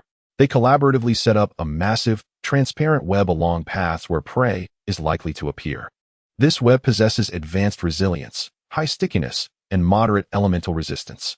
Once an unfortunate creature ensnares itself in the web, they swiftly crawl toward it, raising their scythe-like forelimbs to swiftly deliver a fatal blow. Notably, their forelimbs exhibit advanced piercing characteristics. A dozen Morpheus swiftly approached the 3 hatchlings, their forelimbs raised like scythes. With a furious roar, Hera, who had endured several blows, opened her dragon maw and bit down on the head of the Morpheus that had pierced her belly. With a swift motion, her claws grasped the forelimb of the corpse, severing the threads that bound her, regaining her freedom. Her dragon claws seized the heads of 2 Morpheus, delivering a spectacular explosive effect. In an instant, she dispatched 3 Morpheus, unfurling her wings to resume her flight stance. Hera aimed to rescue her 2 allies, but upon casting her gaze, she realized it was too late. Frigga and Scotty had already been decapitated, leaving only their dragon bodies tangled in the web. Chapter 63. What is there to be proud of about planting a few small trees? With a roar, Hera, covered in wounds, flapped her wings, her blood spilling as she turned and flew away. The dream began to blur rapidly. Upon awakening, Chaos propped himself up, surveying the hatchlings sprawled at the cave entrance. He quickly counted in his mind. 1, 2, 3, 4. Not a single one was missing. They were all present, even the chubby one nestled beside him. The entire dragon brood had gathered at the cave entrance. Even the cooking pot had been brought over. Fortunately, the events of the dream had not yet materialized into reality, which meant there was still time to alter the outcome. He wasn't particularly hungry, perhaps only 4/10 full, having slept for just 2 days. With a deliberate step, he approached the cave entrance to peer down. The dark river had completely submerged the riverbank, explaining why the entire dragon group remained prudently inside the cave. Rustling. Hearing a sound from within the cave, Chaos turned his head to glance inside. His gaze met that of a large, awakened hatchling. The large hatchling was also awake and ready for a meal. Raising her paw, she pointed to the cooking pot beside the chubby one. As if in understanding, Agatha gave a slight nod, her claws moving as she traversed over the sprawled hatchlings to the cave entrance. Not wasting words, Chaos joined her, lifting the pot and carrying it to the entrance. He set the pot down and used his sharp claws to dig a pit in the ground, placing the pot within. Seeing Chaos had prepared the pot, Agatha opened her dragon maw, and crimson flames gathered beneath it. As the flames encircled the base of the pot, she closed her maw, and Agatha dove down from the cave. The large hatchling flew away, undoubtedly off to hunt. Indeed, the stone pot remains empty. Chaos cast his gaze upon the vacant vessel. Filling it with water was a task well within his capabilities, for he wielded command over 2 elements, water and life. With a focused glimmer in his emerald vertical pupils, azure orbs of light coalesced in the air, and before long, a water sphere over 1 meter in height had formed. The sphere descended gracefully into the stone pot. Next, it was time to add the ingredients. The supplies cultivated by Vini Re lay on the riverbank below, now submerged by the rushing waters, likely ravaged by the gluttonous fish and shrimp inhabiting the depths. However, this posed no significant issue. If they were gone, they could simply be replanted. With deliberate steps, he approached the vine-draped cottage nestled against the rocky wall and gently tapped the stone door. "Russell, who dares disturb my slumber?" The voice belonged to Finney. Chaos instantly recognized the owner of the voice. Moments later, the door creaked open, and upon seeing Chaos, Finney's expression brightened. "Ah, it is Chaos." The impatience that once adorned the little sprite's face transformed into an adorable smile. Observing the creature's shift in demeanor, Chaos greeted her with a dragon's grin. "Good morning. Finney, did you sleep well?" "Indeed, I had the most delightful sleep, and I dreamed of signing a contract with you." "That is splendid." Chaos chose to overlook the latter part of her statement and requested, "Please summon Vini Re for me." Upon hearing Chaos's intention to seek Vini Re, Finney's smile faltered momentarily. "Well, all right then." With a hint of reluctance, she turned and re-entered the cottage. "Russell." The vines on the balcony of the small wooden house parted, and Vini re-emerged. "Lord Chaos, do you seek my assistance?" Vini Re gracefully lifted her skirt and curtsied, as was her custom. "Yes." Chaos gestured towards the stone pot that was already heating water. "I require some ingredients, Vini Re." "At your service." Vini Re cast a triumphant glance at the pouting Finney, fluttering her delicate wings as she flew to a small patch of clear ground at the cave's entrance. With a wave of her hand, a lush green radiance cascaded down, and immediately, tender shoots broke through the earth, growing rapidly into flourishing plants adorned with small fruits. "Vini Re is truly remarkable." Chaos praised her casually, then stood tall to commence the harvesting. "Pepper is essential, and I shall also need more avocados and chili peppers, for I enjoy them immensely." "Thank you for your kind words, Lord Chaos." Vini Re cast a smug look toward the sulking sprite beside her. "Ugh." Finney puffed up her cheeks once more, vexed by the boastful fairy. What is there to be proud of in merely growing a few small trees? Once the ingredients were gathered, Chaos returned to the stone pot and promptly added them all. He settled down and stirred the contents with his claw, and as he did so, the broth began to emit a tantalizing aroma. Delightful, utterly delightful. A gust of wind swept through the cave, carrying with it a faint yet appetizing scent. Chaos turned his head towards the cave's entrance. A towering figure, a large girl with muscular arms, grasped two 5-meter-long shelliare, each with a gaping wound on their hard shells, revealing the golden crab meat within. Truly, what an impressive young lady. Agatha soared into the cavern and immediately released her grip. Boom. The two hefty creatures landed with a resonating thud. Observing the approaching young lady, Chaos could not help but marvel at her formidable prowess. As she reached Chaos, Agatha spat forth two translucent magic cores, glistening with dragon saliva, onto his claw. This was as agreed. The magic cores acquired from the dragon hunt were to be his. After delivering the cores, Agatha turned and headed towards a Shilira to commence her disassembly work. Gazing at the two magic cores resting before him, it would be disingenuous to claim he was unaffected by their appearance, especially with the remnants of the young lady's saliva still clinging to them. With a focused gaze, emerald-slit pupils conjured a water sphere that enveloped the cores, cleansing them thoroughly before the water sphere floated towards the cave entrance, where it was summoned again to wash the cores a second time. Ah, that should suffice. Watching the water sphere drift before him, Chaos extended his claw into it, retrieved one of the cores, and tossed it into his maw. Ah, crunch. The familiar taste. Ah, but it bore little flavor. The second core met the same fate, swiftly dispatched into his mouth. With a flick of his claw, the summoned water sphere hovered in the cavern before dissipating, the cores now devoid of their magical support and plummeting downwards. Casting a glance at the young lady, who was diligently disassembling the Shilira, it seemed she would require a bit more time. His attention shifted to the two little fairies perched on a rock, each holding a small plate. Upon sensing Chaos's gaze, the two fairies, who had been glaring at each other, instantly transformed their expressions into smiles. Ignoring their previous hostility, Chaos believed that, with time, he could foster a bond between the two fairies. By the way, Vinier, have you completed the magical framework for the thorn spell? Vinier's smile faltered abruptly. Chapter 64. Learning, Unraveling, and Making Future Uses of Dragon Magic More Convenient. She had yet to finish that spell, although she had meticulously recorded all the details. Her progress in constructing the magical rune framework was only 1/3 complete.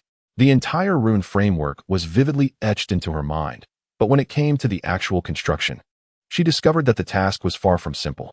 A slight misalignment in the runes would result in the collapse of the entire framework, necessitating a complete restart. She had not been idle. For the past few days, she had diligently practiced building the rune framework, yet even so, her proficiency had only reached 1/3 of the required progress. It was exceedingly challenging. Noticing the distressed expression of the mischievous fairy, Phineas's gaze sharpened, soon blossoming into a radiant smile. There was no need for Chaos to inquire. It was evident that the fool had failed to construct it. "Wild girl, you speak nonsense," Vinier retorted instinctively, as if triggered into a defensive response. Yet, the moment the words left her lips, regret washed over her. Then why not demonstrate it? As expected, the wild girl articulated the very concern that plagued her thoughts. I. Vinier, her cheeks flushed with embarrassment, lowered her head in shame, realizing she had disappointed Lord Chaos. Would such a self be deemed unworthy by Lord Chaos? Absolutely not. Upon witnessing Vinnie's demeanor, Chaos instantly comprehended that she had yet to learn the necessary skills. However, 2 days had passed, and she still struggled to grasp them. When he had reformed the thorn magic, it had come easily to him. It was hardly a daunting task. Could it truly be that Vinnie was simply too dull-witted? Chaos cast a glance at Vinnie, who had buried her little head in embarrassment. Of course, reproach was out of the question. "Do not worry, Vinnie. We have ample time ahead of us." Listening to Lord Chaos's gentle voice, Vinnie slowly lifted her head, her gaze cautiously flitting towards him. The tenderness reflected in his emerald vertical pupils dispelled all her trepidation in an instant. Lord Chaos was so kind. "There is no need for fear. I shall not scold you, for we are friends." Observing the glimmer in the little fairy's eyes, Chaos raised a claw behind him and triumphantly gestured a thumbs up. "Yes. The plan is successful. Another wave of goodwill has been established." Just then, Fina suddenly soared into view, interrupting the poignant exchange between the dragon and the fairy. "Chaos!"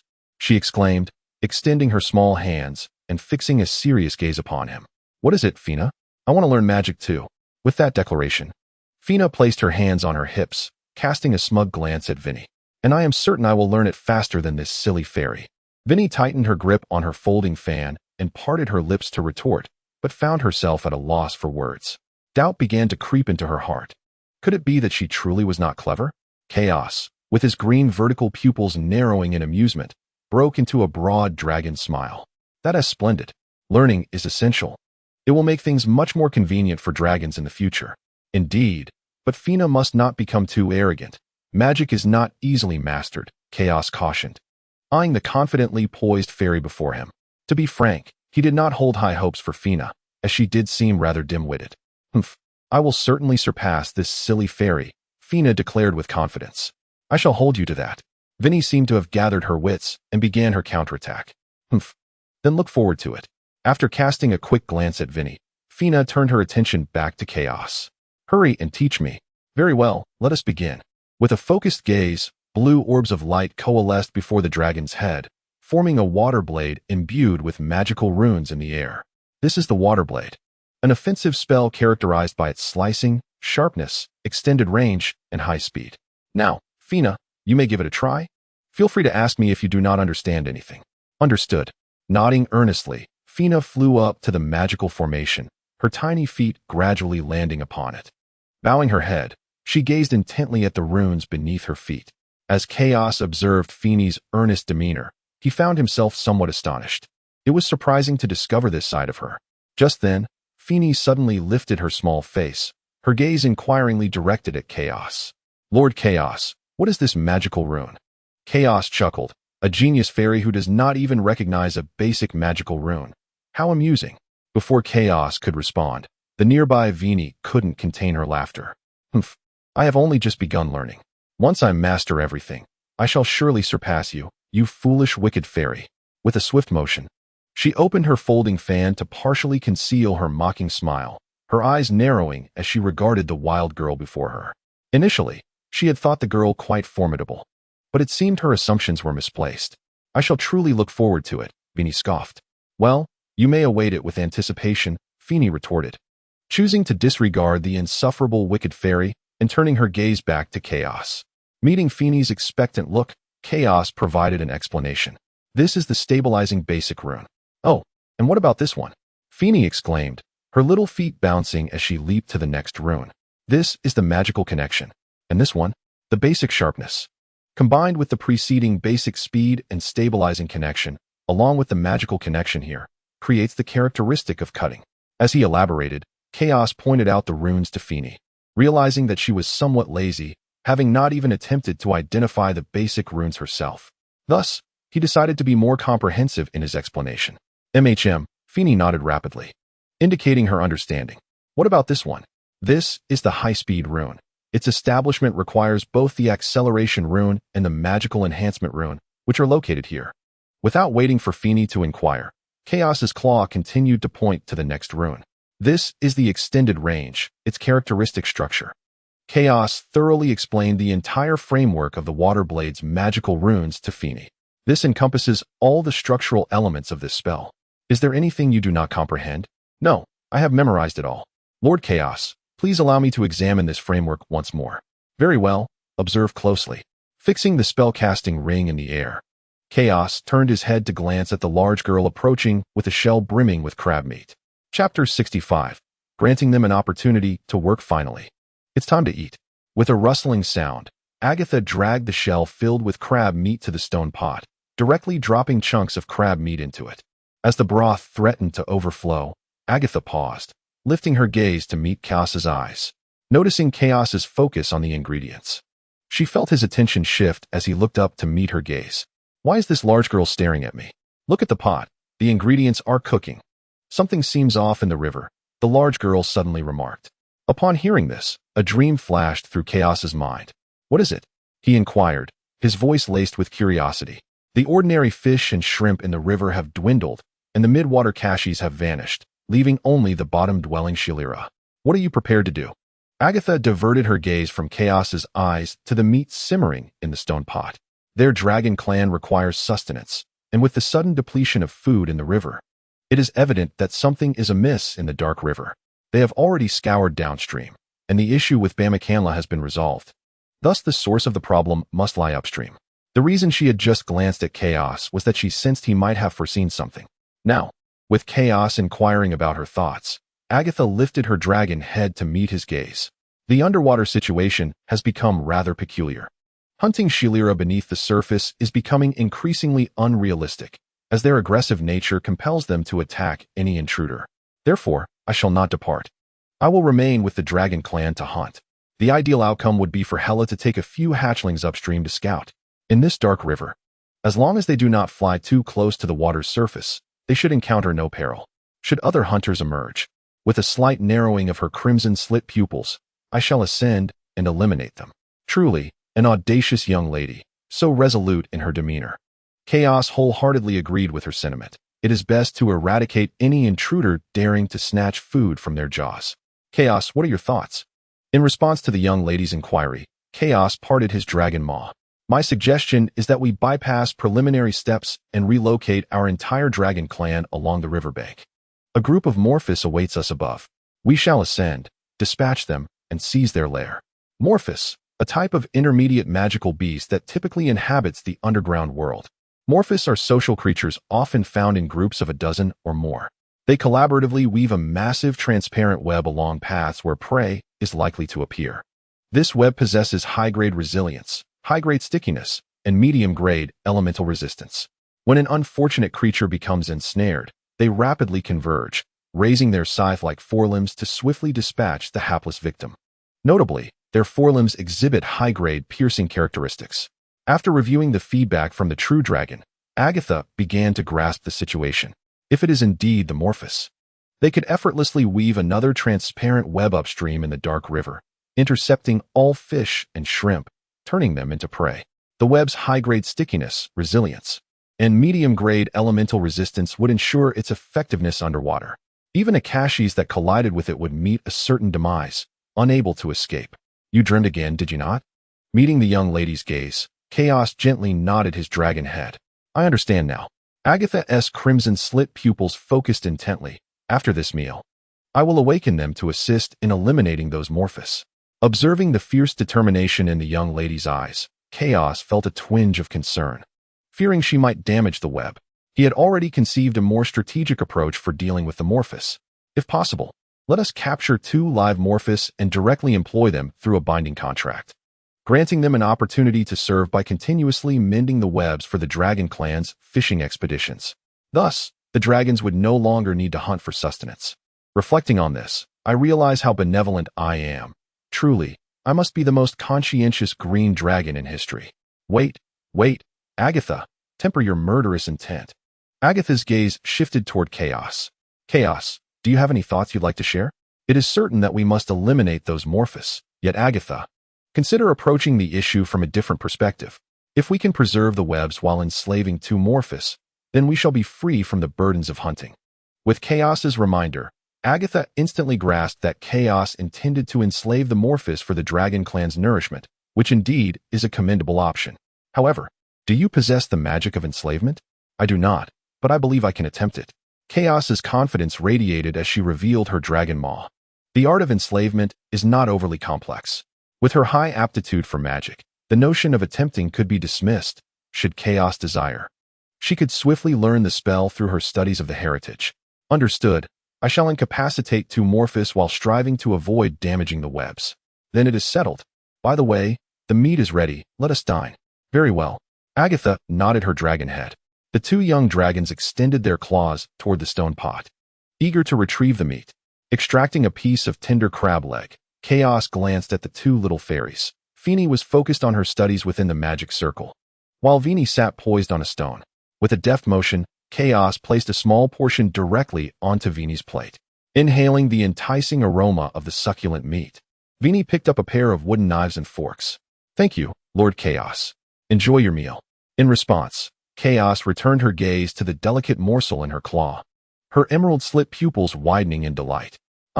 The dragon maw opened wide, and the meat was promptly devoured. Crunch, crunch. The meat contained white bone fragments, which were chewed with a satisfying crunch. Yet, the flavor was truly delectable. Rustle. A round, plump white dragon head approached eagerly. Noticing the longing gaze from the rotund creature, Chaos's emerald pupils expanded with interest. The chubby one was awake. With a gentle nod, the plump dragon head fixated on the remaining half of the crab leg in Chaos's claw. Perceiving the chubby one's intent, Chaos extended the remaining half of the crab leg toward it. Without hesitation, the chubby one opened its dragon maw and bit down. With each bite, its bright white slit pupils sparkled with joy, and its pudgy tail swayed back and forth on the ground. Now, sit still and extend your claws. I shall wash them for you, but I will not feed you. The chubby one obediently sat upright, extending its plump claws toward Chaos. Gazing at the outstretched claws, Chaos focused his slit pupils, and a transparent orb of water rapidly coalesced in the air. Chapter 66. It is time for this group of female dragons to comprehend the significance of Chaos. The orb enveloped a pair of plump, white claws, cleansing them of the dirt that had sullied their surface. Perhaps relishing the refreshing coolness that the water orb provided, the bright, glistening slit pupils of the chubby creature expanded slightly in delight. As the claws were cleansed, the water orb grew murky. The cloudy orb shot out of the cave entrance, and Chaos dispelled his magical power. Without the support of magic, the orb instantly plummeted to the ground. Well then, help yourselves to whatever you wish to eat. Humph, humph. The rotund dragon head bobbed a couple of times, and the plump creature eagerly positioned itself before the stone pot. Its chubby little claws plunged directly into the pot to retrieve the ingredients. After consuming a single chirilla, the enticing aroma roused all the sleeping hatchlings within the cave. Sitting in a row, the round dragon heads stared longingly at the 3 dragons as they feasted, crystalline drool pooling in their mouths. Many hatchlings cast envious glances at the plump creature, which was busily foraging for food in the pot. If Chaos and Agatha feasted through strength, then this foolish white one relied entirely on luck to partake in the meal. From the very beginning, this foolish creature had fortuitously become Chaos's companion. Agatha cast a glance at the hatchlings, whose eyes were wide with yearning. The dwindling numbers of small fish and shrimp in the dark river had dramatically reduced the hunting success of these hatchlings, making it increasingly common for them to return to shore with empty claws. You shall share the remaining chirilla, and no fighting is allowed. She added this remark, recalling the task she was about to undertake.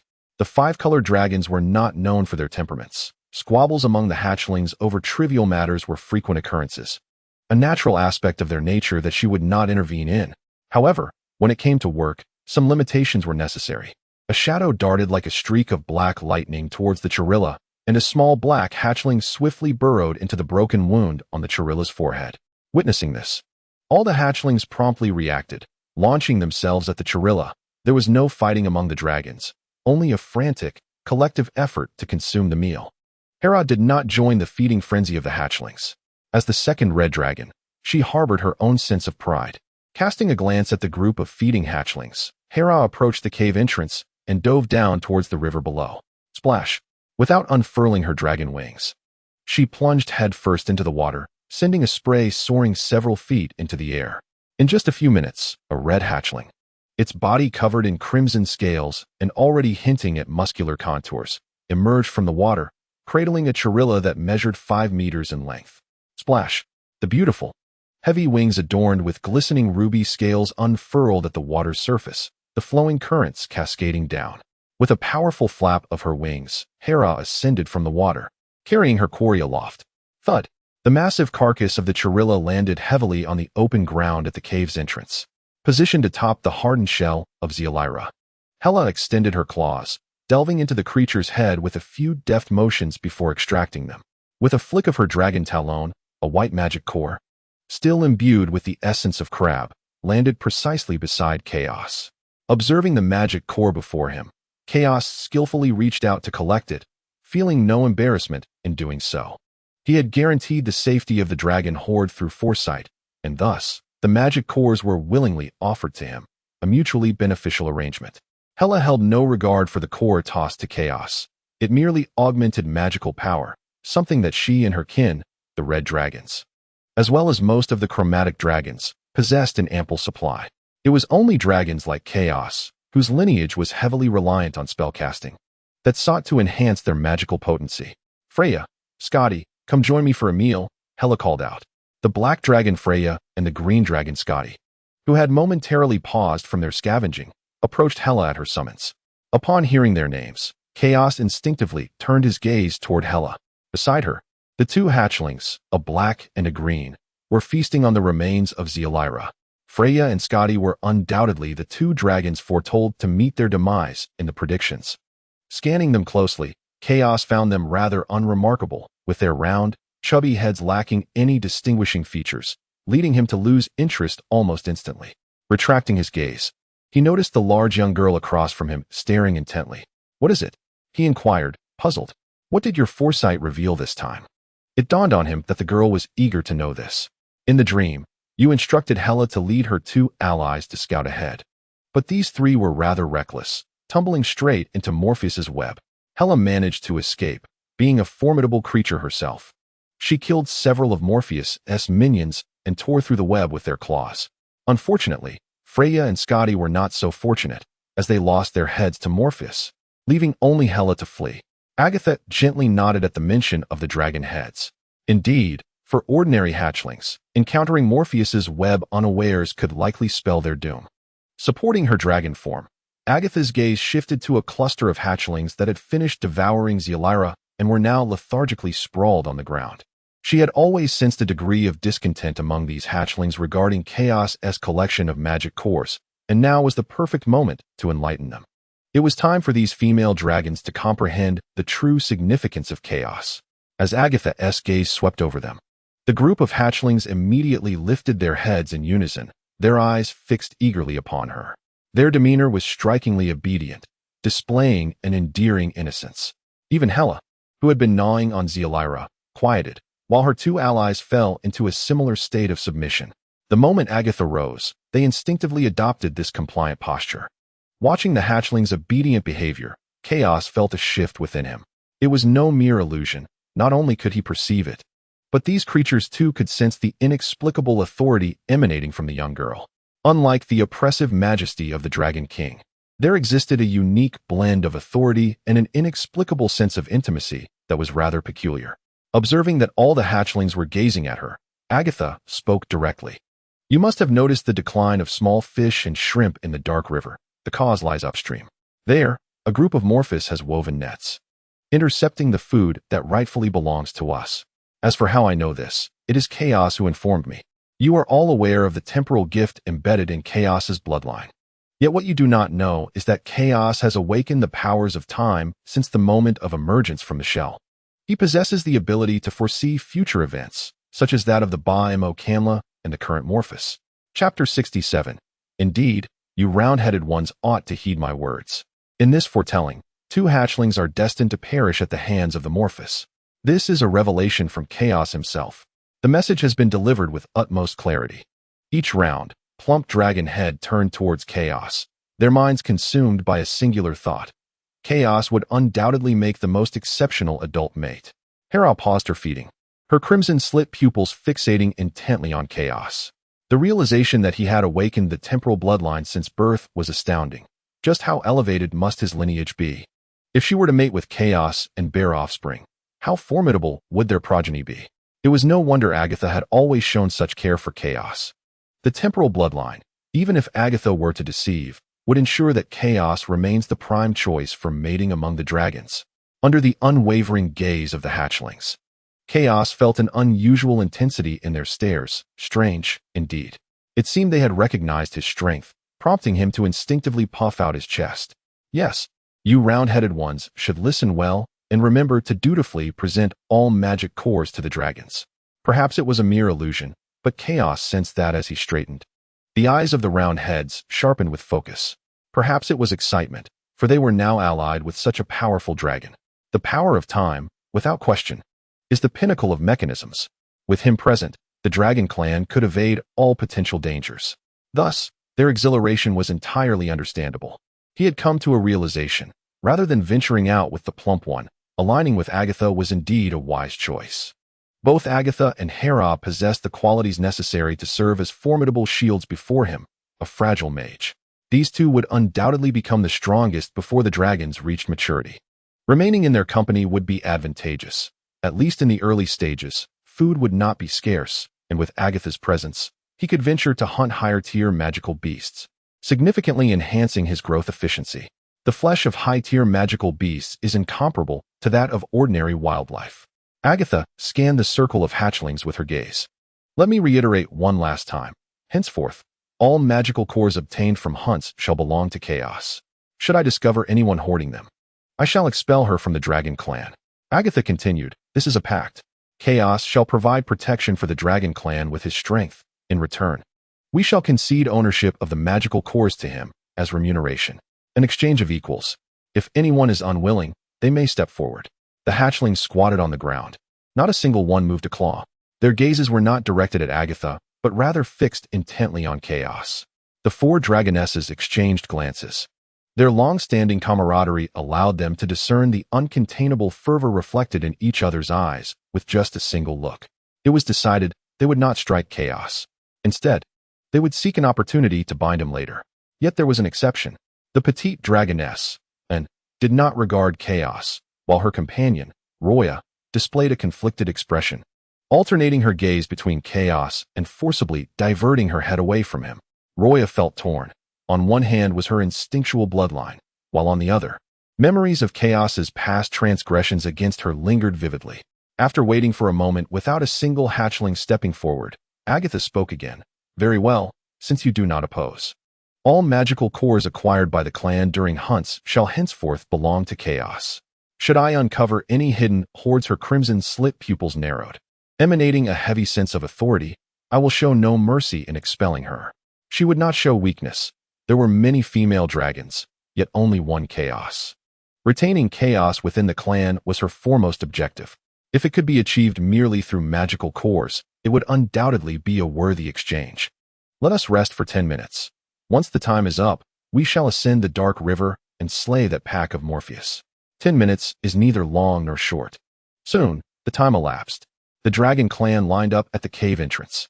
The towering Agatha soared out first, followed by the other hatchlings. Chaos flew alongside Agatha, but gradually returned to his familiar position at the rear of the group half an hour later. With great effort, he flapped his wings. Yet a sense of helplessness welled up within him as he observed the leading dragons. Alas, this wretched frailty. unable to become a warrior. He could not even maintain the basic stamina required. Suddenly, he felt a familiar chill as the plump dragon lifted him once more. Although it felt somewhat undignified for a dragon, the sensation of ease brought a glimmer of enjoyment to his emerald-slit pupils. The coolness of the plump dragon's scales alleviated his fatigue significantly. "Thank you, plump one," he said, squeezing the soft flesh around the plump dragon's neck with his claws, wrapping both paws around it in a gesture of gratitude. With a huff, the plump dragon responded, flapping its wings vigorously and instantly accelerating to catch up with the rest of the clan, rather than lingering behind. As chaos lay upon the plump dragon's back, he gazed forward. In the realm of dreams, where Morpheus weaves his tapestry, there lies a stretch of riverbank. To ensure utmost caution, I focused my gaze, channeling my magical energy through the weighty orbs of my eyes. In an instant, my perception transformed. Vibrant blue and inky black motes danced in the air, while other elements lingered faintly in the background. Activating my elemental sight, I gauged the consumption rate of my magic. The depleting magic was negligible, recovering at a pace far quicker than it was spent. Thus, I decided to maintain this heightened awareness. The light attribute beasts of Morpheus spun their webs, translucent under the veil of luminous magic. As long as my elemental sight remained active, I would be able to discern their intricate nets.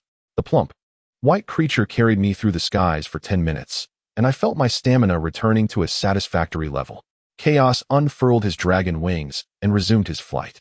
We soared intermittently for nearly a full day, yet the destination of the prophetic dreams remained elusive. Suddenly, Agatha, at the forefront, extended her dragon wings and halted mid-flight, signaling a rest. "Hera and I shall descend to hunt," she instructed, surveying the hatchlings. "You may excavate a resting place on the stone wall." Having succinctly conveyed her orders, Agatha plunged into the dark river. Despite a day of continuous flight, her energy remained abundant, though the hatchlings seemed weary, prompting her to issue the command for a break. With a splash, Hera followed suit, diving into the depths of the dark river. Observing the two larger beings embark on their hunting expedition, Chaos flapped his wings, gliding to the cliff face. He sank his claws into the stone, gradually folding his wings to perch. Once settled, he sighed with relief, grateful to finally rest. Exhaustion weighed heavily upon him, as the hatchlings obediently began their excavation. The 12 hatchlings worked rapidly together, swiftly uncovering a small area on the cliffside. Witnessing their progress, Chaos moved his claws, easily embedding them into the rock, and proceeded to crawl into the hollow space they had created. Once inside the cave, Chaos lay down, his rounded belly facing the sky. After a full day of flight, he was utterly fatigued. His eyelids grew increasingly heavy, and he succumbed to the encroaching drowsiness, his consciousness gradually fading. Noticing his weary state, Phineas and Vinyl gently settled atop his belly, remaining silent. They held no grievances regarding Chaos's moment of weakness. They were well aware of his frailty. In the past, they may have harbored some discontent, but not now, for they all desired the essence of time that flowed through him. This time, Chaos did not enter his consciousness space, but instead drifted directly into slumber, utterly spent. With a splash, Agatha emerged from the water, clutching 2 slain Chirilla, and soared back to the stone hollow excavated by the dragon group. Upon entering, she set down her prey and scanned the area, where a gaggle of hatchlings eagerly awaited her return. Her gaze landed upon the resting Chaos, and she stepped forward, releasing 2 magical cores from her claws before turning once more to plunge into the dark river. Hera has emerged this time. Her quarry consists of 2 kashi, and like Agatha, she too has regurgitated the magical core before plunging back into the water. Splash! On her second descent, Agatha joined Hera. Once again, they each hunted down 2 Shilira. Setting down the magical cores, Agatha surveyed the brood of hatchlings. The 8 captured prey lay neatly on the ground, untouched by any dragon, a display of decorum. Approaching one of the Shilira, Agatha reared her dragon form, her claws gripping the hard shell, muscles tautening in an instant. Crack! The proud shell of the Shilira began to fracture under this force, revealing the rich crab roe and tender white flesh within. As she pried open the Shilira, Agatha's gaze shifted to the group of hatchlings. "Do you wish for the mating rights to cows?" Russell. The group of female dragons nodded in unison. Roya hesitated but eventually followed suit with a slight nod of her head. One female dragon remained silent, a black hatchling. Agatha recalled that this black hatchling seemed to have some discord with cows. Her gaze flitted past the black hatchling, landing on a white hatchling whose expression was vacant. The white hatchling glanced around, seemingly unsure if Agatha was indeed looking at her. This white hatchling likely did not yet comprehend the significance of bloodline continuation. Redirecting her attention from the plump white hatchling, Agatha addressed the group of hatchlings. Cow's bloodline is frail. Such weakness will considerably delay his maturation. If you desire to mate with cows sooner, then starting today, we shall take turns providing him with dragon blood for sustenance. Who among you wishes to go first? As true dragons, all the hatchlings understood the profound meaning of blood sustenance. I will. The moment Agatha spoke, a voice arose from the crowd, scarcely allowing others a chance to respond. Squatting beside Hera, Scotty approached without hesitation. On one hand, she supported Hera's choice, while on the other, her peripheral vision caught sight of the sleeping cows on the ground. As a fellow green dragon, she found herself drawn to the slender, elegant form of cows. Yet, a twinge of concern lingered. He appeared somewhat weakened. Very well, you may proceed. Agatha glanced at Scotty stepping forward, then surveyed the hatchlings. Next, arrange yourselves, every 15 days. It is best not to let cows notice. Now, let us commence our feast. Under Agatha's command, the hatchlings began to feed. Scotty approached the half-carcass of the Shelira. Pausing before it, lifting her left claw, she pierced her right, crimson dragon blood oozing from the punctured scales, infusing the air with a faint floral aroma. Rustle.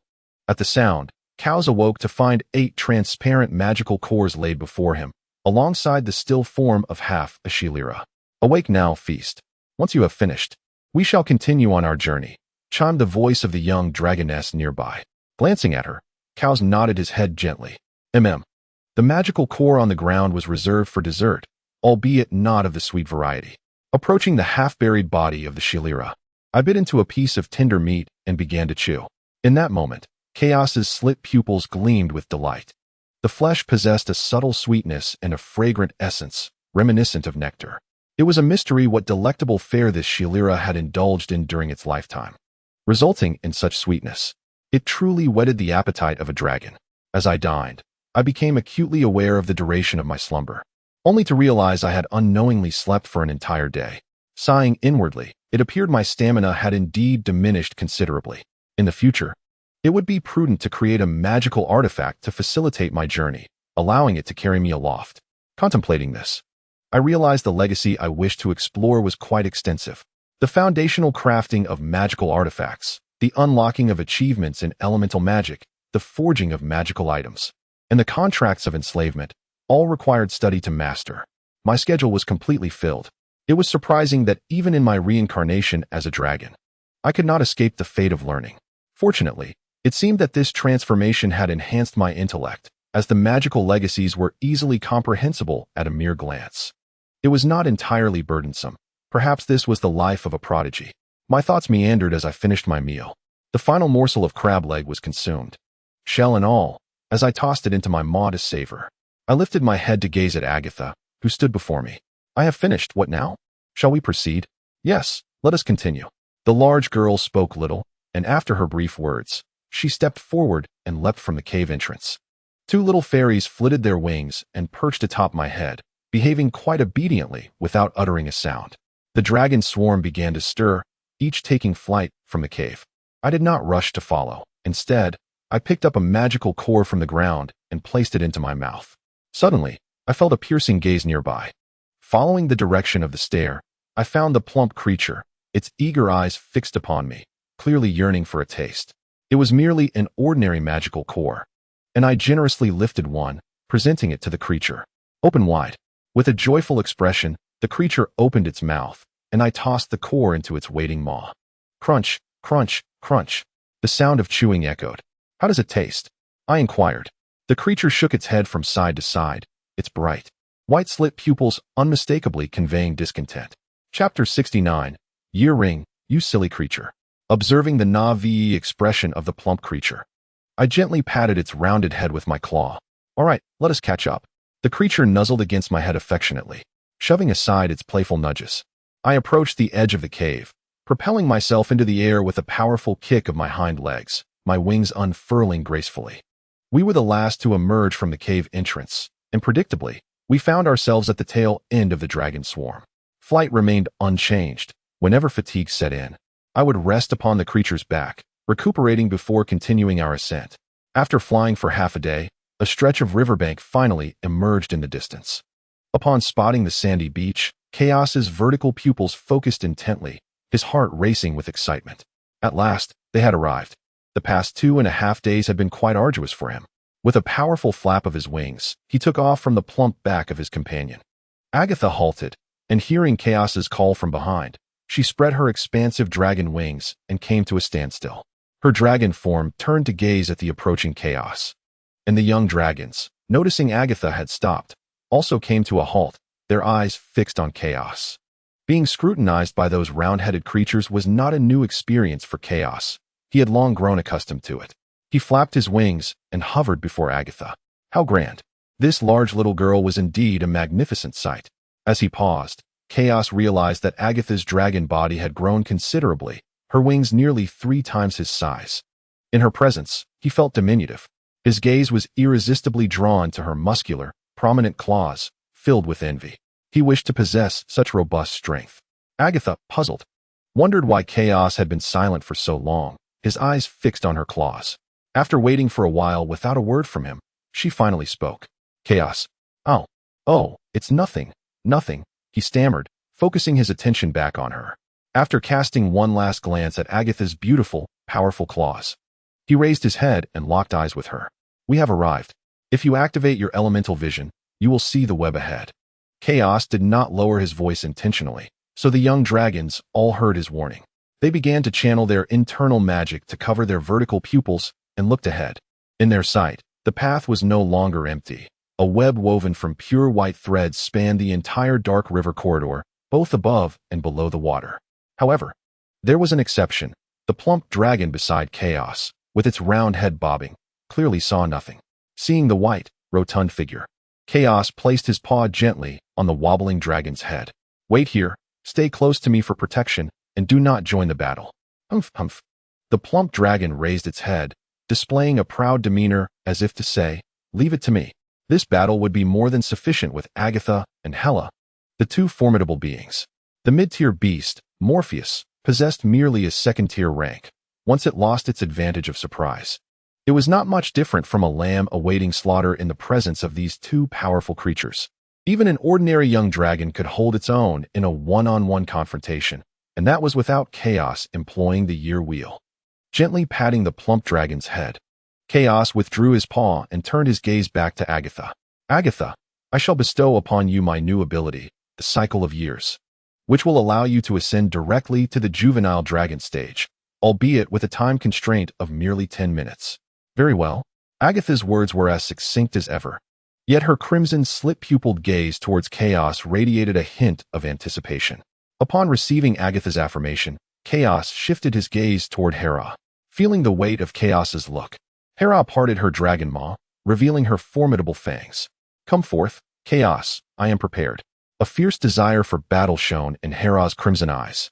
Chaos nodded his dragon head, channeling magic into his left eye, causing the once tranquil golden hour hand to spin rapidly.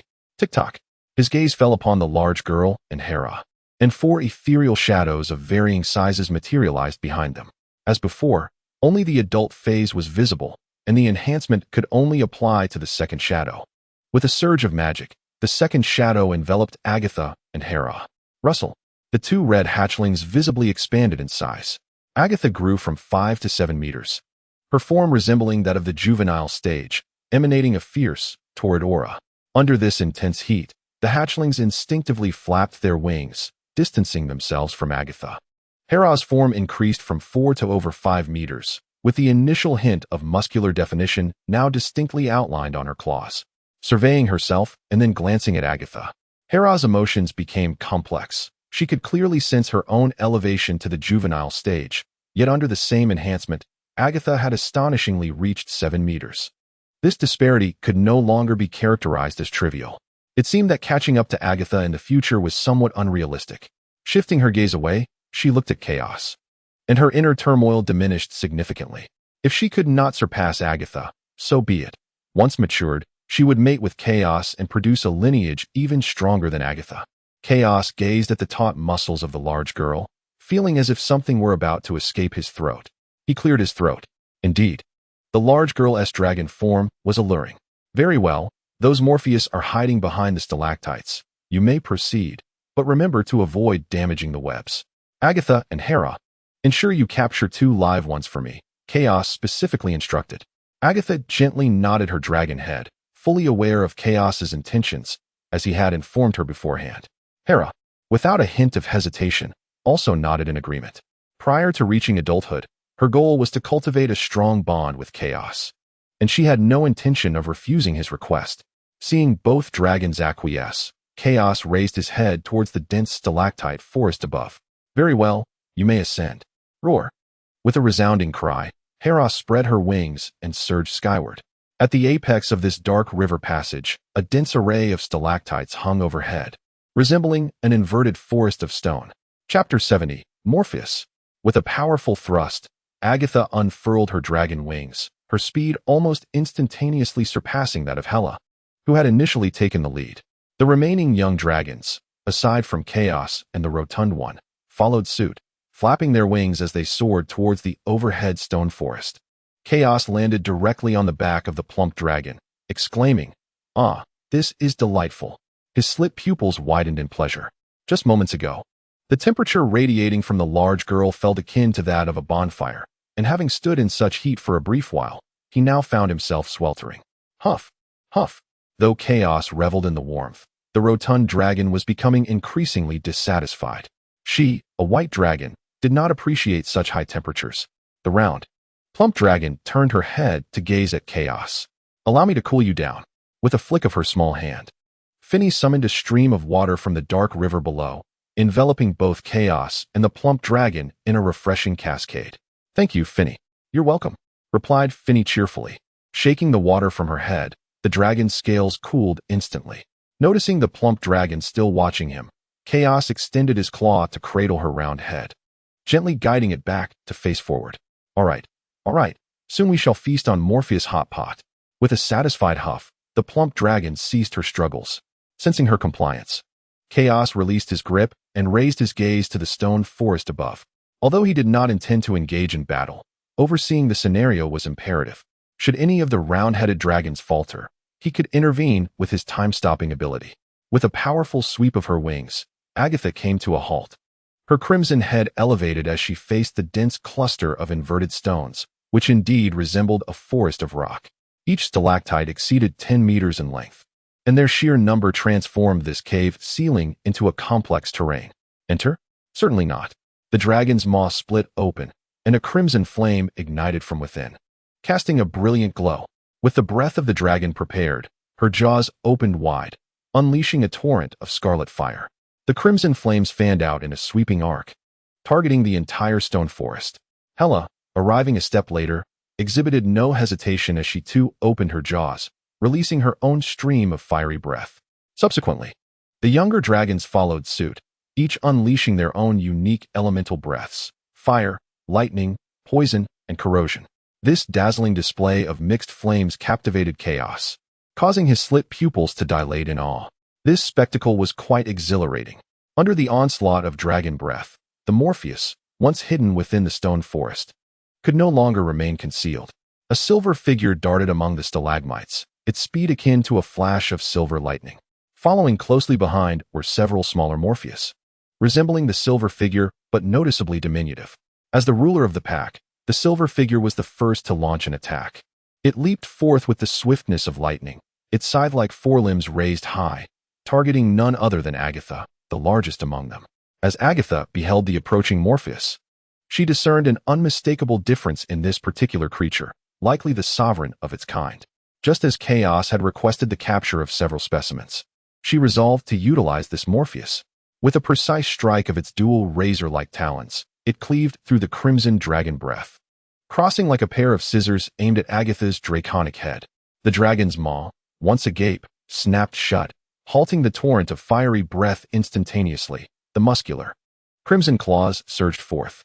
With a swift motion, the sharp talon struck Agatha's left claw as she raised it to defend herself. shattering the dragon's scales and allowing the crimson blood to flow forth. Yet, the talons could penetrate no deeper than 3 centimeters beneath the scales. At that very moment, Agatha's right claw descended upon the Morpheus's cranium.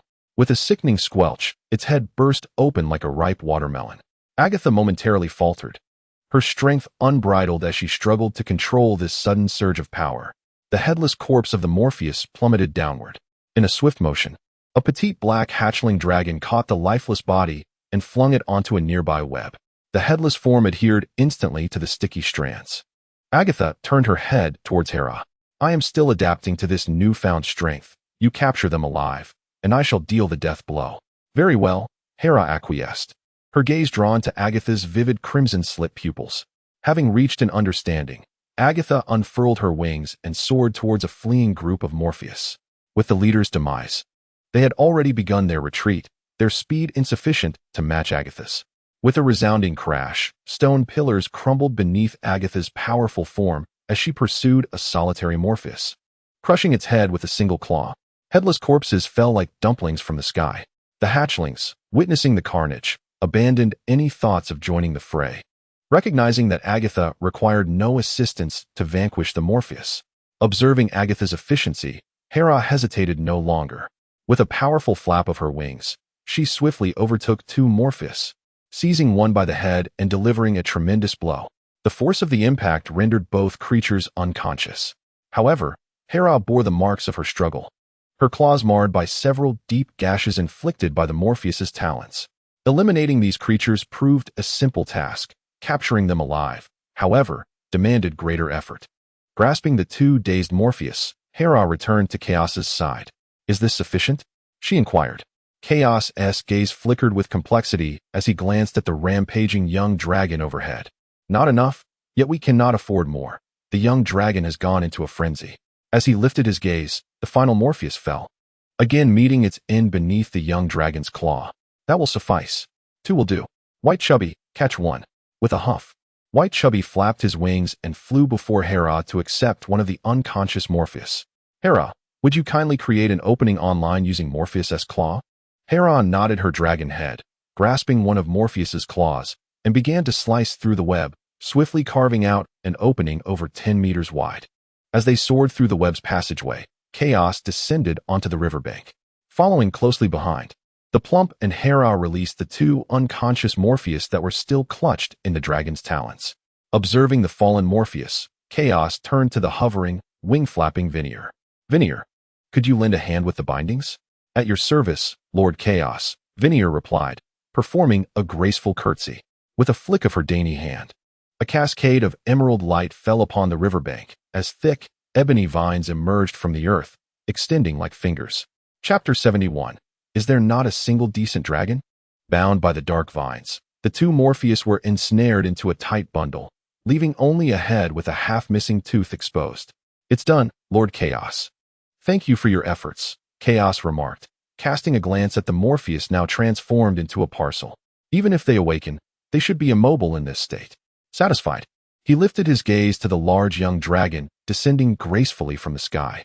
The young dragon remained in its juvenile form, with the duration of its transformation only halfway through. The bloodied claws touched the ground as Agatha directly addressed Chaos. There is a Morpheus nest above, containing their stored food and unhatched spider eggs. With that, Agatha lowered her dragon head, her jaws parting. With a clatter, fist-sized orbs rained down upon the riverbank. These magical cores emitted a soft, pure white glow, all belonging to the Morpheus. There appeared to be over 20 of varying sizes. Chaos observed the transparent slime coating the magical cores and lifted his dragon head. However, his gaze inadvertently met the young dragon's intense stare. Never mind. They will do just fine. These magical cores are quite acceptable, awash, and they are still edible. A gust of wind rustled through the air. Upon hearing the sound, Chaos quickly took the opportunity to shift his dragon head. In this underground river, there would be no wind. It was the flapping of the young dragon's wings that stirred the breeze. One by one, the hatchlings flew through the web opening, clutching fish, shrimp, and a 1-meter-long white egg that appeared to be a Morpheus egg. Chaos instantly recognized the egg for what it was. The group of hatchlings continued to fly back and forth, depositing their bounty until a small mountain of food had accumulated on the riverbank, completely emptying the Morpheus's lair. Approaching one of the eggs, Chaos lowered his dragon head. Beneath the transparent shell, he could faintly glimpse a plump Morpheus hatchling. A splattering sound broke the silence. Turning his head, Chaos saw black coal gnawing on an egg, juice bursting forth with a single bite, while the Morpheus inside lost half its body. Wait, this thing is edible too? Splattered Chaos in disbelief. This time, it was the plump white creature beside Chaos that picked up an egg of a bug and took a bite. A transparent liquid splattered onto Chaos's dragon snout. How delightful! Instinctively, he licked it. An exquisitely sweet flavor instantly permeated his snout. Without a moment's hesitation, Chaos, with his emerald vertical pupils fixated, grasped another bug egg with his claws and opened his snout for a bite. It was fragrant, irresistibly so. The taste of a hatchling was unmistakable to the dragon. By the riverbank, all the hatchling dragons had abandoned fish and shrimp. Their focus entirely shifted to bug eggs. After consuming one, Chaos's thoughts wandered to the two little fairies. Upon glancing over, he realized his concerns were unfounded. The two fairies had already settled on the head of an unfamiliar green hatchling and a black hatchling. Little hands cradling small bowls as they sipped juice. They had evidently ingratiated themselves. Had they already mingled with the adult dragons? Well, that was acceptable. Retracting his gaze, he scooped up another bug egg. He continued to indulge in the feast. After devouring approximately 10 bug eggs, he lay back on the riverbank. His round belly facing upward, satisfaction evident in his verdant eyes. His claws rested on his plump abdomen. He could eat no more. He felt quite full. A familiar chill brushed against his left scales, and the round, white dragon head nudged against his face. Chaos disdainfully pushed away the plump creature. This fellow was now drenched in juices and exhibited the most unsightly eating habits. Stop nudging me. It's time to sleep, he huffed. The pushed-away creature settled down obediently. Chaos closed his eyes, his consciousness diving directly into the realm of inheritance. Before him lay an endless sea of bookshelves. Enslavement magic. Click. The shelves shifted. No rank restrictions for the user. Click. Suddenly, only 5 remained. Will not betray. Click. The shelves rotated until only a single row remained. The dragon stood upright, gazing at the last row of shelves. Extending his claw, he retrieved a tome that caught his fancy. Soul Enslavement, he opened the first page. This is the soul enslavement magic created by the Great Elurka, chosen by the Great Elurka. Quickly flipping through the pages, Chaos began to summarize. Traits. Loyalty never betrays. Drawback. This loyalty requires time to cultivate subtly. This was unsuitable. Chaos promptly returned the book to its shelf and selected another nearby. Botter's enslavement traits. The enslaved will increasingly crave your torment and whipping. The higher the frequency, the greater the loyalty. What a peculiar and sordid pleasure. Couldn't there be a more serious tome for dragons? Next. Carnalea's enslavement. Chaos paused, gazing at the title on the cover, suddenly disinclined to open it. Just hearing the name felt reminiscent of the previous one. But what if? A flicker of conflict passed through his emerald pupils. After a brief hesitation, he extended his claw and opened the first page. Traits. Feed the enslaver dragon blood. The patience of the enslaved will increasingly. Bang. Chaos's claw snapped the book shut with force. Enough is enough. Are there truly no decent dragons among those who wield enslavement magic? It is either a penchant for indulgence or a proclivity for masochism, and this is utterly absurd. He simply returned the book to the shelf. Chaos had grown wiser. He no longer removed books to peruse them directly, but instead scanned the titles on their spines. 100 Forms of Enslavement by Isaac. Fundamentals of Enslavement Casting by Sebastian. Charming Enslavement by Christo. The best enslavement is to reach her heart. Skimming past, he returned his gaze to a book he had just overlooked.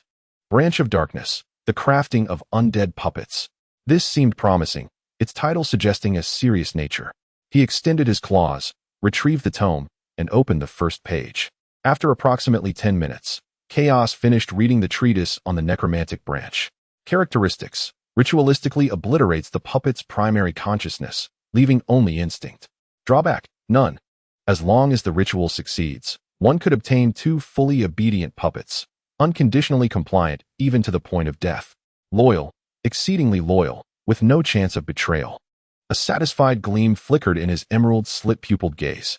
This was infinitely more practical than any enslavement magic. A definitive solution, freeing him from the trivial concern of potential treachery. At long last, he had discovered a legitimate tome. This was the one. Having selected this book on crafting undead puppets, he did not hasten to depart, but instead settled down on the spot. The previous 10 minutes had merely skimmed the surface. He intended to thoroughly examine this work on crafting undead puppets to ensure he comprehended every single detail. Chapter 72. I knew it. How could any little fairy possibly resist my charm? Awakening amidst the familiar sound of the dark river's flowing waters, he opened his eyes, feeling a slight chill in his tail. Supporting his dragon form with his claws, Chaos glanced back over his shoulder. The plump little one was lost in dreams of culinary delights, while Chaos's kiss was playfully nipping at his tail, crystalline dragon saliva flowing freely. Occasionally, he would take a gentle nibble, a playful feint. What a fool. Extracting his tail, Chaos lifted his head and surveyed the riverbank. There was still a substantial amount of food piled up, and the young dragons were sprawled all around. His slumber had not lasted long, merely around half a day. The dragon's claws moved forward to stop before the two Morpheus. The two Morpheus had awakened, and upon seeing Chaos's arrival, they raised their only movable heads, glaring fiercely at him, exposing their half-missing teeth. They were still alive, that was good, confirming the status of the two Morpheus. Chaos turned his dragon form towards the heap of food amassed on the riverbank. He grasped a Morpheus corpse with his claws, slicing open its hardened chest to begin collecting ritual materials. First, he needed 10 hearts, then 6 heads. The heads of the Morpheus had been violently crushed by the large girl, presenting a challenge. Chaos's gaze shifted to a pile of fish and shrimp. Well, using fish heads as a substitute might not be entirely out of the question. The ritual merely stipulated the necessity of heads, without specifying what kind of heads were required. With ease, 6 fish heads were severed. Thus, the materials were deemed collected. Satisfied with the pile of materials amassed on the ground, Chaos commenced the transport. Approaching the two Morpheus, who remained perfectly still, he found their compliance rather commendable. The ritual demanded that a circle be formed around the intended target using hearts, followed by the arrangement of the fish heads in an outer circle. After several minutes of diligent effort, Chaos completed the foundational placement of the ritual materials. Observing his creation with a sense of accomplishment, he felt ready to proceed to the next phase. Extending his claw, he gathered magical energy towards the tip, where a faint obsidian luminescence coalesced. Channeling dark elemental magic, his claw made contact with one of the fish heads, weaving a thread of darkness as he glided towards the next. Thus, the 6 fish heads formed an outer circle, while the hearts formed an inner circle. The 2 dark rings were inscribed with precision. Chaos lifted his dragon claw, elegantly and fluidly tracing through the air, crafting the dark magical runes in a single stroke. With a delicate touch, he punctuated the runes, which then fell into the spellcasting circle. As each rune was inscribed by his claw, the inner space of the double rings began to be filled gradually. 2 little fairies fluttered out of the vine-covered abode, alighting atop the roof, their tiny hands propping up their chins as they gazed in admiration at the figure inscribing the magical runes. No matter how many times they witnessed Chaos, the esteemed one, casting spells, he always appeared utterly flawless. The runes flowed effortlessly, and despite it being his first time constructing the spellcasting circle, it remained remarkably stable, showing no signs of collapse, quite unlike their own cautious attempts during their inaugural creations. Even in his first endeavor, Chaos exuded composure and grace. The final obsidian rune was inscribed into the spellcasting circle, completing its filling. A dark radiance ignited, with luminous points converging towards the center of the formation, coalescing into a dark sphere hovering above the two Morpheus. Chaos peered at the ritual with curiosity. While the success was undeniable, he pondered the absence of new fairies to respond to him. It struck him as odd, indeed perplexing. Had his allure as a fairy captor waned? Feeling a tinge of discontent, he had hoped to entice another dark fairy to join, providing his companions, Feeny and the others, with an additional playmate to alleviate their loneliness. Nevertheless, he resigned himself to the notion that if they did not arrive, it was simply meant to be. Raising his claw, he gently prodded the dark sphere. The moment it was pierced, an obsidian liquid began to flow forth incessantly, enveloping the two Morpheus and covering all ritual components. Beneath the dark liquid, the hearts and fish heads began to dissolve gradually, with the resultant liquid converging upon the two Morpheus. As the dark liquid coalesced, The two Morpheus swiftly transformed into two towering, black eggs, each exceeding 4 meters in height. With a swift motion, the obsidian talons broke through the shells of the black eggs, and simultaneously, Chaos sensed 2 new connections within his mental link. The connection emanated from the 2 large ebony eggs before him. Suddenly, the other egg reacted as well. The razor-sharp talons breached the shell, and the fragmented remnants cascaded to the ground, dissipating into shimmering points of dark elemental light. 2 fully hatched Morpheus obediently stood before Chaos. As he gazed upon the 2 puppets, Chaos instinctively directed his attention to the markings atop their heads. Each puppet bore a pitch-black dragon claw insignia, a preordained mark he had set in advance. The darker the insignia, the higher the instinct retained by the puppets, allowing them to preserve a greater extent of their former lives' abilities. The minimum transparency retained only 50% of their instincts, while a slight shade of black would allow for 70% retention. In an exceptional case, a dark translucent hue could yield 80%. On the heads of the 2 Morpheus, one insignia was indeed pitch black. Upon witnessing the mark, Chaos's dragon maw involuntarily cracked into a delighted grin. Just as I suspected. How could such little sprites resist my allure? Through their mental connection, he assessed the instinct retention of the 2 puppets, and, as anticipated, it was a full 100%. The ritual's maximum retention limit was 80%, indicating that a dark elemental sprite had undoubtedly aided him, contributing the remaining 20%. Chaos lifted his dragon claw and scratched his chin, pondering the apparent shyness of this dark elemental sprite, who dared not reveal itself. However, there was no rush. In due time, he would undoubtedly entice this bashful sprite to his side. His emerald vertical pupils expanded with satisfaction as he surveyed the 2 puppets before him. First, go feast on ordinary fish and shrimp. Once satiated, proceed to mend the web. Should your web ensnare prey, drag it ashore. If hungry, return to consuming fish and shrimp. With Chaos's command issued, the 2 Morpheus advanced, their sharp talons moving toward the scattered fish and shrimp, eagerly devouring them.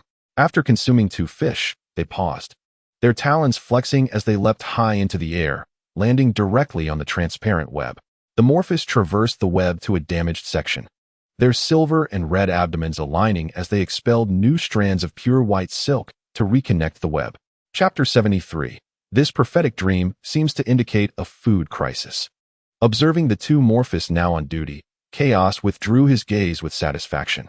He felt a pang of hunger. His eyes wandered to the bounty of prey amassed along the riverbank. There was plenty of food, yet he craved something cooked, perhaps a hot pot. Alas, he had no pot. His gaze shifted to the stone wall. Should he dig one himself? Rustling sounds emerged from the riverbank as a petite, plump black hatchling dragon slowly lifted its form. Having just awakened and yet to stretch its limbs, a vibrant green dragon had suddenly approached, atop which sat 2 delicate and diminutive sprites. Chaos grinned at the sight of the freshly awakened black coal ball. It appears that the labor for digging the pot has indeed arrived. And stretched dragon's movements momentarily stilled, its raised hindquarters and plump claws gradually settling flat. With a calm gaze, it fixed its eyes upon Chaos, an instinct stirring within its heart. This insufferable dragon surely had a purpose for approaching. Good morning, and are you hungry? Shall we share a hot pot? Chaos extended an invitation to the dark, coal-like figure before him.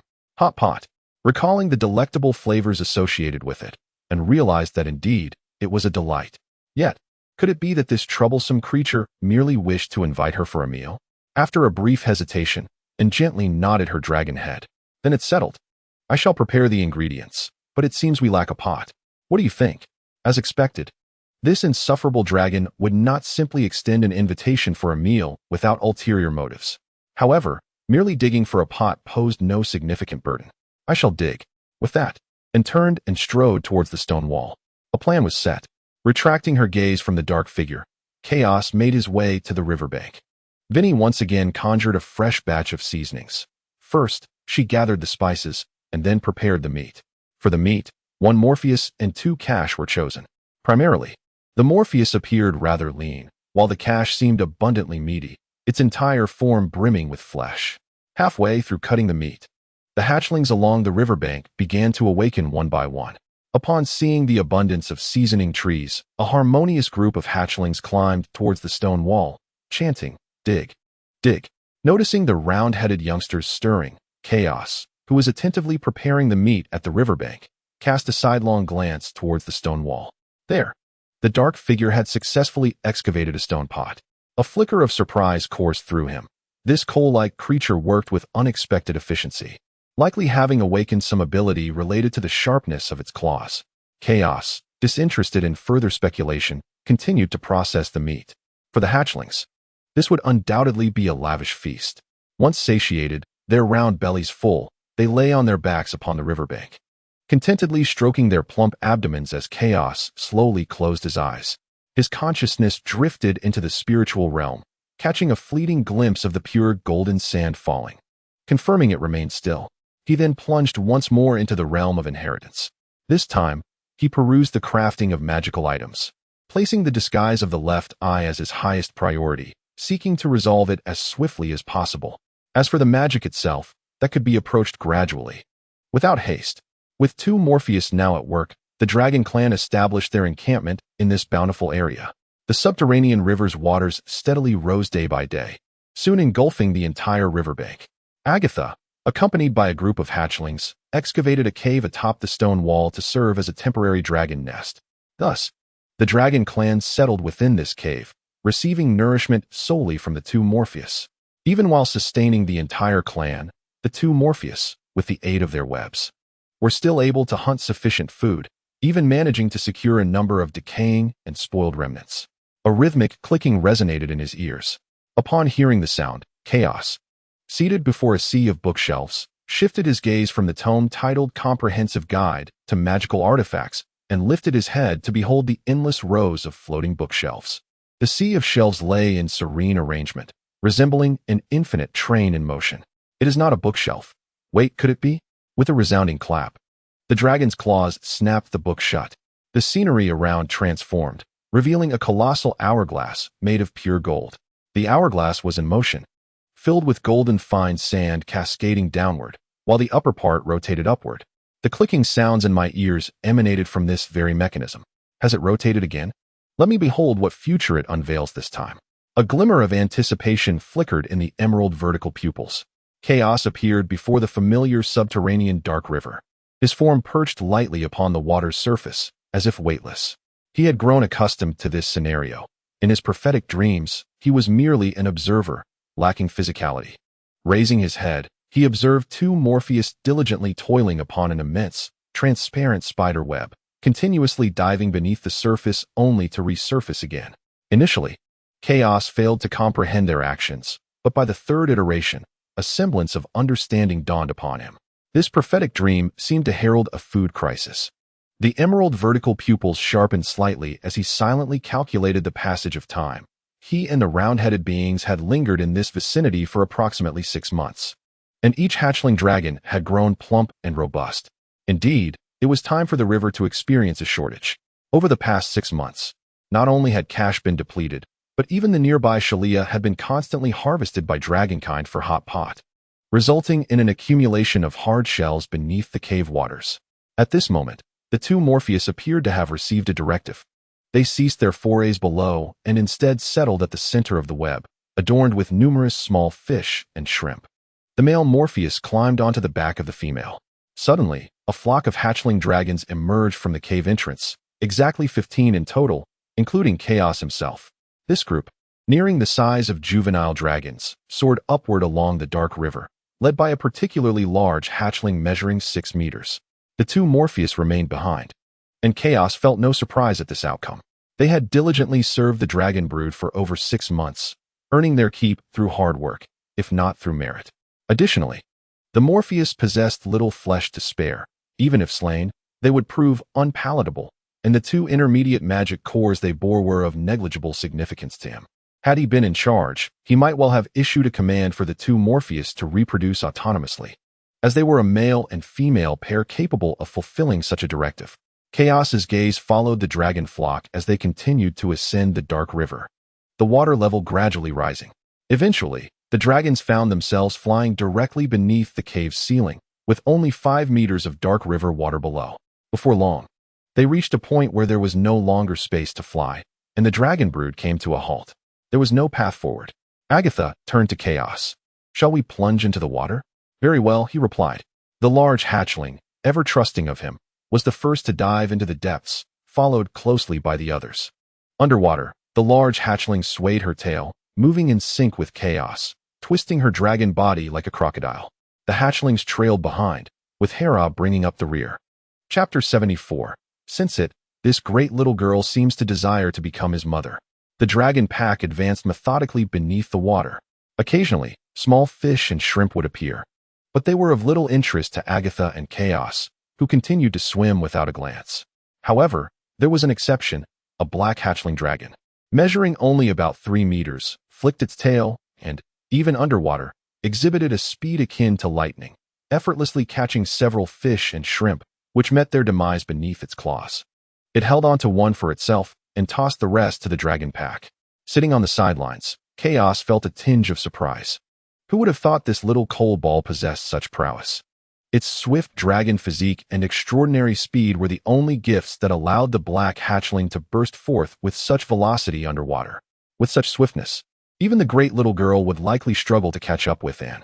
The dragon pack continued to navigate the waters, and whenever they encountered prey, the black hatchling would swiftly hunt it down, thereby sustaining the group's journey.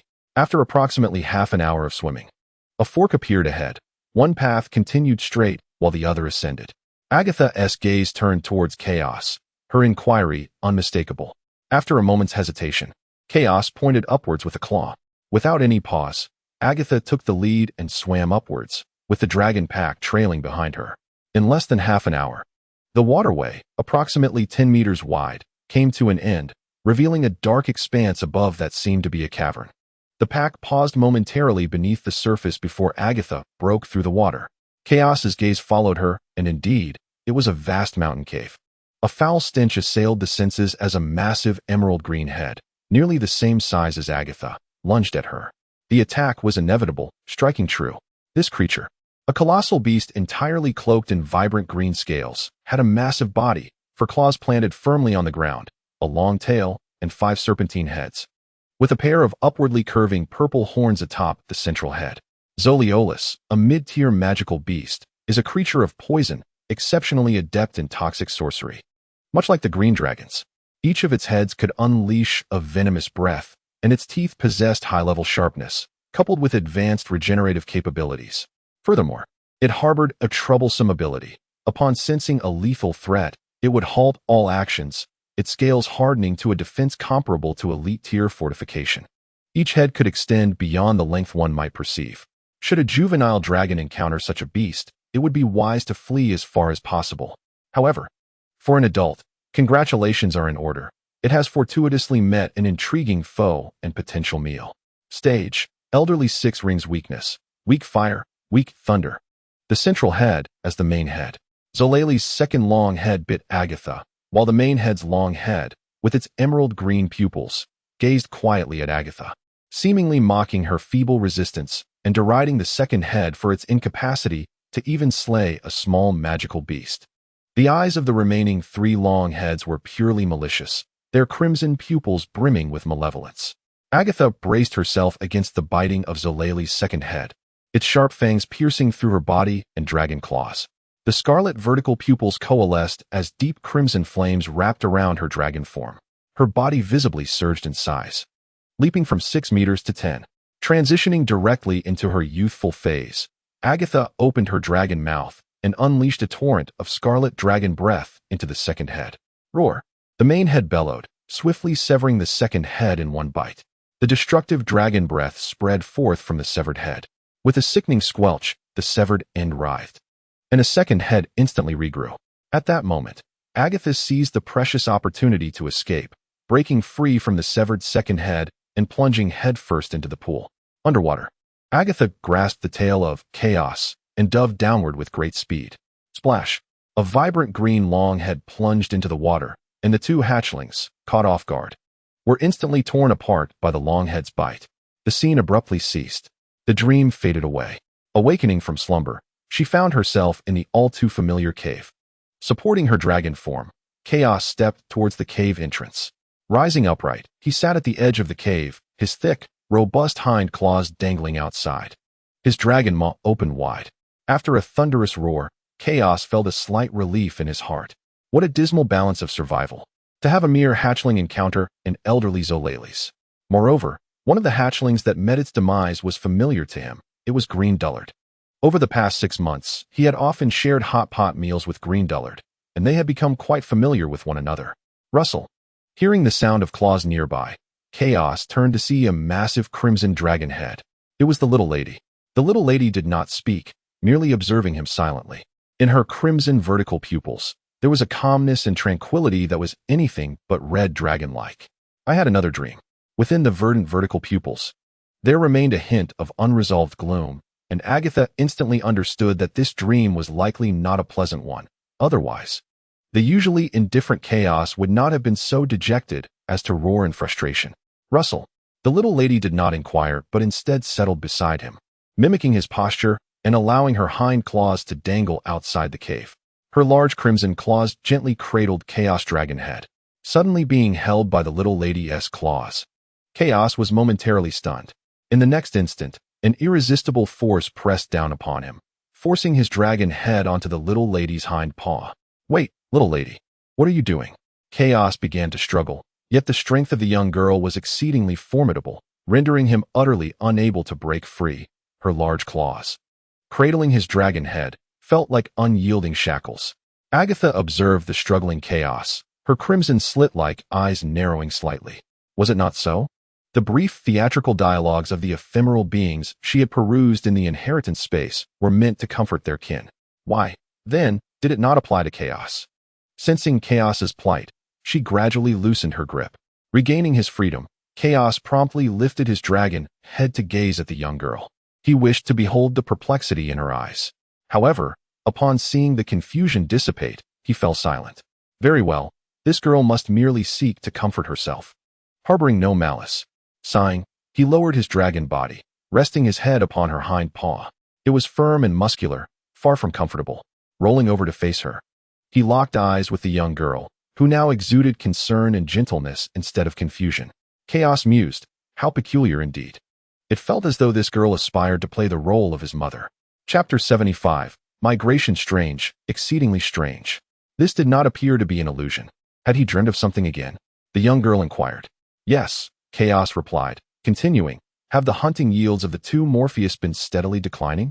Raising his dragon head, Agatha followed his gaze to the two Morpheus diligently working on their web. As Chaos had noted, the food supply was dwindling. Previously, after a slumber, their web would be laden with abundance, yet now it held but a scant few fish and shrimp. Was your dream related to food? Indeed, Chaos affirmed, resting upon the young girl's warm, fleshy paw. The remaining sustenance in this dark river is scarce. We must change our dwelling once more. He lifted his paw to support his chin, feeling somewhat more comfortable. Though her body radiated warmth, her muscles were too rigid.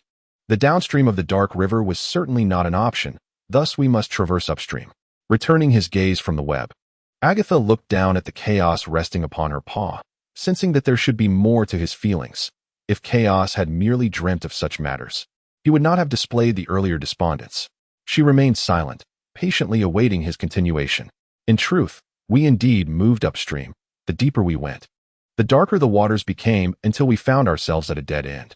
Continuing to dive forward, we soon encountered two diverging waterways, one leading upward and the other continuing straight ahead. We opted for the upward path, which proved treacherous, leading to a vast cavern where an exceedingly ancient Zoliololus resided. Chaos raised his head slightly to look at the young girl. You could be harmed. Green dazed and Sif, the blue dragon, would perish instantly at the jaws of Zoliololus. Having spent considerable time with this group of round-headed beings, Chaos had long memorized their names. His crimson slit-like eyes revealed little emotion. Are you saddened? As Chaos turned his dragon head away from the inquiring gaze of the crimson slit-eyed, a thought struck him. It seemed impossible that their sacrifices bore no significance. Indeed, he was a dragon of many colors, merely coexisting with this group of round-headed creatures. Sadness was not within his nature, for he was a green dragon. The red dragon's maw parted slightly, and without offering a rebuttal, she acknowledged that her success was sufficient. Chaos's heart had begun to regard the dragonkin, even if he was reluctant to admit it.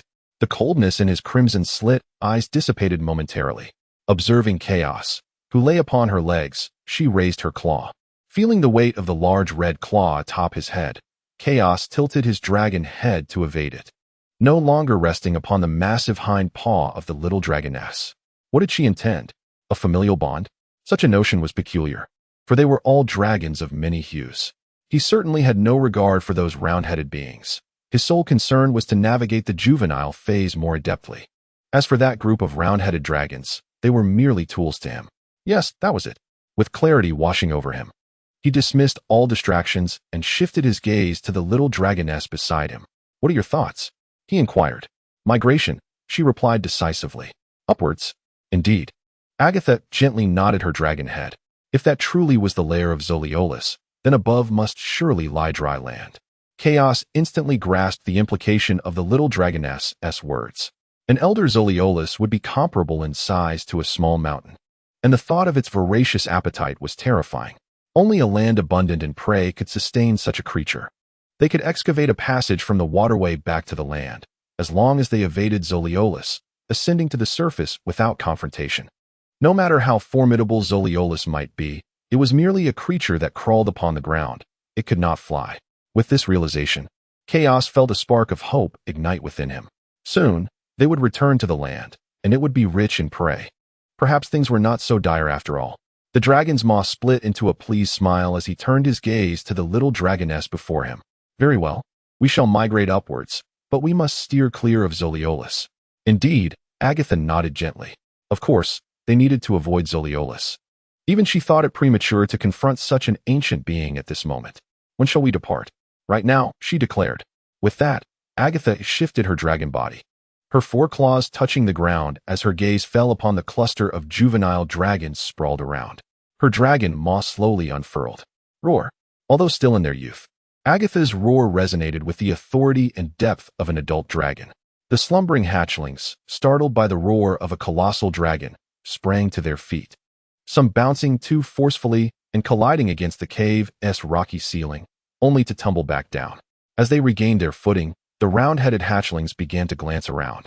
There were no adult dragons present, only the striking figures of a green and a red dragon within the cave. Confronted by the group of hatchlings, Agatha, with her crimson-slit eyes and towering stature of nearly 7 meters, emanated an undeniable authority. Go fetch all the food from the web, she commanded. The 5-colored dragons were not known for their temper. Roused unceremoniously from slumber, they chose to comply.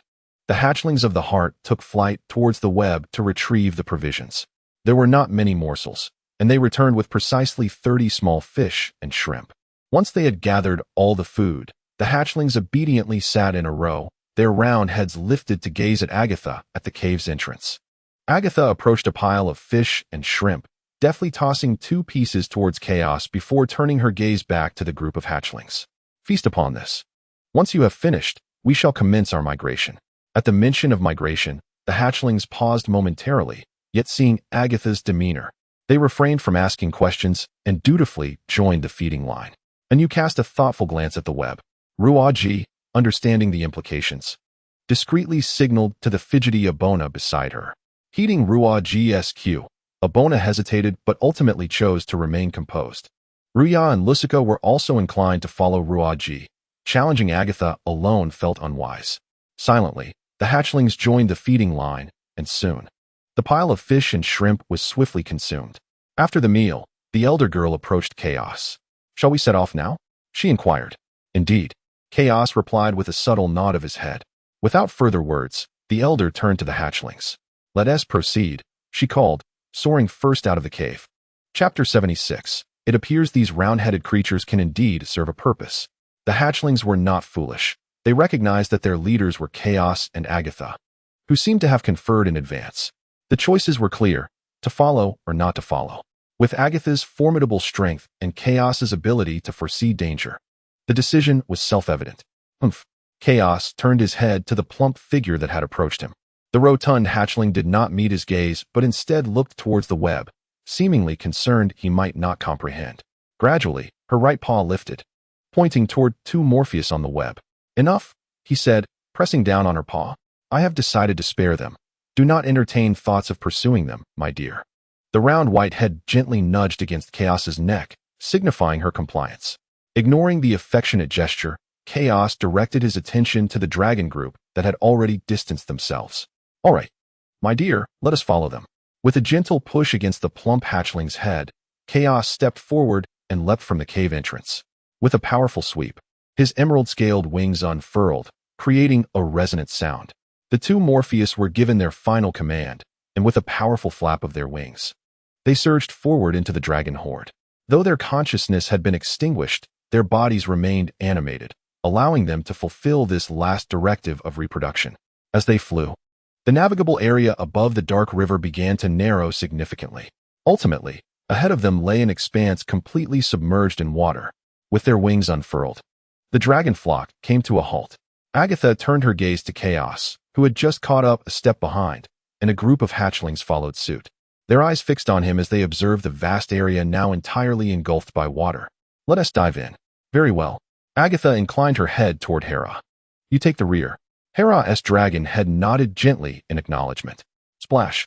The large dragoness was the first to plunge in, followed closely by the hatchlings. Feeny, Veeny. Come into my mouth, Chaos beckoned. Understood, Lord Chaos. The two small fairies fluttered their delicate wings and flew into Chaos's open maw, trusting that Chaos would not harm them. Feeny and Veeny settled comfortably within. With the two fairies secured, Chaos dove into the water. Hera was the last to enter. Submerging, the river's icy water enveloped them. Yet it was manageable. Chaos's tail swished, propelling his massive form gracefully beneath the surface, as though it were an instinctive trait, mastering the water upon contact. Suddenly, a large white fish darted past like a bolt of lightning. Its speed was astonishing, and after a brief burst, it resumed a leisurely glide, clearly unperturbed by the presence of the hatchlings. The white fish appeared delectable, and the rotund dragoness yearned for a taste. Plump, she remarked, nudging the nearby green dragon with her claw. Startled by the poke, Chaos turned his head to the chubby dragoness, bemused by her antics. Upon noticing his gaze, the rotund dragoness opened her mouth wide. Bloop! A flurry of bubbles erupted forth. Her plump claws flailed about uncontrollably. What a foolish creature, Chaos thought, as he gently closed the dragoness's mouth. No longer inundated with water, her flailing slowly subsided. Oh, the fish! She exclaimed, her plump claw pointing eagerly toward the large fish nearby. Following her gesture, Chaos spotted a magnificent fish, roughly 4 meters long, gliding through the water. Its pure white body and translucent tail gave it an ethereal appearance. This fish, with its emerald vertical pupils, seemed to emanate a mystical aura. Gatter, an embodiment of consciousness birthed from the river. It is said that encountering her brings good fortune and blessings. Splash! The pure white fish flicked its tail and vanished into the depths of the river. Seeing the tantalizing fish disappear, the rotund dragoness panicked, her mouth agape, momentarily forgetting they were submerged. Bloop! Another series of bubbles surfaced. Chaos silently extended his claw to gently close her mouth once more. Pong Pong's thoughts were likely centered on his desire to consume the enchanting Guti, yet that entity was merely an illusion, devoid of any tangible form. Devouring it was utterly futile. Quenching thirst would be a more realistic pursuit.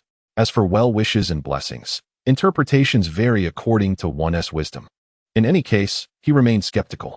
With a gentle tug, he redirected Pong Pong's chubby front paws away from the location where Guti had vanished, guiding his dragon claws forward instead.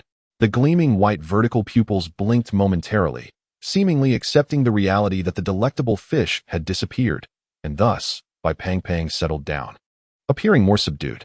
To prevent any mischief from this creature, Chaos contemplated briefly before extending his claws to lift Pang's left paw, encouraging him to swim forward. Thus, they continued their aquatic journey for nearly 2 hours, at which point Chaos began to feel fatigued. Casting a sidelong glance at Pang, he flicked his dragon tail and gracefully leaped onto Pong Pong's back, wrapping his claws around the plump neck. Pang offered no protest to the additional weight, his rotund tail continuing to flick as they swam onward. Perched upon Pong Pong's back, Chaos found this portly companion far more suitable to embrace than the taller, slender figure of the young maiden. Feeling sufficiently rested, Chaos dismounted from Pang and resumed swimming independently. After a while, the bifurcated waterways of the dreamscape emerged. The dragon herd came to a halt, and Agatha's gaze shifted towards him. meeting the gaze of the young maiden for a brief moment. Chaos flicked his tail and glided a little further into the upper waterway, pressing his claws against the waterway's surface. A solid sensation greeted him beneath his touch. It was stone. After a few attempts to dig, Chaos sensed something amiss. Turning his head, he noticed a group of round-headed creatures eagerly staring at him. What was this? Why were they merely gawking? They should come forward to assist. He waved a paw dismissively. With a flick of his tail, Agatha approached Chaos. And with a mighty swipe of her large claw, she unearthed a substantial chunk of stone, her gaze fixed on him. In response to the young maiden's gaze, Chaos gave a slight nod of his head. What are you staring at? Keep digging. Seemingly understanding his intent, Agatha resumed her excavation, observing her efforts. The other juvenile dragons stepped forward to lend a hand. Chaos quietly retreated. Such labor was best left to these round-headed creatures. He was, after all, a noble sorcerer, unfit for menial tasks. As he withdrew to a distance, watching the round-headed creatures diligently excavate, Chaos felt a sense of satisfaction swell within him. These round-headed beings were indeed capable of contributing something worthwhile. Chapter 77. Grant me growth. Suddenly, his dragon head turned, locking eyes with a pair of pitch-black, glimmering vertical pupils. And wow! The verdant dragon tail struck N's rear, causing her petite form to lurch forward, steadying her dragon body, and directed her gaze towards the stone-digging dragon. After a few seconds of mutual observation, her tail swayed, and she too quietly joined the excavation team. Chaos silently regarded the dark coal-like figure departing. This coal-like creature was far from compliant. Unlike in the dreamscape, where it had aided the dragon herd in hunting, it now sought to evade work. Even Bai Pang Pang was more enlightened, having promptly joined the digging effort, unlike this lazy creature. A group of hatchling dragons, the large lowly, and Hela were evidently the main force in the excavation, while the remaining hatchlings primarily pushed stones outward. Through their collective endeavors, within mere minutes, a new waterway was carved horizontally from the existing channel.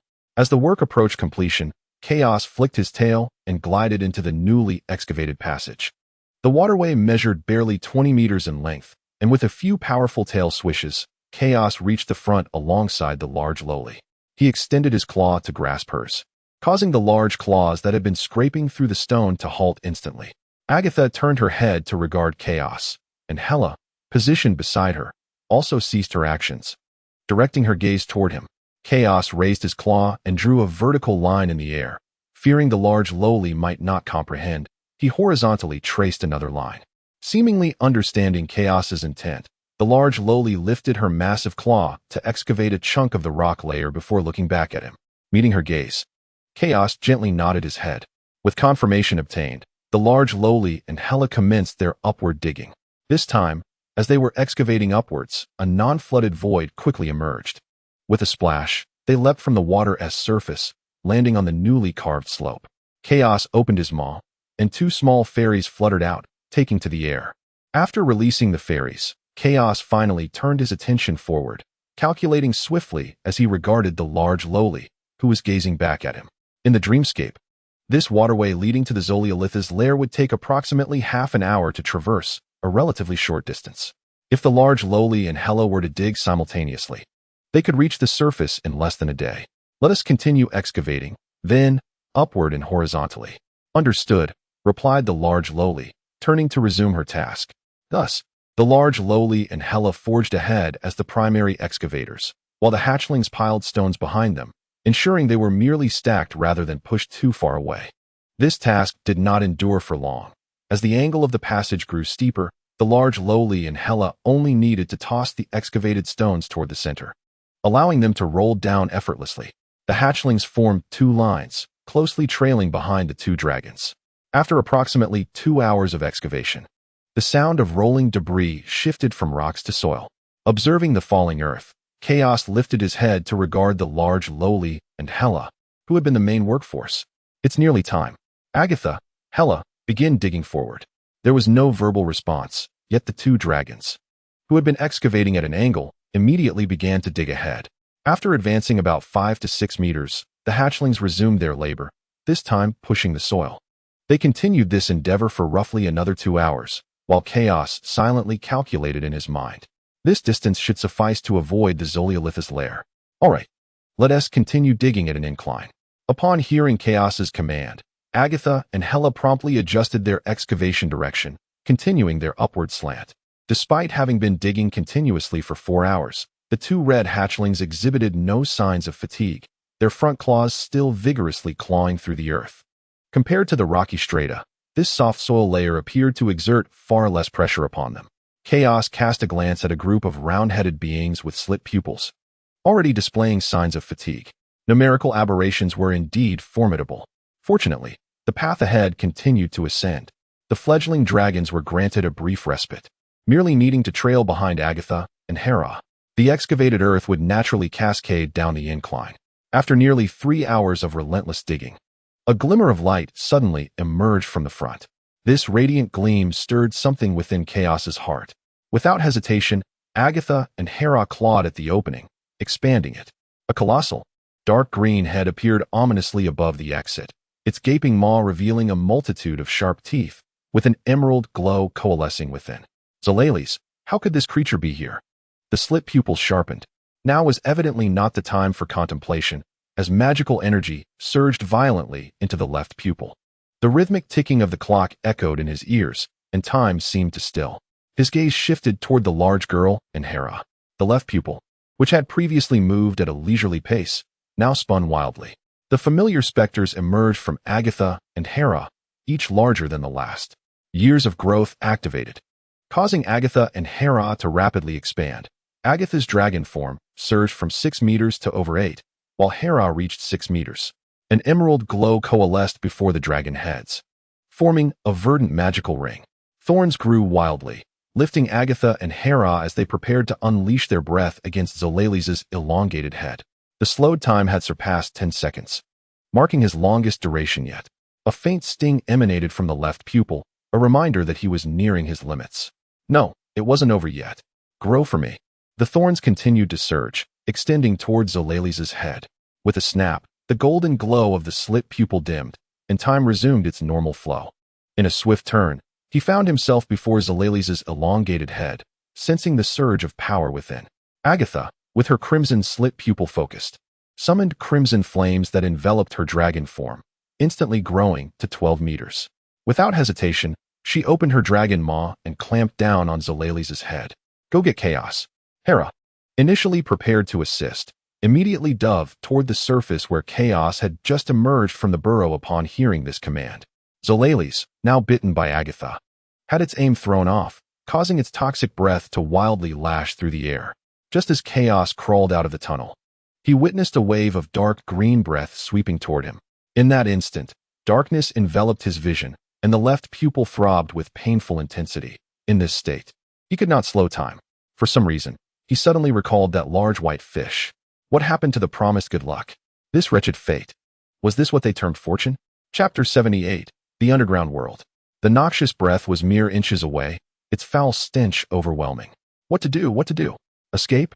There was no time. Magic? No time for that either. Whoosh. A towering figure of deep crimson suddenly descended before Chaos, its heavy scarlet dragon wings unfurling to envelop her entirely, including her own dragon head, which nestled within. A dark green breath swept across, instantly shrouding their forms. Protected by Hera, Chaos felt the warmth emanating from the scarlet dragon scales, momentarily perplexed. Was this a chromatic dragon? Why was it safeguarding her? The stench was overwhelming. Now was not the time for such musings. Zolales' breath coursed over the ground, leaving behind a pitch-black mark, corroded by venom. Boom. The body, tainted green by the breath, fell helplessly to the earth, the poison eroding the scales on her back and wings, a dark green pus enveloping them. Observing Hera's dire state, Chaos's slit pupils narrowed, and a blue spell circle formed before her dragon head, water surging forth from the circle to wash over Hera's dragon form, flushing the dark green pus mixed with dragon blood onto the ground, turning the soil into charred blackness in an instant. After cleansing Hera of the surface toxins, Chaos lifted her gaze towards a group of hatchlings that had all emerged from the burrow. Come help. Upon hearing Chaos's call, the hatchlings responded swiftly, rushing towards her. You must take Hera away from the ground, Chaos commanded. Frigg and Scotty approached, each grasping one of Hera's claws, their wings unfurling as they began to ascend. Yet their speed was insufficient. Hera's size was evidently too burdensome for them. Just then, a shadowy figure darted beneath Hera, propping its back against her abdomen, significantly enhancing her ascent. The other hatchlings, witnessing this, followed suit and positioned themselves beneath Hera, providing support. The dragon group's ascent accelerated once more. After reaching a height of 500 meters, Chaos halted.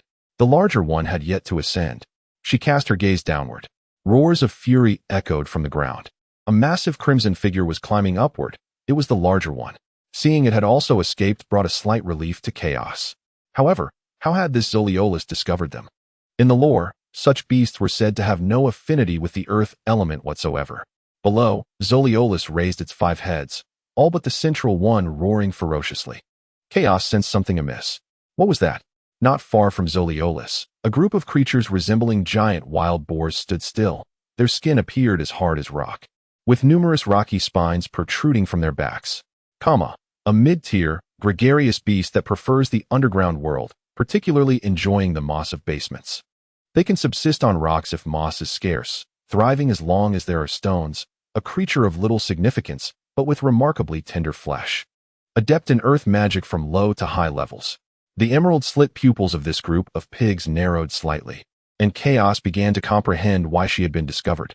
Creatures like Zolalis, ancient beasts that have thrived for centuries, are akin to pigs that have attained a certain sentience over their long lives.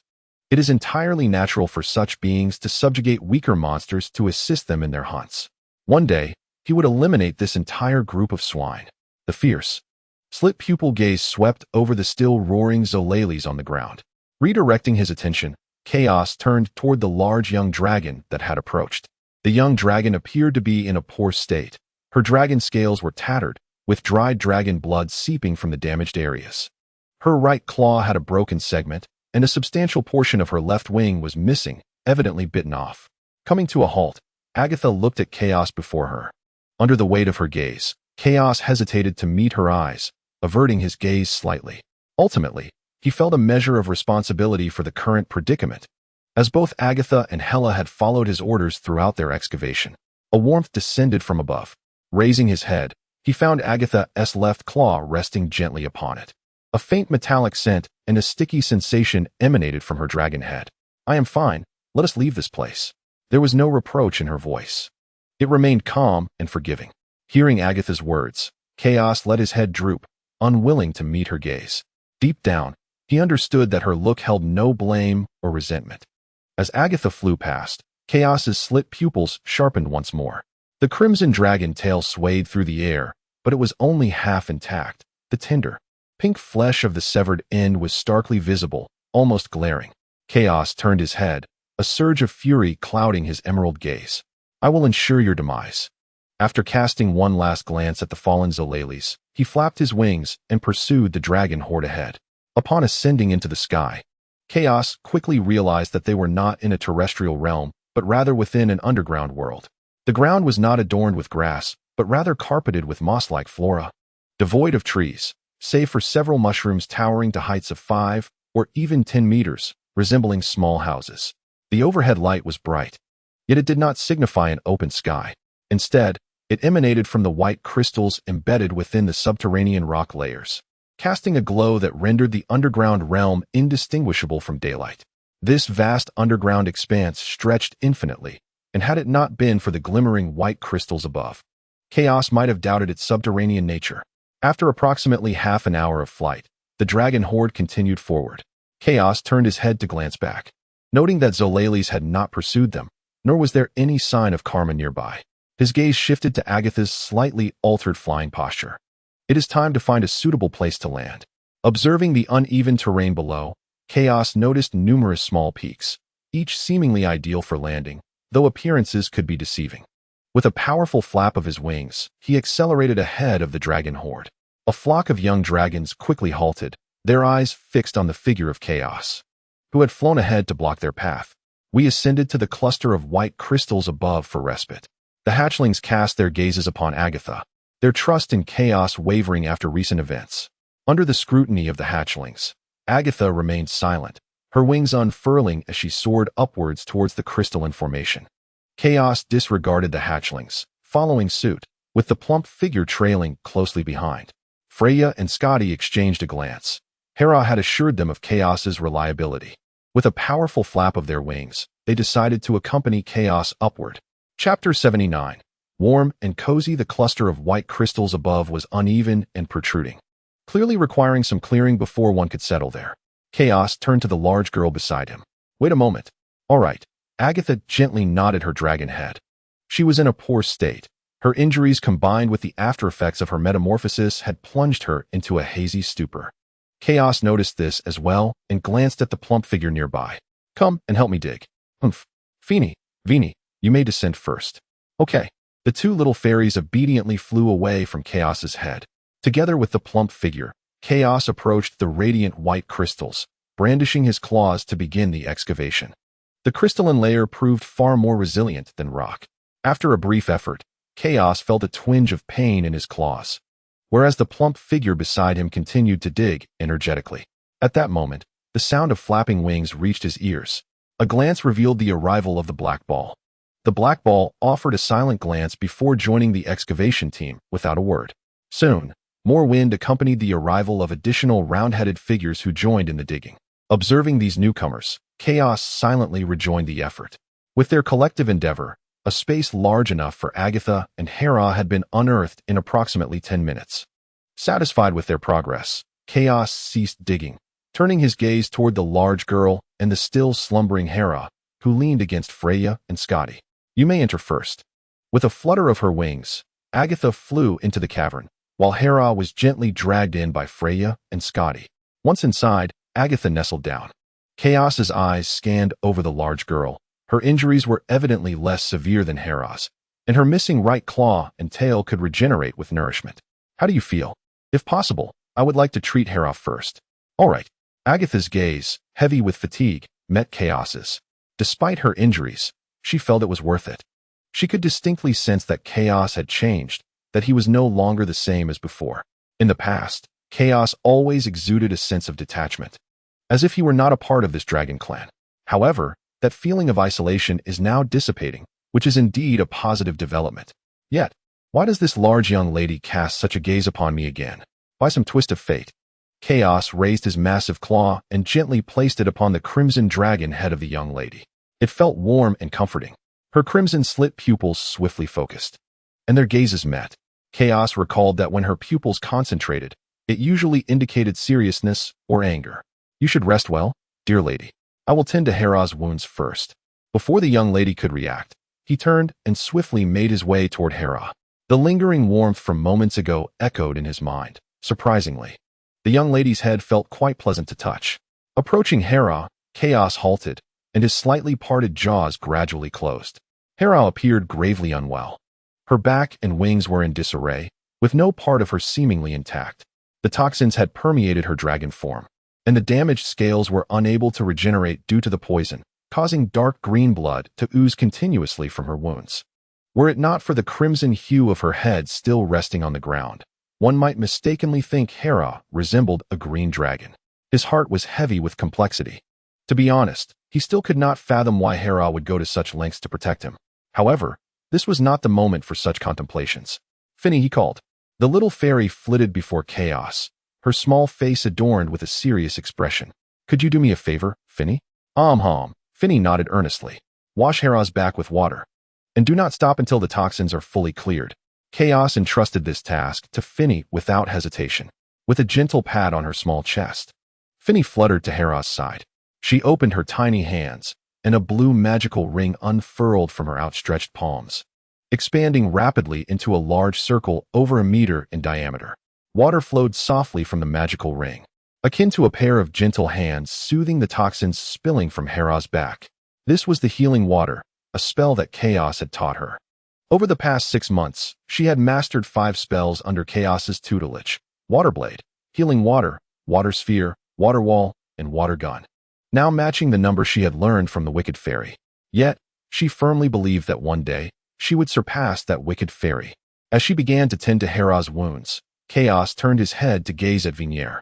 Vignier's eyes sparkled with anticipation, waiting for Chaos's command. She was determined to assist him just as much as the foolish Finny. Vignier, he called, and she replied, I am here, my Lord Chaos. With a flutter of her delicate wings, she approached him, her large, emerald eyes shimmering as if to convey, "Please, my Lord Chaos, feel free to command me." Such enthusiasm from the little fairy, perhaps he should treat them better in the future. Silently reflecting, he instructed, "Vinier, accompany me below. I require detoxifying herbs." Vinier possesses the extraordinary ability to nurture any ordinary plant, albeit with certain limitations. Her cultivation requires soil, which is absent within the confines of the white crystal. Hence she must descend. "No problem, Lord Chaos," she replied, her cherubic face illuminating with a pure smile. With a flutter of her delicate wings, she alighted upon Chaos's draconic head, her small claws encircling the verdant horn. With a swift motion, Chaos leapt forward, approaching the cave's entrance, and with a powerful thrust, he soared downward. As he neared the ground, he unfurled his majestic wings, landing gracefully. "All right, Vinier, commence your work." "At your service, Lord Chaos," she chirped. Her hair tousled by the wind as she descended to the earth, casting a wave of emerald light. Tender blades of grass surged forth from the soil, growing at an astonishing rate, transforming within moments into lush plants standing a meter tall. They resembled aloe vera. Observing the antidote herbs, which matched the descriptions from the ancestral texts, Chaos plucked a leaf and placed it directly into his maw. It was bitter and astringent, yet accompanied by a refreshing coolness. Indeed, it was an antidote herb. He glanced at his little fairy, whose face radiated with anticipation. "Thank you, Vinier." Her countenance blossomed with joy. "Hee, this is merely my duty." Chapter 80. Bitter and Astringent. The smile on the fairy's face was pure and delightful.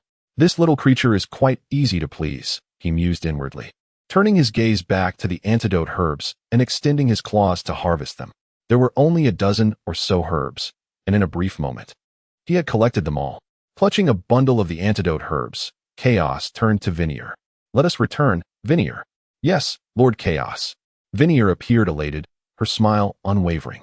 With a flutter of her wings, she settled once more upon Chaos's head.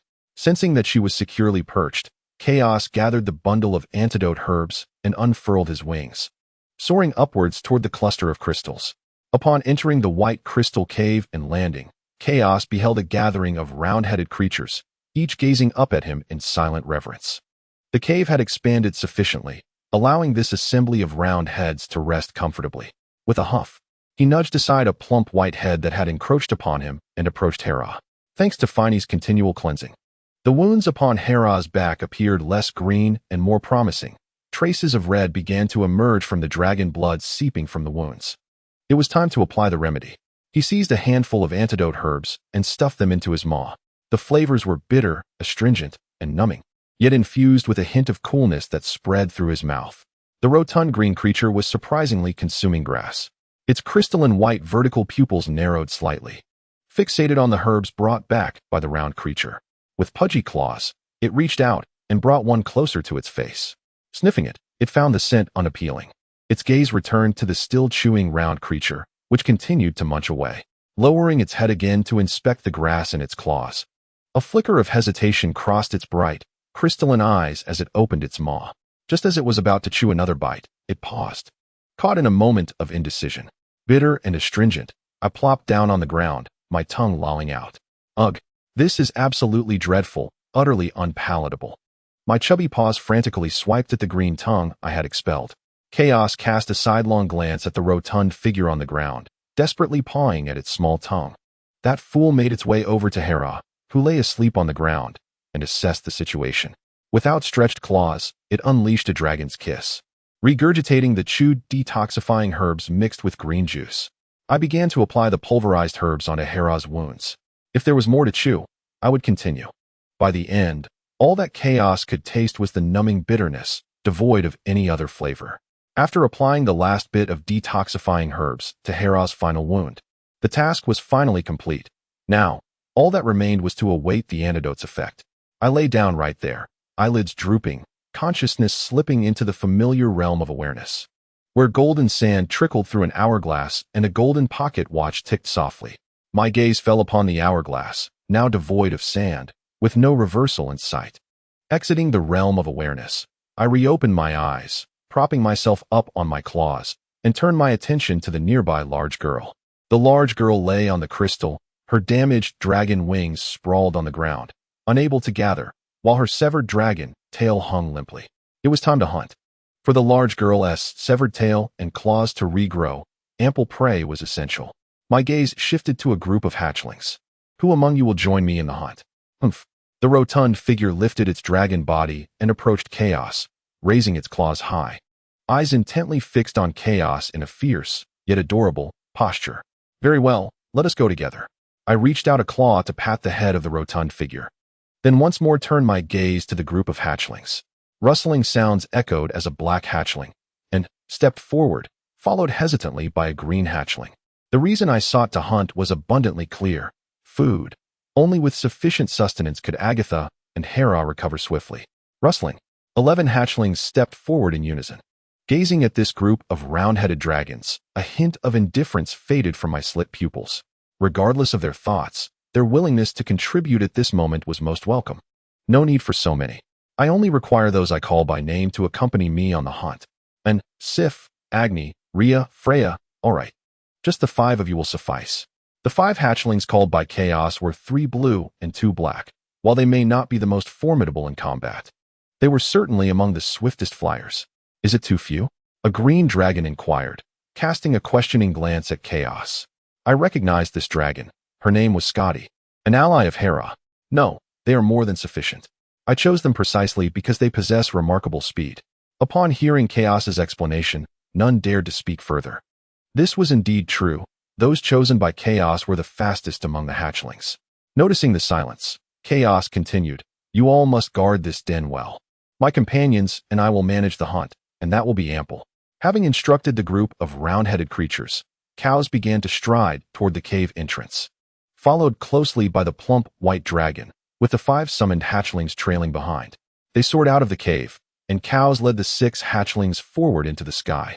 The area they traversed was a desolate mountainous terrain, scant in soil and strewn with rubble, devoid of any greenery. Such an environment made the pursuit of prey quite challenging. Hence, they flew onward without hesitation. After approximately 10 minutes of flight, the landscape ahead began to exhibit hints of greenery. Lush vegetation blanketed the earth, and a long river meandered through this verdant expanse, stretching endlessly into the horizon. Numerous wild beasts could be observed on this land, yet they were merely ordinary creatures. Not the quarry cows sought. His target was magical beasts, ideally a group of intermediate-level ones. With his wings spread wide, he halted midair, noticing Cows's pause. The 6 hatchlings followed suit, their bright, sparkling eyes collectively fixed on him. While prey was now visible below, Cows had no intention of hunting these mundane creatures. Agatha and Hela required meat imbued with magical energy, so he proposed that they separate to search for a group of low or mid-tier magical beasts. If you locate a beast group, refrain from engaging. Simply return and inform me, he instructed. I shall proceed along this river. Understood, and replied, flapping his wings and changing direction. The remaining 4 hatchlings remained silent, acknowledging Cows with a nod of their dragon heads before departing in different directions. The plump white dragon also prepared to take flight, but just as she unfurled her wings, Cows grasped her tail firmly, turning her head. The bewildered white dragon looked at the green dragon that held her tail. What is the meaning of this? Aren't we supposed to be hunting? She questioned, her confusion evident. In response to her perplexed gaze, Cows calmly declared, you will accompany me. That is absurd. There's no way I'm letting this fool venture out alone. Who knows if he can find his way back? Chapter 81. Indeed, the green dragon seemed quite fond of this stone, becoming quite cheerful. Though perplexed, she complied with the green dragon's request. Humph, the round white dragon nodded twice. Very well, I shall follow you. Let us go, Cows beckoned. With a flap of his wings, he and the white dragon ascended along the river. The breeze above the riverbank carried the unique, cool scent of the flowing water. As they flew, Cows kept a vigilant eye on both banks of the river. Water is the essence of life, and many creatures came to drink from the riverbank, wild boars, wildebeests, and wolves, an array of species, yet all were merely ordinary beasts, not his intended targets. Many animals, upon noticing the 2 figures soaring overhead, were startled and fled in panic. Cows remained indifferent to the commotion on the riverbank, his gaze diligently scanning the shores. Continuing downstream for about 10 minutes, he concluded, "This one do. All I see are common beasts." His attention turned to the river itself, which appeared to be several hundred meters wide. Perhaps I should investigate beneath the surface. The thought emerged in his mind as Chaos turned his dragon head, casting his gaze towards the plump white creature that had accompanied him throughout the journey. "Plump White, let us descend," he commanded. A soft response came from Plump White. With a swift folding of his dragon wings, Chaos began a rapid descent, landing upon the damp, soft mud of the riverbank. A herd of wildebeests, quenching their thirst, instinctively felt a surge of terror as they scattered in a frenzy, frightened by the sudden presence. With a decisive thud, a stout white dragon claw pinned one of the wildebeests to the ground. The creature let out a mournful cry, yet not a single wildebeest dared to heed its lament.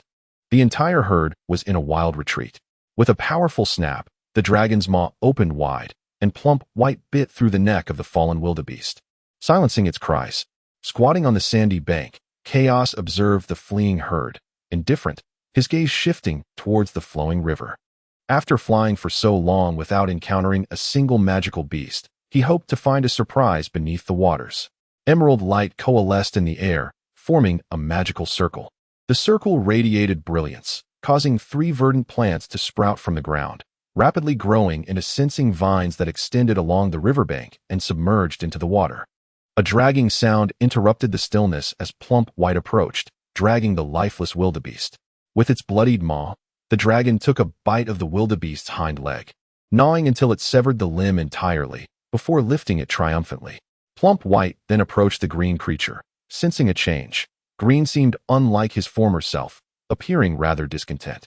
However, she understood that a little food could transform that frown into a smile. With the wildebeest's leg in its mouth, the rotund dragon head nudged closer to Chaos. Gazing at the offering and the bright, eager eyes of Plump White, he pondered if this was her way of comforting him.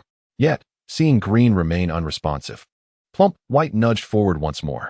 After a moment's hesitation, Chaos extended his claw and accepted the morsel from Plump White. "Thank you, Plump White," he expressed gratefully. Plump White responded with a couple of soft sounds, incomprehensible to him, as she buried her head into the wildebeest's flesh, beginning her feast. Chaos diverted his gaze from her and bit into the piece of meat he held. As he ate, he continued to guide the sensing vines extending underwater. Despite the abundance of large fish, there was still no sign of any magical beasts. This place seemed peculiar to Chaos, though wild creatures were abundant. Traces of magical beasts were conspicuously absent. After consuming the last morsel of meat, he raised his head to survey the long river. The sensing vines had reached their limit, and with no magical beasts below, he severed the magical energy supplying the vines. With a determined step, he refused to believe that in a place teeming with beasts, not a single magical creature could be found. As he noticed Green beginning to move forward, Plump White paused her feeding, her gaze flitting between Green and the remaining head of the wildebeest. After a brief moment of hesitation, she waddled forward, chasing after the figure ahead. With a rustle, the chubby creature, plump and white, bounded in front of him, leaping and bouncing. Suddenly, it sprang high into the air, pouncing upon an object and promptly dashing towards him. Observing the crab claw still protruding from the creature's mouth, Chaos paid no further heed to the plump one, redirecting his gaze towards the river. This position should suffice. Emerald light coalesced as he summoned 3 sensing vines to delve beneath the water's surface. Fish, numerous large ones, swam about, yet no trace of a magical beast could be found, which struck him as peculiar. The sound of crunching echoed once more from nearby. It seemed the plump creature had ensnared yet another unfortunate crab. "Humph, humph." The creature's voice suddenly called out to him. Chaos turned his dragon head, shifting his focus from the river to the direction of the plump one. He beheld it scurrying toward him, its chubby little paws hastening forward, clutching something within its dragon maw, a stone radiating a faint blue luminescence. In an instant, his emerald vertical pupils narrowed into a fine line. A magic crystal? Where had this plump creature procured it? Chaos instantly recognized the stone. His dragon heart began to pulse with fervent excitement. The magic crystal, a mineral capable of absorbing and storing magical energy, is a remarkably versatile material. Its applications are vast, often indicating the proximity of a substantial magic crystal vein when discovered. However, the probability of finding such a vein is akin to a penniless individual winning a fortune. If a magic crystal vein were truly uncovered, the notion swirling in his mind could begin to transform into reality. How could he not be exhilarated? If successful, what would the likes of Zolali's matter then? Humph. The plump creature halted before Chaos, rearing up its dragon body, its paws cradling the stone as it presented it to him. It recalled that he delighted in such tasteless stones, though this one was not round. It would surely bring joy to him. Without accepting the offered magic crystal, Chaos lifted his paws to grasp the plump creature's round dragon head. "Quickly tell me where you unearthed this magic crystal," he exclaimed, his voice tinged with palpable excitement. The creature's bright, crystalline white eyes blinked twice, and indeed, the green one seemed to delight in the stone. His spirits lifted. Humph. The chubby white dragon paw pointed in a specific direction. Chaos hurriedly followed the direction indicated by the creature's paw, and a sandpit came into view, evidently freshly dug, the earth still damp. Releasing his hold on the creature's head, Chaos dashed towards the sandpit, exhilaration propelling him forward. Chapter 82. Plump One, you are truly remarkable. With four paws moving swiftly, he could sense the unmistakable aroma of magical energy wafting from the sandpit as he approached. Could it be?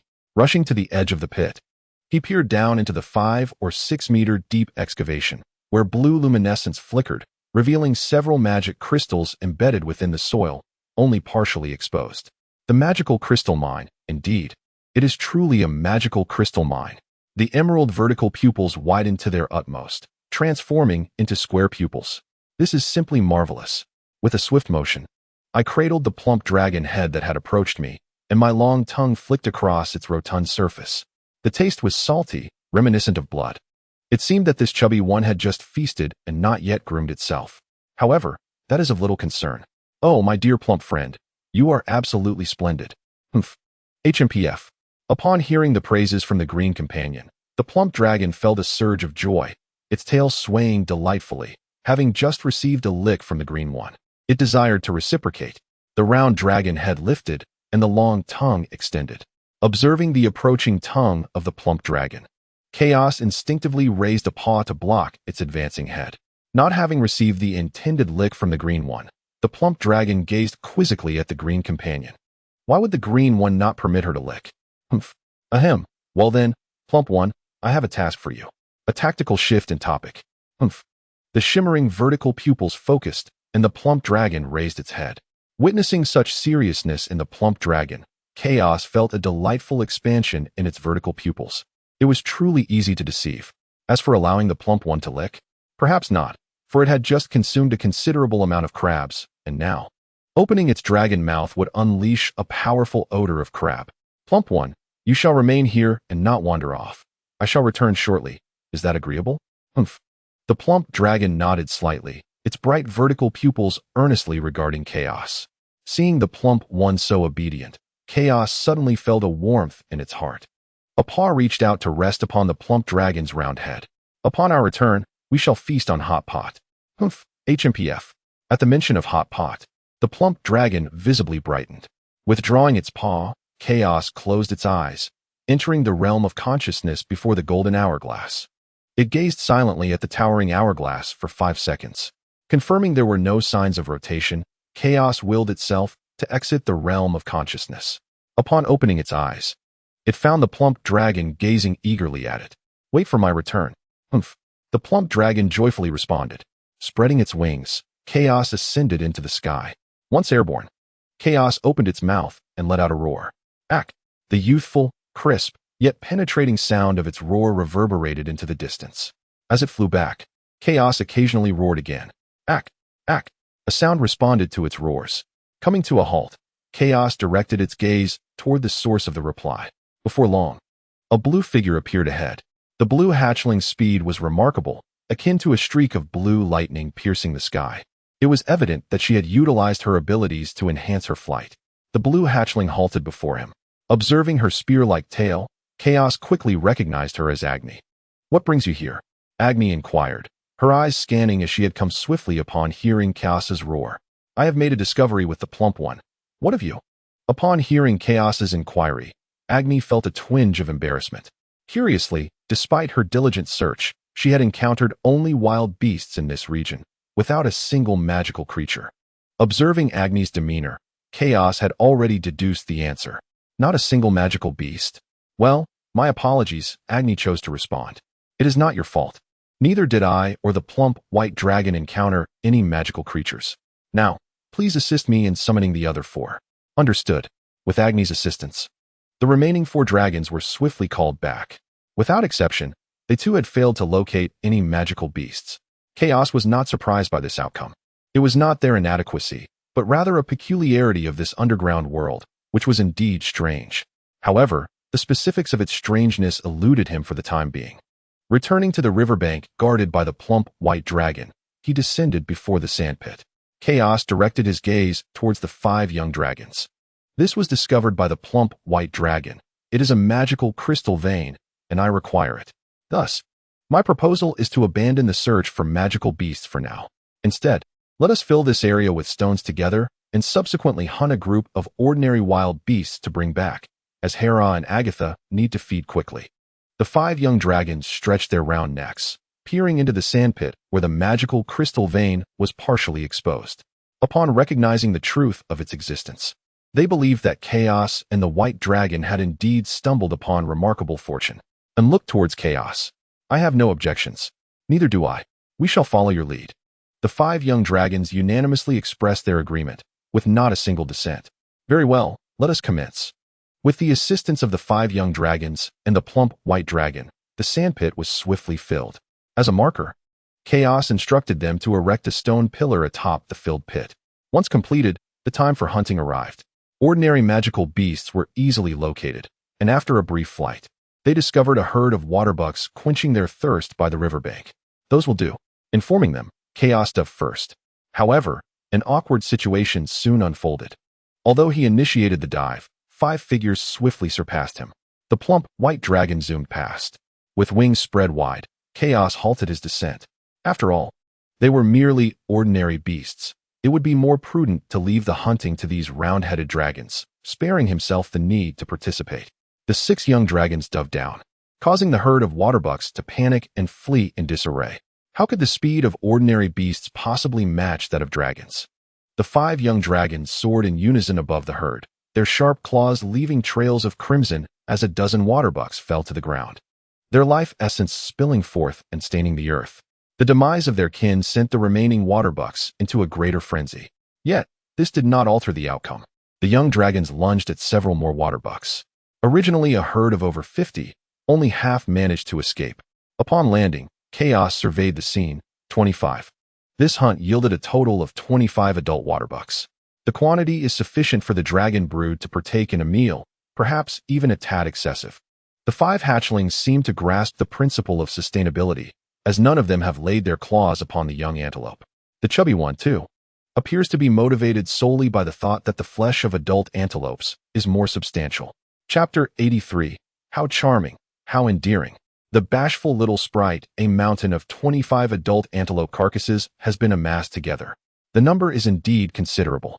Chaos's gaze drifts towards the 5 hatchlings. Consuming 5 should suffice.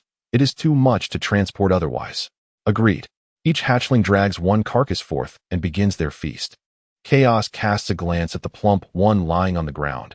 Having recently devoured an antelope, it seems disinclined to eat again. His attention turns to a cluster of round-headed companions, who evidently have no intention of sharing. Scanning the area, he selects the little black coal as his target, and glances at the scrawny dragon that has edged closer, choosing to shift aside and grant this lesser dragon a space. Regardless, even if she did not make way, the little dragon would likely squeeze in any way. Rather than wait to be nudged aside, it is better to yield voluntarily. Ah, how perceptive the little black coal is. With such awareness, Chaos feels no need to hold back, his jaws open wide as he bites down. Once the 5 antelopes are consumed, they begin their return journey. The 5 round heads, along with the plump one, each clutch an antelope, and Chaos, with his claws each grasping one, sets off towards the crystalline cave. Upon their return, they deposit their spoils. Chaos notices that the large little girl and Hela have awakened and are watching him. He approaches them, placing an antelope before each. They glance at Chaos but say nothing, lowering their heads to silently commence their meal. After consuming 2 antelopes, the large little girl drifts back into slumber, followed by Hela. Observing their peaceful repose, Chaos feels a sense of relief. With Hela awake and able to eat, the situation appears manageable. A period of proper recovery should suffice for their restoration. Now, it is time for him to attend to more pressing matters. With his claws padded, Chaos approaches the vine-covered dwelling suspended against the crystalline wall. A group of satiated hatchlings quietly observes the figure that pads forward, seemingly laden with intent. Reaching the small vine house, he lowers his head near the entrance, peering through the window. On the first floor, Finny lies in slumber upon her vine bed. On the second floor, Vinny rests similarly. What a splendid opportunity. Chaos's jaws part slightly. It is time to introduce a third companion for them. He pads to the cave's entrance and crouches down. A gentle breeze brushes against his snout, refreshing and cool. Relaxing his thoughts, his vertical pupils begin to converge. A pure white magical circle coalesces in front of his verdant head. Lifting his claws, he meticulously outlines transparent magical runes at their tips, each one descending into the magical circle. The grounded and observes the figure at the cave's entrance, busy constructing a spell model. Though a mere trifle, she had to concede that Chaos possessed an extraordinary talent for spellcasting. Each magical rune was meticulously inscribed without the slightest pause, and the spellcasting ring exhibited no signs of instability. Not even a ripple disturbed its surface. Observing the figure at the doorway, Scotty extended her tongue to caress the dragon's kiss, her emerald slit-like eyes sharpening into lines as she entered a state of hunting readiness. Within the cavern, numerous hatchlings had similarly descended into a hunting trance akin to Scotty's. Clearly oblivious to this scene, Chaos remained focused. As runes filled the spellcasting ring one after another, it soon became entirely saturated. A soft, white glow emanated from the ring. In his awareness, a 10-cubic space materialized. This was the utmost limit achievable at the first-tier level. However, should he manage to ensnare a spatial fairy this time, that limitation would vanish. He had effectively established the framework for spatial expansion. Suddenly, the originally confined 10-cubic space began to gradually expand. Gazing intently at the spellcasting ring, Chaos's dragon's kiss parted slightly. He had hooked a spatial fairy. The expansion continued until it reached 20 cubic units before halting. Recognizing that the growth had ceased, Chaos lifted his dragon claw and gently pressed it against the center of the spellcasting ring, infusing it with magic. Greetings, I am Chaos. As the magical energy coalesced, a single character materialized within the ring. Yeah, what a melodious name. The magical energy within the ring began to spiral chaotically, but it swiftly stabilized and reformed into two characters. Thank you. Observing the two characters within the ring, Chaos's dragon's kiss unfurled. These fairies were indeed quite easy to manipulate. He had yet to exert himself, and already his counterpart was losing composure. Witnessing Chaos engage the spellcasting ring in conversation, and understood that this insipid dragon was undoubtedly deceiving the unsuspecting fairy. Deceiving fairies, how pathetic. Yeah, upon hearing your name, it evokes the image of a gentle and lovely little fairy. Thank you. Shall we become friends? Do not let my green dragon exterior fool you. I adore fairies and promise I shall not harm you. Seizing the moment, Chaos intensified his approach. The magical energy within the ring once again spiraled chaotically, but soon coalesced into a single word. Okay, I shall be friends with Chaos.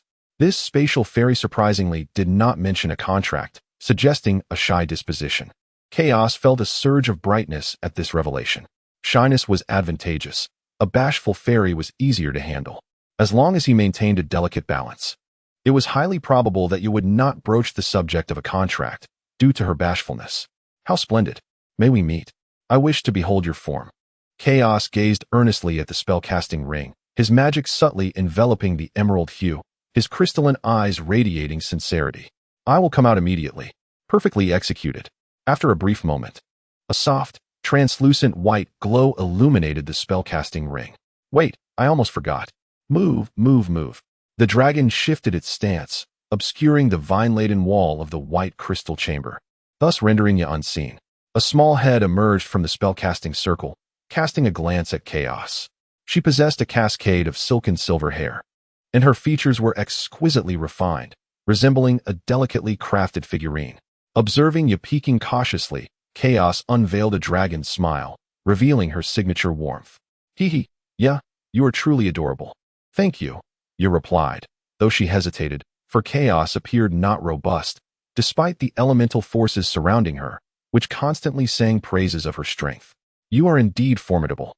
The elements hold great affection for you. Chaos extended a claw, her plump, emerald-scaled paw halting before you, gazing at the enormous claw before her. You found herself in a moment of indecision. In truth, fairies typically refrained from responding to the chromatic dragons, and Chaos, being a green dragon, was no exception. Yet, the exceptional affinity Chaos possessed for the elements was undeniable. Upon her first glance, you perceived the elements swirling around, offering their homage, a phenomenon she had never encountered before. Chapter 84. The fairy, the diminutive figure within the magic circle, ascended slowly, soon standing fully upon the spellcasting circle. Watching as you gently placed her tiny foot upon the great claw, Chaos felt a surge of joy. Another fairy had taken the bait. From now on, we shall be friends. Yeah, Yo is Chaos's friend, Yo affirmed, her gaze earnest as she regarded Chaos. As a fairy, she sensed that Chaos bore no ill intent towards her. However, she was somewhat astonished by the array of colors exhibited by the brood of dragonlings, all of whom, like Chaos, possessed no malice towards her. This was unlike the chromatic dragons. The dragonlings regarded her with an air of familiarity, as if accustomed to her presence. Noticing the little fairy suddenly rise onto her toes, her curious gaze began to survey the round heads within the cavern. No, I cannot linger here any longer. If this continues, Feeny and Veeny might be exposed. I must divert Ya's attention. Yeah, I have a splendid idea. Would you care to join in?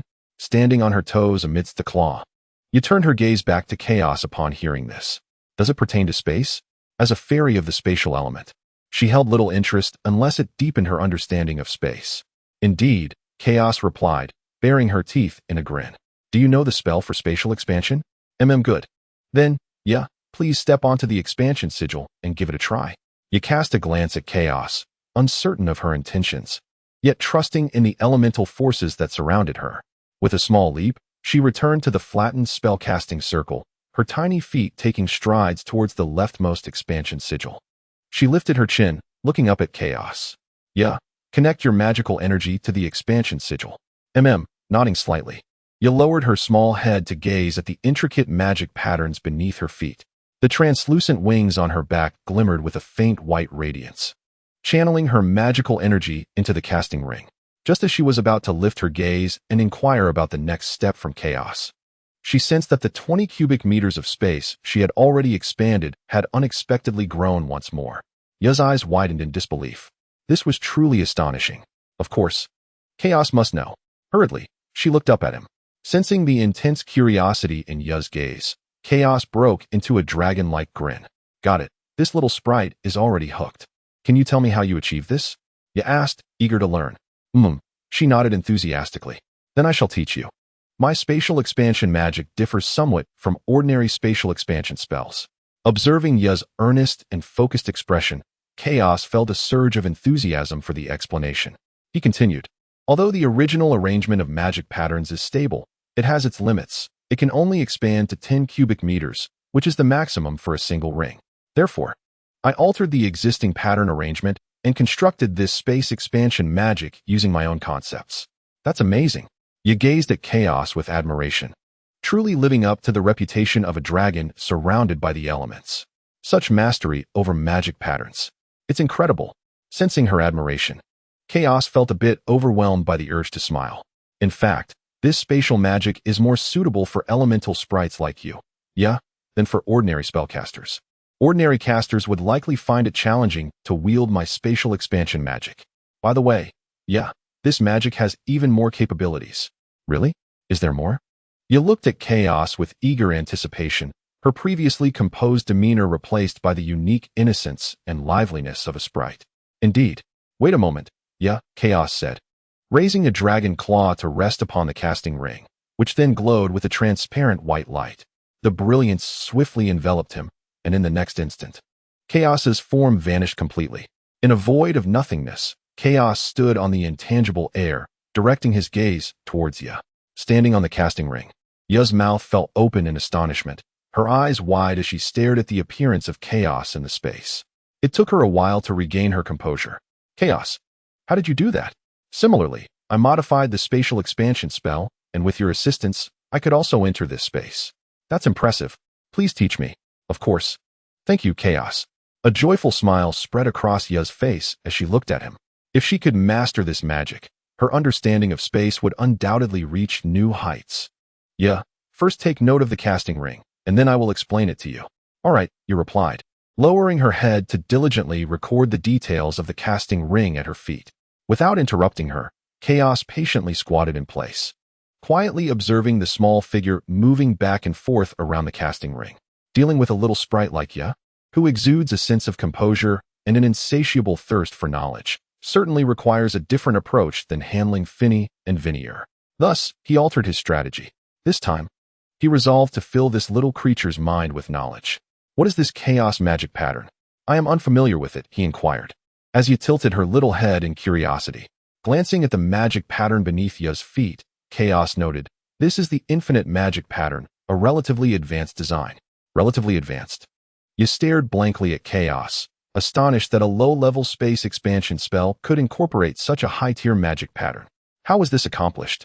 While documenting, Ya had already observed that the stability of the spell circle was astonishingly robust, akin to a towering mountain. Not only had it been incorporated, but it was also remarkably stable, more so than the original spell model. How on earth did Chaos achieve such solidity? Filled with curiosity and a desire to learn, her bright eyes gazed expectantly at Chaos. How did you manage to integrate a high-tier magic pattern here? She implored. In response to her admiration, Chaos, with a hint of pride, lifted his dragon head slightly and gestured towards the magic pattern adjacent to the high-tier infinite magic pattern. It's simple. First, establish a stable foundational structure. Move the claw to the left side of the high-tier infinite magic pattern and then use branches. This will alleviate the heavy load imposed by the high-tier infinite magic pattern while simultaneously utilizing the branch S magic to further reinforce the stability of the spell circle. He then pointed to the next magic pattern. Next is the high-tier equilibrium pattern. Yo exclaimed, surprised to discover yet another high-tier magic pattern. This high-tier equilibrium pattern can stabilize the diverted magical load while further strengthening the structure. Finally, he introduced the sturdy magic pattern, explaining, this pattern not only fortifies the space, but also provides a support point for the high-tier equilibrium pattern. Chapter 85. Yeah, I believe we should start as friends. Wait. Suddenly, you felt a bit dizzy, clutching her head with both hands and hastily halting Chaos, who was poised to continue. She was utterly perplexed. This was supposed to be a fundamental space expansion spell circle, wasn't it? Shouldn't it solely utilize basic magic patterns?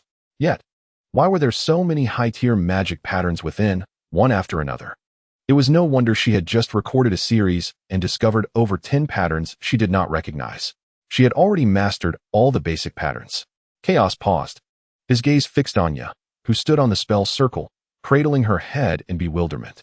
She appeared somewhat dazed, a state that seemed familiar to Chaos, reminiscent of his own experiences in math class. But that couldn't be right. He had articulated everything in such a straightforward manner, akin to feeding someone bite by bite. How could you suddenly fail to comprehend? It was clear that the issue was not in the complexity of his explanations. There must be another reason. Did this little sprite possess some other peculiarities? What's the matter, ya? Wait a moment, Chaos. I'm having a bit of trouble understanding. Oh, truly unable to comprehend? In a moment of vulnerability, Yaya, perched upon the spell-casting circle, gazed up at Chaos, her eyes reflecting a profound sense of pity.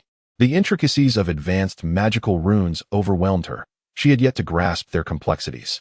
Chaos, discerning her plight, realized that her struggles stemmed from a lack of foundational knowledge. Fortunately, it was not a reflection of his teaching abilities. He held a firm confidence in his instructional prowess, having garnered ample experience with Fine and Vinier. Wait a moment. Isn't this fortuitous? This provides a valid reason for Yaya to remain by his side indefinitely. Observing Yaya, Chaos broke into a dragon-like grin, exhilarated by the thought. The progress of the little fairy's collection had advanced once more. Is that so? Then I suppose we must pause for now. By the way, Yaya, how far have you come with your mastery of the runes? Basic spatial runes, Yaya replied, her cheeks beginning to burn with embarrassment. She felt like a fool. Having previously believed herself far superior to other elemental fairies, having self-taught her way through the fundamental spatial runes. Yet now, in comparison to Chaos, her prior pride seemed foolishly misplaced. Have you completed the basic spatial runes? He inquired. Yes, she confirmed. Chaos smiled warmly at her, his dragon-like grin radiating friendliness. You are already quite formidable. Allow me to take on the role of your instructor from here on, if that is agreeable. Yaya stared at Chaos in astonishment, having braced herself for mockery, knowing the temperament of a five-colored dragon. Yet, no such derision came. In this moment, the once fearsome grin appeared rather endearing. Is this what friendship feels like? Yes. Yaya nodded vigorously, a smile illuminating her face. Delighted, Chaos reciprocated her joy with a bright smile. Then it is settled. Indeed. Yaya's voice softened. Chaos, can we form a pact? As expected, he had anticipated this moment.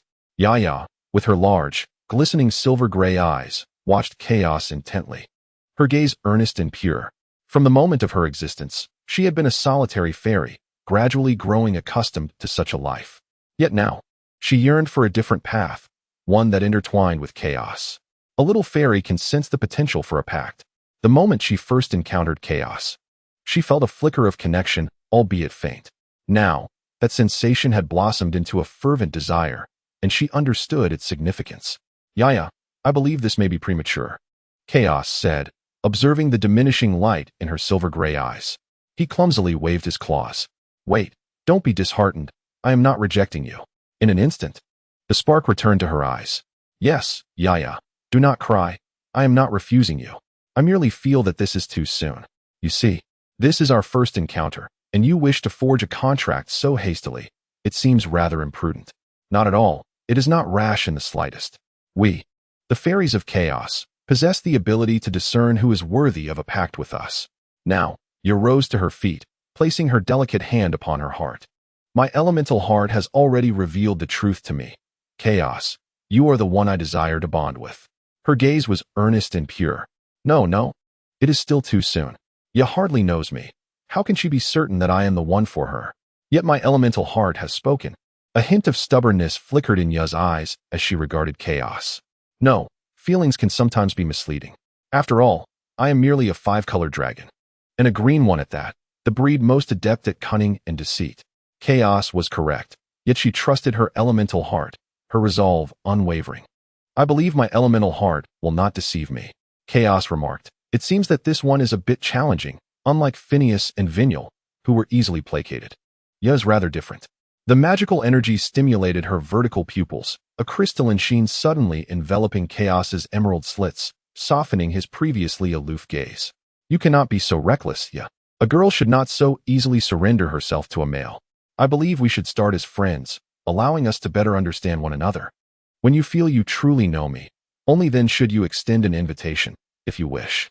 The dragon leaned closer, his earnest gaze fixed upon Ya. Under his scrutiny, Ya felt an unfamiliar sensation blossom within her. Chaos is so gentle. The warmth of her elemental heart enveloped her, a comfort she had never experienced before. Well, all right then. Her voice was tinged with reluctance, yet she ultimately acquiesced. Chaos breathed a silent sigh of relief. Finally, he had managed to secure the agreement. My performance seems to be improving remarkably. Yet, it was peculiar. Chaos regarded Ya before him, despite not having made any significant effort to win her favor. Her affection seemed to have surged unexpectedly, as if it had reached its zenith in an instant, compelling Ya to charge forth boldly. Chapter 86. Yes, just like that. Vinyl is magnificent. Fortunately, he was superior, or the outcome might have been uncertain. Ya, do you recall the words I spoke before we entered? Ya looked at Chaos with confusion, momentarily setting aside her disappointment at being rebuffed, contemplating earnestly. Ah yes, Chaos, you mentioned having a brilliant idea. Indeed. Chaos's voice rose in enthusiasm, his spirits lifting. This was, in truth, his genuine aim in bringing Ya into this small realm. Ya was not startled by Chaos's sudden elevation in tone. Instead, she felt a twinge of pain in her ears from the abruptness. Raising her small hand to gently rub her elongated, pointed ears, just like those of the elves. Noticing Ya's gesture, Chaos quickly offered an apology. After all, the persona of the gentle dragon must not be tarnished. I apologize, Ya. I was simply overwhelmed with excitement. Ya shook her small head, signaling to Chaos that she was fine. I'm sorry. It's nothing, Chaos, you need not worry. All right, let me share my brilliant idea. Ya, do you know the difference between the sequence and us? The power of the sequence lies within the realm of laws, a force far superior to ordinary elements. with varying effects derived from the distinct properties of these laws. Indeed, yeah, the power of the sequence is the realm of laws. Essentially, the realm of laws is the creation of an ultimate elemental domain within a designated spatial area. The dragon raised its head slightly, a hint of arrogant confidence glimmering in its emerald vertical pupils. And I intend to forge a realm of laws that belongs to me within this space. Upon hearing this, you felt that chaos might be somewhat deranged. Laws were powers that could only be wielded by those of the sequence hierarchy. This was common knowledge, a shackle. And how old was chaos, after all? A mere first-ring hatchling. A first-ring hatchling had the audacity to speak of mastering laws. Were it not for chaos uttering these words, she would have never even cast a glance at such a fool. No, she needed to dissuade chaos. Lifting her gaze, she beheld the absolute confidence radiating from Chaos's emerald pupils. Perhaps I should believe in him. A voice quietly surfaced in her mind. So, Chaos, what do you plan to do? Are you willing to assist me? Without a moment's hesitation, you nodded. Yet, as soon as she did, a wave of regret washed over her. Chaos's undertaking was perilously dangerous. Attempting to master laws beneath the sequence level was tantamount to courting death. Seeing you nod, Chaos broke into a wide grin, clearly pleased. It seemed that accidentally increasing goodwill had its advantages, as compliance had also risen. Thank you, Ya. My plan is to first carve out sufficient space, then use magic crystals to construct a colossal magic array, condensing elements to create an elemental domain that belongs to me. Chaos, have you decided what kind of magic array to build? Of course, I've already devised a plan. Chaos had resolved to establish a fire elemental domain, and even if it failed, it would not matter. A fierce glint crossed his emerald pupils. Should it fail, it could serve as a colossal elemental bomb. Time stop. And then I'll pull that Zoloolis in for a warm bath. What about the magic crystal mine? I know of a vein. Ye opened her mouth to respond, but found herself at a loss for words. It appeared that Chaos was already well prepared. Yet, she regretted it. This endeavor was far too perilous. If anything went awry, Chaos could very likely meet his demise. Chaos gazed at Ye, who clearly bore a look of hesitation. Was she worried about him? Though somewhat unnecessary, it felt rather nice. Yeah, you need not worry. I assure you, I will proceed with caution. Chaos leaned forward, his gaze sincere as he looked into Ya's eyes. Trust me, all right? Inhaling the faint, refreshing scent wafting from Chaos's nostrils, Ya recognized it. It was the fragrance of the forest. Well then, I suppose. She found herself unable to refuse Chaos. It was simply impossible to do so. The dragon's kiss parted with delight, and thus it was decided. The tone was somewhat reluctant. Chaos, of course, discerned the unwillingness in Ya's voice. This little sprite was overthinking. He was a dragon capable of foresight, after all. How could he simply give in? Everything was ready. The next step was to excavate the magical crystal mine. He turned his gaze toward Ya. All right, yeah, let us proceed. With a flicker of thought, he infused the spell circle with magical energy. The circle radiated a pure white light, enveloping Chaos's draconic form, and in the next instant, he vanished. A brief moment later, Chaos found himself back in the cave. Who are you? A familiar sharp voice questioned him, echoing from the white crystal cavern where his claws had recently fallen. With a flutter of her tiny wings, Phineas landed on the spell circle before Ya, her small face puffed up in anger, resembling an irate pufferfish as she glared at Ya. Ya, taken aback by the sudden appearance of this little sprite glaring at her with such animosity, was momentarily bewildered. What is going on? Speak, you wicked sprite. I am not a wicked sprite. Being unjustly accused ignited a spark of irritation within Ya. You are a wicked sprite. I am not. As the two little sprites seemed poised for conflict, Chaos expanded his vertical pupils, sensing the amusement that lay ahead, and silently prepared to observe the spectacle. Just then, a familiar gaze pierced through his perception from the right. Hastily, Chaos stepped forward. Please, do not argue. Your discord saddens me. Saddened. A group of fledgling dragons exchanged incredulous glances. From the mutual understanding in their eyes, disbelief was evident. Had it not been for the unexpected presence of a Veneer on the balcony of the vine-covered house, Chaos would undoubtedly have remained an indifferent spectator. They knew him all too well, the ideal mate, a scornful dragon. With a surge of magic, his vertical pupils glistened, and a single tear, crystalline and glistening, cascaded down his cheek as Chaos gazed sorrowfully at the two little sprites. What are you both doing? A green figure landed on the spell circle, and Veneer cast a fierce glare at the two sprites. Unforgivable. Unforgivable. These two have caused Lord Chaos such distress. Upon Vinier's arrival, Chaos's sorrow deepened. Another droplet of dragon's tear slipped from his eye. Yes, precisely. Vinier, how valorous you are. Quickly, subdue these two little ones and fast forward to a stage of harmony and affection.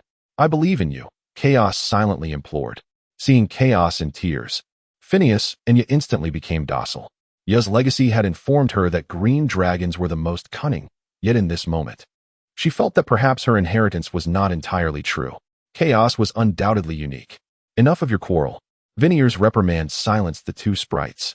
Although they were not fearful of her, they merely wished to avoid causing Chaos any further sorrow. The two little sprites looked up at Chaos with hopeful eyes. Chaos understood that it was time for him to perform once more. The dragon head leaned forward. Wonderful. You have finally ceased your quarrel. You are all my friends, and witnessing your discord pains my dragon heart.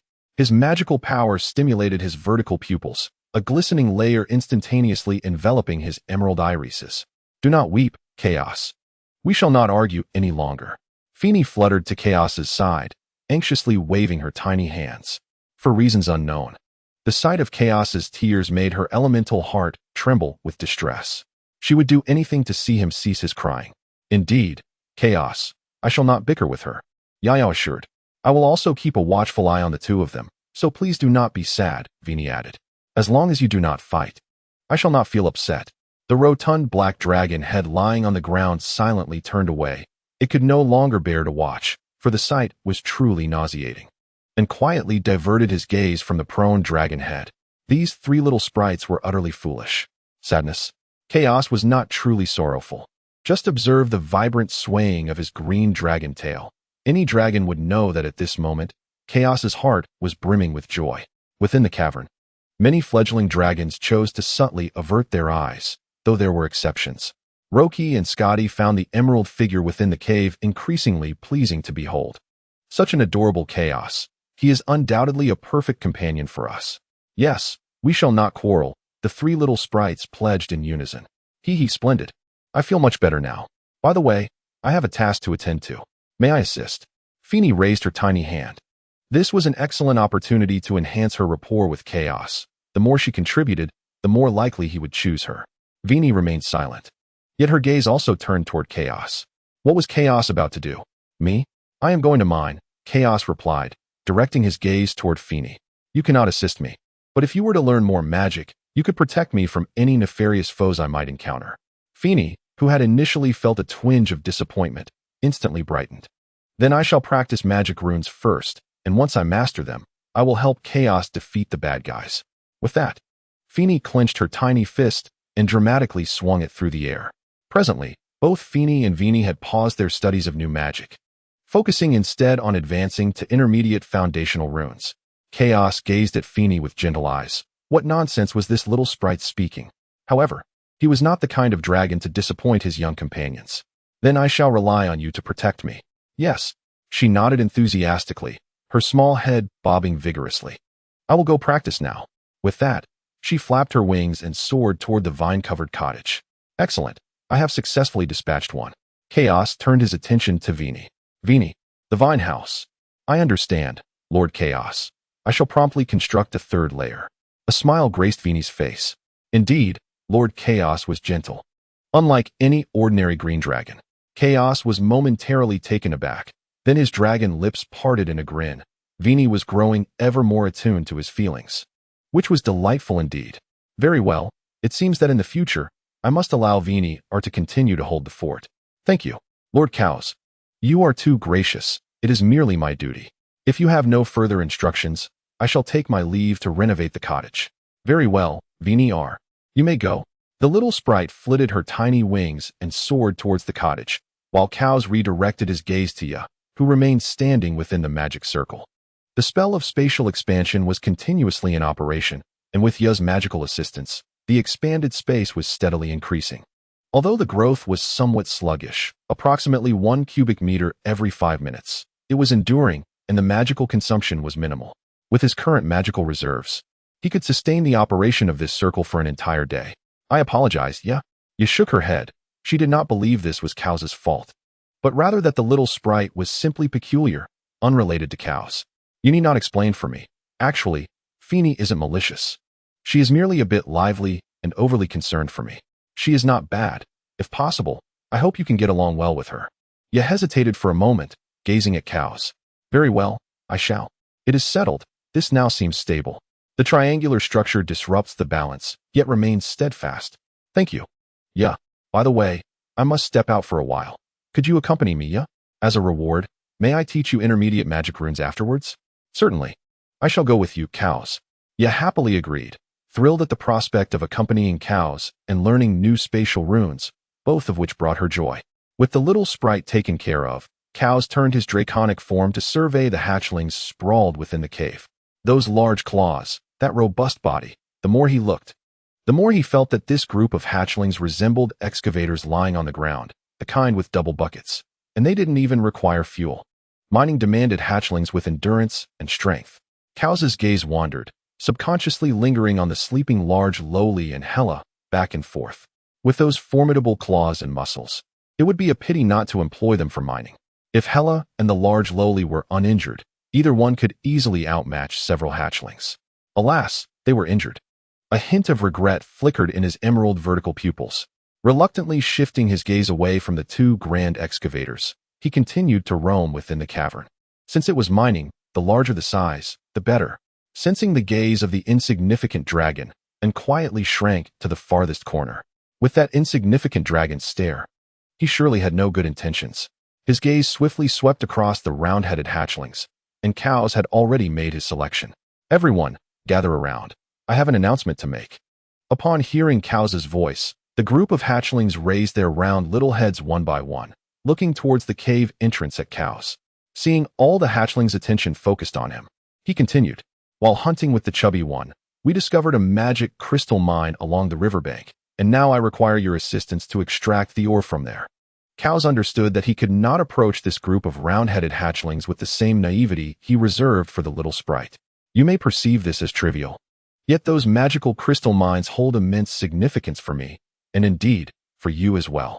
The most straightforward approach is to bind this group of round-headed beings with the allure of profit. Thus, they will exert greater effort in the mining process. Chapter 88, Mining. Let them all be sent to excavate. It may even be unnecessary for him to supervise. I can utilize those magical crystal mines to establish an independent safe space, ensuring that we shall never again encounter a situation akin to that of Zoliololis. Yama silently gazed upwards at Chaos, expanding space. Is Chaos not already engaged in such an endeavor? Thus, is this a deceit? Chaos has deceived these fledgling dragons. Yet, she did not harbor resentment. There must be a reason behind Chaos's assertions. Upon hearing Chaos mention Zoliololis, all the fledgling dragon's vertical pupils momentarily narrowed. That was the first occasion they faced a life-threatening peril as dragons. Had it not been for Agatha and Chaos, they would not know how many of them would remain now. With the might of that ancient Zoliololis, it would only take a few breaths to annihilate them all. Chaos, I am willing to assist you. Scardy was the first to raise her dragon form. As she stood, it was as if a switch had been flipped, and one by one, the fledgling dragons lifted their bodies. As true dragons, they were not foolish, and Chaos's words had stirred their hearts. All fledgling dragons stood tall. Humph. The chubby white dragon directly approached Chaos. The rotund dragon head leaned towards Chaos's neck. Observing this scene, Scardy and Roki suddenly felt a pang of envy towards this foolish white dragon, who could now draw close to Chaos. They too yearned for such proximity, yet lacked the opportunity. Currently, the relationship between Chaos and them remained merely one of collaboration. Chaos gently pushed away the chubby white dragon's advancing head, grasping its jaw with his claws. The soft flesh as familiar as ever. Oh, this chubby dragon was actually lowering its head. Goodness, the chubby one had nearly grown to 4 meters, making it the largest fledgling dragon under Hera. Could it be that eating abundantly and thinking little truly aids in dragon development? Mining. Let them all be sent to excavate. This thought suddenly emerged in his mind, and as the dragon's maw opened, Chaos looked kindly at the chubby white one. Do you wish to join me by the river? Humph. The rotund dragon head bobbed up and down. She desired to remain close to the green chubby one, relishing the scent that lingered upon it. One dragon could not sleep alone within the cave. Very well, then, you shall accompany me shortly. First, Wait here obediently while I summon a few more dragons before we set off. Humph. The sparkling white vertical pupils were pure and flawless. Gazing into the chubby dragon's eyes, it was delightful. There was no need for deception with this one. As the dragon's maw parted, Chaos turned his head towards the group of fledgling dragons. Just like during the recent hunt, mining does not require too many dragons. I will merely call a few names. Upon hearing Chaos's words, most of the fledgling dragons slightly nodded their heads in agreement. Indeed, given the current circumstances, it was essential for some dragons to remain guarding the cave. Agatha and Hera remain in a deep slumber, still reeling from their grievous injuries.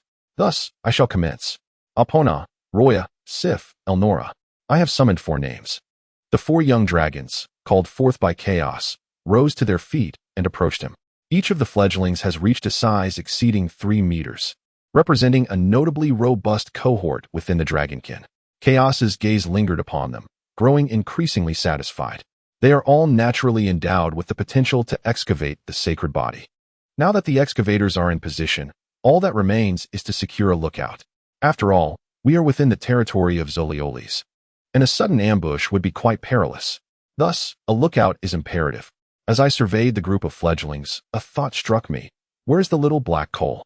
Hadn't it just been sprawled out in front of me? How could I have failed to notice its absence? A thorough scan yielded no sign of the little black coal. It had been standing at the cave entrance, so it couldn't have ventured outside. I moved forward into the cave.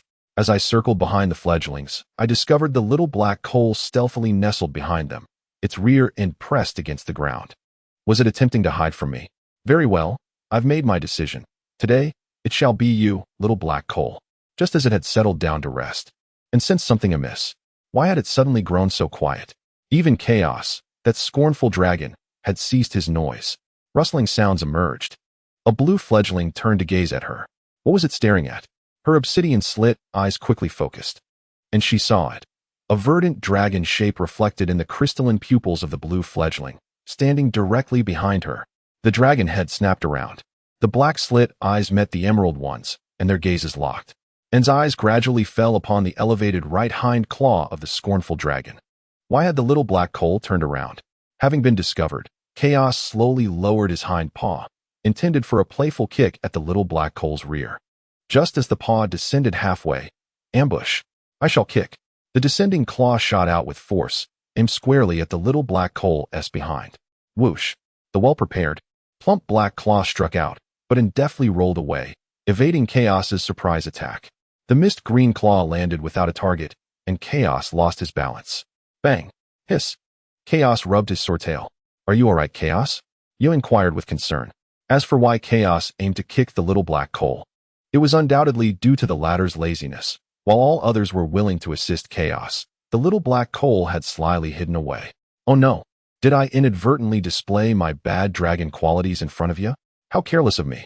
With all 4 claws back on the ground, I turned my gaze toward you, who looked upon me with nothing but concern. Oh, she seemed unfazed by my earlier intent to kick the little black coal. Perhaps, indeed, building goodwill allows for greater liberties. Should I dare to be more audacious in the future? I shall endeavor to try. Do not worry. Yeah, he reassured her gently. As he turned his head, his gaze became devoid of emotion, fixating on the elusive black coal ball that had evaded his sneak attack. This black coal ball, with its swift reflexes, was indeed well suited for reconnaissance. And, come with me. We require someone to scout from above. As always, the black coal ball acquiesced with a resigned demeanor, seemingly devoid of any emotion. He had grown accustomed to this. With a glance at the black coal ball to indicate for it to follow, he advanced toward the cave entrance. Let us proceed. With a powerful push of his hind claws, Chaos was the first to soar out of the cave. The plump white dragon followed closely behind, with the remaining 5 hatchlings trailing thereafter.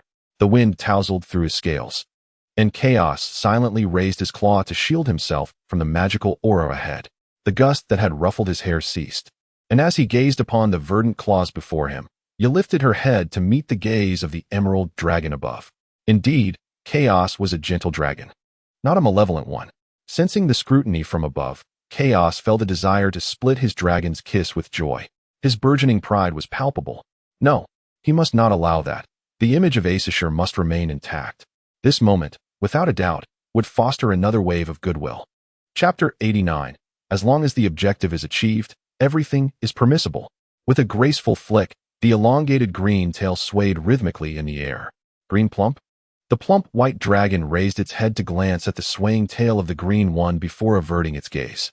With another flick, the 5 hatchlings trailing behind silently observed the fluffy white tail dancing in tandem with the others. The spirits of the 2 ahead were evidently high. As they flew onward, no extraordinary events transpired, and they safely arrived at the riverbank. In the air, gazing at the stone pillars standing on the shore, they had arrived. The dragon wings folded, and the body began a rapid descent. Just before reaching the ground, the wings unfurled once more. With a soft thud, the dragon claws landed smoothly. Chaos stole a glance at the 6 hatchlings descending alongside him. Precisely 6, neither more nor less. He stepped forward to the towering stone pillar, which stood 4 to 5 meters high, and with a sweep of his tail, it came crashing down, scattering debris across the ground. The sand cave, previously concealed, was now revealed, albeit still partially obstructed by some stones. The 4 hatchlings observed the faint azure glow emanating from the dragon's snout, instinctively sniffing at the air. This scent. It is the essence of magic. Chaos had not lied. He and the foolish white dragon had indeed stumbled upon a magical crystal vein. How fortunate. With his claws, he cleared the stones at the cave's mouth, fully exposing the sandy pit. Gazing at the magical crystals embedded in the earth, Chaos felt a stirring within his dragon heart. The yearning within him surged forth. He was eager to construct his own elemental domain from this vein, even if it were but a single ring. His dragon heart was confident of success. The fervor in his emerald-slit pupils gradually subsided, giving way to tranquility. He turned his dragon body, directing his gaze toward the 6 hatchlings. You have all witnessed it. This is indeed the magical crystal mine discovered by the rotund white creature. Raising a paw to indicate the crystal mine within the sandy burrow, Chaos Dragon's maw parted, leaving the task to you. The 4 hatchlings nodded their plump little heads in agreement. The entire dragon community was well aware of Chaos's frail condition. Hence they bore no objections to her apparent reluctance to engage in labor. The 4 hatchlings commenced their digging in the sandy pit. What are you staring at? You rotund creature? Join us in mining. It is your turn as well. Chaos gestured towards the sandy cave. Given her size, the rotund creature was indeed a key player. Idleness was not an option. With a snort, the rotund creature turned and charged into the sandy burrow. Inside, the 5 hatchlings wielded their claws with remarkable speed. This is splendid. At this pace, we should amass a considerable quantity of magical crystals by day's end. Content. Chaos's gaze shifted to the dark little ball of coal. Why is that little ball of coal lingering so far away? Does she fear I might do something untoward? The distance between them was already a good 10 meters. Strangely enough, the dark little ball, seated upon the ground, possessed an appealing charm. Her scales were a sleek pitch black, and her plump hind paws appeared quite robust. If only her gaze towards the dragon were less guarded, it made her seem rather sinister. Approaching the little ball of coal, Chaos lifted her right paw in the direction of the surrounding peaks. Which one do you fancy? What? The little ball of coal seemed utterly perplexed. Must I spell it out for her? Chaos remarked. Whichever mountain you prefer, go and perch upon it. If you detect any threats, give me a shout. Understood, came the response, as the little coal dragon immediately rose to her full stature. She was eager to distance herself from this insipid dragon. Her instincts warned her that the more she kept her distance, the better. Otherwise, she might very well find herself ensnared in this creature's cunning schemes. This dragon was undoubtedly the most sly and pure-blooded of the green dragons. With a powerful push, she lifted her body, unfurled her wings, and soared into the sky. Her wariness remained excessively heightened. Watching the little coal dragon ascend from the riverbank, Chaos withdrew her gaze, her heavy eyelids gradually descending. Once again, her consciousness drifted to the hourglass, now devoid of golden sand, her focus fixated upon it. 5 seconds elapsed, yet the hourglass remained motionless. Exiting her conscious realm, she opened her eyes just in time to see a blue crystal, the size of a bathtub, arc through the air and land upon the sand, emanating a soft azure glow. Is this the yield?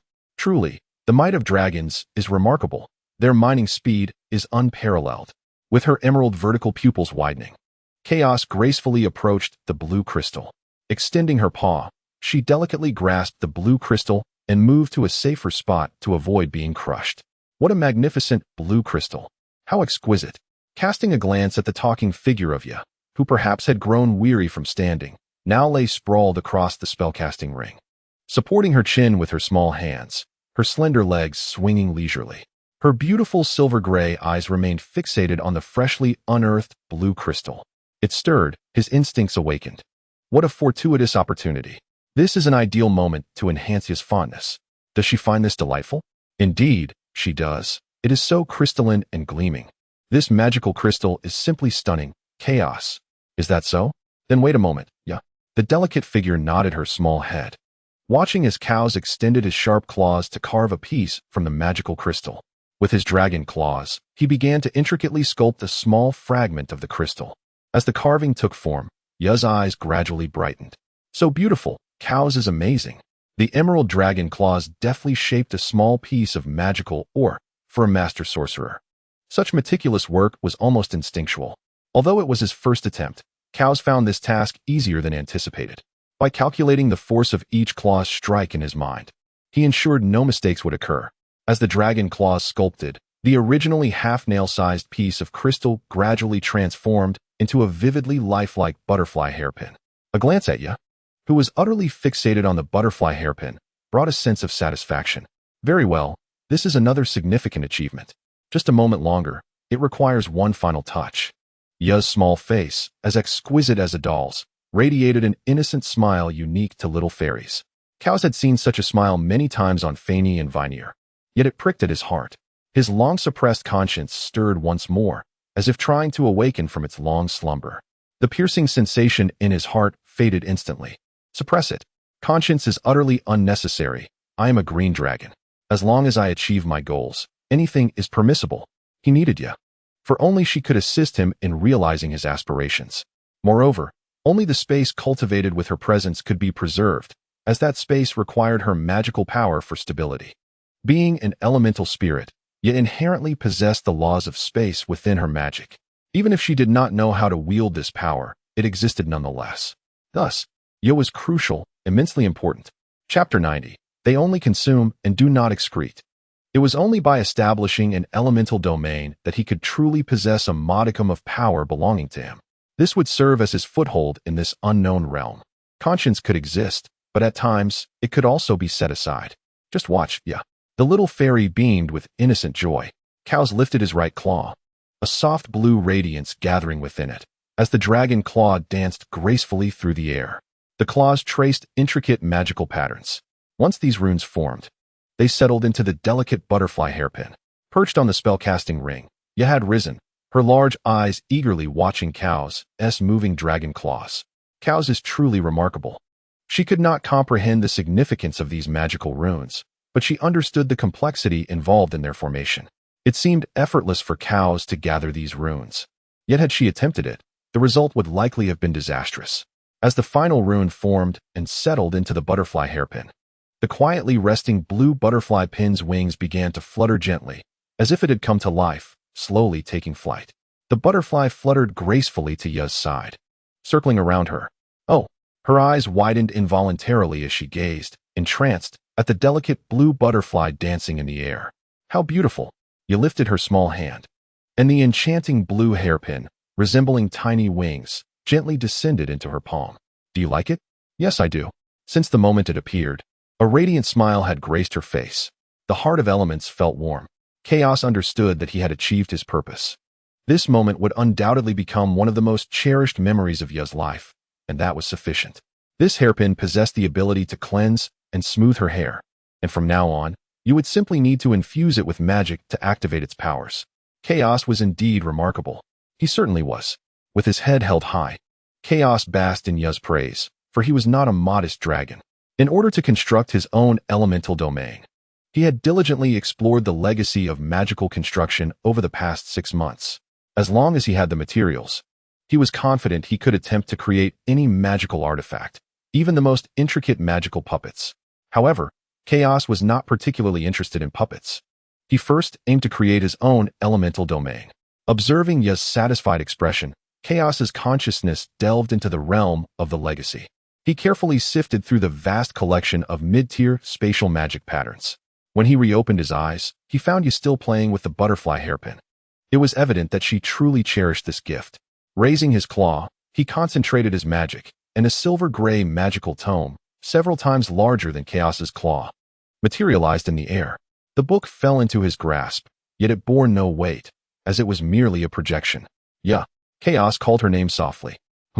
You tilted her head up to look at Chaos. Then, a large silver-gray book, the size of several of her, was presented to her by the dragon's claw. Compendium of Mid-Tier Spatial Magic Patterns. The title on the cover elicited a joyful expression from Ya. The legacy she had discovered only contained low-tier spatial magic patterns. And now she could finally begin learning mid-tier patterns. Her small face tilted up to gaze at Chaos, her silver-gray eyes brimming with gratitude. Thank you, Chaos.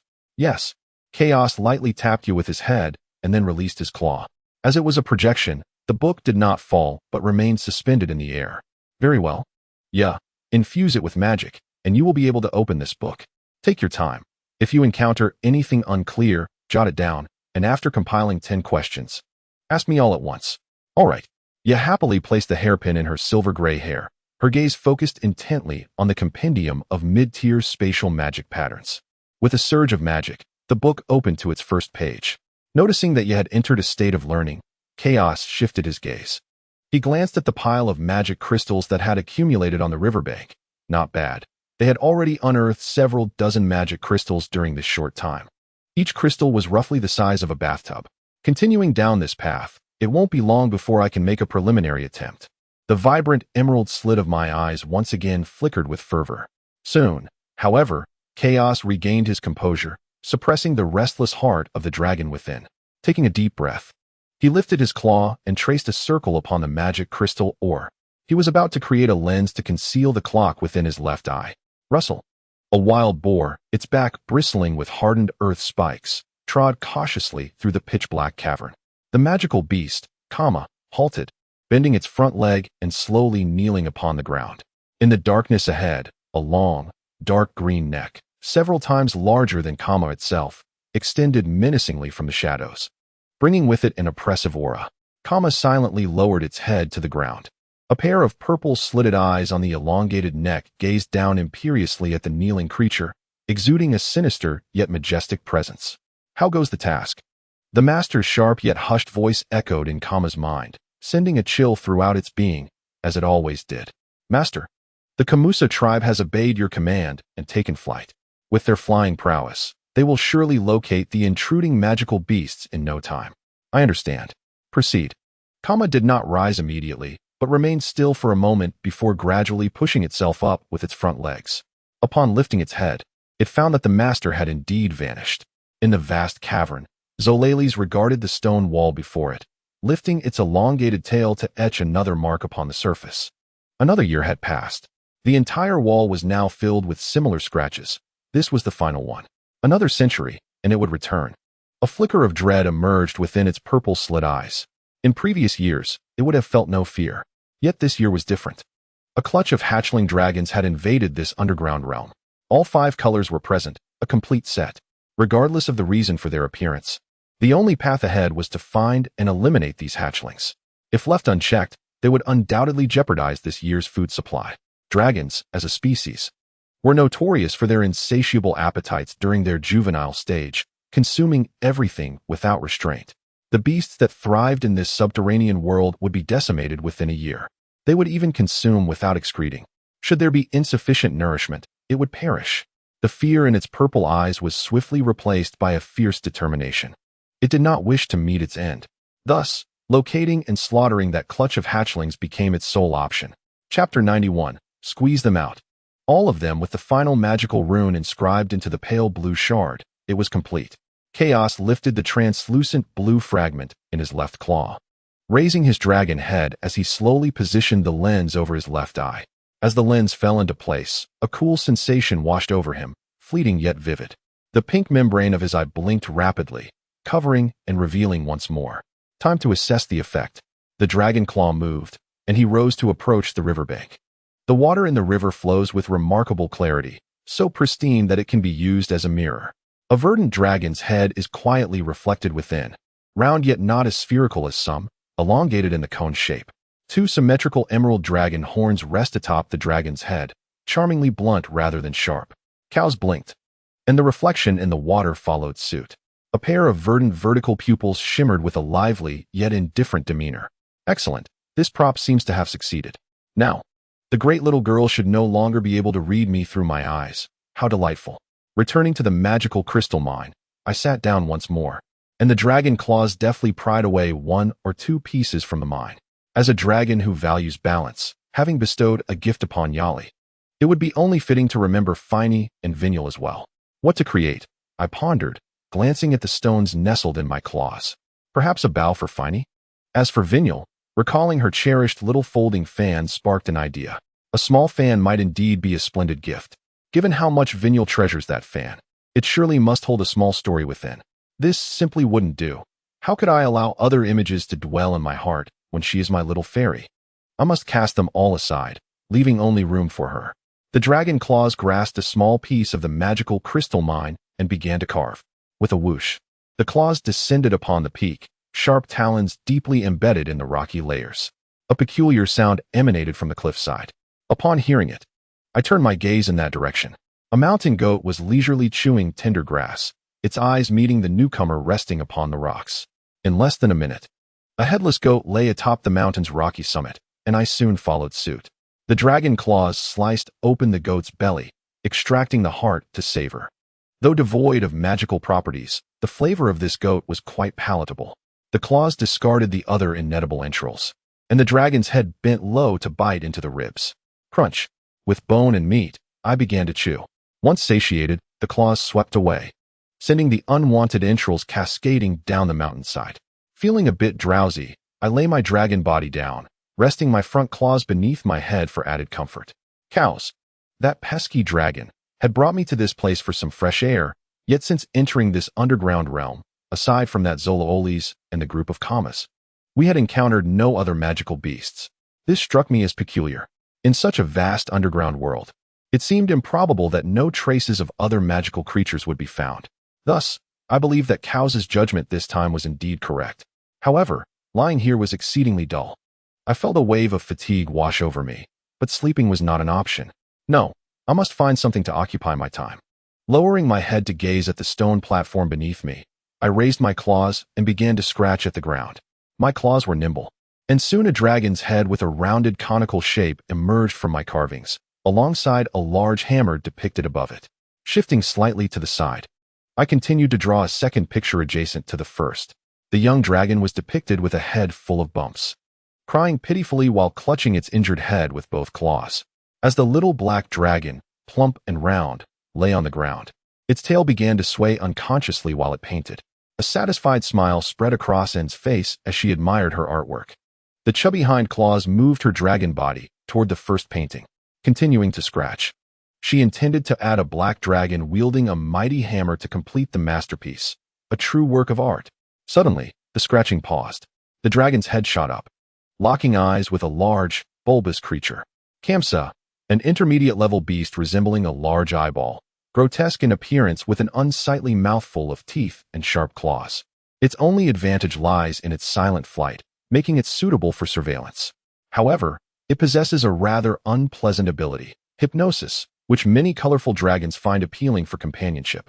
Though its use is quite repugnant, a peculiar force emanated from Kamsa's eye, causing Anne's consciousness to waver. This Kamsa sought to hypnotize her. Fury ignited within the dragon's heart.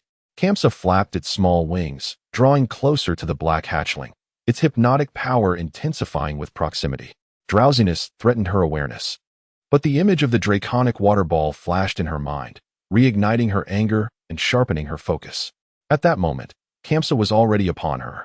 The black dragon's claw rose. With a swift thrust, it pierced Kamsa's large eye, denying the creature any chance of resistance, and raised her other claw, plunging it into Kamsa's eye as well. With the combination of her razor-sharp claws and immense strength, Kamsa was gruesomely bisected. Many intense gazes fell upon her, and lifted her head to find dozens of Kamsas surrounding her. A youthful roar echoed through the peaks. The half-finished small fan sculpture was swiftly shattered by a fierce claw. However, Chaos paid no mind to it. Instead, she directed her gaze toward the mountain's summit. Upon assessing the situation, her emerald-slitted eyes focused intently.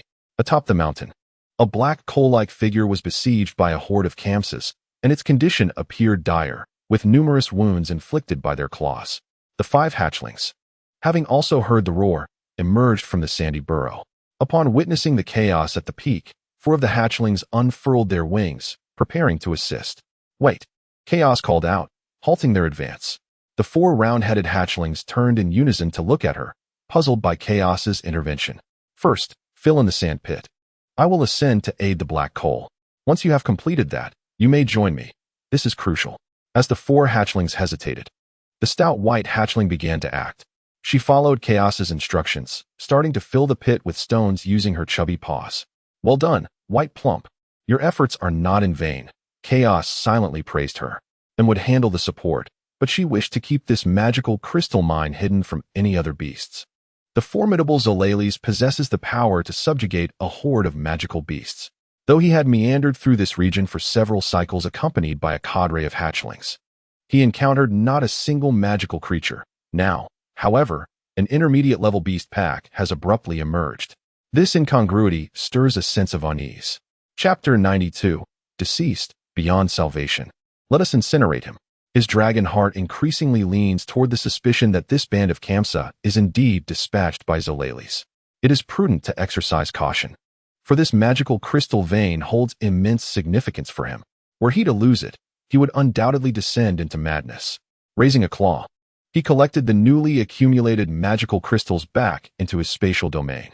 Turning his gaze to Ya, he declared, "I must engage in battle now. You should take refuge in the spatial realm for a while. It is safe there." Ya nodded gently. With a sweep of his claw, he placed Ya into the cultivated space, unfurling his emerald-scaled wings in a grand display as he ascended into the heavens. His verdant vertical pupils narrowed slightly, as azure motes coalesced in the air before his draconic visage, gathering the essence of magic. The motes crystallized into 2 azure spell rings. Composite, the 2 rings began to overlap, merging into one. His eyelids grew heavy. So weary, so fatigued. How he longed for slumber.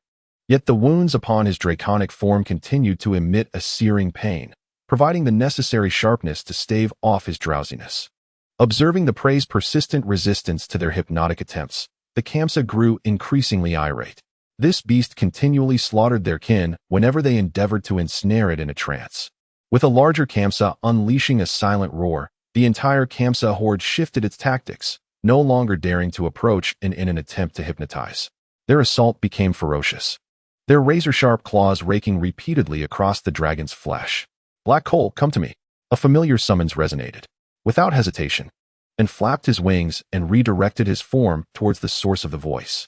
Just as he adjusted his trajectory, he beheld Chaos soaring towards him. This insufferable dragon appeared somewhat less detestable now, and glided to Chaos's side. Link of Thunder. Chaos invoked a spell, unleashing a bolt of blue lightning, as thick as an arm, from the spell ring. Boom.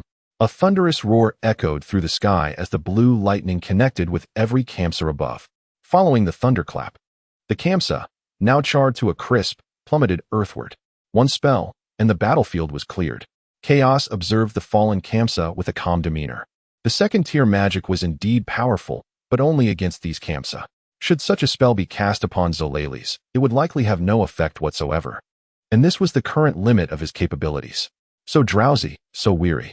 The descent seemed imminent, yet time was short, and glimpsed the vacant expanse of Chaos's back. Summoning the last vestiges of his strength, he flapped his wings, ensuring a steady descent onto the back of the insufferable dragon. "Wait, it feels heavy on my back." The sudden weight upon Chaos's back abruptly interrupted his thoughts. A pair of bloodied, pudgy claws clung tightly to Chaos's neck, the 2 paws overlapping to form a secure grip. "Coalball, what are you doing? Let me fly," Chaos protested, attempting to shake off the black ball. However, the coalball clung stubbornly, like an adhesive plaster. After a couple of attempts, the round head of the coalball suddenly drooped from his left shoulder. Chaos turned his gaze towards the coalball, which had its heavy eyelids firmly shut, evidently in a deep slumber, with a terrifying claw mark etched on its round forehead. This creature certainly had its share of misfortune, but it was unwise to exert pressure on it. Chaos's dragon body began to sway from side to side, unable to bear the weight of the coalball. While the coalball appeared small, its weight was remarkably heavy, heavier than 2 wildebeests combined. The swaying dragon body began to descend. Just then, a white dragon accurately swooped in beneath Chaos, catching him. Relieved by the cool sensation of the plump dragon scales, Chaos sighed heavily. Thankfully, the chubby one had arrived, otherwise he would have had to perform a nosedive alongside the coal ball. If he truly fell, he would end up as a cushion for the coal ball. What a dreadful thought. The plump dragon descended towards the ground, intent on gathering the spoils. The recent lightning chain had dispatched 16 Kamsa, all of which contained magic cores that could not be wasted. As for the meat, the Kamsa had little flesh to offer. Perhaps no more than a single wildebeest's leg. The plump, white dragon landed steadily on the ground. At the moment of landing, Chaos dismounted and placed all 4 claws on the ground. Yet, the coal ball remained firmly attached. Attempting to pry off the coal ball's claws from around his neck proved futile. They were too tight, demonstrating the coal ball's evident fear of death. Unable to dislodge it, Chaos turned his gaze towards the chubby dragon, who was watching him intently. The chubby one lifted the coal ball from his back. With a grunt, it approached Chaos and wrapped its claws around the coal ball's waist, lifting it overhead. Chaos, similarly ensnared by the coal ball's grip, was hoisted up, resembling a hanging figure. A faint sting spread across his neck. The coal ball's claws were sharp and likely had pierced his dragon scales. Realizing this, Chaos frantically began to pat the chubby dragon's belly. No, you foolish creature. Put it down quickly. The chubby dragon, bewildered by the mixed signals, still complied and lowered the coal ball. Witnessing the white dragon's actions, the 4 newly arrived hatchlings could only watch in exasperation. As they settled on the ground, Chaos felt the lingering sting on his neck. That accursed coal ball had surely pierced his scales. The plump and chubby one sighed, realizing it was futile to blame a fool. Her gaze shifted to the 4 newly descended hatchlings. Lend a hand, she urged. The 4 hatchlings stepped forward, attempting to lift the black coal ball that hung around Chaos's neck, though they did not raise it too high. Seizing the opportunity, Chaos maneuvered backward, freeing himself from the claws that had encircled his neck. Once liberated, he instinctively pawed at his neck, feeling the faint warmth and the remnants of injury. Indeed, his scales were shattered. With a fierce glare, he looked down at the motionless black coal ball lying on the ground. Infuriatingly, the coal ball remained still, its nostrils rhythmically expanding with breath, while its body bore numerous claw marks, each exposing raw flesh beneath. Well, this black coal ball has certainly had its share of misfortune, he thought, deciding to relinquish any grievances against it. Is she all right? Chaos glanced at the green, bewildered Loya who had posed the question, responding curtly, she's dead. Beyond saving, let us incinerate her. With a swift motion, he prepared himself. Though he chose to let go of his grievances, it was impossible to suppress his anger.